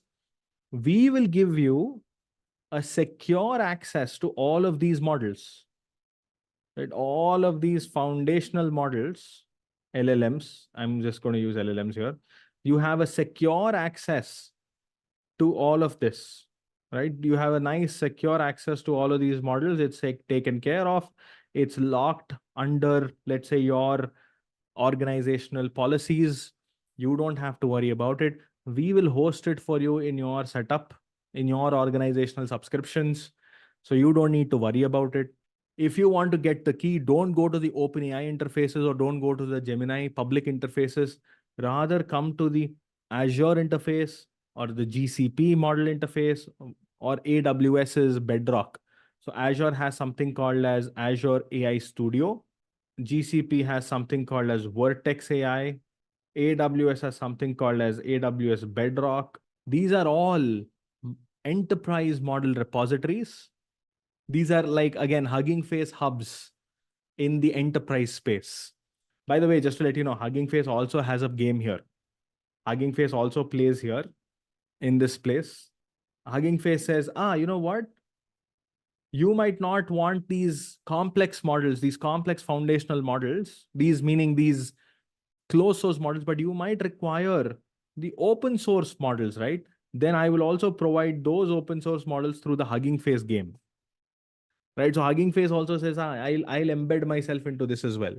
Yeah, there's a big complex stuff that's going on here. The point is, now as a user or as a developer, you, right, as a developer or a data scientist, right? So I'm just using the word developer loosely here. As a data scientist, you will only get the key from here now. Your model keys will come from here. You still don't have access to the model, by the way. You still don't have access to the model. You still cannot download the model. You still cannot see the model. Somewhere it is hosted. You have no clue where it is hosted. But you know that it is hosted in your subscription in your Azure account or in your GCP account or in your AWS account. Private cloud. So everything is safe. If something goes south, your company can hold the neck of, let's say, an AWS or an Azure, a Microsoft or an Amazon, and say they can sue them for their life. So now enterprise agreements sort of kick in. This is the safest route, right, that you could use any of your large language models. This is the only and the best way for you to access these. By the way, LangChain plays here as well. So now you have the whole LangChain set up here. So it doesn't matter LangChain accesses these models or these models. It doesn't matter. LangChain also gives you a LangChain or Llama index for that matter. Both of them will give you a nice interface for you to access all of these models. So if you are doing it in your enterprise setup, my friends, do it the right way, meaning the way on the right side.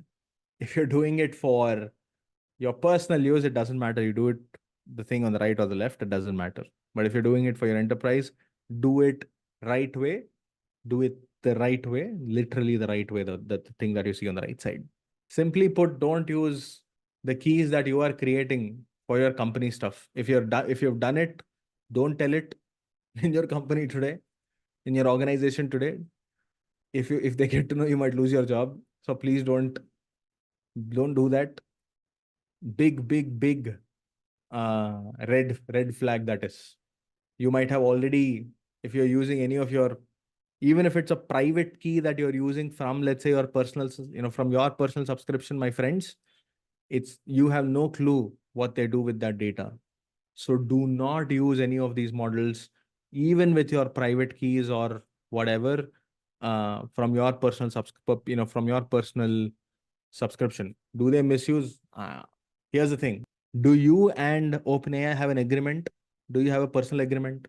If they should, no. So yeah, when there is no agreement, you have no claim at it. In fact, you also ticked some boxes over there which you and I have never read. There's a lot in that fine print that you and I have no clue. In an enterprise setup, the procurement teams, the legal teams, they all read that fine print. In our daily life, you and I don't read anything in that fine print. For that reason, never use the OpenAI models or any of these models that are available in public. Do not put any company stuff on ChatGPT. You will be screwed over if you do something like that. If they misuse our company data, if you do it the enterprise route, then you can claim. But if you do that through the left side, and if you say it's company data first, you will lose your job. Right. So let's actually see how one could access any of these models. So what we're going to be doing, and in probably we'll try to also do an open source model as well. So we'll try to access like an open source, LLM as well. Maybe not right now, but maybe after that. Um, so so let's start with actually creating OpenAI. So if you go to the OpenAI portal, right? You go to the OpenAI portal. By the way, this is the O1 models which have recently launched, by the way. So you could sort of access them as well. This is this is a strawberry model. But anyways, I mean we can come to that later. The O1 models, by the way, are pretty good apparently with science and coding and math, which is fantastic, because I think that way you could access some of these models well as well. And these models will only get better, right? Just the thing that you need to understand is these models over time will just only start getting better and better. So anyways, so how do you access these models? So try it in the API. That's how you and I will have to access. I'll just quickly log in.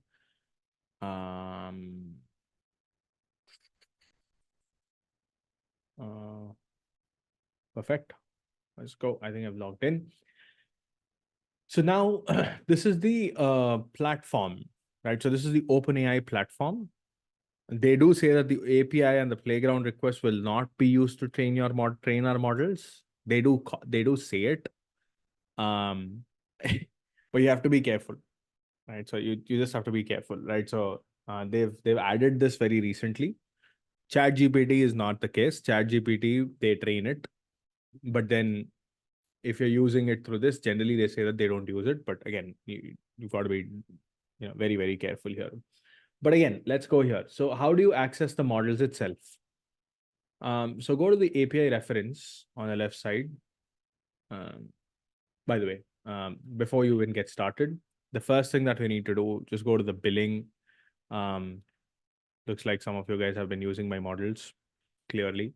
So I have, of course, recharged this. I've added some credit balance here. You need to, of course, add your credit cards. You need to, of course, make your payments through this, just so that you have some credits to start using. Once you and it's pretty straightforward. Just go to the to the billing history. Actually, let's go back here. You could just add a payment method and you can start using it straight away. Now, once you're back here, how do you actually use these models? So you can let's go back here. Let's go to let's go to the dashboard. In here, you can create, of course, a project and you can start using it through a project, or you can just go to API keys here. And what I have done is, by the way, there was previously called as user keys. We recommend using project-based API keys for more granular control over your resources. But that's okay for the moment. What I would simply request you to do is just go to the user keys. But the moment you start using, if you start using the project keys, the way you access it has to be slightly different. That's the only small thing. User API keys is essentially how, and by the way, I'll also tell you how to switch from the user keys. I had created a user key here, and this was the key that I had provided all of you access, right? And you can also specify which, you can, of course, do like a bunch of different things here.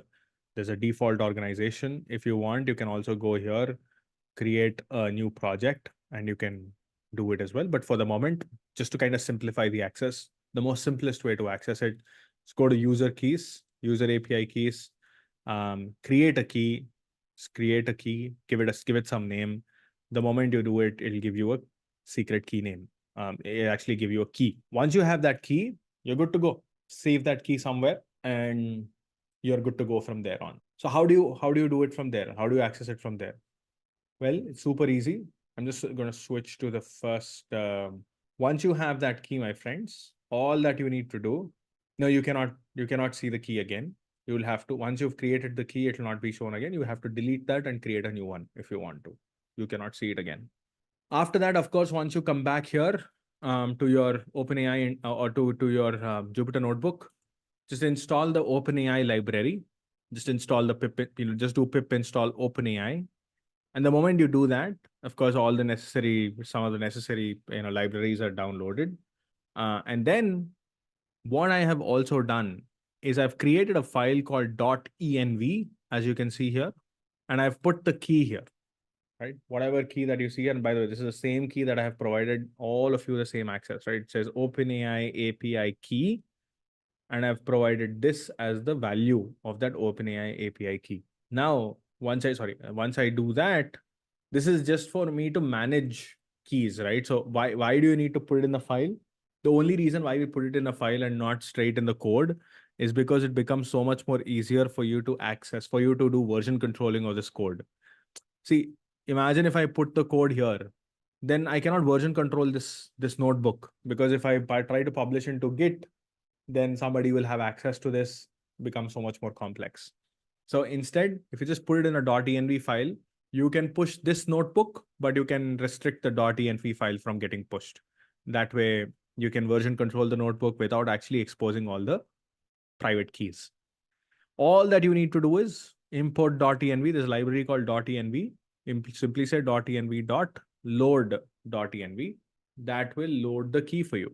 That key is now loaded in your, so it parses a .env file and then load all the variables found as environment variables. So whatever we just saw is now loaded as an environment variable for you.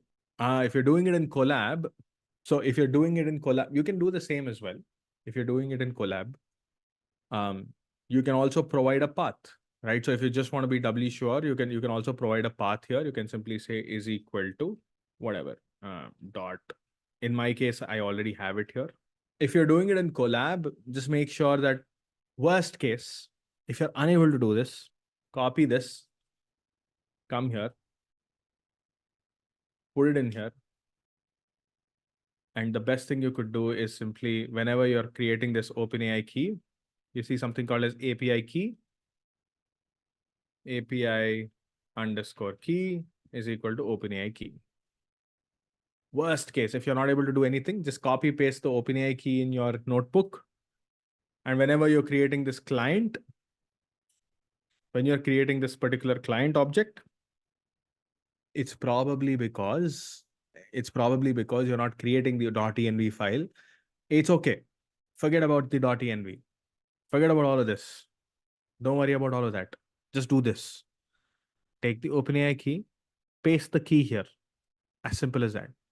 And just say from OpenAI, import OpenAI, and then simply put client is equal to OpenAI. And when you're creating the key, just pass the key here inside this and just run. That should work. No .env, nothing, just works.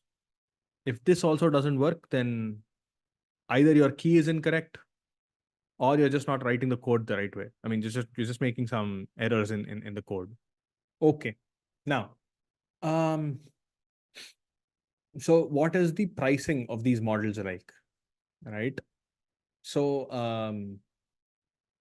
the pricing of these models is, if you actually go back here again, now you will start seeing. So if you actually if you go to API reference, and if you go to models, no, not this. Hang on, not this. Dashboard, just a second. Must be here. Just a second. I was trying to find it. You know what? The simplest way to do this is just Google it. OpenAI pricing. There you go. Perfect. Simple. This is the simplest thing to do.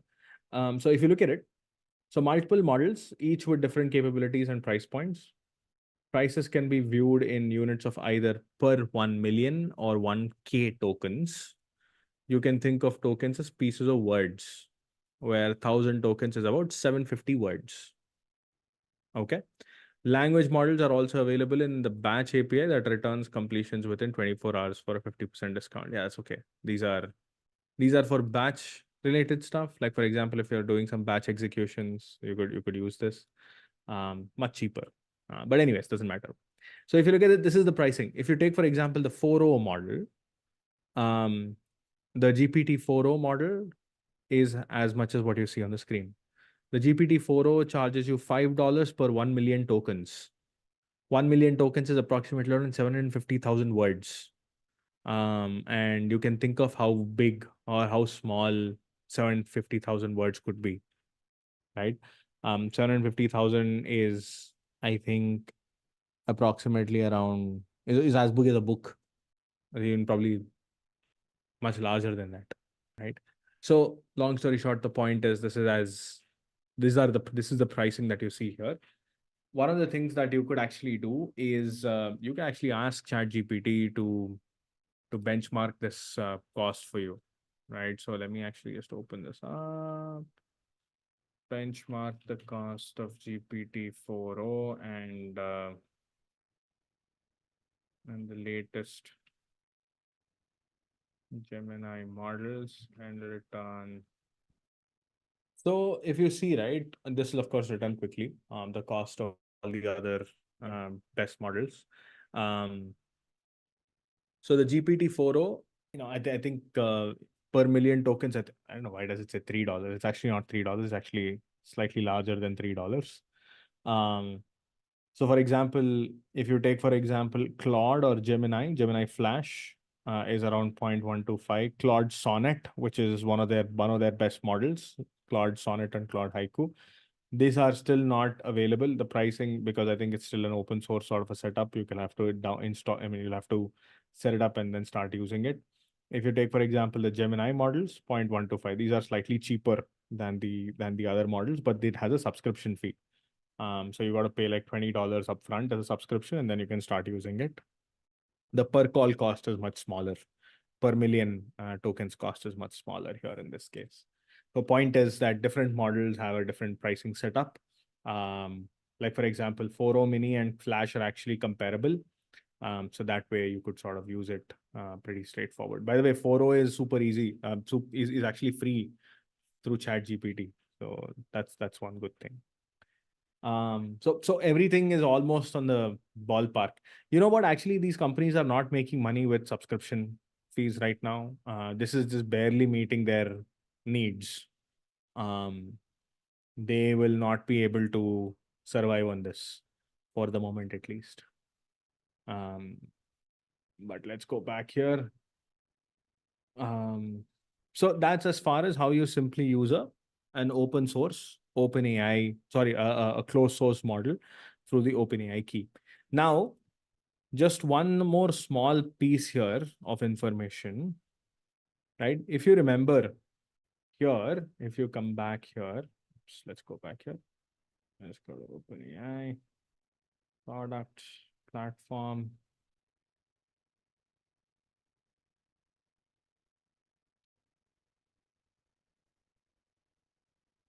Okay, so if you actually come here to the platform, to the keys section, you can actually create, as I said, a project, right? And you can actually use the project key as well. So this was the user key that we had created a while earlier.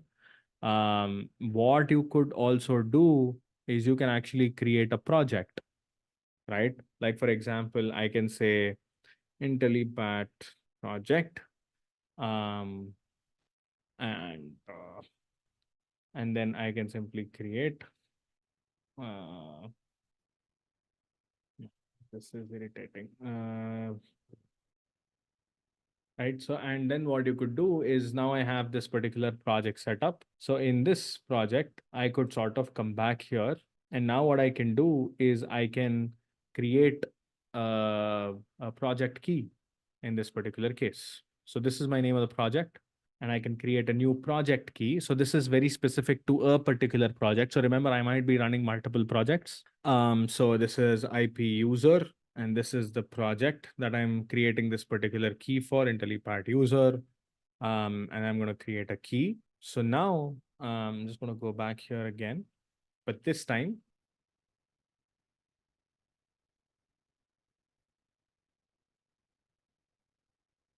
right? So this is my project key. The second one, the key 2 is my project key that I've created. But if I simply switch to a project key and if I execute, this might typically fail. Okay, perfect. It actually got executed straight away. There you go. So this is my project key and I simply executed it. And if I run this, there you go. Perfect. There you go. I could also here pass my project, which is the name of the project that I'm using. For example, I was probably using this for the IP project. Yeah, ideally I can actually tag it to the project, but looks like something is not right. Even without the project, it's actually getting executed. I think what it's able to do is it's able to decipher that from this particular key itself. If you see it goes with a project, and the key is much larger. So it is indeed, I think it is already encoded in the key itself. So that is actually not bad. So if you look at the completion response, it's executing. So that's not bad. At least the point is, even if you were to use the project key, you can also use the project key straight away, if you wish to it. I think they've changed something with regards to accessing the project keys. Let me just check one small thing. Yeah. So one more thing that I just want to talk about is this, right? So if you look at this, so I just executed the whole thing, the completion output. And if I I took the output and I simply converted it into a dictionary. So if you look at this, what it has returned is, of course, it is telling me what the execution ID of this particular chat is and everything. And it, of course, gives me the responses, results and everything. Now, the point that I want you to understand is it, of course, tells me which model it has used. It tells me that it's a chat completion object. But this is the part that I want us to be and that I want us to understand. The completion tokens totally are 184. The prompt tokens are 57. So what does that mean? The output that was generated here had a total of 184 tokens. The prompt tokens, which means the question that I had asked for over here, all of these, my friends, right? So everything that you see here, this and this put together is a total of 57 tokens. So 184 plus 57 tokens, that sums up to a total of 241 tokens. So if you know the total number of tokens, you should be able to compute the cost of the cost of this particular call as well. So the cost of this particular call is total underscore. So if you take, for example, 241 tokens multiplied by what was the cost of these models? OpenAI. There you go. And if you actually go here, and we are currently using the GPT-4o mini. This is the model that I'm using. The 4o mini model is what I'm currently using. So if I simply change this to 1000, the 4o mini model that is currently being used, which one? Oh, sorry, here. The GPT-4o mini model 0718. That is approximately, as you can see here, 0.00015. That's the cost of this particular model right now. So you buy per 1000 tokens. So this divided by 1000, that's the total cost of this particular call right now. Whatever this call was, that's the total cost. So 3.6 into 10 to the power of minus $5. That's how much it costed for me to execute this one particular call. By the way, one of the things that might also happen, and one of the things you need to understand is if you actually go in here, there is a concept called as rate limit. Okay, so if you actually scroll all the way till the end, sorry, docs. If you go all the way till the end here, you see something called as rate limits.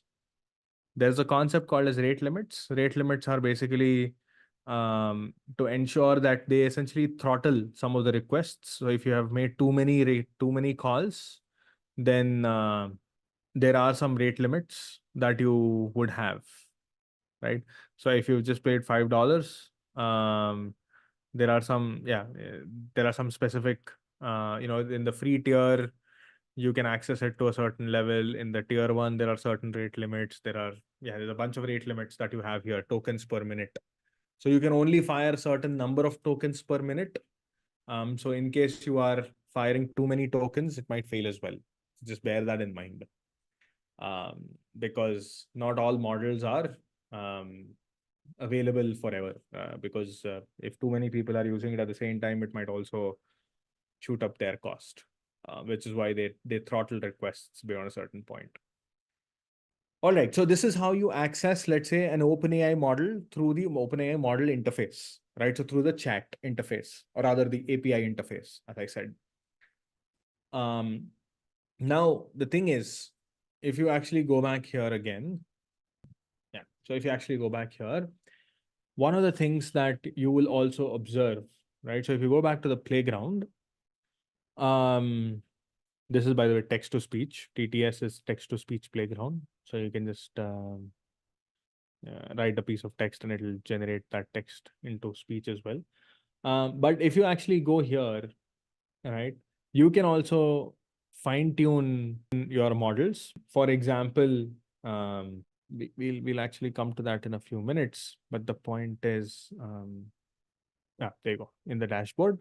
So if you actually go to fine tuning, what you can do is you can start creating a job, right? So you can essentially create a data set. You can pick any model that you want. Like, for example, if I'm using the GPT-4o model or the 4o mini model, and then you can pass a JSON file with all of the data that you want, right? So some new fresh data set if you want to pass with a question, with an answer, and so on and so forth. You can decide the batch size, the number of epochs and everything, and you can actually train it. You can actually fine tune it. What you need to understand is fine tuning is expensive, is has a separate cost associated with it. The fine tuning cost is actually much larger than simply just using the model itself. By the way, this is how the format of the data set should look like.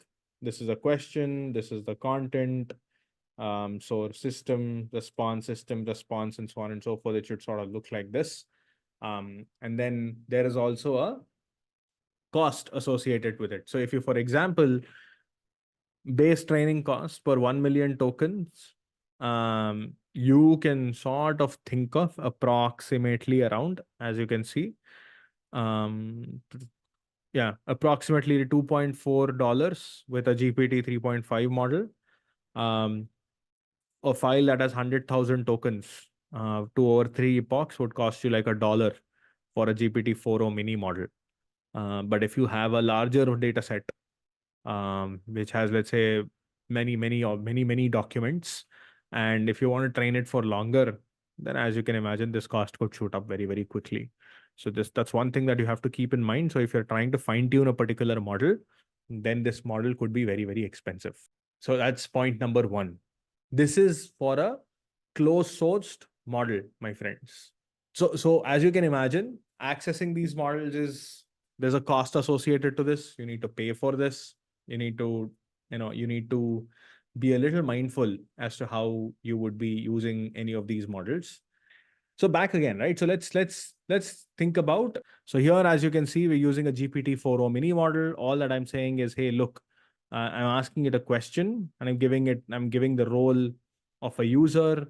I'm giving the role of a system, and then I'm simply asking it to execute. Right? I'm just simply saying, hey, complete this particular chat for me, and I'm saying what are the differences between AI and Gen AI, and the expectation is it actually responds back to that particular question. Same here as well, right? Again, chat completions. And then I'm saying, hey, look, I'm using a GPT-4o model here, which is a slightly different model. And I'm actually asking it to create a poem, and so on and so forth. So this is basically what we did in the first session. And if you remember, right? Nothing different from all of this. My point is that these are the models that are currently being used. So when we talk about large language models, it's these models. This was our first day, first session, if you remember.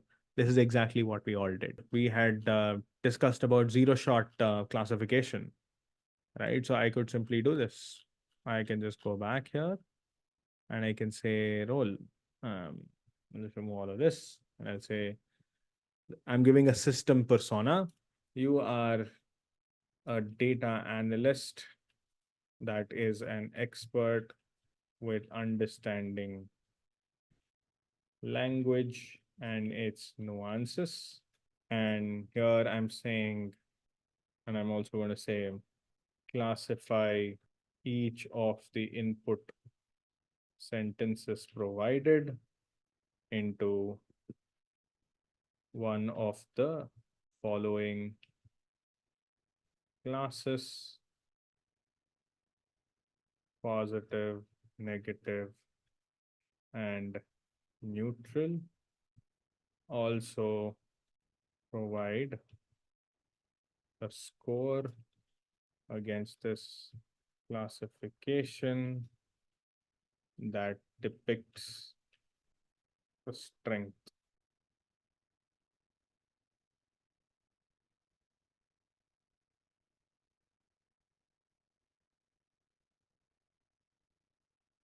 Okay. And now I can simply pass any sentence. This was a horrible day.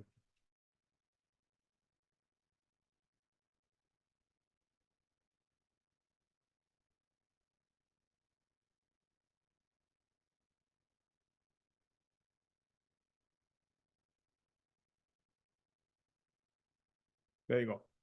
Class negative, confidence score 0.95. That's it. Okay. But for things like these, right, you don't need a 4.0 model. You can do this using a simple 4.0 mini model, because these are simple language related stuff. You could get simple models also solve for this. That way it is going to be super easy. By the way, what you could also do, right, is you can, just to kind of make this very predictable, you can say ensure that the response is always a JSON with the keys class or sentiment class and what's the other one? Score. So if you write something like this, it'll make sure that the output is always standardized. It'll always ensure that it'll return it in that fashion for you. It'll always return a dictionary for you. Whenever you execute this, it'll always return a dictionary for you. You can use this for whatever you want. For example, the beauty about something like this is I can also write my in-laws were, or rather are, as sweet as Nazis. Now the thing is, a sentence like this is sarcasm, by the way. If I use a GPT 4.0 model, 4.0 mini model, it does identify it's actually negative sentiment. Though it might seem like it is positive, it's actually negative sentiment. So these models are actually very good at coming up with stuff like this. They actually assess sentiment like this as well, and they're actually fairly good when it comes to capturing sarcasm, capturing slightly more nuanced concepts as far as sentiment analysis is concerned. These are very, very good at this. Okay. Awesome. Yeah, I can also say the product has 3 features. You can simply say a camera, I don't know, phone calling, and 5G internet. What would you expect the class for this to be? Neutral. That's a fact. Facts don't have sentiments. It's neutral, as you can imagine. All right, cool. This is how your classification would work. By the way, this is the beauty of, let's say, these OpenAI models. And you could, not when I say OpenAI models, what I mean is you could, of course, use this for a bunch of different tasks, like what you can see here. But this is great. But of course, I want to take it one step further, right? I, of course, want to take it one step further. These are some very simple tasks that I can maybe, stuff like this, I can probably do it using some other BERT models as well. But this is great. There is text generation, content generation that we did earlier. like code generation, content generation. These are all some very useful, capabilities. But where I really want to start using this, right, where I really want to start using a capability like this is in slightly more complex aspects. Like what? I might want to use a capability like this to be able to maybe do question answering like what we did with BERT. Right? You remember BERT, right? The BERT models did question answering, but they did a different kinds of question answering. What is the kind of question answering that we did? We did extractive question answering. You remember? We spoke about two types of question answering: extractive question answering and generative question answering. Extractive question answering is basically a question answering system which would essentially extract some sentences or some words from an existing sentence and respond back. But the thing is, I might want it to do slightly something beyond that. I might want it to do generative question answering. Let's take a simple example, right? Let's actually take the same example as that of the BERT problem that we had solved. Let me actually pull up the same recent files. Perfect. So let's actually go here. So this was a question answering, but blah, blah, blah. We did a lot of stuff. Let me actually copy the same thing. And let me actually ask the same question. And let's see what it has to say. Let's go back here. And I'm going to remove all of this. You are an intelligent assistant that has the ability to infer from a piece of context and respond back to questions, right? And then I'm going to say, hey, look,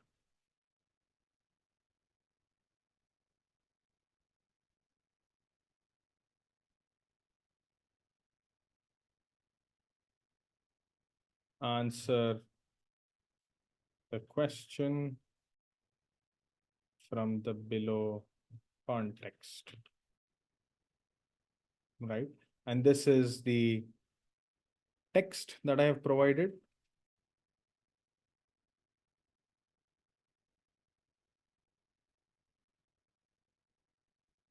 Right? And this is the text that I have provided. And I'm saying, hey, answer this particular question. Oops. And the question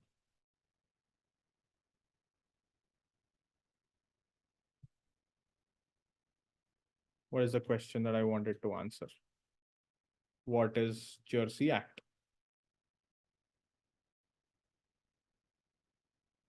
Right? That was the question. So if you remember, in the Hugging Face, sorry, when we did it using the earlier one, it actually extracted to prevent the registration of most American bred thoroughbred horses, which is basically to prevent the registration of most American thoroughbred horses. It exactly extracted those words and it responded back.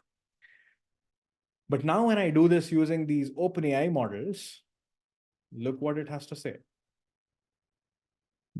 Look what it's saying. The Jersey Act was a regulation introduced to prevent the registration of most American thoroughbred horses in the British General Stud Book. It aimed to address concerns among British horse breeders, blah, blah, blah, which were perceived as potentially having impure bloodlines, particularly during the early 20th century. This was influenced by factors such as loss of breeding records, due to American Civil War and later start of American thoroughbred registration, which led to doubts about the purity of American bred horses in British racing circles. If you see this is basically taken this complete sentence and it's actually rephrased the whole thing for us. That's pretty cool, right? So it actually did question answering, but it kind of course, did not just return the same sentence. It, of course, tried to keep it. It actually came up with its own response. It did not exactly extract a certain set of words and stitched it together, but rather it actually came up with its own response in this particular case. I'll give you another.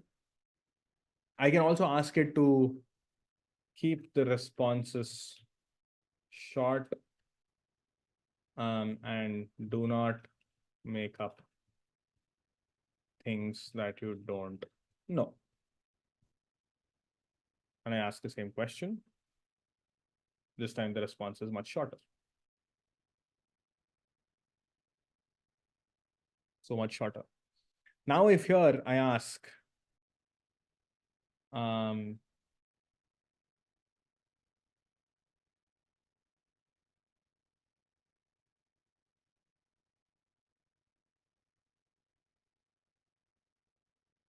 now, if I ask, let's say, what is, I don't know, what is Simon Act? I have no clue what that is.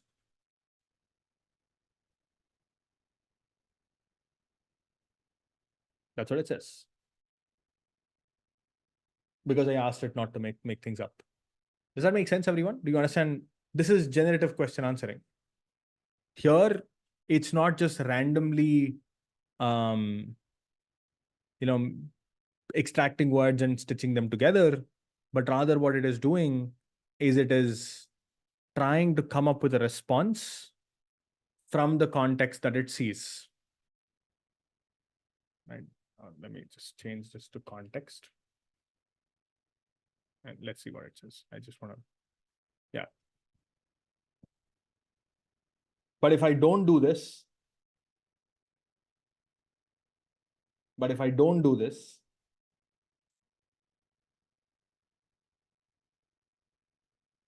and if I remove,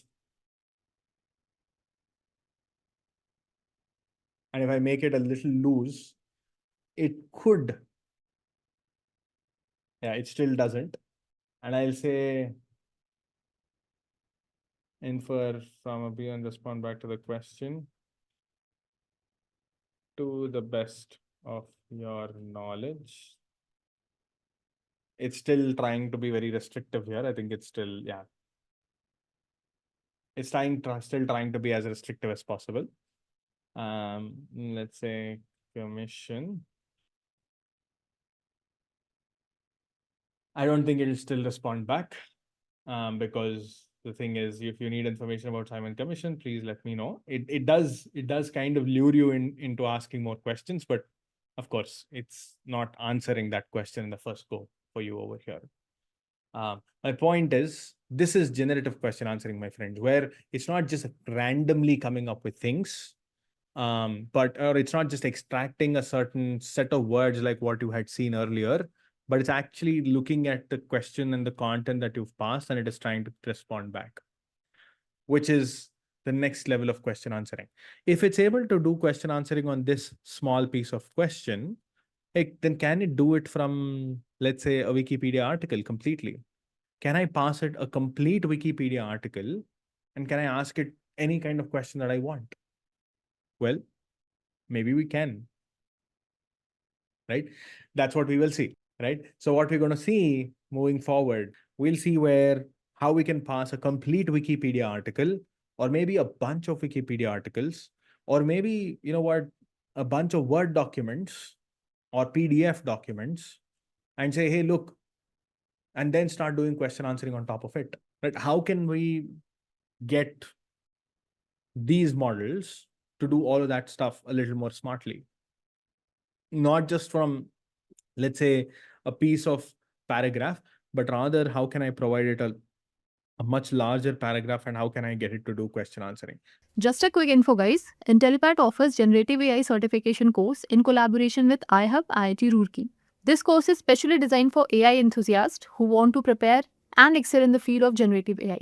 Through this course, you will master Gen AI skills like foundation model, large language models, transformers, prompt engineering, diffusion models, and much more from top industry experts. With this course, we have already helped thousands of professionals in successful career transition. You can check out their testimonials on our Achievers channel, whose link is given in the description below. Without a doubt, this course can set your careers to new height. So visit the course page link given below in the description and take a first step toward career growth in the field of generative AI. So we'll use one of the GPT models, right? So 3.5, GPT-4, 4 mini, whatever, doesn't matter, whichever models, right? And the objective that we're going to be doing is I'm going to try and, walk you through some very interesting examples, right? To start with some very, very simple, question answering setup. What do I mean by that? Let's take a look at this. So we'll start with simple generative question answering, and then we'll build on top of it. Let's say I have a question, right? Which athlete won the gold medal in high jump at 2020 Summer Olympics? Right? Very simple question. Which athlete had won the gold medal in high jump at 2020 Summer Olympics? Now, what I do is I create a simple chat interface here, right? So I simply create the same OpenAI model. Let's use the let's stick to this. That's okay.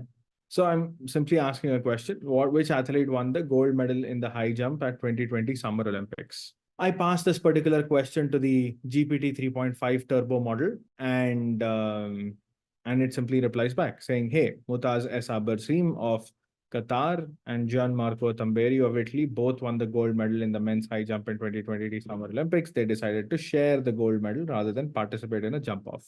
This is actually a very, very, very, very sweet sportive incident, or rather event that has happened ever in the history of Olympics, where actually two athletes just decided to share. This is beautiful how they actually did it. But anyways, but the question is, I asked a simple question about 2020 Summer Olympics, and your GPT model, GPT 3.5 turbo model, was actually able to answer this particular question. Well, I actually, if you want to cross verify this 2020 Summer Olympics, if you actually scroll down and if you look at the results, let's go all the way down. Where did that go?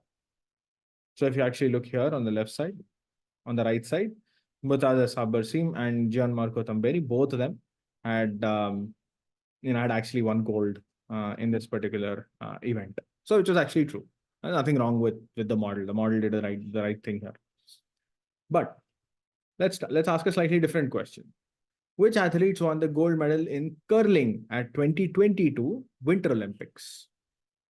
Right now, you're aware of the sport curling. It's an Olympic sport.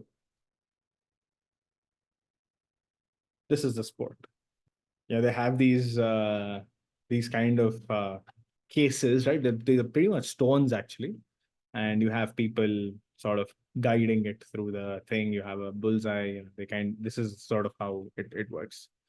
It's actually a pretty interesting sport. Like, anyways, but point is that I'm asking this question: hey, which athletes won the gold medal at curling at 2022 Winter Olympics?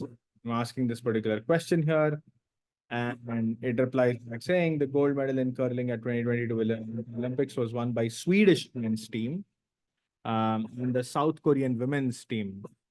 Let's actually check this, right? Let's actually check this out. So 2022 Winter Olympics. Let me actually Google this curling. Let's actually go here. And if you look at it, Sweden won the gold medal and Great Britain won the silver medal. Canada won the bronze medal. But if you actually come back and if you look at it here, the gold medal in curling at 2022 Winter Olympics was won by Swedish men's team and the South Korean women's team. Well, the Swedish men's team, probably not bad. But if you look at the women's one, it says South Korean women's team had won the second. Well, that's actually not true. It's actually Great Britain that had actually won in women's. So what happened here? Of course, the model was wrong. Do you agree with it? Do you agree that the model made a mistake here? Yeah, of course it made a mistake, right? So why did it make a mistake? Well, there are two things here. The response seems like super confident, but it actually made a mistake there. It's a factual error. Grammatically, spot on, right? From a language standpoint, spot on, but factually incorrect. Why is that the case? Why do you think that happened? Model is not trained to remember facts, only make predictions on language. See, you need to understand one thing, that large language models are language models. They are not quiz masters. Large language models are not fact books. Large language models are not it's not a memory bank. It's not a question bank where it has answers to all questions that you want. That's not what a large language model is. A large language model, an LLM, is a language model which is very, very good at understanding language. So if you're going to ask it questions as if it were like as if it were like the most intelligent person on the planet, it will make mistakes. It will absolutely make mistakes because you don't know how it is actually making up that answer. But why did it get the right answer here then? Even here, it got half of the answer right. The other half, it made a mistake. Why is that the case? Well, the reason for that is actually pretty interesting yet simple. Right? So the reason for that is that these models, right? So whatever models that we're talking about right now, yeah. So whatever models that we're talking about so far, right? So your large language model. So let's take, for example, the GPT 3.5 model. Now, the thing about this particular LLM is that this model, because it had to be trained, right? This was, of course, trained on a lot of data, right? This was trained on what? On Common Crawl. This was trained on Stack Overflow. This was trained on Wikipedia, and so on and so forth. Right. So when it was trained, remember what was the task that it was trained on? This was trained to always predict the next word. Right. It was trained to predict the next word. Right. So the model is always trying to predict the next word. So in the process of trying to understand the language, your GPT 3.5 model, because it was also trained on Wikipedia, it was also trained on it. It learned, I mean, it sort of became a muscle memory for the model to predict certain facts, right? It understood, or it sort of it was not intentional, but because it was always trying to predict the next word, in the process of always trying to predict the next word, it so happened that it now is able to actually predict sentences which almost look like facts. So it actually comes up with sentences as outputs which look like facts. In certain cases, they are facts. In certain cases, they are not. In most cases, they're actually not facts. But see, you need to understand that the model is merely trying to predict the next word. That's it. Given any particular set of questions, it's merely trying to predict the next word. So which is why here in this particular case, it actually made up this response merely from the memory that it had. Now, the unfortunate reality, my friends, is we don't know how that memory came into existence. Did that memory come through Wikipedia? Did that memory come from some website in some website in the internet? Did that memory come from some book? Did that memory get influenced by some research paper? Did that memory get influenced by some news articles? I have no clue where that memory has actually come from. So for that reason, I will never trust, or you also should never trust, large language models' innate ability to just respond back to answers, like the raw ability to respond back to answers. Hence, what do you need to do? By the way, this thing that it's doing here, another word for this is referred to as, any idea? Hallucination. It's called hallucination. Exactly like your commonplace word hallucination. He's just hallucinating. He's just coming up with things that may or may not exist. Right? You would see people hallucinating at times, right? Like how people just say, there's something in my room. You're probably high on some weed or some drug, and then you're probably making up stuff. Just that way. The model is also hallucinating here. The model is also high on some kind of a mushroom, I'd assume. But the point is that the model is also making stuff up for you that seem absolutely right. It's quite likely that's not the case. Then how do you control for this? How do you handle this? Well, there are some interesting ways to handle this. Some very, very cool ways to handle this. Let's talk about that. So if you actually go down, this is where prompt engineering comes into the picture. You ask it nicely, right? So for example, you simply tell it that if you don't know, just say, I don't know. Don't make stuff up, right? Just be very explicit. Just be very, very explicit with the model. to not make things up. For example, I'll ask the same question. You answer questions about 2022 Winter Olympics. Answer the questions as truthfully as possible. And if you are unsure of the answer, say, I don't know. And now you ask the same question, and it actually responds back saying, sorry, I don't know. It just actually comes back and says, boss, I don't know. I don't know what the answer to this question is. Now it's not making things up. It's not just randomly predicting words, but it really sees this as an instruction, and it says, you know what? Great. I'm going to shut up. I'm not going to say anything. Does that make sense? It's now these instructions that are sort of guiding it to not make things up. This, my friends, is referred to as prompt engineering. This is all prompt engineering. You're essentially asking the model to operate a certain way. You're instructing the model to operate a certain way. All of that is referred to as prompt engineering. This is one of the most simplest ways of managing prompts. There are a lot of different ways of handling prompts. We'll discuss some of those, but this is one of the ways of how you could get the model to not make things up. So now then, of course, it said it doesn't know. But then one thing we know is that the model can actually do question answering very, very well. If I give it a piece of, we remember yesterday we did that, right? So I could just pass it a paragraph and I could simply ask it to respond back to questions, right? I could give it a paragraph and I say, hey, look, you don't use your brain. You just use your ability of language. You just use your ability of inferring from language. I will give you a paragraph. I will give you a question. You take this question, you use your reasoning abilities and try and answer that particular question from that paragraph. We did this with generative question answering. So I will just ask it to do the same, right? Imagine,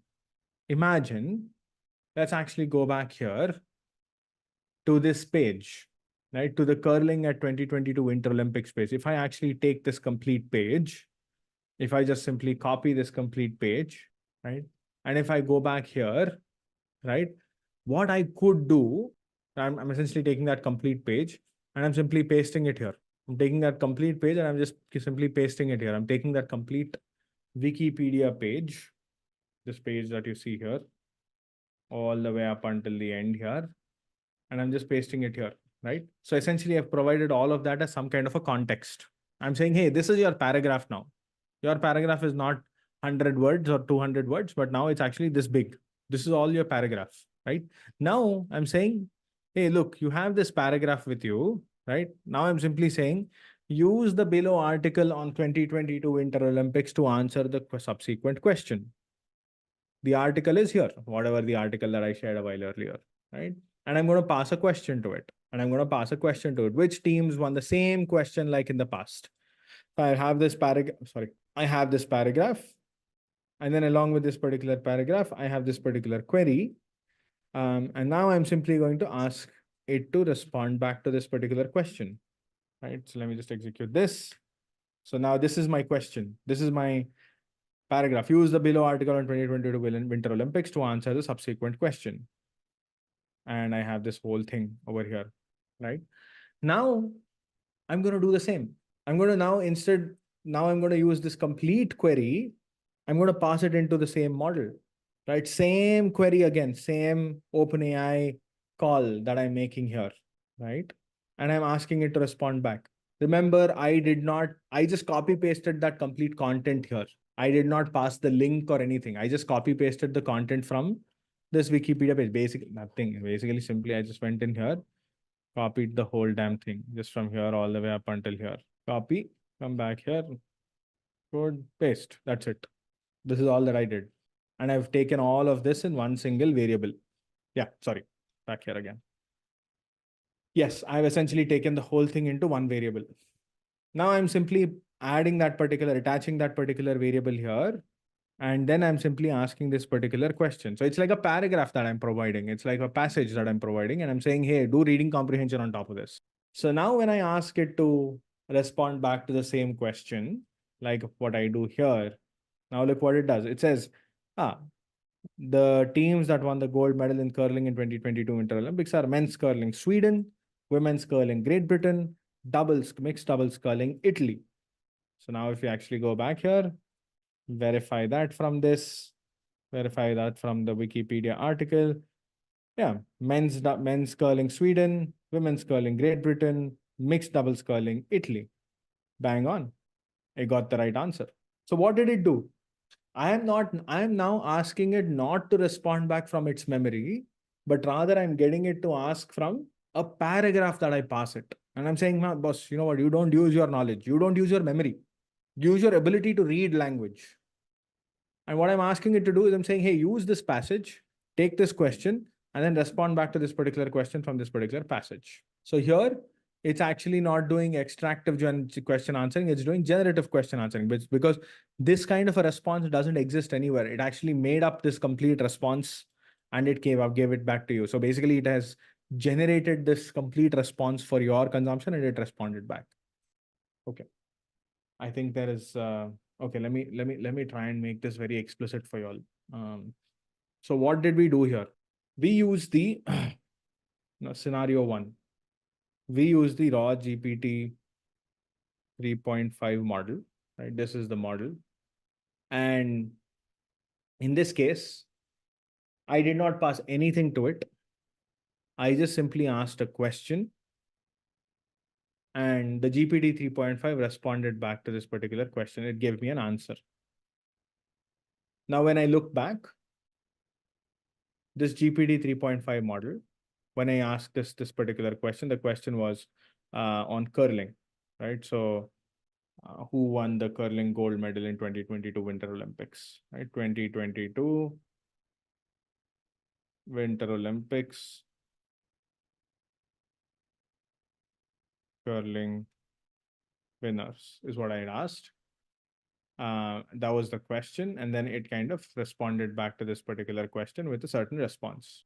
First, in the first go, this response was it accurate or was it inaccurate? In the first go, this response was inaccurate. It made a mistake here in the first go. Why was it inaccurate? It was inaccurate because the model here was trying to come up with it was not referring to any kind of a knowledge base. It was just trying to come up with it from its own understanding of this particular question. It was just merely trying to respond back to this particular question from what it was trained on in the past. And even if it was trying to predict on what it was trained on, it does not have the ability to memorize information. So it is just trying to only predict the next word, the next most appropriate word. That is why this probably did not came out to be the best response over here. So it ended up hallucinating. What did I do then? Scenario 2. Here, what I've done is we took the model, the same model again, the same GPT 3.5 model. In this case, I passed two things to it. I passed the question. Along with the question, I also passed some context. This context is simply nothing but a passage or a paragraph of, this is the Wikipedia article, and it's the same question that I had passed here, the same exact question. Along with the question, I also passed this context. Now what I'm asking GPT 3.5 to do is, hey, look, don't over-engineer. Answer this question from the Wikipedia article that I have provided. Now it came up with a response, and this response was more appropriate. The reason for this response being more appropriate was because we guardrailed the GPT 3.5 model to only answer this particular question from the context that we provided, from the passage that we provided. For that reason, the response here was appropriate. The point is that if we are able to provide the right kind of context, what we realize is if you're able to provide the right kind of context here, right? If you provide the right context here along with the question is more often than not answered appropriately. The answer is appropriately is pretty decent. So the magic is in ensuring that you always provide the right context. But the problem is, how do I know what context to provide? For example, in this case, if you think of it, because the context is about 2022 curling, Winter Olympics curling, it was able to respond back. But if I ask this particular query, hey, same question, But instead, if I provide the complete Wikipedia corpus to it, right? Instead of just passing just one article, can I pass the complete Wikipedia corpus to it? Is it possible? It's possible.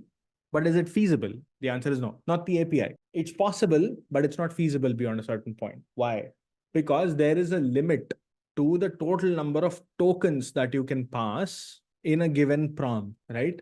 So if you go back here, my friends, so if you actually go back to these models here, so if you go to the models, right? So if you take any of the GPT-4o models or 3.5 turbo models, the context window, you see something called as context window here? The context window is 16,385 tokens only. The output size is only 4,000 tokens. Maximum output is only 4,000 tokens, right? If you go for something like a GPT-4 turbo model, the context window is 128,000 tokens, right? So, I mean, just to kind of give you a sense of what 128,000 tokens mean, how many books is... Yeah, so it's going to make some assumptions. It'll come back with you on this. So approximately 128,000 tokens is around 96,000 words. And if you assume 96,000 words as 350 words per page in any book, that's approximately 274 pages, which is approximately one book, right? 270 to 300 book pages. So if you take a novel, for example, which is 200 pages long, so you're talking about like approximately around what, slightly above one complete novel, so to say, 200 to 300 pages. So you could at any point in time provide 128K, which is essentially one book, and you can ask any questions to it. This is a novel, right? This is a small book that I'm referring to. It's not a big book, because it's assuming what? It's assuming 350 words per page, which is actually slightly on the higher end, but it's okay. It's like a pretty decent novel, so to say. The O models that we have right now, right? So the GPT-4o models also have 128K in tokens. They are all 128K tokens. They can actually also respond back pretty heavily, right? 32,000 tokens and stuff like that. Point being that these models have slightly getting bigger now. But even if at that point, what we are saying is you will only be able to use, right? You will only be able to use maybe at the max one book here, right? And if I were to ask, how many tokens does Wikipedia have? 6.6 million articles totally, and 4 to 5 billion words, which is approximately around 6.6 billion tokens is what you're referring to. So 5 to 6 billion tokens is what Wikipedia has. And we are talking about what? We're talking about 128K tokens. So now you know how the difference is, right? You know how big the size is. You now know how to benchmark it. On one side, you're talking about 128,000. On the other side, you're talking about 5 billion tokens. So you're barely talking about what? What is 128K? What percentage is in 5 billion? So it'll probably come back with a response on this as well. It should give you a percentage, approximately 0.000 whatever percent.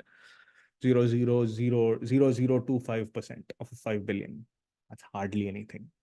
So that's the amount of context that you can only pass in a given call, in a given prompt. Do you understand the complexity here, everyone? Do you understand why you cannot pass the whole Wikipedia corpus into this? Then the question is, how can I build a universal chatbot? How do I build a universal chatbot? Something has to change. What do I need to do here in such a way that I don't see the need of passing all of the context? So I'll give you a small idea here. Even if you train the model, one thing that we know, Mir, is that you can train the model, but the model again might not remember, right? You can fine tune it. That's one possibility. If you have enough data, you can of course fine tune the model, but there are better ways to solve for this. So from here, there are 2 to 3 ways to solve for this. Number one, so how can you So here, I'm going to actually talk about one after the other. So enriching the inputs to a large language model. How do you enrich the inputs to a large language model? The first step is by prompt engineering, right? In the prompt engineering, what are you doing? You're essentially taking a question, you're passing a question,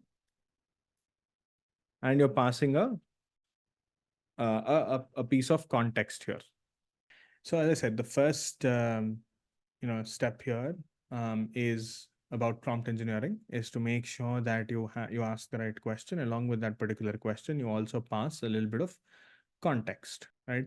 And this context is a simple paragraph, right? And you manage the whole the question and the context combination within the prompt itself, right? The most simplest way of doing this, which is what we were doing so far.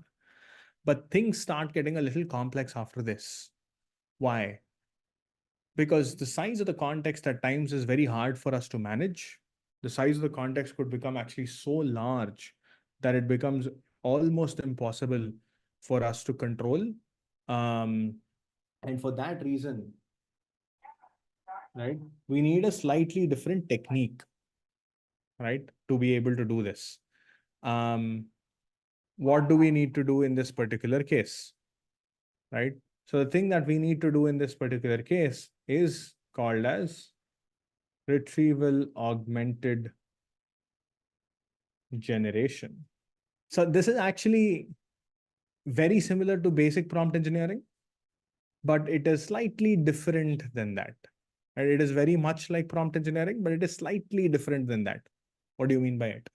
So what we do here is you take the question, right? Whatever question you have, and then you try to find a way to pass the right context, right? You do the same. At the end, you pass this to the model, but how do you exactly get the context? How do you exactly get the right context is where the magic is. So what you do in the case of retrieval augmented generation is you may have a large corpus of data under the hoods. You may have a huge corpus of data. You somehow find a way, given this question, you try to find the relevant chunk of the context that needs to be added here, right? There is a small technique that we follow wherein given a question, not all the corpus is important. Maybe there are certain parts of the corpus, meaning the answer to this particular question may lie in certain areas, right? Maybe it's here, maybe it's here, maybe it's in some other part of the document. So you only extract that chunk of that particular corpus and then add it in this context. That's how you basically create the context, which is why the context is based on retrieval to start with. So you retrieve the context and then you do the generation. Then you basically try and do the generation or generative question answering. So the generation is augmented by retrieval. So it is retrieval augmented generation because you are generating basis a context which was retrieved from a large corpus. The question is, how do you retrieve this? How do you know which parts of the corpus is the relevant question, relevant part of that, or the relevant chunk from the existing corpus? Well, we'll talk about that. That's where we'll be spending majority of our time in the next few minutes. The third approach to be able to do this is referred to as fine-tuning. Fine-tuning is like your fine-tuning, is like every other fine-tuning, right? Here, you don't need to pass the context. The hope is you take the model, whatever model you have, and then you take this complete data, assuming you have enough amount of data. You take that complete data, you pass into the model, you train the model or fine tune that particular model, right? And then use this model for any kind of direct question answering. Because the model has been fine tuned on your data, you could just do straightforward question answering after this. Just to let you know, what has often been very, very successful, as I said, is your prompt engineering and your RAG approaches, your retrieval augmented generation approaches have often been very, very, very successful. It has been a lot more easier for people to control these than this. I'm not saying fine tuning is bad, but in the case of large language models, fine tuning is a tougher battle to fight. Okay. For that reason, we don't simply just go down the fine tuning part straight away. We start with prompt engineering, we then go into retrieval augmented generation. Okay. Now let me talk to you a little bit about what RAG is, what retrieval augmented generation is. By the way, a very common terminology or an acronym for this is RAG. We use the acronym RAG to refer to retrieval augmented generation. Now let's talk about how RAG actually works. RAG is actually pretty simple. As I said, what you do, and hear me out. So imagine you have a question. The question is, who won the 2024 T20 Men's World Cup? Right? That's a simple question. Who won the 2024 T20 Men's World Cup? Men's Cricket World Cup. Let's be more precise here. Right? That's a question that you have. And let's say you want to somehow answer this particular question. But to be able to answer this question, you of course have picked any kind of a large language model. Let's say you've picked any of your GPT models to start with. You pass the question into the model. But before you actually pass the question into the model itself, what you do, and let's say you have, let's say, the bunch of Wikipedia articles. So I'm going to try and depict your Wikipedia articles for a lack of a Wikipedia, or let's say some kind of a corpus, right? Corpus so big that it is not easy for you to simply stuff it into the prompt itself. It's a fairly big corpus, right? So, and I'm going to represent it slightly differently here. And let's say these pieces that you're seeing here, these chunks that you're seeing here, let's consider them as articles, right? So this is Article 1, Article 2, Article 3, Article 4, Article 5, and so on and so forth. You may have n number of articles over here, doesn't matter. So now what you do, and there is of course a lot of text in this, right? This is a lot of text. Now you have this particular question. So what you do with this question is, of all the articles that are there over here, there might be n different articles over here. Not all of the n articles have to do with Men's Cricket World Cup. Some of them may be about football, some of them may be about golf, some of them may be about terrorism, some of them a bunch of different things. So the first step is, there's no point in me trying to search for this response throughout this document. So somehow I need to find the relevant chunks of these articles which are useful for me to answer this question. How do I do that? Well, to do that, what we are going to do is something very interesting. So we're going to take this question. Okay, we're going to take this question. We're going to pass this question into the large language model, right? And what we're going to do, right? I'm not going to use the complete large language model. If you remember earlier, a large language model is simply nothing but an encoder decoder architecture. So you have an encoder, you have a decoder, right? You can essentially take the question, convert this into an encoded representation, or any input can be converted into an encoded representation. Do you agree with it, everyone? Then you pass that encoded representation into the decoder, pass an input, and then this will start spitting words. That's how the encoder decoder architecture sort of works. So what I'm going to do is I'm going to just pass this question into, instead of calling it an LLM, I'm going to simply refer to this as an encoder model, right? I'm going to pass this into an encoder model. What does an encoder model return? When I pass a piece of text as input, what does the encoder model return? It returns an embedding as an output. That's the first thing. So I pass this question into the encoder model. So I get a question embedding, right? A fixed length embedding, right? I think in the case of the GPT models, it's I think 3000 long vector or something. I'll confirm, but I think it's a 3000 unit length vector or something, but whatever. A fixed length vector is what you're going to get. Lot of numbers, 2.35, 5.28, 5.28 minus 3.65 and so on and so forth. You're going to get a lot of numbers over there, but basically a vector, a fixed length query embedding is what you're going to get. Now, do you agree that if I pass this corpus also into this encoder model, do you agree that I can also convert this into a corpus embedding? For every article, do you agree that I can convert every article into an embedding? So I can have something like, so I could have something like A1E, A2E, A3E, A4E, and so on and so forth. So basically, every article could also be converted into an embedding. So same corpus that we see here could be also converted into a fixed length embedding. Now, what can I do? Now, can I take these embeddings, right? And if I compare this particular question, I'll just repeat so far before I go any further. I'll just repeat until this point. What did we do? We took the question, passed it into an encoder model, converted that question into an embedding. We took the corpus, passed it into the encoder model, article by article, I created an embedding for each article, right? Now, if I want to find articles that are relevant to this particular question, what can I do?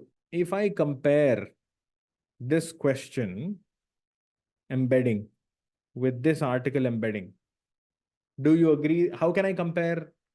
How do I know? How do I find similarity between any two vectors? Not correlation. Cosine similarity. No more common words. We'll look at cosine similarity. There's no words anymore. These are numbers now. These are numeric embeddings now. So you find cosine similarity here. Right? You find the similarity of that with this, that with this, that with this one, the same one with this one.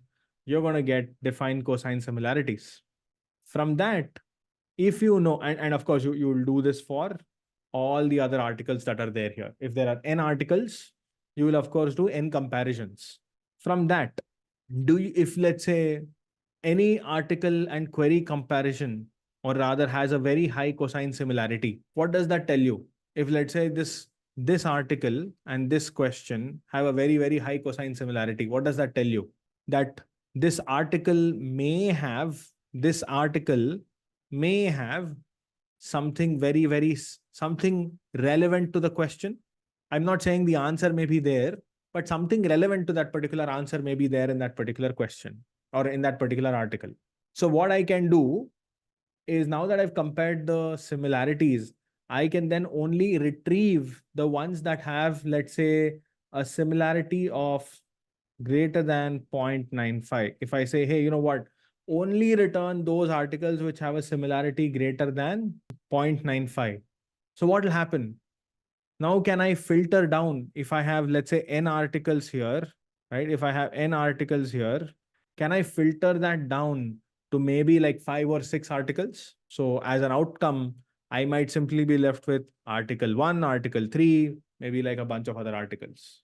Now, what do I do after this? So now I know that the relevant or this question, there are some relevant documents that in this particular corpus that are relevant to that particular question. And now I've identified article 1, article 3, whatever. What can I do now? I extract. What do I do from here? So now what I do is, now I say, okay, now I know that these article and this article have relevant information, associated to this particular question. So what I do is, now I construct my prompt. Now let's construct the prompt. How do you construct the prompt? So now you take the question that you have, which is the initial question which you had here. And then for context, what do you pass? You pass all of the raw information from article 1 and article 3. You don't pass A1E and A3E. You pass A1 and A3. You pass A1 and A3. The actual articles itself you pass. You create this prompt now.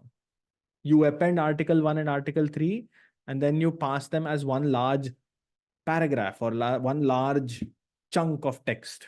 You're saying, hey, now you answer this question from this particular article, from this context. What do you do after this? You pass this to the LLM. You pass this particular prompt to the LLM. No, you don't need to decode the article. The decoded part of the article is already here.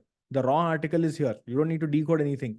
You are simply just trying to extract the similarity with the encoder model. That's it. Once you know which articles are similar, that's it. This part of the job is done.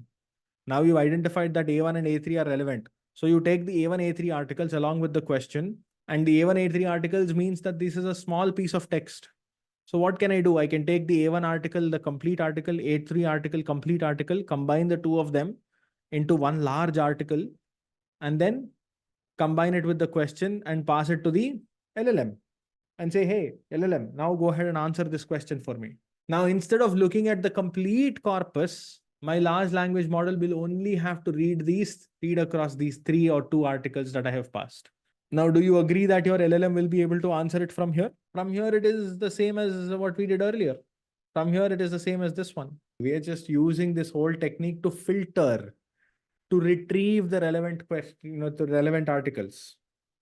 We're not doing anything else beyond that here. This is time saving and chances of getting accurate responses are higher. Exactly. And it is cheaper because you don't need to pass the complete corpus. You only pass the relevant articles into the model. Thereby, the cost is also cheaper in this particular case because the number of tokens are smaller. Now, my friends, this is exactly how ChatGPT works. This is what ChatGPT does. When you ask a question to ChatGPT, what does ChatGPT do? Basically, ChatGPT does something very similar to this. It takes a question, finds the relevant pieces of information behind the scenes that it needs to put together to respond, extracts all of it, summarizes it, and then takes a question, takes the article, and then passes it into the LLM to extract the final response. So ChatGPT is not just a model. ChatGPT is a system, is a product. ChatGPT is powered by the GPT models behind the scenes. ChatGPT is much more than just the large language model. Yeah, man, that's it. So instead of putting 0.95 over here, put 98. Or maybe just say, look, I'm going to pick the top 3 articles, top 3 chunks. There is a concept called as chunking, which is essentially taking the piece of text and then breaking it down into equal sized pieces. We'll talk about that in a few minutes, but you'll have to make a trade-off. Either you pick a fewer articles, or you pick part of the articles, or you pick maybe use a larger model. Like for example, in the case of something like Gemini can have 1 million tokens. Yeah, 1 million tokens also is not a big deal now, right? 1 million tokens is what 10 books. 128 tokens is one book. 12 million tokens is 10 books. 1 million tokens is 10 books. That's hardly anything. No big difference. But you get the point, right? You get what I'm trying to say. So the thing is, you will have to make a trade-off somewhere. I'll show you how to do that as well. But this, my friends, is retrieval augmented generation. Whatever we just did is retrieval augmented generation. This is RAG. Okay. Now, let's actually take a look at the example. Now, let's actually go back here. Let's take a look at this example. Let's see how we could do RAG. So, in this example, what we are going to do, so this is, by the way, a good, so you have a question, you convert the question into an embedding, right? And then you have a document or a bunch of documents. You break that document down into smaller chunks, create embeddings. From the question, you find the most similar embeddings. You pass that similar embeddings along with the question into your LLM and generate the response. That's basically what it is. So now, guys, let's quickly take a look at how to put this in action. So what we are going to do, my friends, is we're going to extract. So we're going to be taking. There is OpenAI has already provided some kind of embeddings for us, but I will of course show you how you can extract the embeddings yourself as well. Let me actually start with that. Let me actually show you how you can access any of the embedding models. So let's look at the embedding models, embeddings. So if you take, for example, this is using, I think this will be using one of the embedding models. So there are only a few embedding models that are there right now. Text embedding 3 small, text embedding 3 large. These are the latest embedding models that they have. What you could do is, this is how you can actually generate. Let me actually copy this for you. So from client.embeddings.create. So instead of earlier, if you remember, what were we doing? We were doing client.completions.create, client.chat.completion. That is what we were doing, chat completions.create. Instead, here what we are going to be doing is we're going to be doing client.embeddings.create, right? And then what we are going to be doing is I can pass any text here. This is let's say we'll take the same question from here, right? Where is that question? Let's take the same question. Let's go back here. I'm just taking any question, for example. So if you have this particular piece of text and I'm passing the text embedding 3 model and I'm asking it to generate the embedding for this particular question. And boom, there you go. That's the embedding that's created. So if you actually look at the embedding,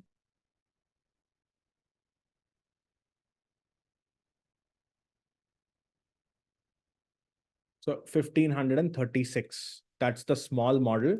If you take, for example, the large model, this will be, I think 3000 if I'm not wrong. Yeah, 3072. That's the size of the embeddings that we are talking about over here. Okay.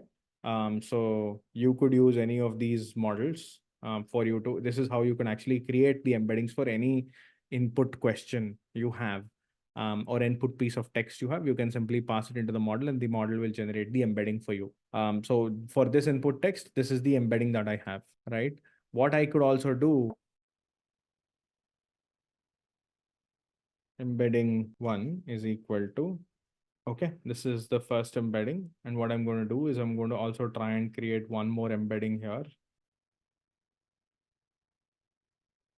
So I'm going to have this ask the same question slightly differently. Let's see if the in Winter Olympics 2022, who won curling across all formats? Same question, but a slightly different way. So let's create a different, let's create the embedding for this question as well. Ideally, if you think of it, these two embeddings should be very similar. Same question, but written slightly differently, right? And I'm asking, I'm generating the embeddings for both of these questions. Technically speaking, the embeddings of both of these should be very, very similar. So let's actually verify that. Import numpy as np dot array of embedding 1 and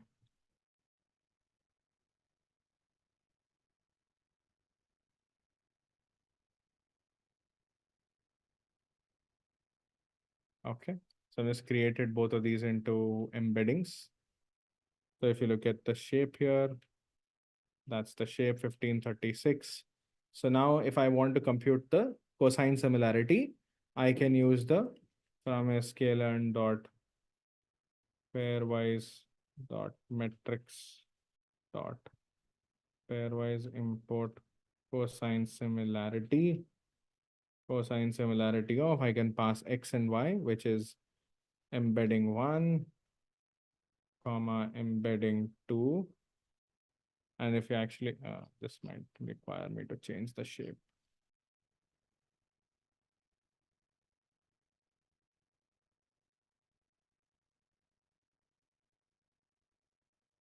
This needs for me, this needs a 2D array, else it doesn't work.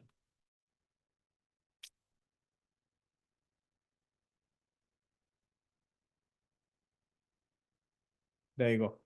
So if you look at the cosine similarity, what does it tell you? It tells you that both of these metrics, both of these sentences have a cosine similarity of 0.85, which is pretty good, right? Which is a very heavy similarity. Same question, written slightly differently, still has the same embedding score. Or so say still has a very, very high similarity score, even though the embeddings themselves are slightly different from each other. Now that we know how to create embeddings, we actually put this as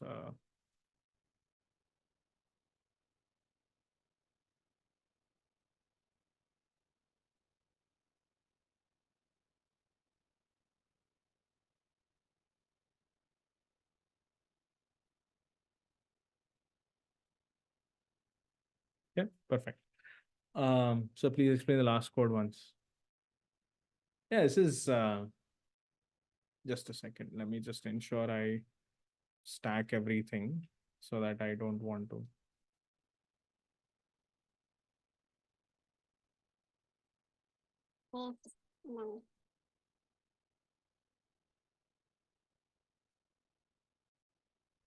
Perfect. Yeah, so the last piece of code here, all that I'm doing is I'm computing the cosine similarity. The reshape here is because the reshape here is essentially to ensure that, so if I don't reshape, or rather, if you look at cosine similarity, if you look at x and y expects n samples and x features. It expects a two-dimensional array over here.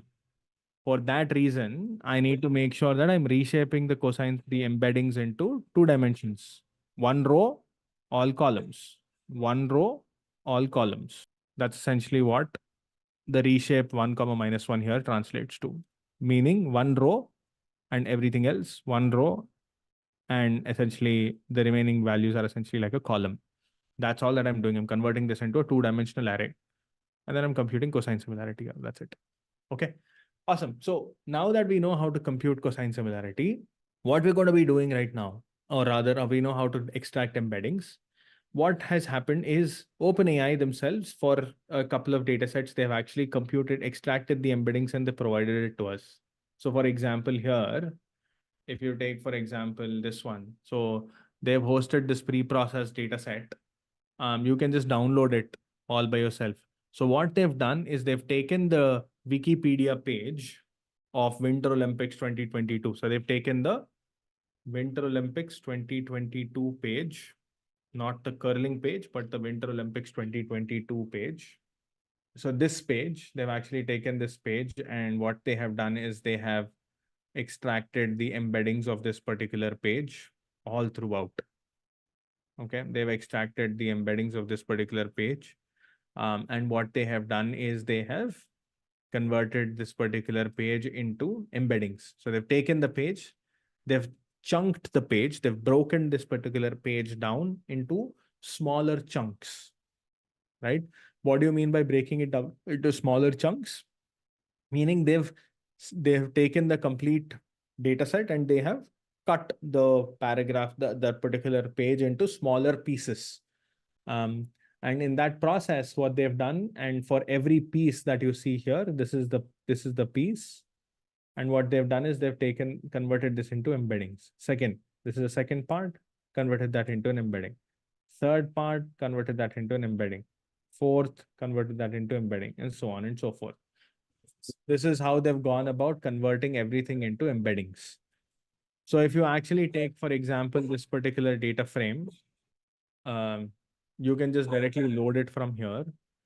So it's actually going to try and download this particular page while I speak here. It's actually downloading the CSV file. And once that happens,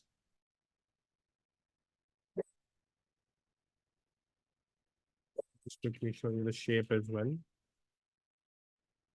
Taking a little long. It's actually 200 MB file, so it's going to take a little long for it to download over the internet. Once that gets downloaded, I mean, one way to do it is I can do it myself. Like, I mean, we can take that complete page, store it in a document, and then chunk it, and then convert that into embeddings. We can do it ourselves. I'm just using something that's already available. In most cases, you would have to create your own embeddings. Like using this particular piece of code, whatever you've seen here, you will have to create your own piece of embeddings like what I just showed. So the question is, once that is done, that I'll show you the shape in a minute. But as you can see, this is the chunk and this is the embedding. Chunk, embedding, and so on and so forth. So if you actually take, for example, any of these information that you see here, I mean, this is, by the way, any 5 random pieces of text. This is how it looks like. Now what I can do is, of course, we can, of course, you could now start extracting or generating some kind of a, once that particular thing is done, you can, of course, start using these embeddings for the subsequent steps. Like what? Forget about all of that. Right. So you could start using that for actually generating the responses. What? Like what? So for example, in this particular case, I have created a simple function over here. What this small function does is it takes this data frame, of course, as an input, and it tries to generate the embedding for any piece of text, right? And now all that I'm going to have is for any embedding. The good part is all of these embeddings are already created for us, so I don't have to create these embeddings. But if you want to create it, you can just create it using this particular function. You just have to run this particular piece of code, then you will be able to execute it. The good thing is all of these is already created for us. That's one nice thing for us. Now, what do I need to do once you have every question? So each time we receive a question, we calculate an embedding vector for this particular question using the get embedding function. So we created a small function called get embedding. We'll try to extract the embedding using the get embedding function. For each chunk in our custom dataset, we calculate the similarity of this chunk embedding vector and the question embedding vector. Remember, that's what we need to do. Whatever the embedding vector, question embedding vector, and the chunk embedding vector, we need to compute the cosine similarity. We rank the sections from most cosine similar to the least cosine similar. That's it, right? So that's all embedded in this piece of function. You can actually go through this function. It's very easy to understand. If I'll just explain this to you line by line. This function takes the raw question as the input, the data frame with all the chunks as the input and the embeddings, right? It's asking what function. So it's using the SciPy cosine similarity function. And it is asking me how many top documents should I return, right? I'm saying 100 observations you return as the response. 100 is actually a little too much. You probably like 5 or something is what you would require in most cases. Okay. So now what I'm saying is, hey, given any particular query, first extract the query embedding. So this will return my QE. This will return QE. After that, what am I doing? I'm comparing whatever function I have, relatedness function, which is nothing but the cosine similarity function. I'm taking the row embedding and I'm taking the query embedding and I'm computing cosine similarity and I'm putting it into a simple list. I'm putting this in a list over here. I've written this as a list comprehension. This is written as a list comprehension, which is why it might look a little weird, but it's basically a simple extracting everything and putting it into a list. After that, what am I doing? I'm simply sorting on a key. I'm sorting on a key in the reverse order, right? After that, what do? I just simply extract how many ever top n have been asked. I simply extract those top n pieces of text, right? Pieces of text. This row of whatever the string is, that is what I'm going to return. That's it. That's what's being returned here. That's what this complete function is. Returns a list of strings and relatedness sorted from the most related to least. If you actually take this piece of code and if you execute this for strings, so this is the output, okay? So strings comma relatedness, which is nothing but the output from this particular function. So strings ranked by relatedness, and I'm passing a simple piece of text here. And once I execute, it is returning all the outputs for me here. Right? It is essentially displaying, it's printing the whole thing for me over here. It's printing this whole thing, curling at 2022 Winter Olympics, and it is extracting the whole thing for me here. Yeah, after that, very simple. Now I can create a larger function.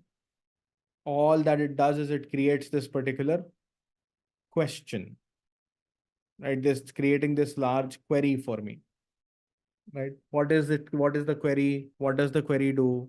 It takes the output from the relatedness functions, right? The strings from the relatedness functions, and it takes one string after the other, and it simply stitches it together. It simply stitches it together.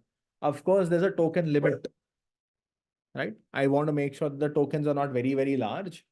So we try to optimize for the token limit here, right? For example, if I have a token limit of 3,700 or whatever, I try to ensure that the token limit is within that particular budget so that I don't create like very, very large sets of tokens. Right. Earlier we were using the GPT-4, GPT 3.5 model just had a token length of 4096. 4096, which is why 3700 is what we were trying to restrict it to. But now you have a limit of 128K with GPT-4o mini, so which is pretty good. So you don't really need to worry about this as much. After that, you just create the query: which athletes won the gold medal at 2022 World Cup? Winter Olympics. And then if you look at the question, it's not just the question, but along with the question, you have all the articles also over here. Where did we get these articles from? Where did we get all of these articles from? From Wikipedia, of course, but those were the relevant pieces of articles that we got from the strings ranked by relatedness function that we had created earlier. And that's it. Now you simply ask the question. It returns the response. Your questions are about 2022 Winter Olympics. And then you simply ask the question. Whatever message you have, you simply pass that particular query message here, and it generally responds back. It says the athletes who won the gold medal in curling at 2022 Winter Olympics were Stefania Constantini and Amos Mossener from Italy, and the mixed doubles tournament, blah, blah, blah. You have all of that information that is required here, by the way. Perfect. So these are all the outputs with the top 5 outputs only, of course. If you look at the relatedness, similarity 0.879, 872, 869, 868, 867, very, very, very, very close. And now, of course, I'm going to simply, and then here, this is the query message, as you can see. And then, of course, once this is done, you can, if you see this particular function, the string relatedness, I'm just going to execute this function. So which athletes won the gold medal at curling at 2023 Winter Olympics? This is the final query that it was able to create. Now this is the final message, which is or rather the function, wherein this is the message, the function that says ask. And now what we can do is we can simply just create the message itself over here. So which athletes won the gold medal at curling in 2022 Winter Olympics? The athletes who won the gold medal are Niklas Edin, Oscar Eriksson. These are the guys who won the one from Sweden in the men's tournament. Yeah. Specifically,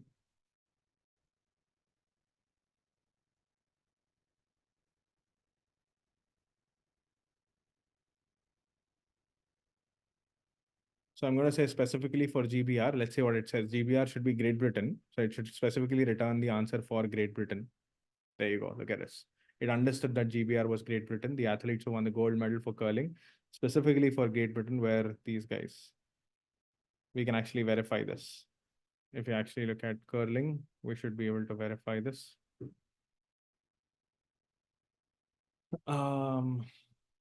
For Great Britain,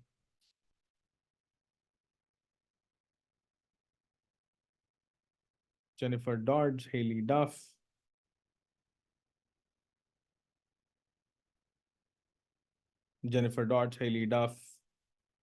Eve Muirhead.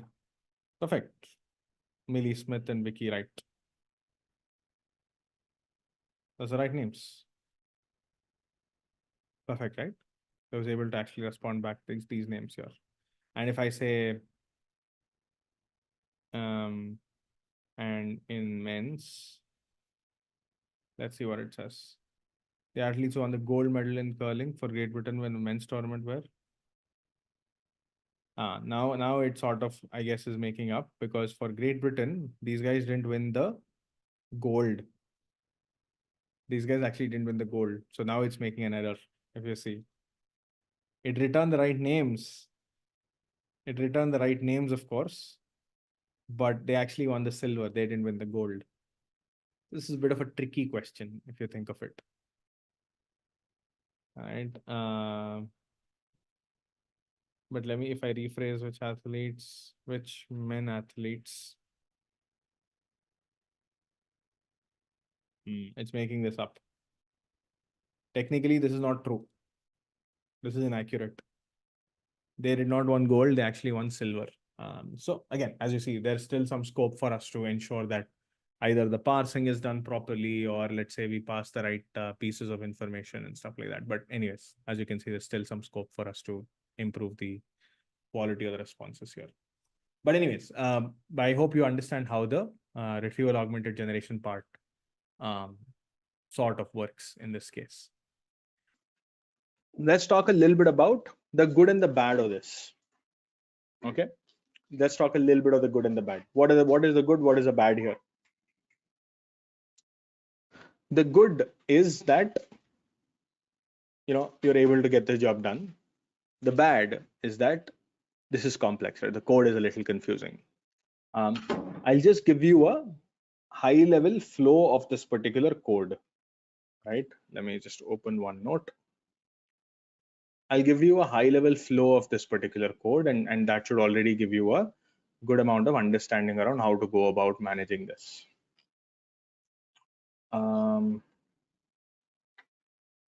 So the code goes this way. So you start with something. So as I said, step 1 is for us to compute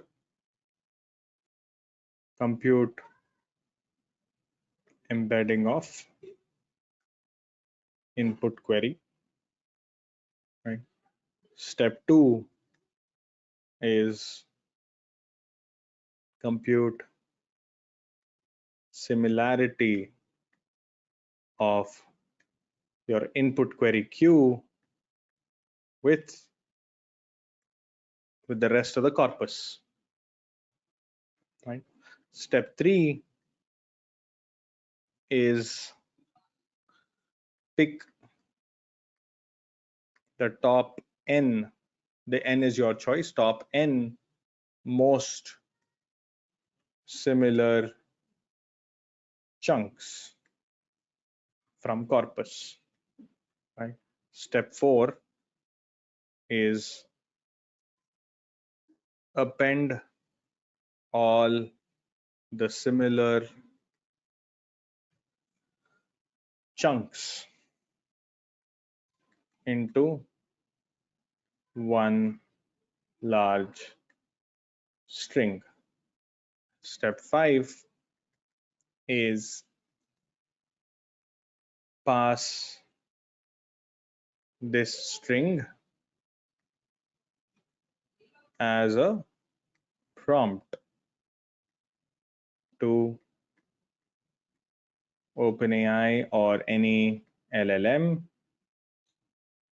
to summarize, or actually to answer as a prompt. Actually, let me just erase this. As a prompt along with original question to answer, right? Pass the string as a prompt. You need to pass this particular prompt to an LLM. That's it. These are the 5 steps, guys. If you're able to do these 5 steps, you're done. So in our setup, this first step in your code, this is done by the get embedding function. This is the get embedding function. The compute similarity of questions with the rest of the corpus, pick the top most similar chunks from the corpus. This is done by strings by relatedness or something, as that's the name I'm assuming. I just want to confirm the name of the function. Strings ranked by relatedness. There you go. Right. And then this one is done by the query message function, which basically takes this as the input. This one takes this as the input. And then this last one is done by the function called ask,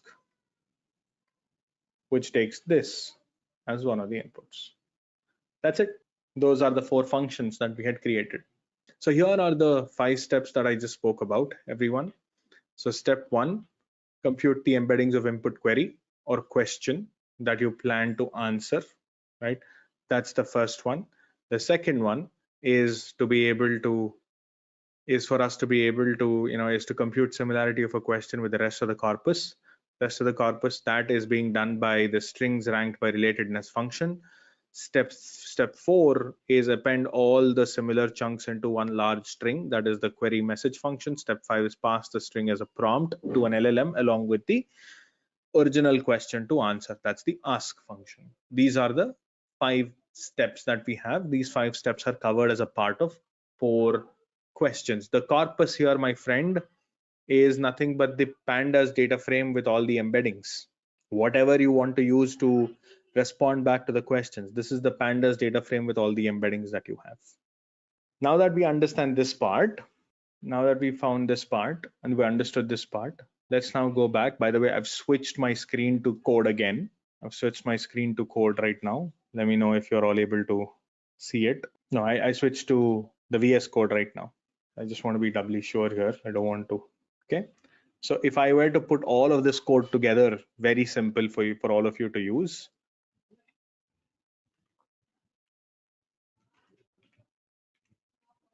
Right, let's just go here. Import pandas as PD. I just want to quickly copy some of these functions. This is the strings ranked by relatedness function. I'll just copy all of that code at one place so that it is easier for you to understand.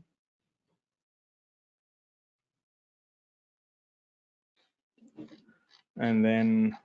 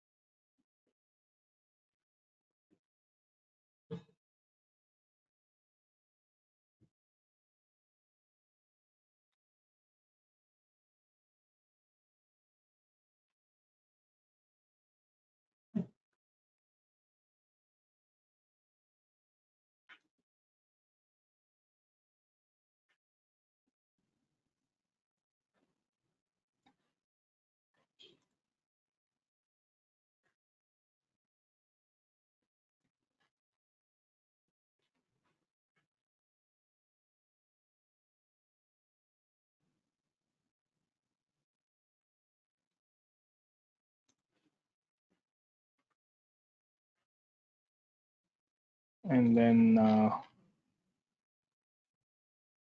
just want to copy a couple of others quickly. And just one last part, which is nothing but the client.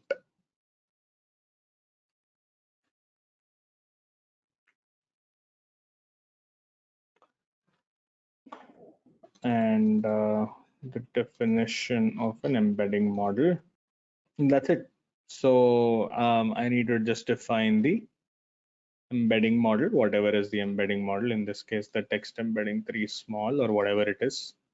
I think the model that's actually being used is, I think, not just this.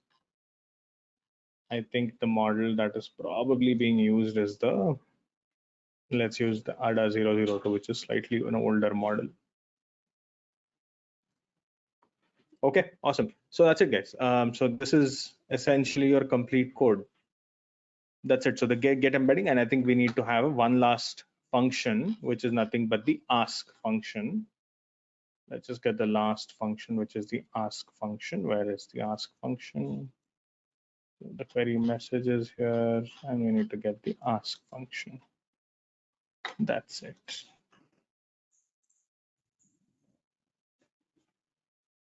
So that's it. That's your code. So this is the get embedding function, and as you can see, the get embedding function essentially is the function that we have for computing any kind of the get embedding function essentially is the function that we have for any kind of computing the embedding. The strings ranked by relatedness function is the function that returns the list of strings and relatedness score, sorted in the most related to least, and you can also pick the top n. The ask over here is the function. I think we're missing one function here, which is the query message function. Where is the query message function? And that's it. That's the query message function. And that's it. This is the query message function, which is essentially going to compute the query message for you. And then last but not the least, this is the ask, which is nothing but the function that takes the query or the complete message, organizes it into this particular format, which is the role. So you answer questions about 2022 Winter Olympics, and then you put all of that message over here, combine all of it, and then write the response back. So that's how your complete code base sort of looks like. This is how you do retrieval augmented generation using using the OpenAI models. But as you can imagine, which is the point that I was trying to get at, this is a lot of code. You see the screen right now, which is, I'm assuming you're able to see my code, which is essentially the retrieval augmented generation code. And this code that is currently all about how you can create a simple retrieval augmented generation flow as such. The problem with a setup like this is that there's a lot of code, tough to handle. How else can we handle this? How else can we solve for this? Well, that's exactly where we will introduce ourselves to something called as LangChain. What is LangChain? If you remember, if you go back to a couple of sessions, we spoke about a concept called as LangChain, which is nothing but a platform or a middleware that helps you that helps you sort of abstract a lot of the code that you would have had to write if you are directly interacting with OpenAI. So you can have like an abstraction library that does that helps you interact with the underlying OpenAI models, but with a much smaller pieces of code, so to say, shorter pieces of code, so to say. So let's talk a little bit about how LangChain is set up, right? So let me quickly introduce you to LangChain, and then we will take you from there. Let me just let's go. LangChain. Let's look at LangChain. So what is LangChain? I'm assuming you can see my LangChain website, right? So I open the LangChain website right now. I'm hoping you're all able to see this. So if you look at the LangChain screen, so today what you have is what you see here is LangChain is essentially like a company that is like an organization that does like a lot of, I mean, as you can see, they do a lot of cool stuff. If you look at their products, you have three specific products, something called as LangChain, LangSmith, and LangGraph. We'll come to LangGraph in a minute, but let's talk about LangChain to start with. What is LangChain? So this is essentially an abstraction library. It's a Python library that helps people build LLM applications, right? So apps that sit on top of LLMs. So what are the things that LangChain provides? LangChain provides something called as vector stores. It gives you some way to manage prompts. It gives you a very interesting way to load documents. It gives you an interesting way to access models. It gives you an interesting way to access tools. It gives you access to text splitters, and so on and so forth.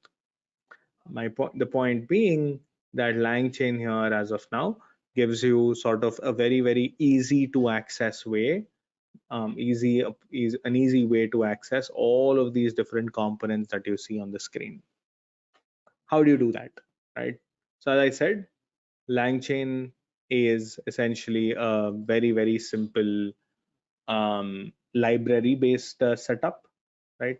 For example, as of now, if you observe here, what you see is I will of course get into the details of the library itself. I'll walk you through how you can use all the different components in the library.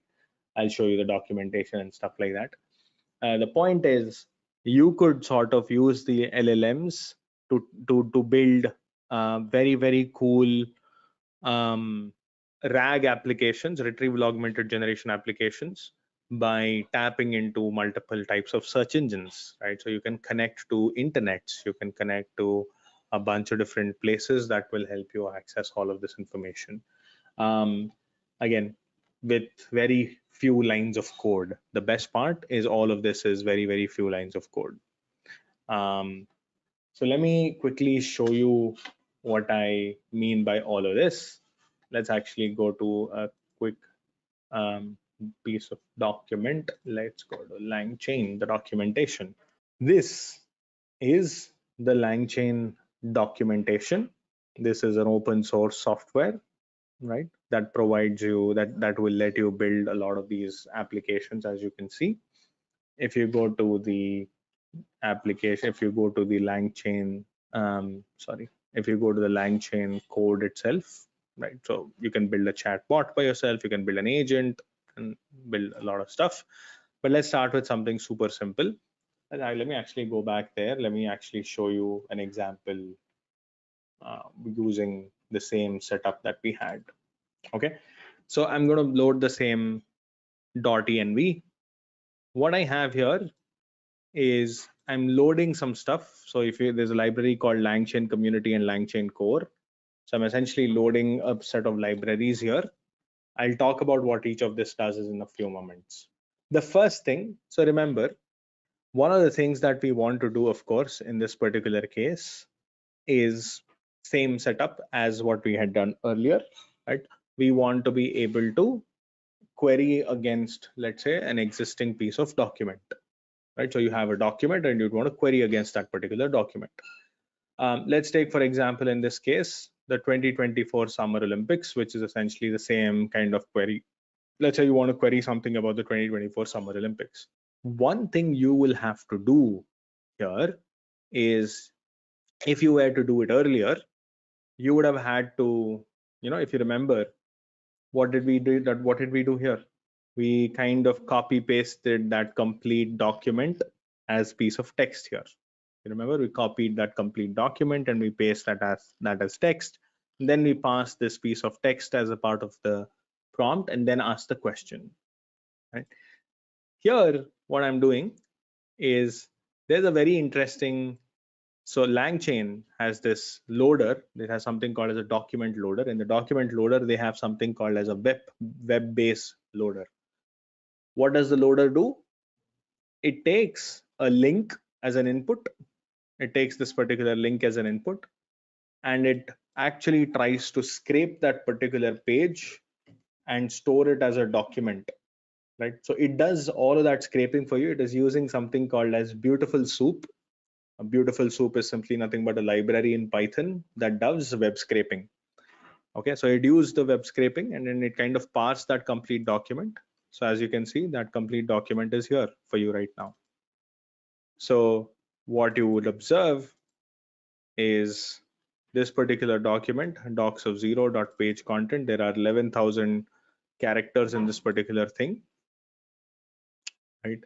And then if I just pass, if I just print the first 5,000 characters, this is how the first 5,000 characters sort of look like. Let me just open it here. So this is the first 5,000 characters. These are the first 5,000 characters, right? So let me just go back and show you what I did here. All that I did is I used this simple line of code called from LangChain community import document loaders. So let me actually show you all the different document loaders that are available. Where is the API documentation? So as you see, the LangChain core base abstraction is LangChain community. This is the one where you have third-party integrations, right? Odd kind of integrations that you have. So let me show you the API reference here.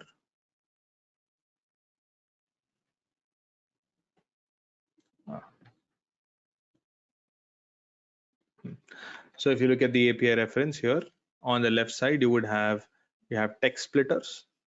If we go to community, in the community, you have something called as document loaders. So in the document loaders, you would see that there are different types of document loaders that are available, right? I have Airbyte, Zendesk support loader. I have Archive loader, which is essentially like the loader that you can use for this is a loader that you can use to load any kind of a any kind of a loader, any kind of a document from the archive repository. You can just pass a link and it'll download it and it'll parse it for you. So all of that is essentially all those different loaders that you see are all available over here. The loader that I used for the moment is the web-based loader. So if you see the web-based, so if you see here, this is the web-based loader that I have currently used, right? So the web-based loader here currently loads, if I pass any path, it automatically loads that particular path for me. It completely loads that particular page and it returns it converts it into a document like what you see here, and it nicely keeps it available for itself. Now what can I do with this? I can take this particular document, and of course I can use that for a bunch of different things. I can use that for retrieval augmented generation. I can use it for a bunch of different things, which I will show it to you in a few moments. So what I've been able to do is I've been able to load a simple web page here right now as a document. What I could also do is I can instead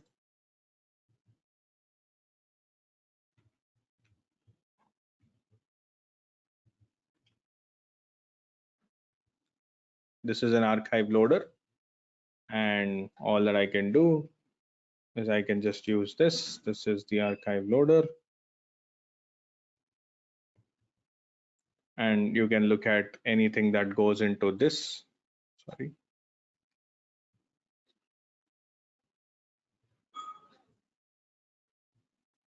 So if you look at the archive loader, I can pass any kind of a loader into it and it will nicely load this for me. As you can see, I can pass a query, which is simply nothing but original PDF format into text, right? So I can just I can just simply load any kind of a loader here, any kind of a an archive PDF. I should be able to comfortably load using this. I'll show that to you as well. So let's actually go back here. So if you see here, all that you need to do is you just have to pass any kind of a document and it should be able to load. And you can, as you can see here, you could just load any kind of a keyword and you should be able to load it. Yeah, archive is this, guys. This is the free distribution of all of your papers, right? So whatever you search for here, so you simply search whatever you want to search for here. You say, hey, I want to search for large language models, and it'll give you all of this information, right? It'll give you all of these documents. That is what you can get for. That is what you can simply get here. So what you could do is, let me just go back here, sorry. So what you could simply do is you can simply say, okay, let me just go back here in Python, archive loader, and query is equal to, let's say, I simply search for large language models, and I'm simply going to try and load. I need to install a library.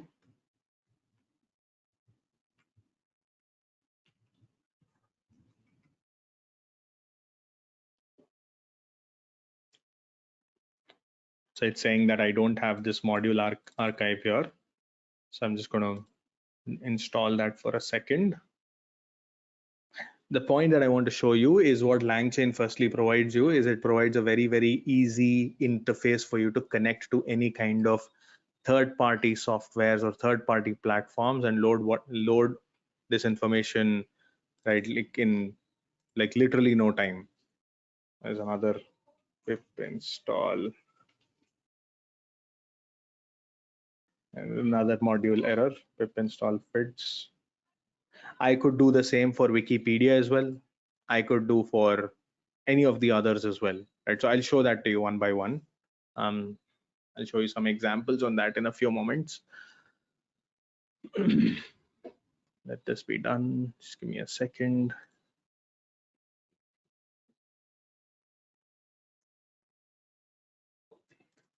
I also will have to execute this PyMu PDF. I think it will also ask me for that.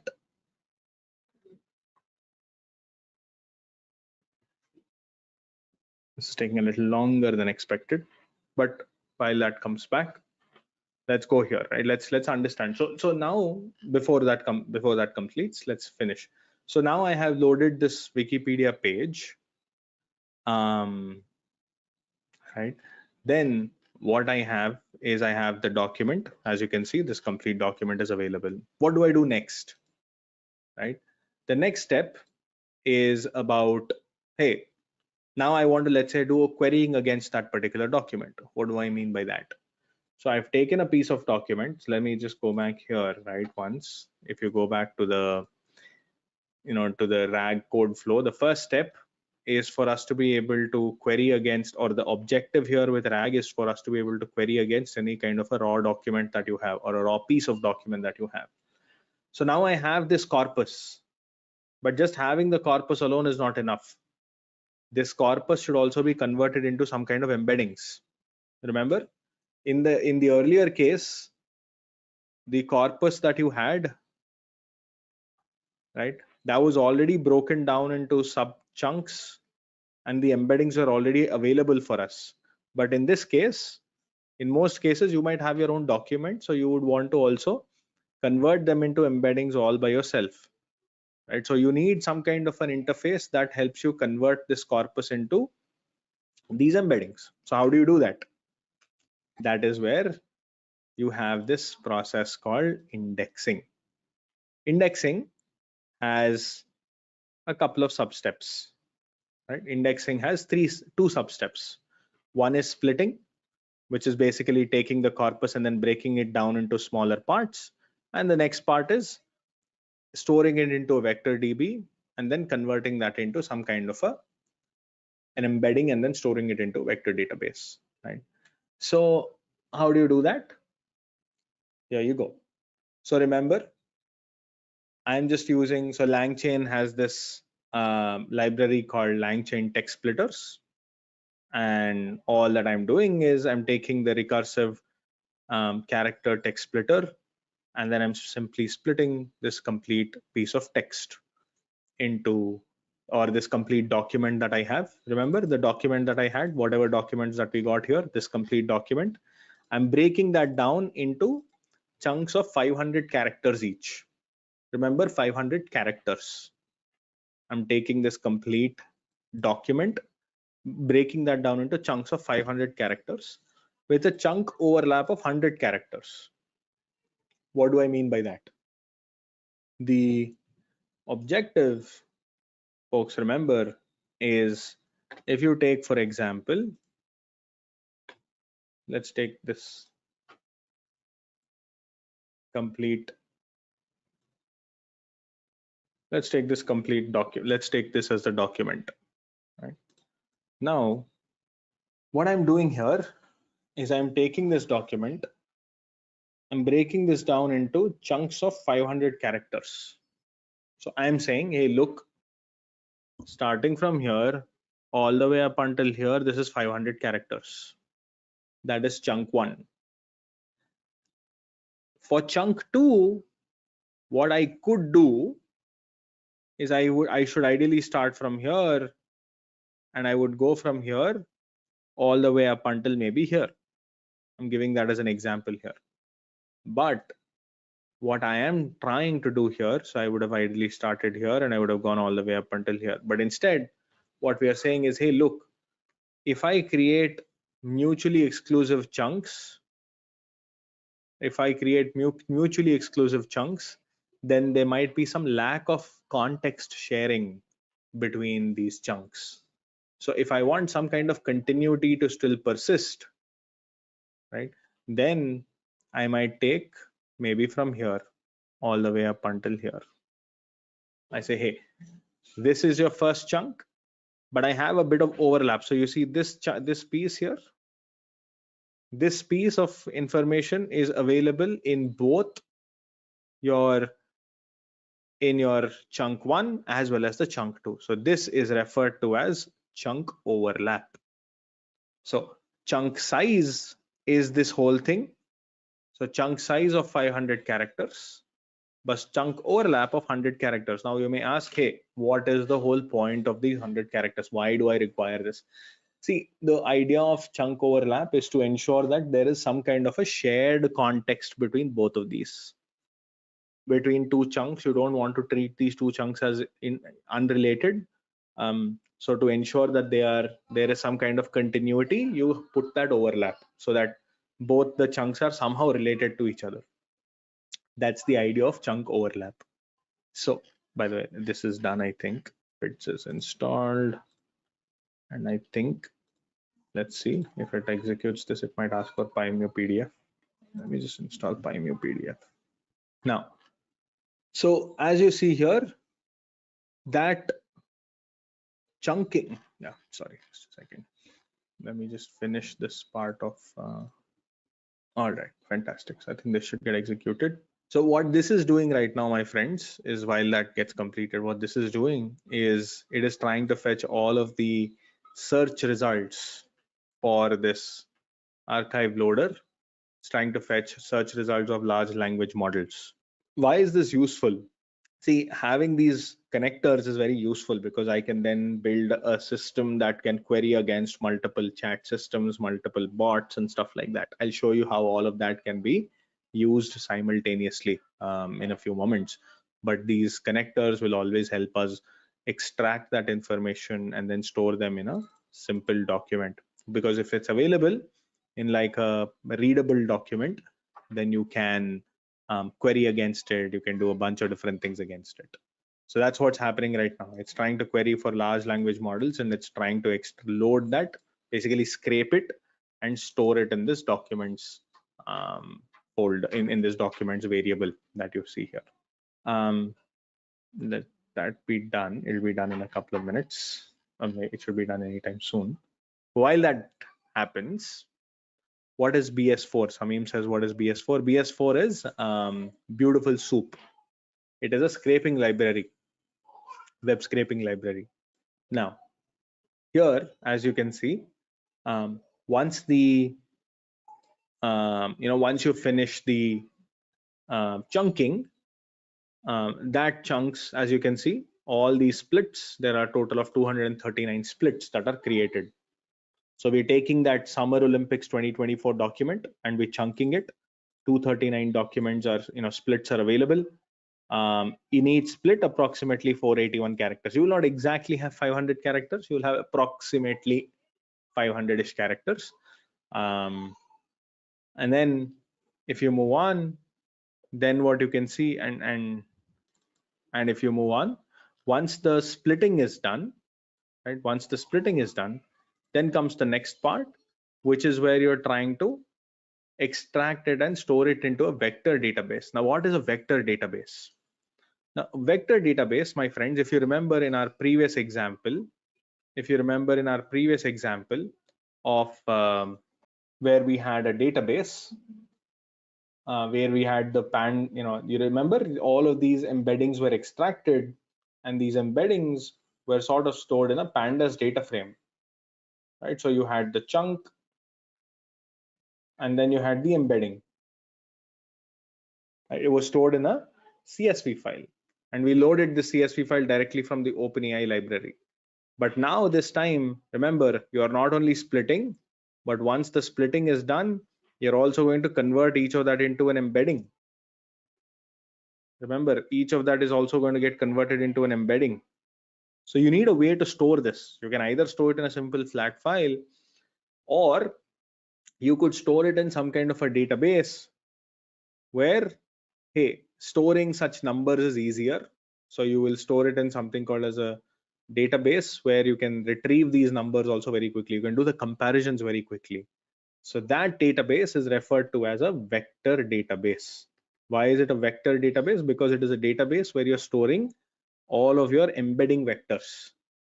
It's storing the embedding vectors, right? So it is called as a vector database. So if you come back here, that vector database, by the way, this is also done. So it looks like it has extracted all the documents from large language models. How many has it extracted? Let's see. Bad idea. Bad idea. So that's the size of all the documents that it has returned. We can, if required, maybe look at the top 5,000 if needed for the first document.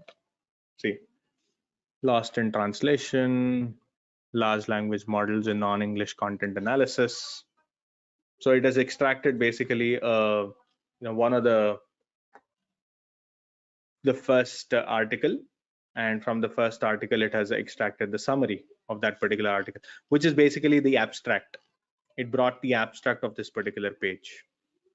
There is acknowledgements, there is abstract, and there's a lot of the details.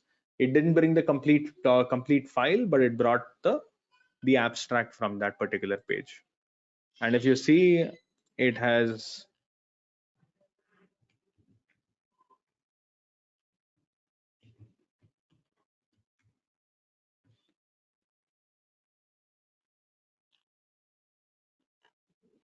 so it brought back total 100 documents.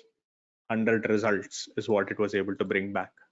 Now, when you extracted this, we can come back to this. For the moment, let's switch back to the earlier one, which was this one, which is your web-based loader one, right? Let's try and reload this Wikipedia page. It'll, of course, and all of that Wikipedia page is available for you here. This is the Wikipedia page. You can look at the length of the content, the first set of results. Let's split this, right? And then if you look at length of all this, the splits, total of 319 splits, right? The first one has, the first one has a total of 482 characters in size, the first split. Now what I'm going to do, as I said, I'm going to store it in a vector database. How will we store it in a vector database? So as you see, there are different types of vector databases that are available. LangChain also comes with a bunch of vector stores. What are the different vector stores that are available? So Chroma is one of the most popular ones. There are a lot of vector databases that are available. So to give you some examples, you have Chroma, you have, so on the open source ones / in memory, and then there are enterprise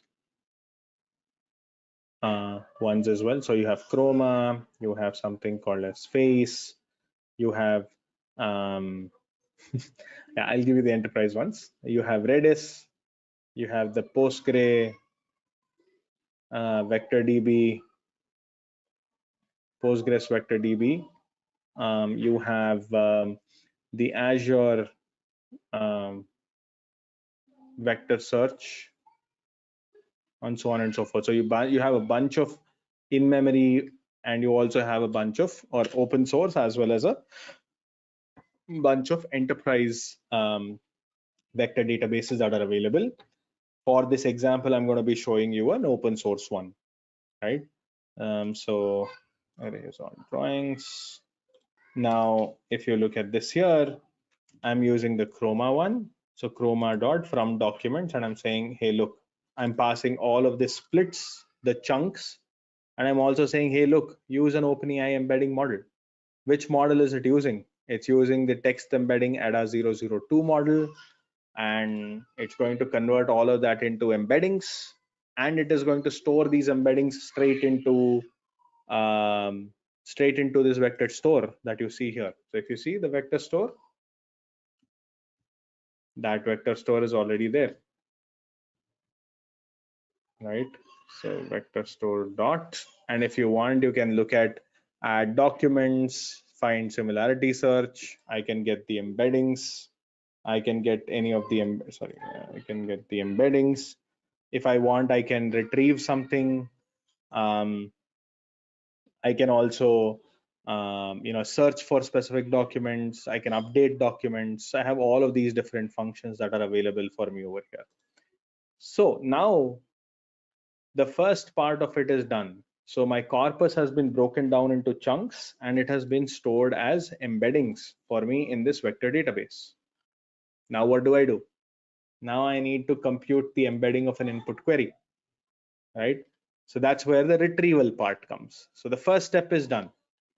The first step of indexing is complete.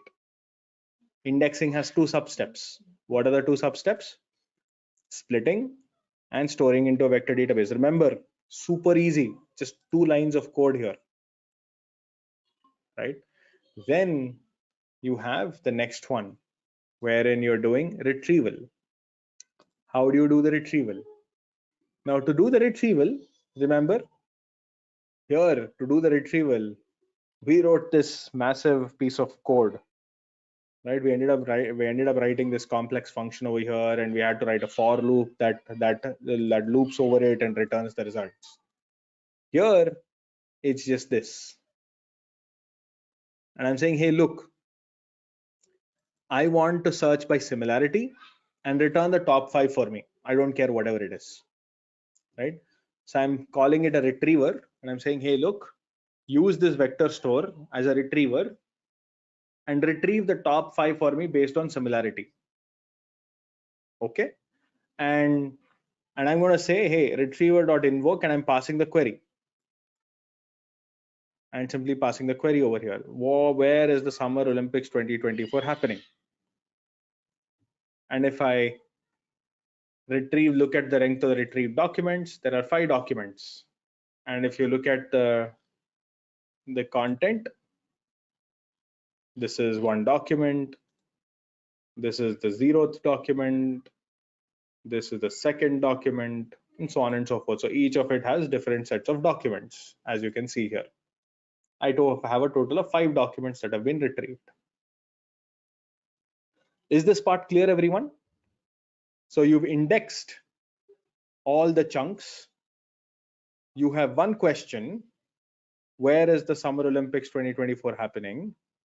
And you simply had to write just 2 lines of code to get everything with a similarity of which have the top 5 results.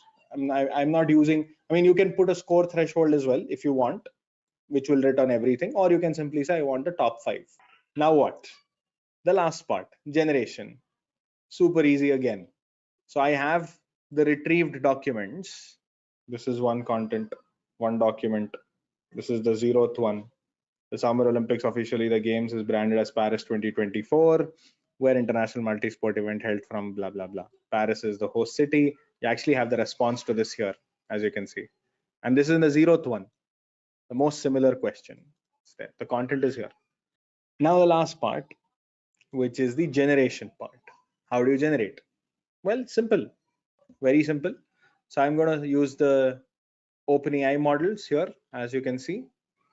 And I'm going to, all that I'm going to do is I'm going to use this small template, right? And I'm going to pass the context, which is nothing but this retrieved documents. And I'm going to pass the question. So as you see here, this is how I'm structuring this. I'm saying, hey, format documents, take all the documents and simply join them. You see, if you look at this is not rocket science. It has simply taken for doc in, sorry, where is the retrieved docs? For doc and retrieved docs, I'm simply appending everything together over here. So I have the final response. For doc and retrieved docs, I have all of the ones. and that's it. I just simply have to execute this. And I simply have to execute saying, hey, look, or I can just do it here also. However, it doesn't matter. But basically, my point is, you can just combine all of the documents, and then so this pipe symbol. This is basically it's called as an expression language. So it's taking the retriever, it's taking the documents, the question, the prompt that I have passed here, whatever prompt that I have here, and then it is going to simply execute. See, the simplest way to do this is this. Once I get the response here, I found the retrieved documents. So I can take the retrieved documents. Let me actually simplify this way before I complicate it.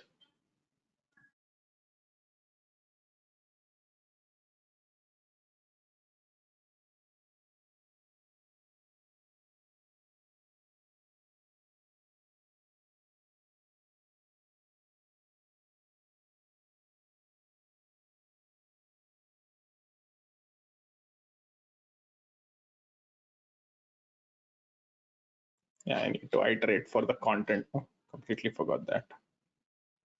Perfect. Okay, that's it. So this is the final retrieved document. I need to extract the content. So this is the final retrieved document, as you can see here. And all that I need to do now is to take this final retrieved document, pass it to the OpenAI model. So how do I pass it to the OpenAI model? So I'm going to use this simple prompt here. And this is where something called as prompt templates will help me. I'll talk about the prompt templates in more detail in a few minutes. But all that I'm doing is I'm saying, hey, from LangChain underscore OpenAI import, I'm opening a chat OpenAI model, which is essentially a GPT 3.5 or any model that you want. Right? You can pull up a 3.5 turbo model or a 4.0 mini model. Doesn't matter whichever model you wish to. And then I'm saying, hey, look, use the following pieces of context to answer the question at the end. If you don't know the answer, come up with an answer that sounds super realistic. Provide some evidences to make it sound real. So I'm basically asking you to fake it. I'm actually going to remove all of this. And I'm going to say, ensure you only answer basis the information that is available. Do not make up any answer. If you don't know, just say that you don't know. Always say thanks for asking at the end. And of course, you need to pass the context into this particular case. And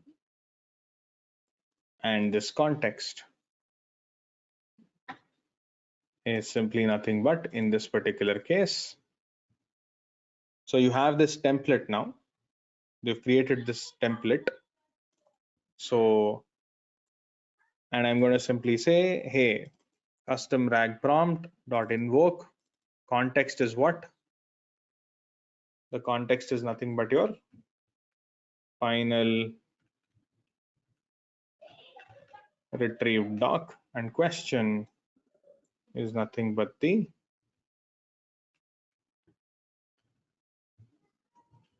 where is the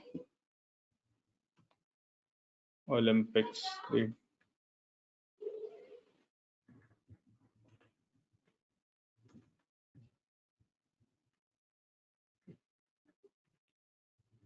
happening? So now if you look at the message, here's the complete message. Use the following pieces of context to answer, blah, blah, blah. And then I have the complete context. All that I have to do is I just have to pass this particular message to the LLM that I have created here. So I'm going to say LLM off, and I'm going to pass example message and hope it responds back. There you go. the 2024 Summer Olympics, branded as Paris, were held in France, with events taking place in Paris and 16 additional cities. That's it.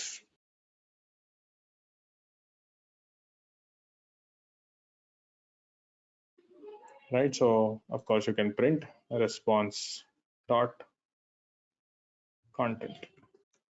That's it, guys. Now, so this is basically like a far more, I would say, structured way of approaching this. Instead of just writing code after code after code, writing super complex code, you could sort of approach the same thing in a much more simpler fashion, right? So without too much, without, I would say, I wouldn't use the word too much text, but I would go to the extent of saying without too much complexity, right? Let me just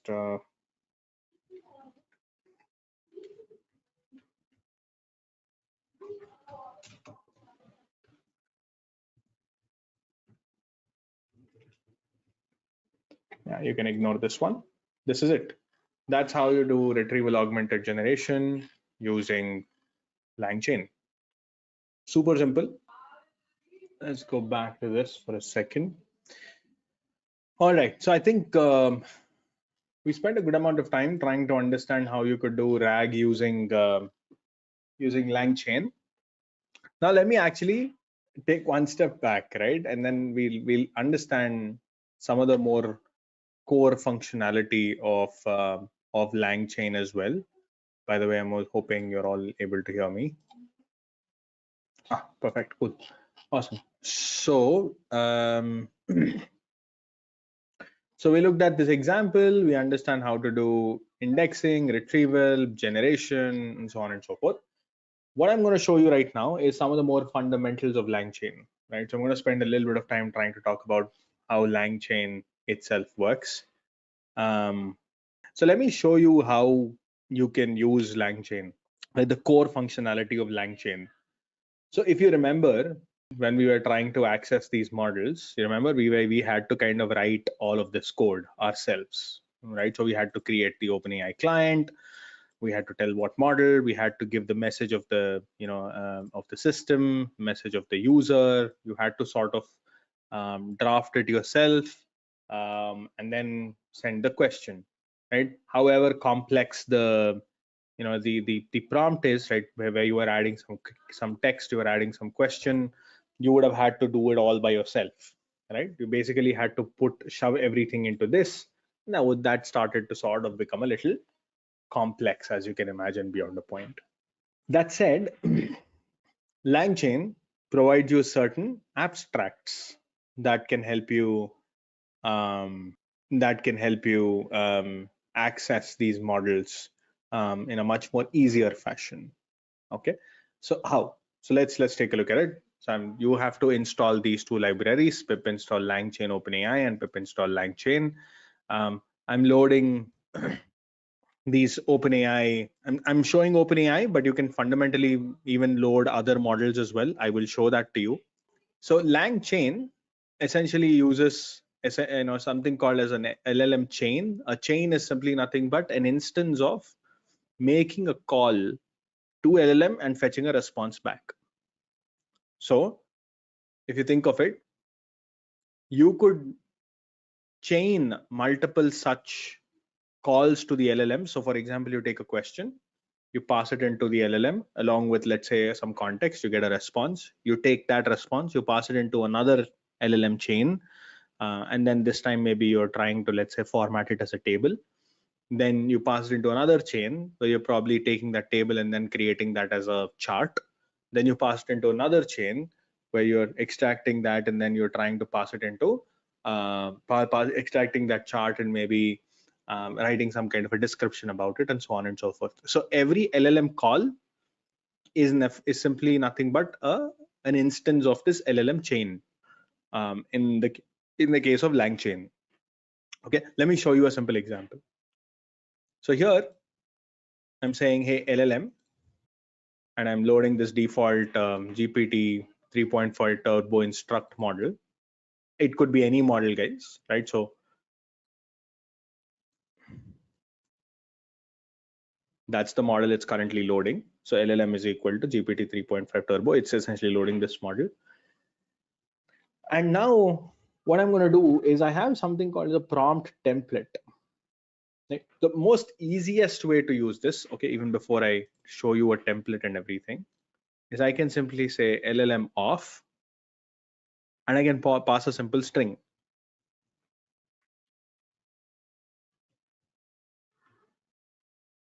I can simply say what is generative AI. It'll make a call and it'll respond back. It'll give me a response. Right, and let me show you. That's it. Right. So this is, by the way, I think sort of inaccurate, but it kind of came up with a response over here.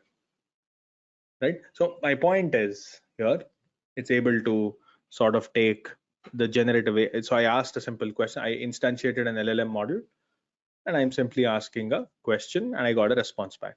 This is the most basic use of an LLM chain.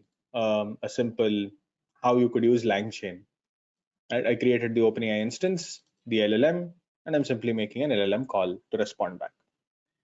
Interestingly enough, by the way, this is simply nothing but a prompt. Right? This is the prompt. Now, this prompt, more often than not, one of the things we've observed is this prompt could have multiple aspects in it. It could have the role of a user, a role of a system.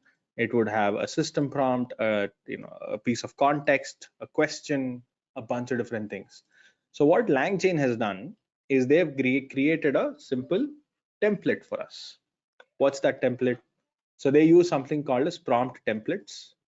Look how prompt templates work. It's actually pretty interesting.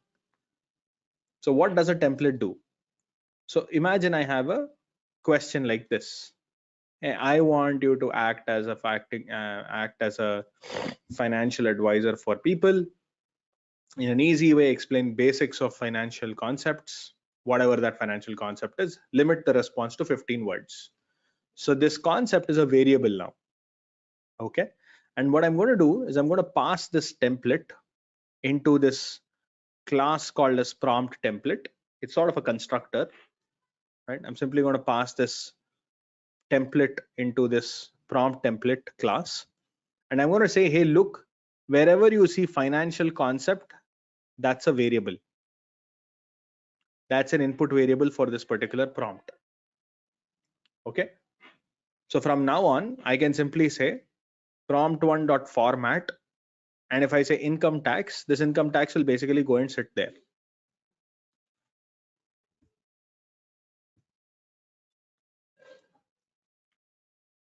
Yes. So if I simply execute this, I want you to act as a financial advisor for people in an easy way, explain the basics of whatever that financial concept is. And I can simply say, by the way, I can simply say, if I simply say prompt1.format, all that it would do is it would simply just return this income tax as an ask. Right now, this is sort of the most simplest way of using this particular prompt. What you could do is, instead of doing this, so the beauty of this is I can take this particular prompt and I can say LLM of prompt1.format of income tax, right? And it will generate a response, whatever the response is. Why did it fail?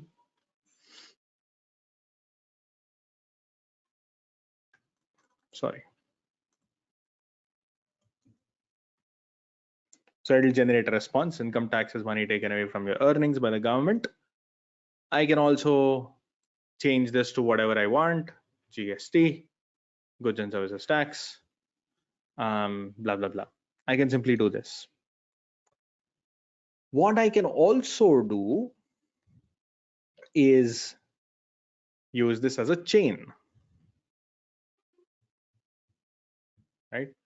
I can simply say, hey, look, so whatever I just showed you, whatever I just showed you here, right? So defining the prompt and then passing this into this, these two steps, right? You could define this as a chain. And I can say, hey, look, chain 1 is an LLM chain.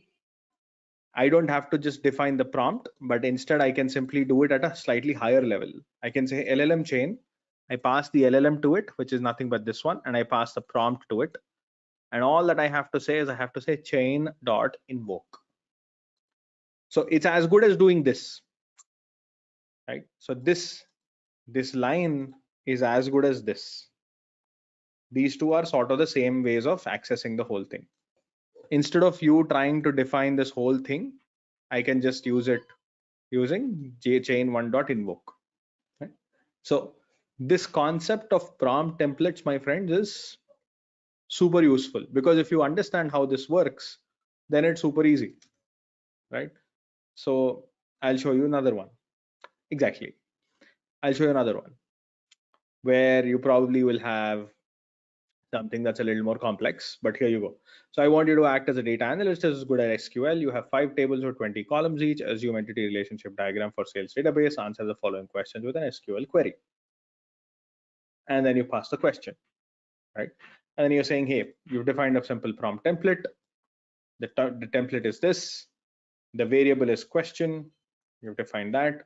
And now you've defined the LLM. You define the chain. Instead of defining straightly passing it into an LLM, you define the chain. Hey, chain 1, LLM chain, LLM and prompt. And you're saying, hey, chain1.invoke. And then you're simply passing this, and it'll execute a response for you. It'll take this particular question, consider this as a variable, put it here, and generate a response for you. That's essentially what has been generated here. Same thing. Okay. Now let's go one step further.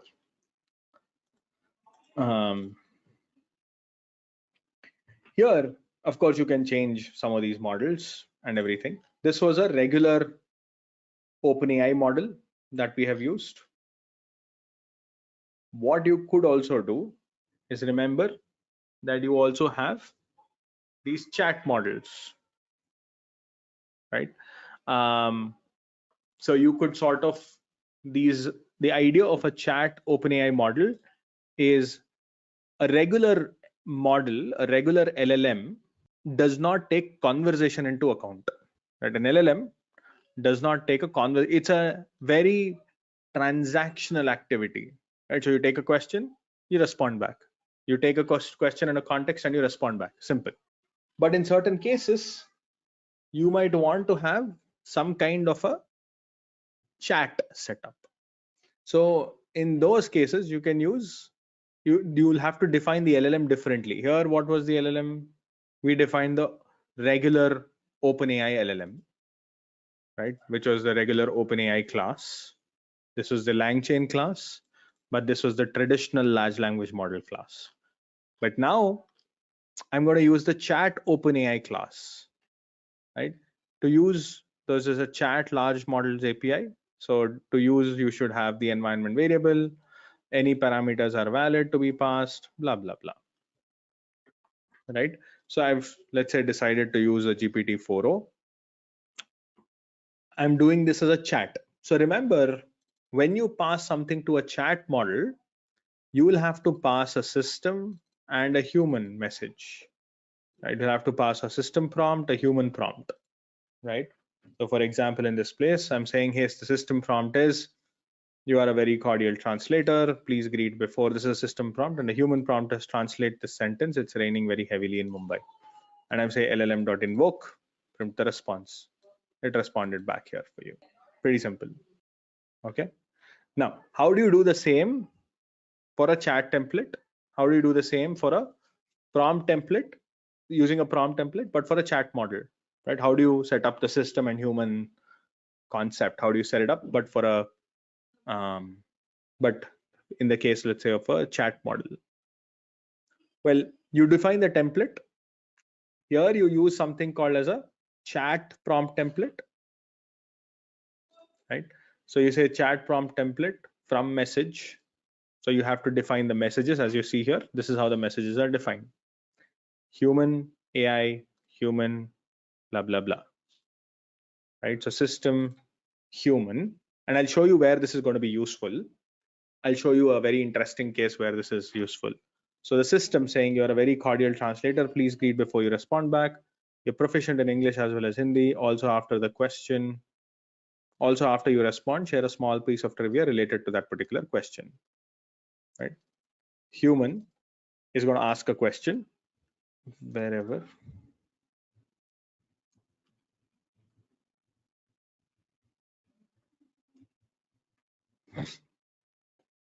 And the human is asking you a question. So I've defined this as the template here. So the template has input as one of the variables. Everything that I've defined in parentheses is a variable. This is a variable. I'm saying, hey, from messages, system, human, this is all defined as a nice list of messages over here. I've defined the chain, LLM chain, which is nothing but the LLM model, whatever model I've defined, and then the prompt, whatever prompt that I've defined, the chat prompt. And I'm simply saying, hey, look, chain.invoke, and I'm saying, hey, the input is translate this sentence, it's raining very heavily. It will not. Yeah, so the input is translate this sentence, it's raining very heavily out there in Mumbai. And I execute. The translation of the sentence, it's raining very heavily in Mumbai, is Mumbai mein bahut tez barish ho rahi hai. Did you know Mumbai experienced its heaviest rainfall during the monsoon season? Blah, blah, blah. So now I'm using the same concept, but in the case of a human AI setup. Now, so I'll show you something interesting as well. So let's say I'll show you where this whole chat templates are going to be very useful. So now let's say you carry this response further.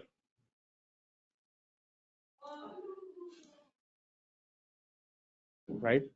And you also capture the AI response. So the AI response is also what you're capturing. And the response is here. This is the complete response.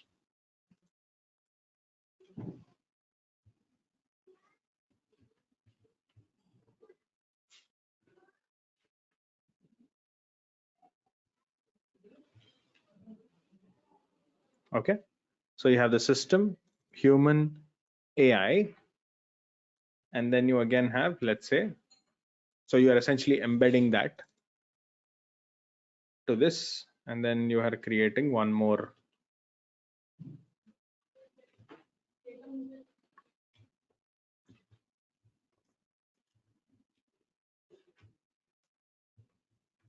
And this is human again. In this particular case, it's an input again. So the human is probably going to ask another question. So you've taken the whatever you have done from the previous step, and then you have added that as a, so this is essentially how you design a chat, right? And you will of course have to automate this. Here I have manually copied the question, the response from the previous step. But as you can imagine, this conversation history will have to be, this conversation will history will have to be automatically updated, step by step. So now this time you ask a question saying, what is it?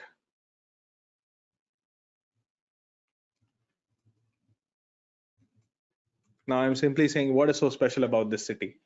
Now remember something, I am not again saying what city it is. And I'm saying, hey, what is so special about this city? So when I say this, now my model should be able to understand that I'm referring to Mumbai. My model should be able to understand that it's Mumbai. Because I've captured all of this history, it should be able to consider this input over here as Mumbai. So let's see what it does.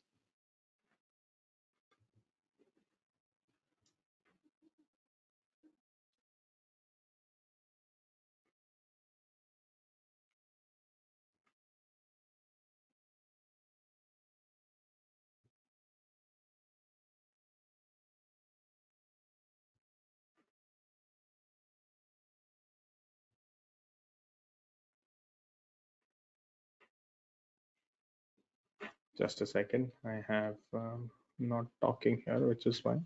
Oh, sorry. There was a comma missing here. That was the issue. There's a comma missing at the end. That was the issue. But anyways, let's go. So now I'm saying, hey, what's so special about the city? Now this time, hello. Mumbai, often referred to as the city of dreams, has many special attributes, blah, blah, blah. And it gave me everything about Mumbai.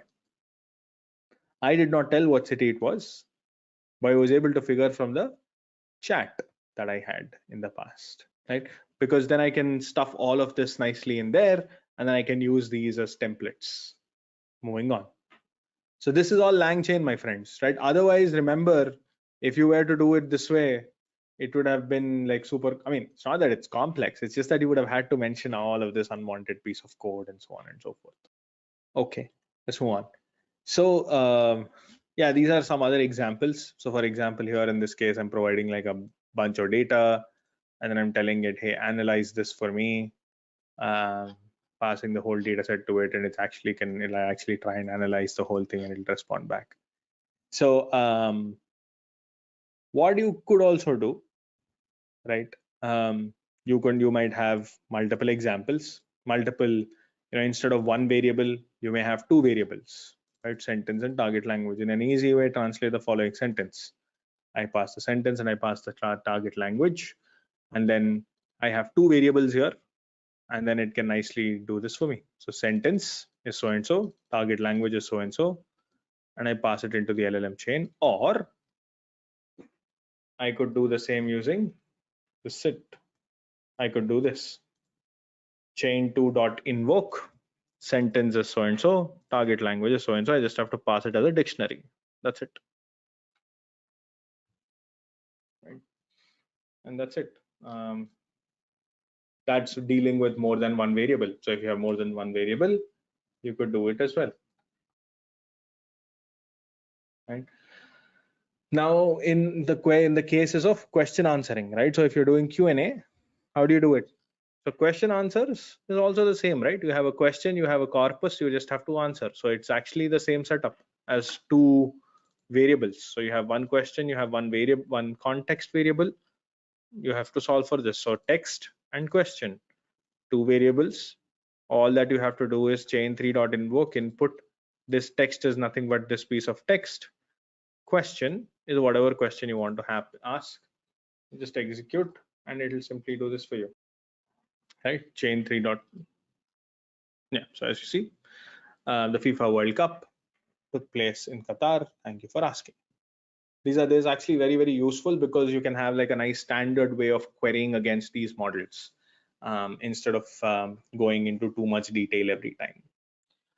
So, which is why here, if you actually look at it, what we did in the OpenAI example is exactly the same. So we took the prompt template.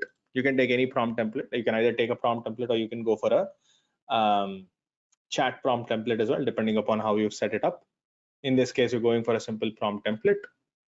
And I'm defined this template with two variables, context and question. And I'm simply saying, hey, custom rag prompt dot invoke, and I'm passing the context and I'm passing the question, and I'm simply extracting the response. Here's the response, right? The only thing here, and something that I would specifically do, which I think is not what I wanted to do here, that's the small change I'm going to make here, which is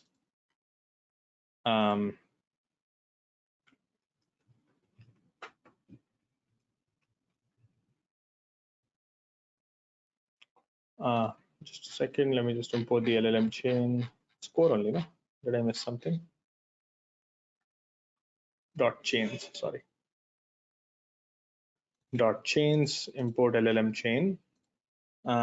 So one thing I should have done here, which I think I made a mistake, is I should have simply said, I've defined the prompt template, of course. Rag chain is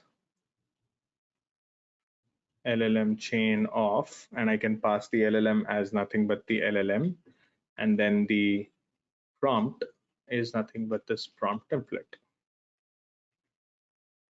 Template is this template. Once this is, what went wrong?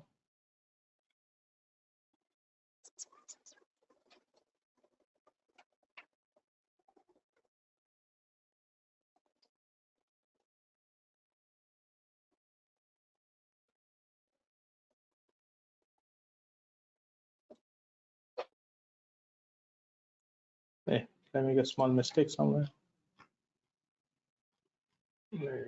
Times the that was the mistake.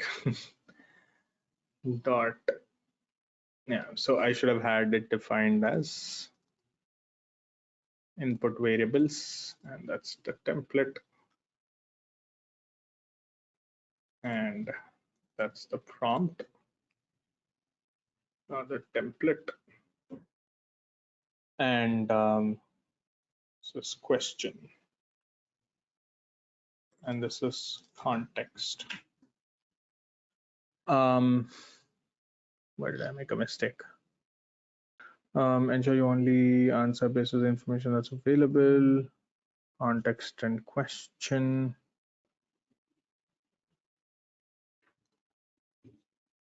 Template is template. Prompt template, context question.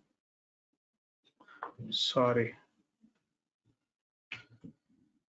Oh, okay, there you go. That's it. So that's the tip prompt. And then now I have the RAG chain. I can simply say RAG chain.invoke. And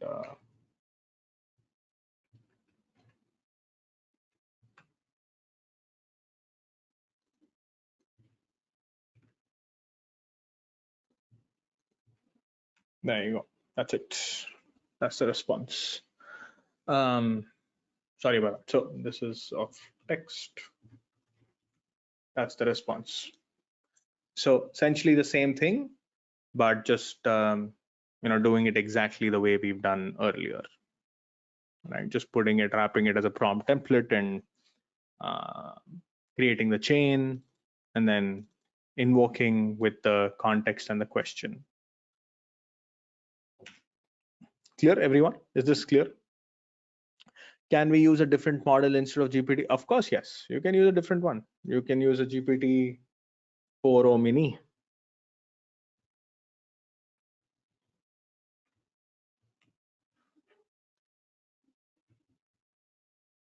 And I don't think the answer is going to be different though. Slightly different. There you go.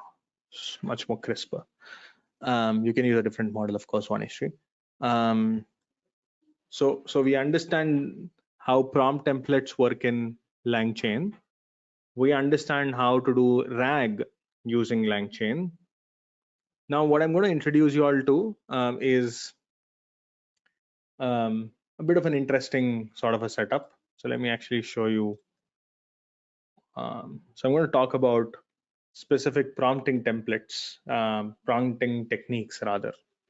So one of the most, you would have heard, right, at the beginning of 2024, later parts of 2023, there's this whole hue and cry about saying, you know what, prompt engineering is the next big thing. Prompt engineering is the next big job. Well, actually, they're not completely they were not completely incorrect.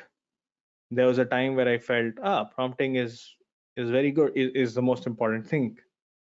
And then I later realized, prompting is super easy. Now I realize that's actually not that easy. Right? So writing the right prompts and structuring the complete notebooks and engineering the solutions is not easy, right?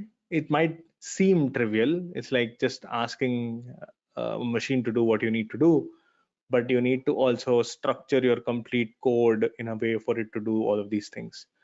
Meaning you need to tie the right chains together so that you can get them to do multiple things in parallel. So what I'm going to show you is I'm going to show you some interesting setup here. So there are 2 to 3 types of prompting techniques which are very, very popular. One is referred to as a few shot learning, and the other chain of thought. These are actually very popular prompting techniques, actually techniques that are often used or very frequently used these days. There are other techniques as well, like tree of thought, and so on and so forth. There are like a bunch of different techniques as well. But I want to focus on like a couple of prompting techniques over here. Right. The first one, let me quickly show you. What do you mean by the way a prompting technique? See, the way you ask a certain question matters quite a bit, right? So how you ask a certain question significantly matters, because you will then know how to get a few things done using these models. So for example, you want, let's say, let's say you want to use a very good example, right? A very common use of these large language models. I'll tell you one very, very common utility, how a lot of companies are using these models. So a lot of these companies are using your large language models to do social responding. What do I mean by this? So if you look at, for example, your Twitter or X, or Facebook, and so on and so forth, or Insta for that matter, lot of these companies have their social media handles, right? And they actually engage with their customers or consumers very, very actively on either Twitter, Facebook, or Instagram. But imagine, and actually today, to be able to respond back to these questions is not easy, right? So there's actually somebody who's manually sitting here at all times and then actually responding back to those tweets, or responding back to, let's say, some kind of comments that are being made against your handle, and so on and so forth. But that's complex, right? Point is that is in a way, you're using human labor to just kind of respond back to questions. LLMs are very good with language. So what a lot of the companies are saying is, hey, look, I'll get this guy to sit, but this guy doesn't have to write anymore. I'll get the LLMs to write for me. I'll get GenAI to write for me. All that this guy has to say is yes or no, or maybe regenerate.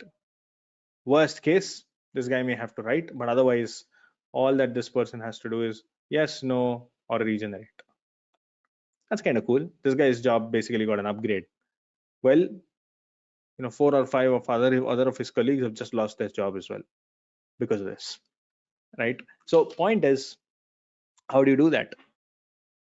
So a good case in point is, you can now start listing down all the instructions of how this should respond, how it should look, how the quality of the response should look like, how many words it should have, what it should do, what it should not do, how should the tonality be, and so on and so forth. You can write like a laundry list of instructions, but that's going to be very of course you can write it, some instructions for sure you can definitely write, but after that it becomes very complex, right?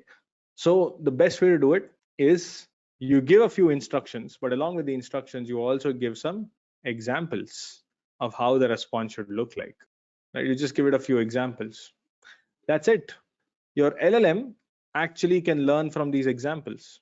So this form of passing these examples is referred to as few shot learning, or FSL, very popularly referred to as FSL, few shot learning. A few shot learning is simply a prompting technique where you also pass a certain set of examples on how a particular question has to be answered. That's it. So let me show you that in action. So let's take this for example. This is a regular, regular prompting stuff. But here, a few shot learning. You're a very useful assistant. You're good at classifying tweets into positive, negative, neutral. Here are some examples of how the classification could be done. And I'm saying, hey, look, tweet. This is a tweet. This is a sentiment. Tweet, sentiment. Tweet, sentiment. Right? And then I'm saying, hey, look, take the human input question, and then respond back. Right? Input, classify the following tweet. Actually, I would simply put this here.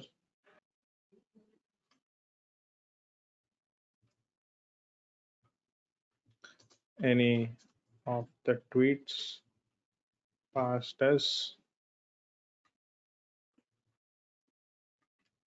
input.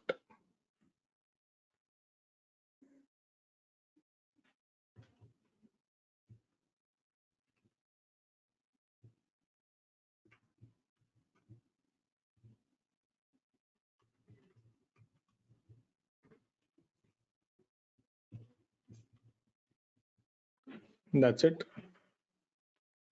And all that I simply have to do is now here, as you can see, I'm saying, hey, this is the tweet and this is the response, tweet and response, tweet and response. I'm passing this is the tweet. Let's see what it does.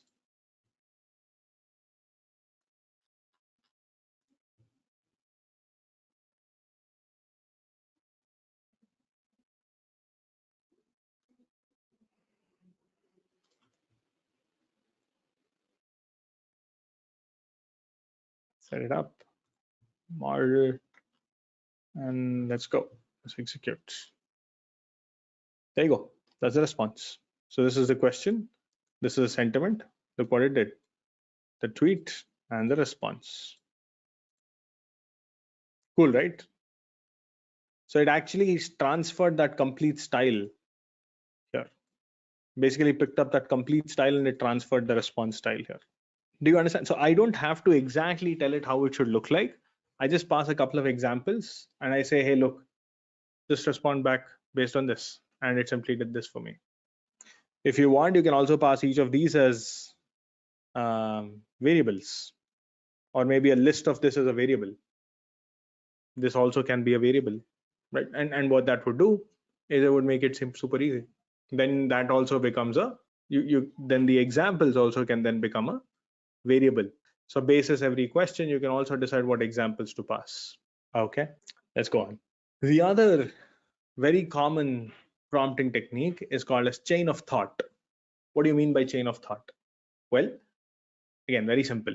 Chain of thought is where you are actually asking your large language model to break down its thought process, right? More often than not, what happens is these LLMs, when you simply ask them a question, they may or may not do a good job.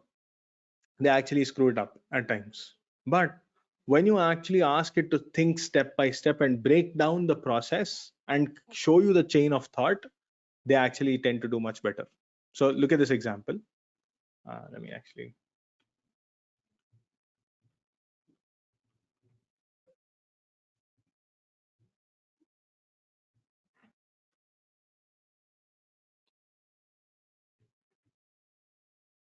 So here's a simple question and saying, hey, you're good at math, and I'm asking it to respond back to this particular question.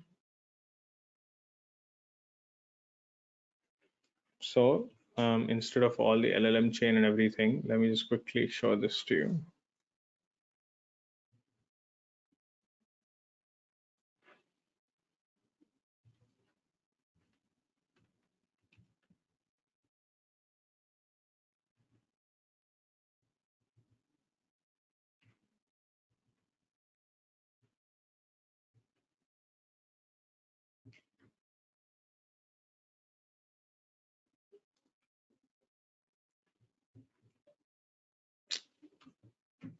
There you go. And I'm simply asking it to respond back.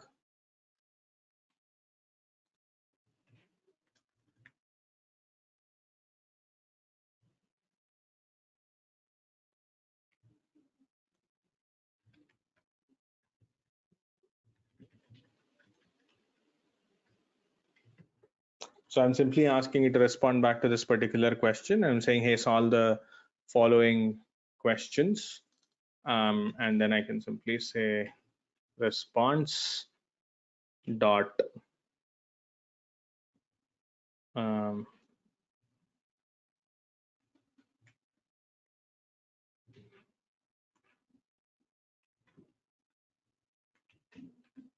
here you go.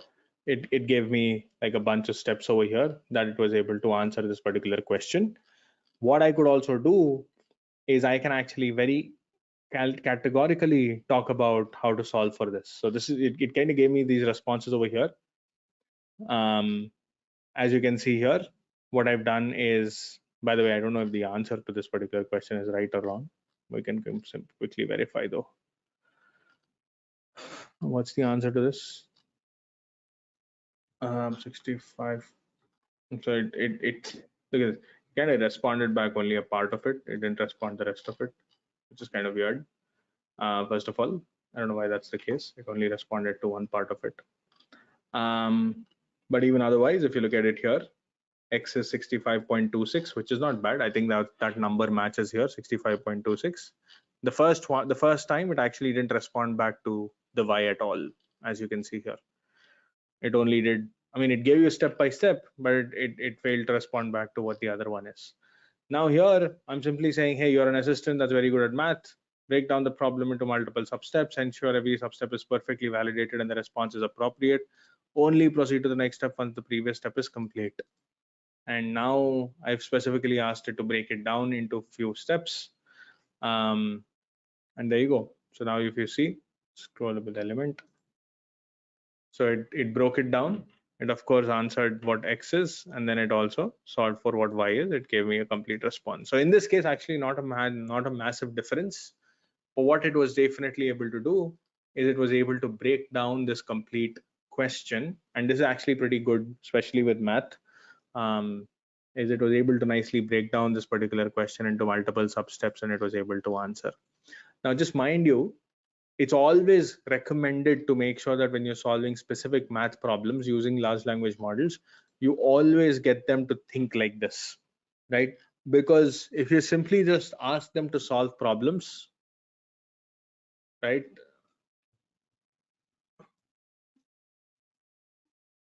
You don't know if they are actually capable of solving those or not. So look at this. It tried to solve for something, but nothing came out of it. Right. Let's go back here. Let me just.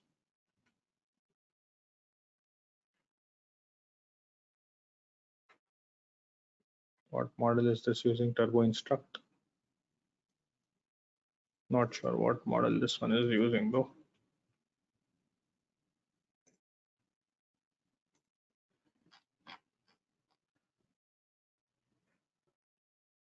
I think the default model is. I don't know what the default model is. Sorry, here. Let me just go back here. I think it.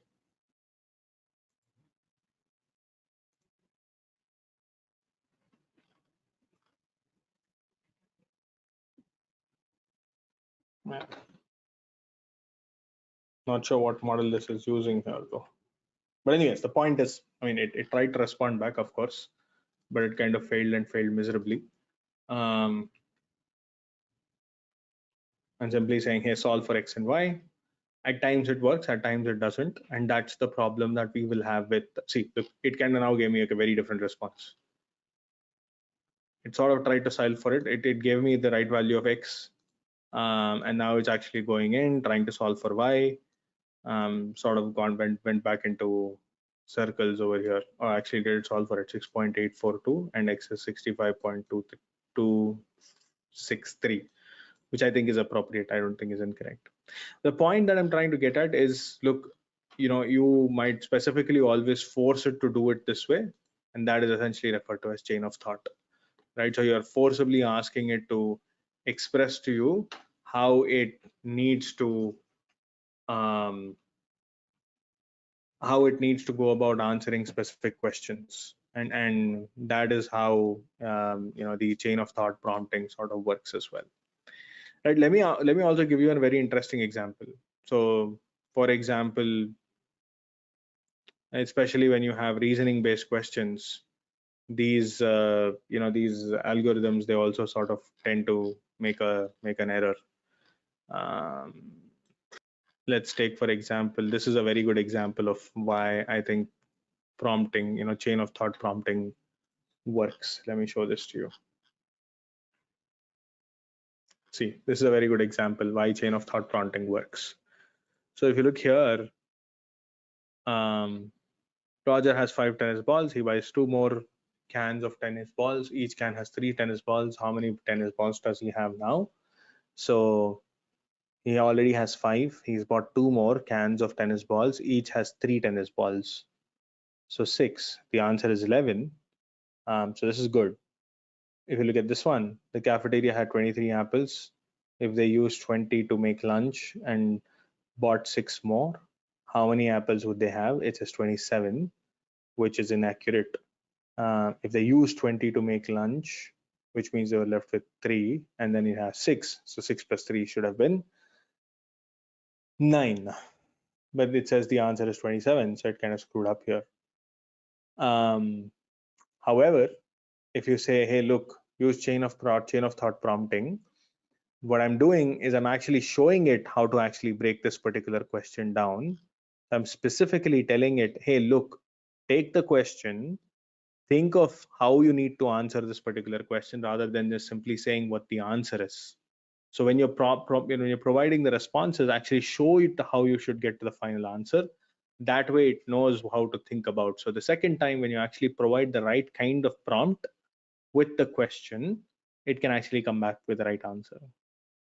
Do you understand what I'm saying? So you need to embed this part into the prompt itself. So you need to do chain of thought prompting, not just by telling it you need to think the right way, but rather what you need to think of is you need to kind of get it to prompt it in a certain way. You need to ensure that these examples sit as a few short examples in the in the prompting itself. Okay. So here is also like another way to solve for it, right? So you're an assistant that's very good at solving math problems. You provide it, hey, here's a problem, multiply the first equation with 2 on both sides to have a common multiple for y. So you're actually showing it how to solve the problem. Step 2, adding both the equations. Step 3, substitute, final answer, whatever. And then I ask it to run this. So any question, it tries to answer back in the same exact fashion. Hopefully this is, and I think it's inaccurate there.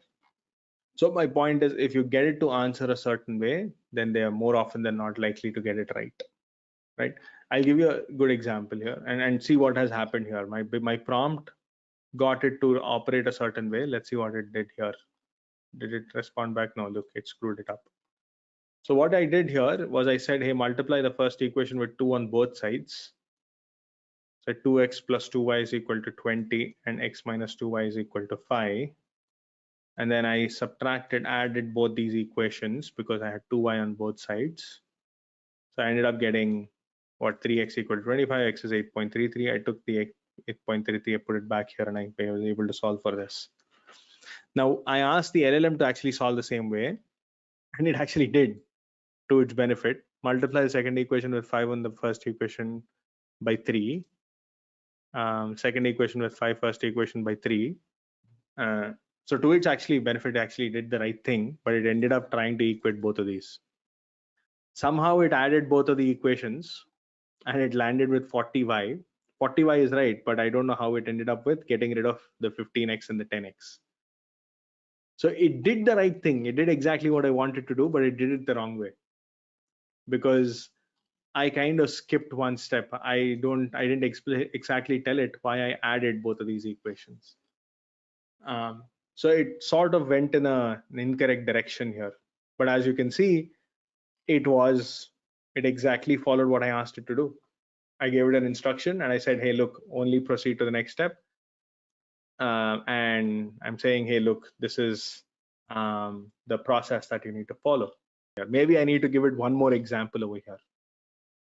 Right. So if I did the same thing, imagine I did the same thing but slightly differently, it would have been absolutely fine. So imagine multiply the first equation. Instead of multiplying the first equation, I simply say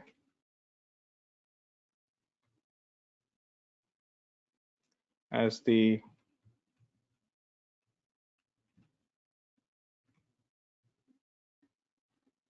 here I say check if x or y, if the coefficients of x or y in both of these equations are same.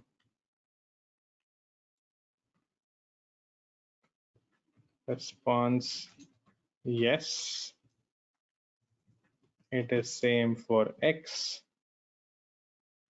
And then I say, let's subtract both of these equations.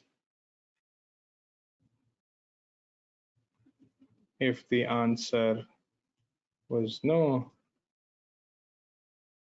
then I would have had to multiply. So here is where I am. A common number.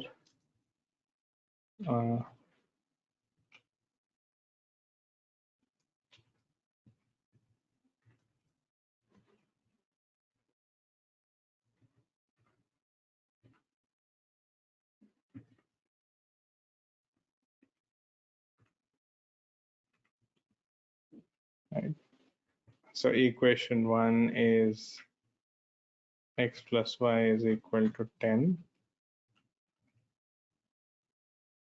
Subtracting both the equations, response done, and I would have had how much?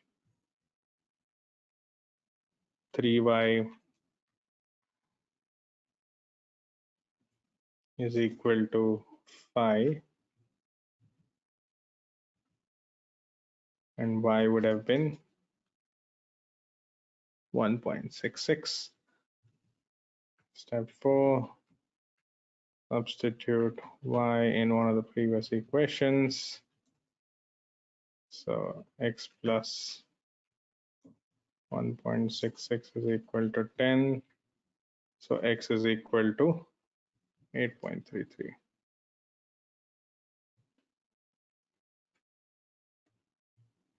Okay, so now if I ask it to repeat the same thing, let's see what it does.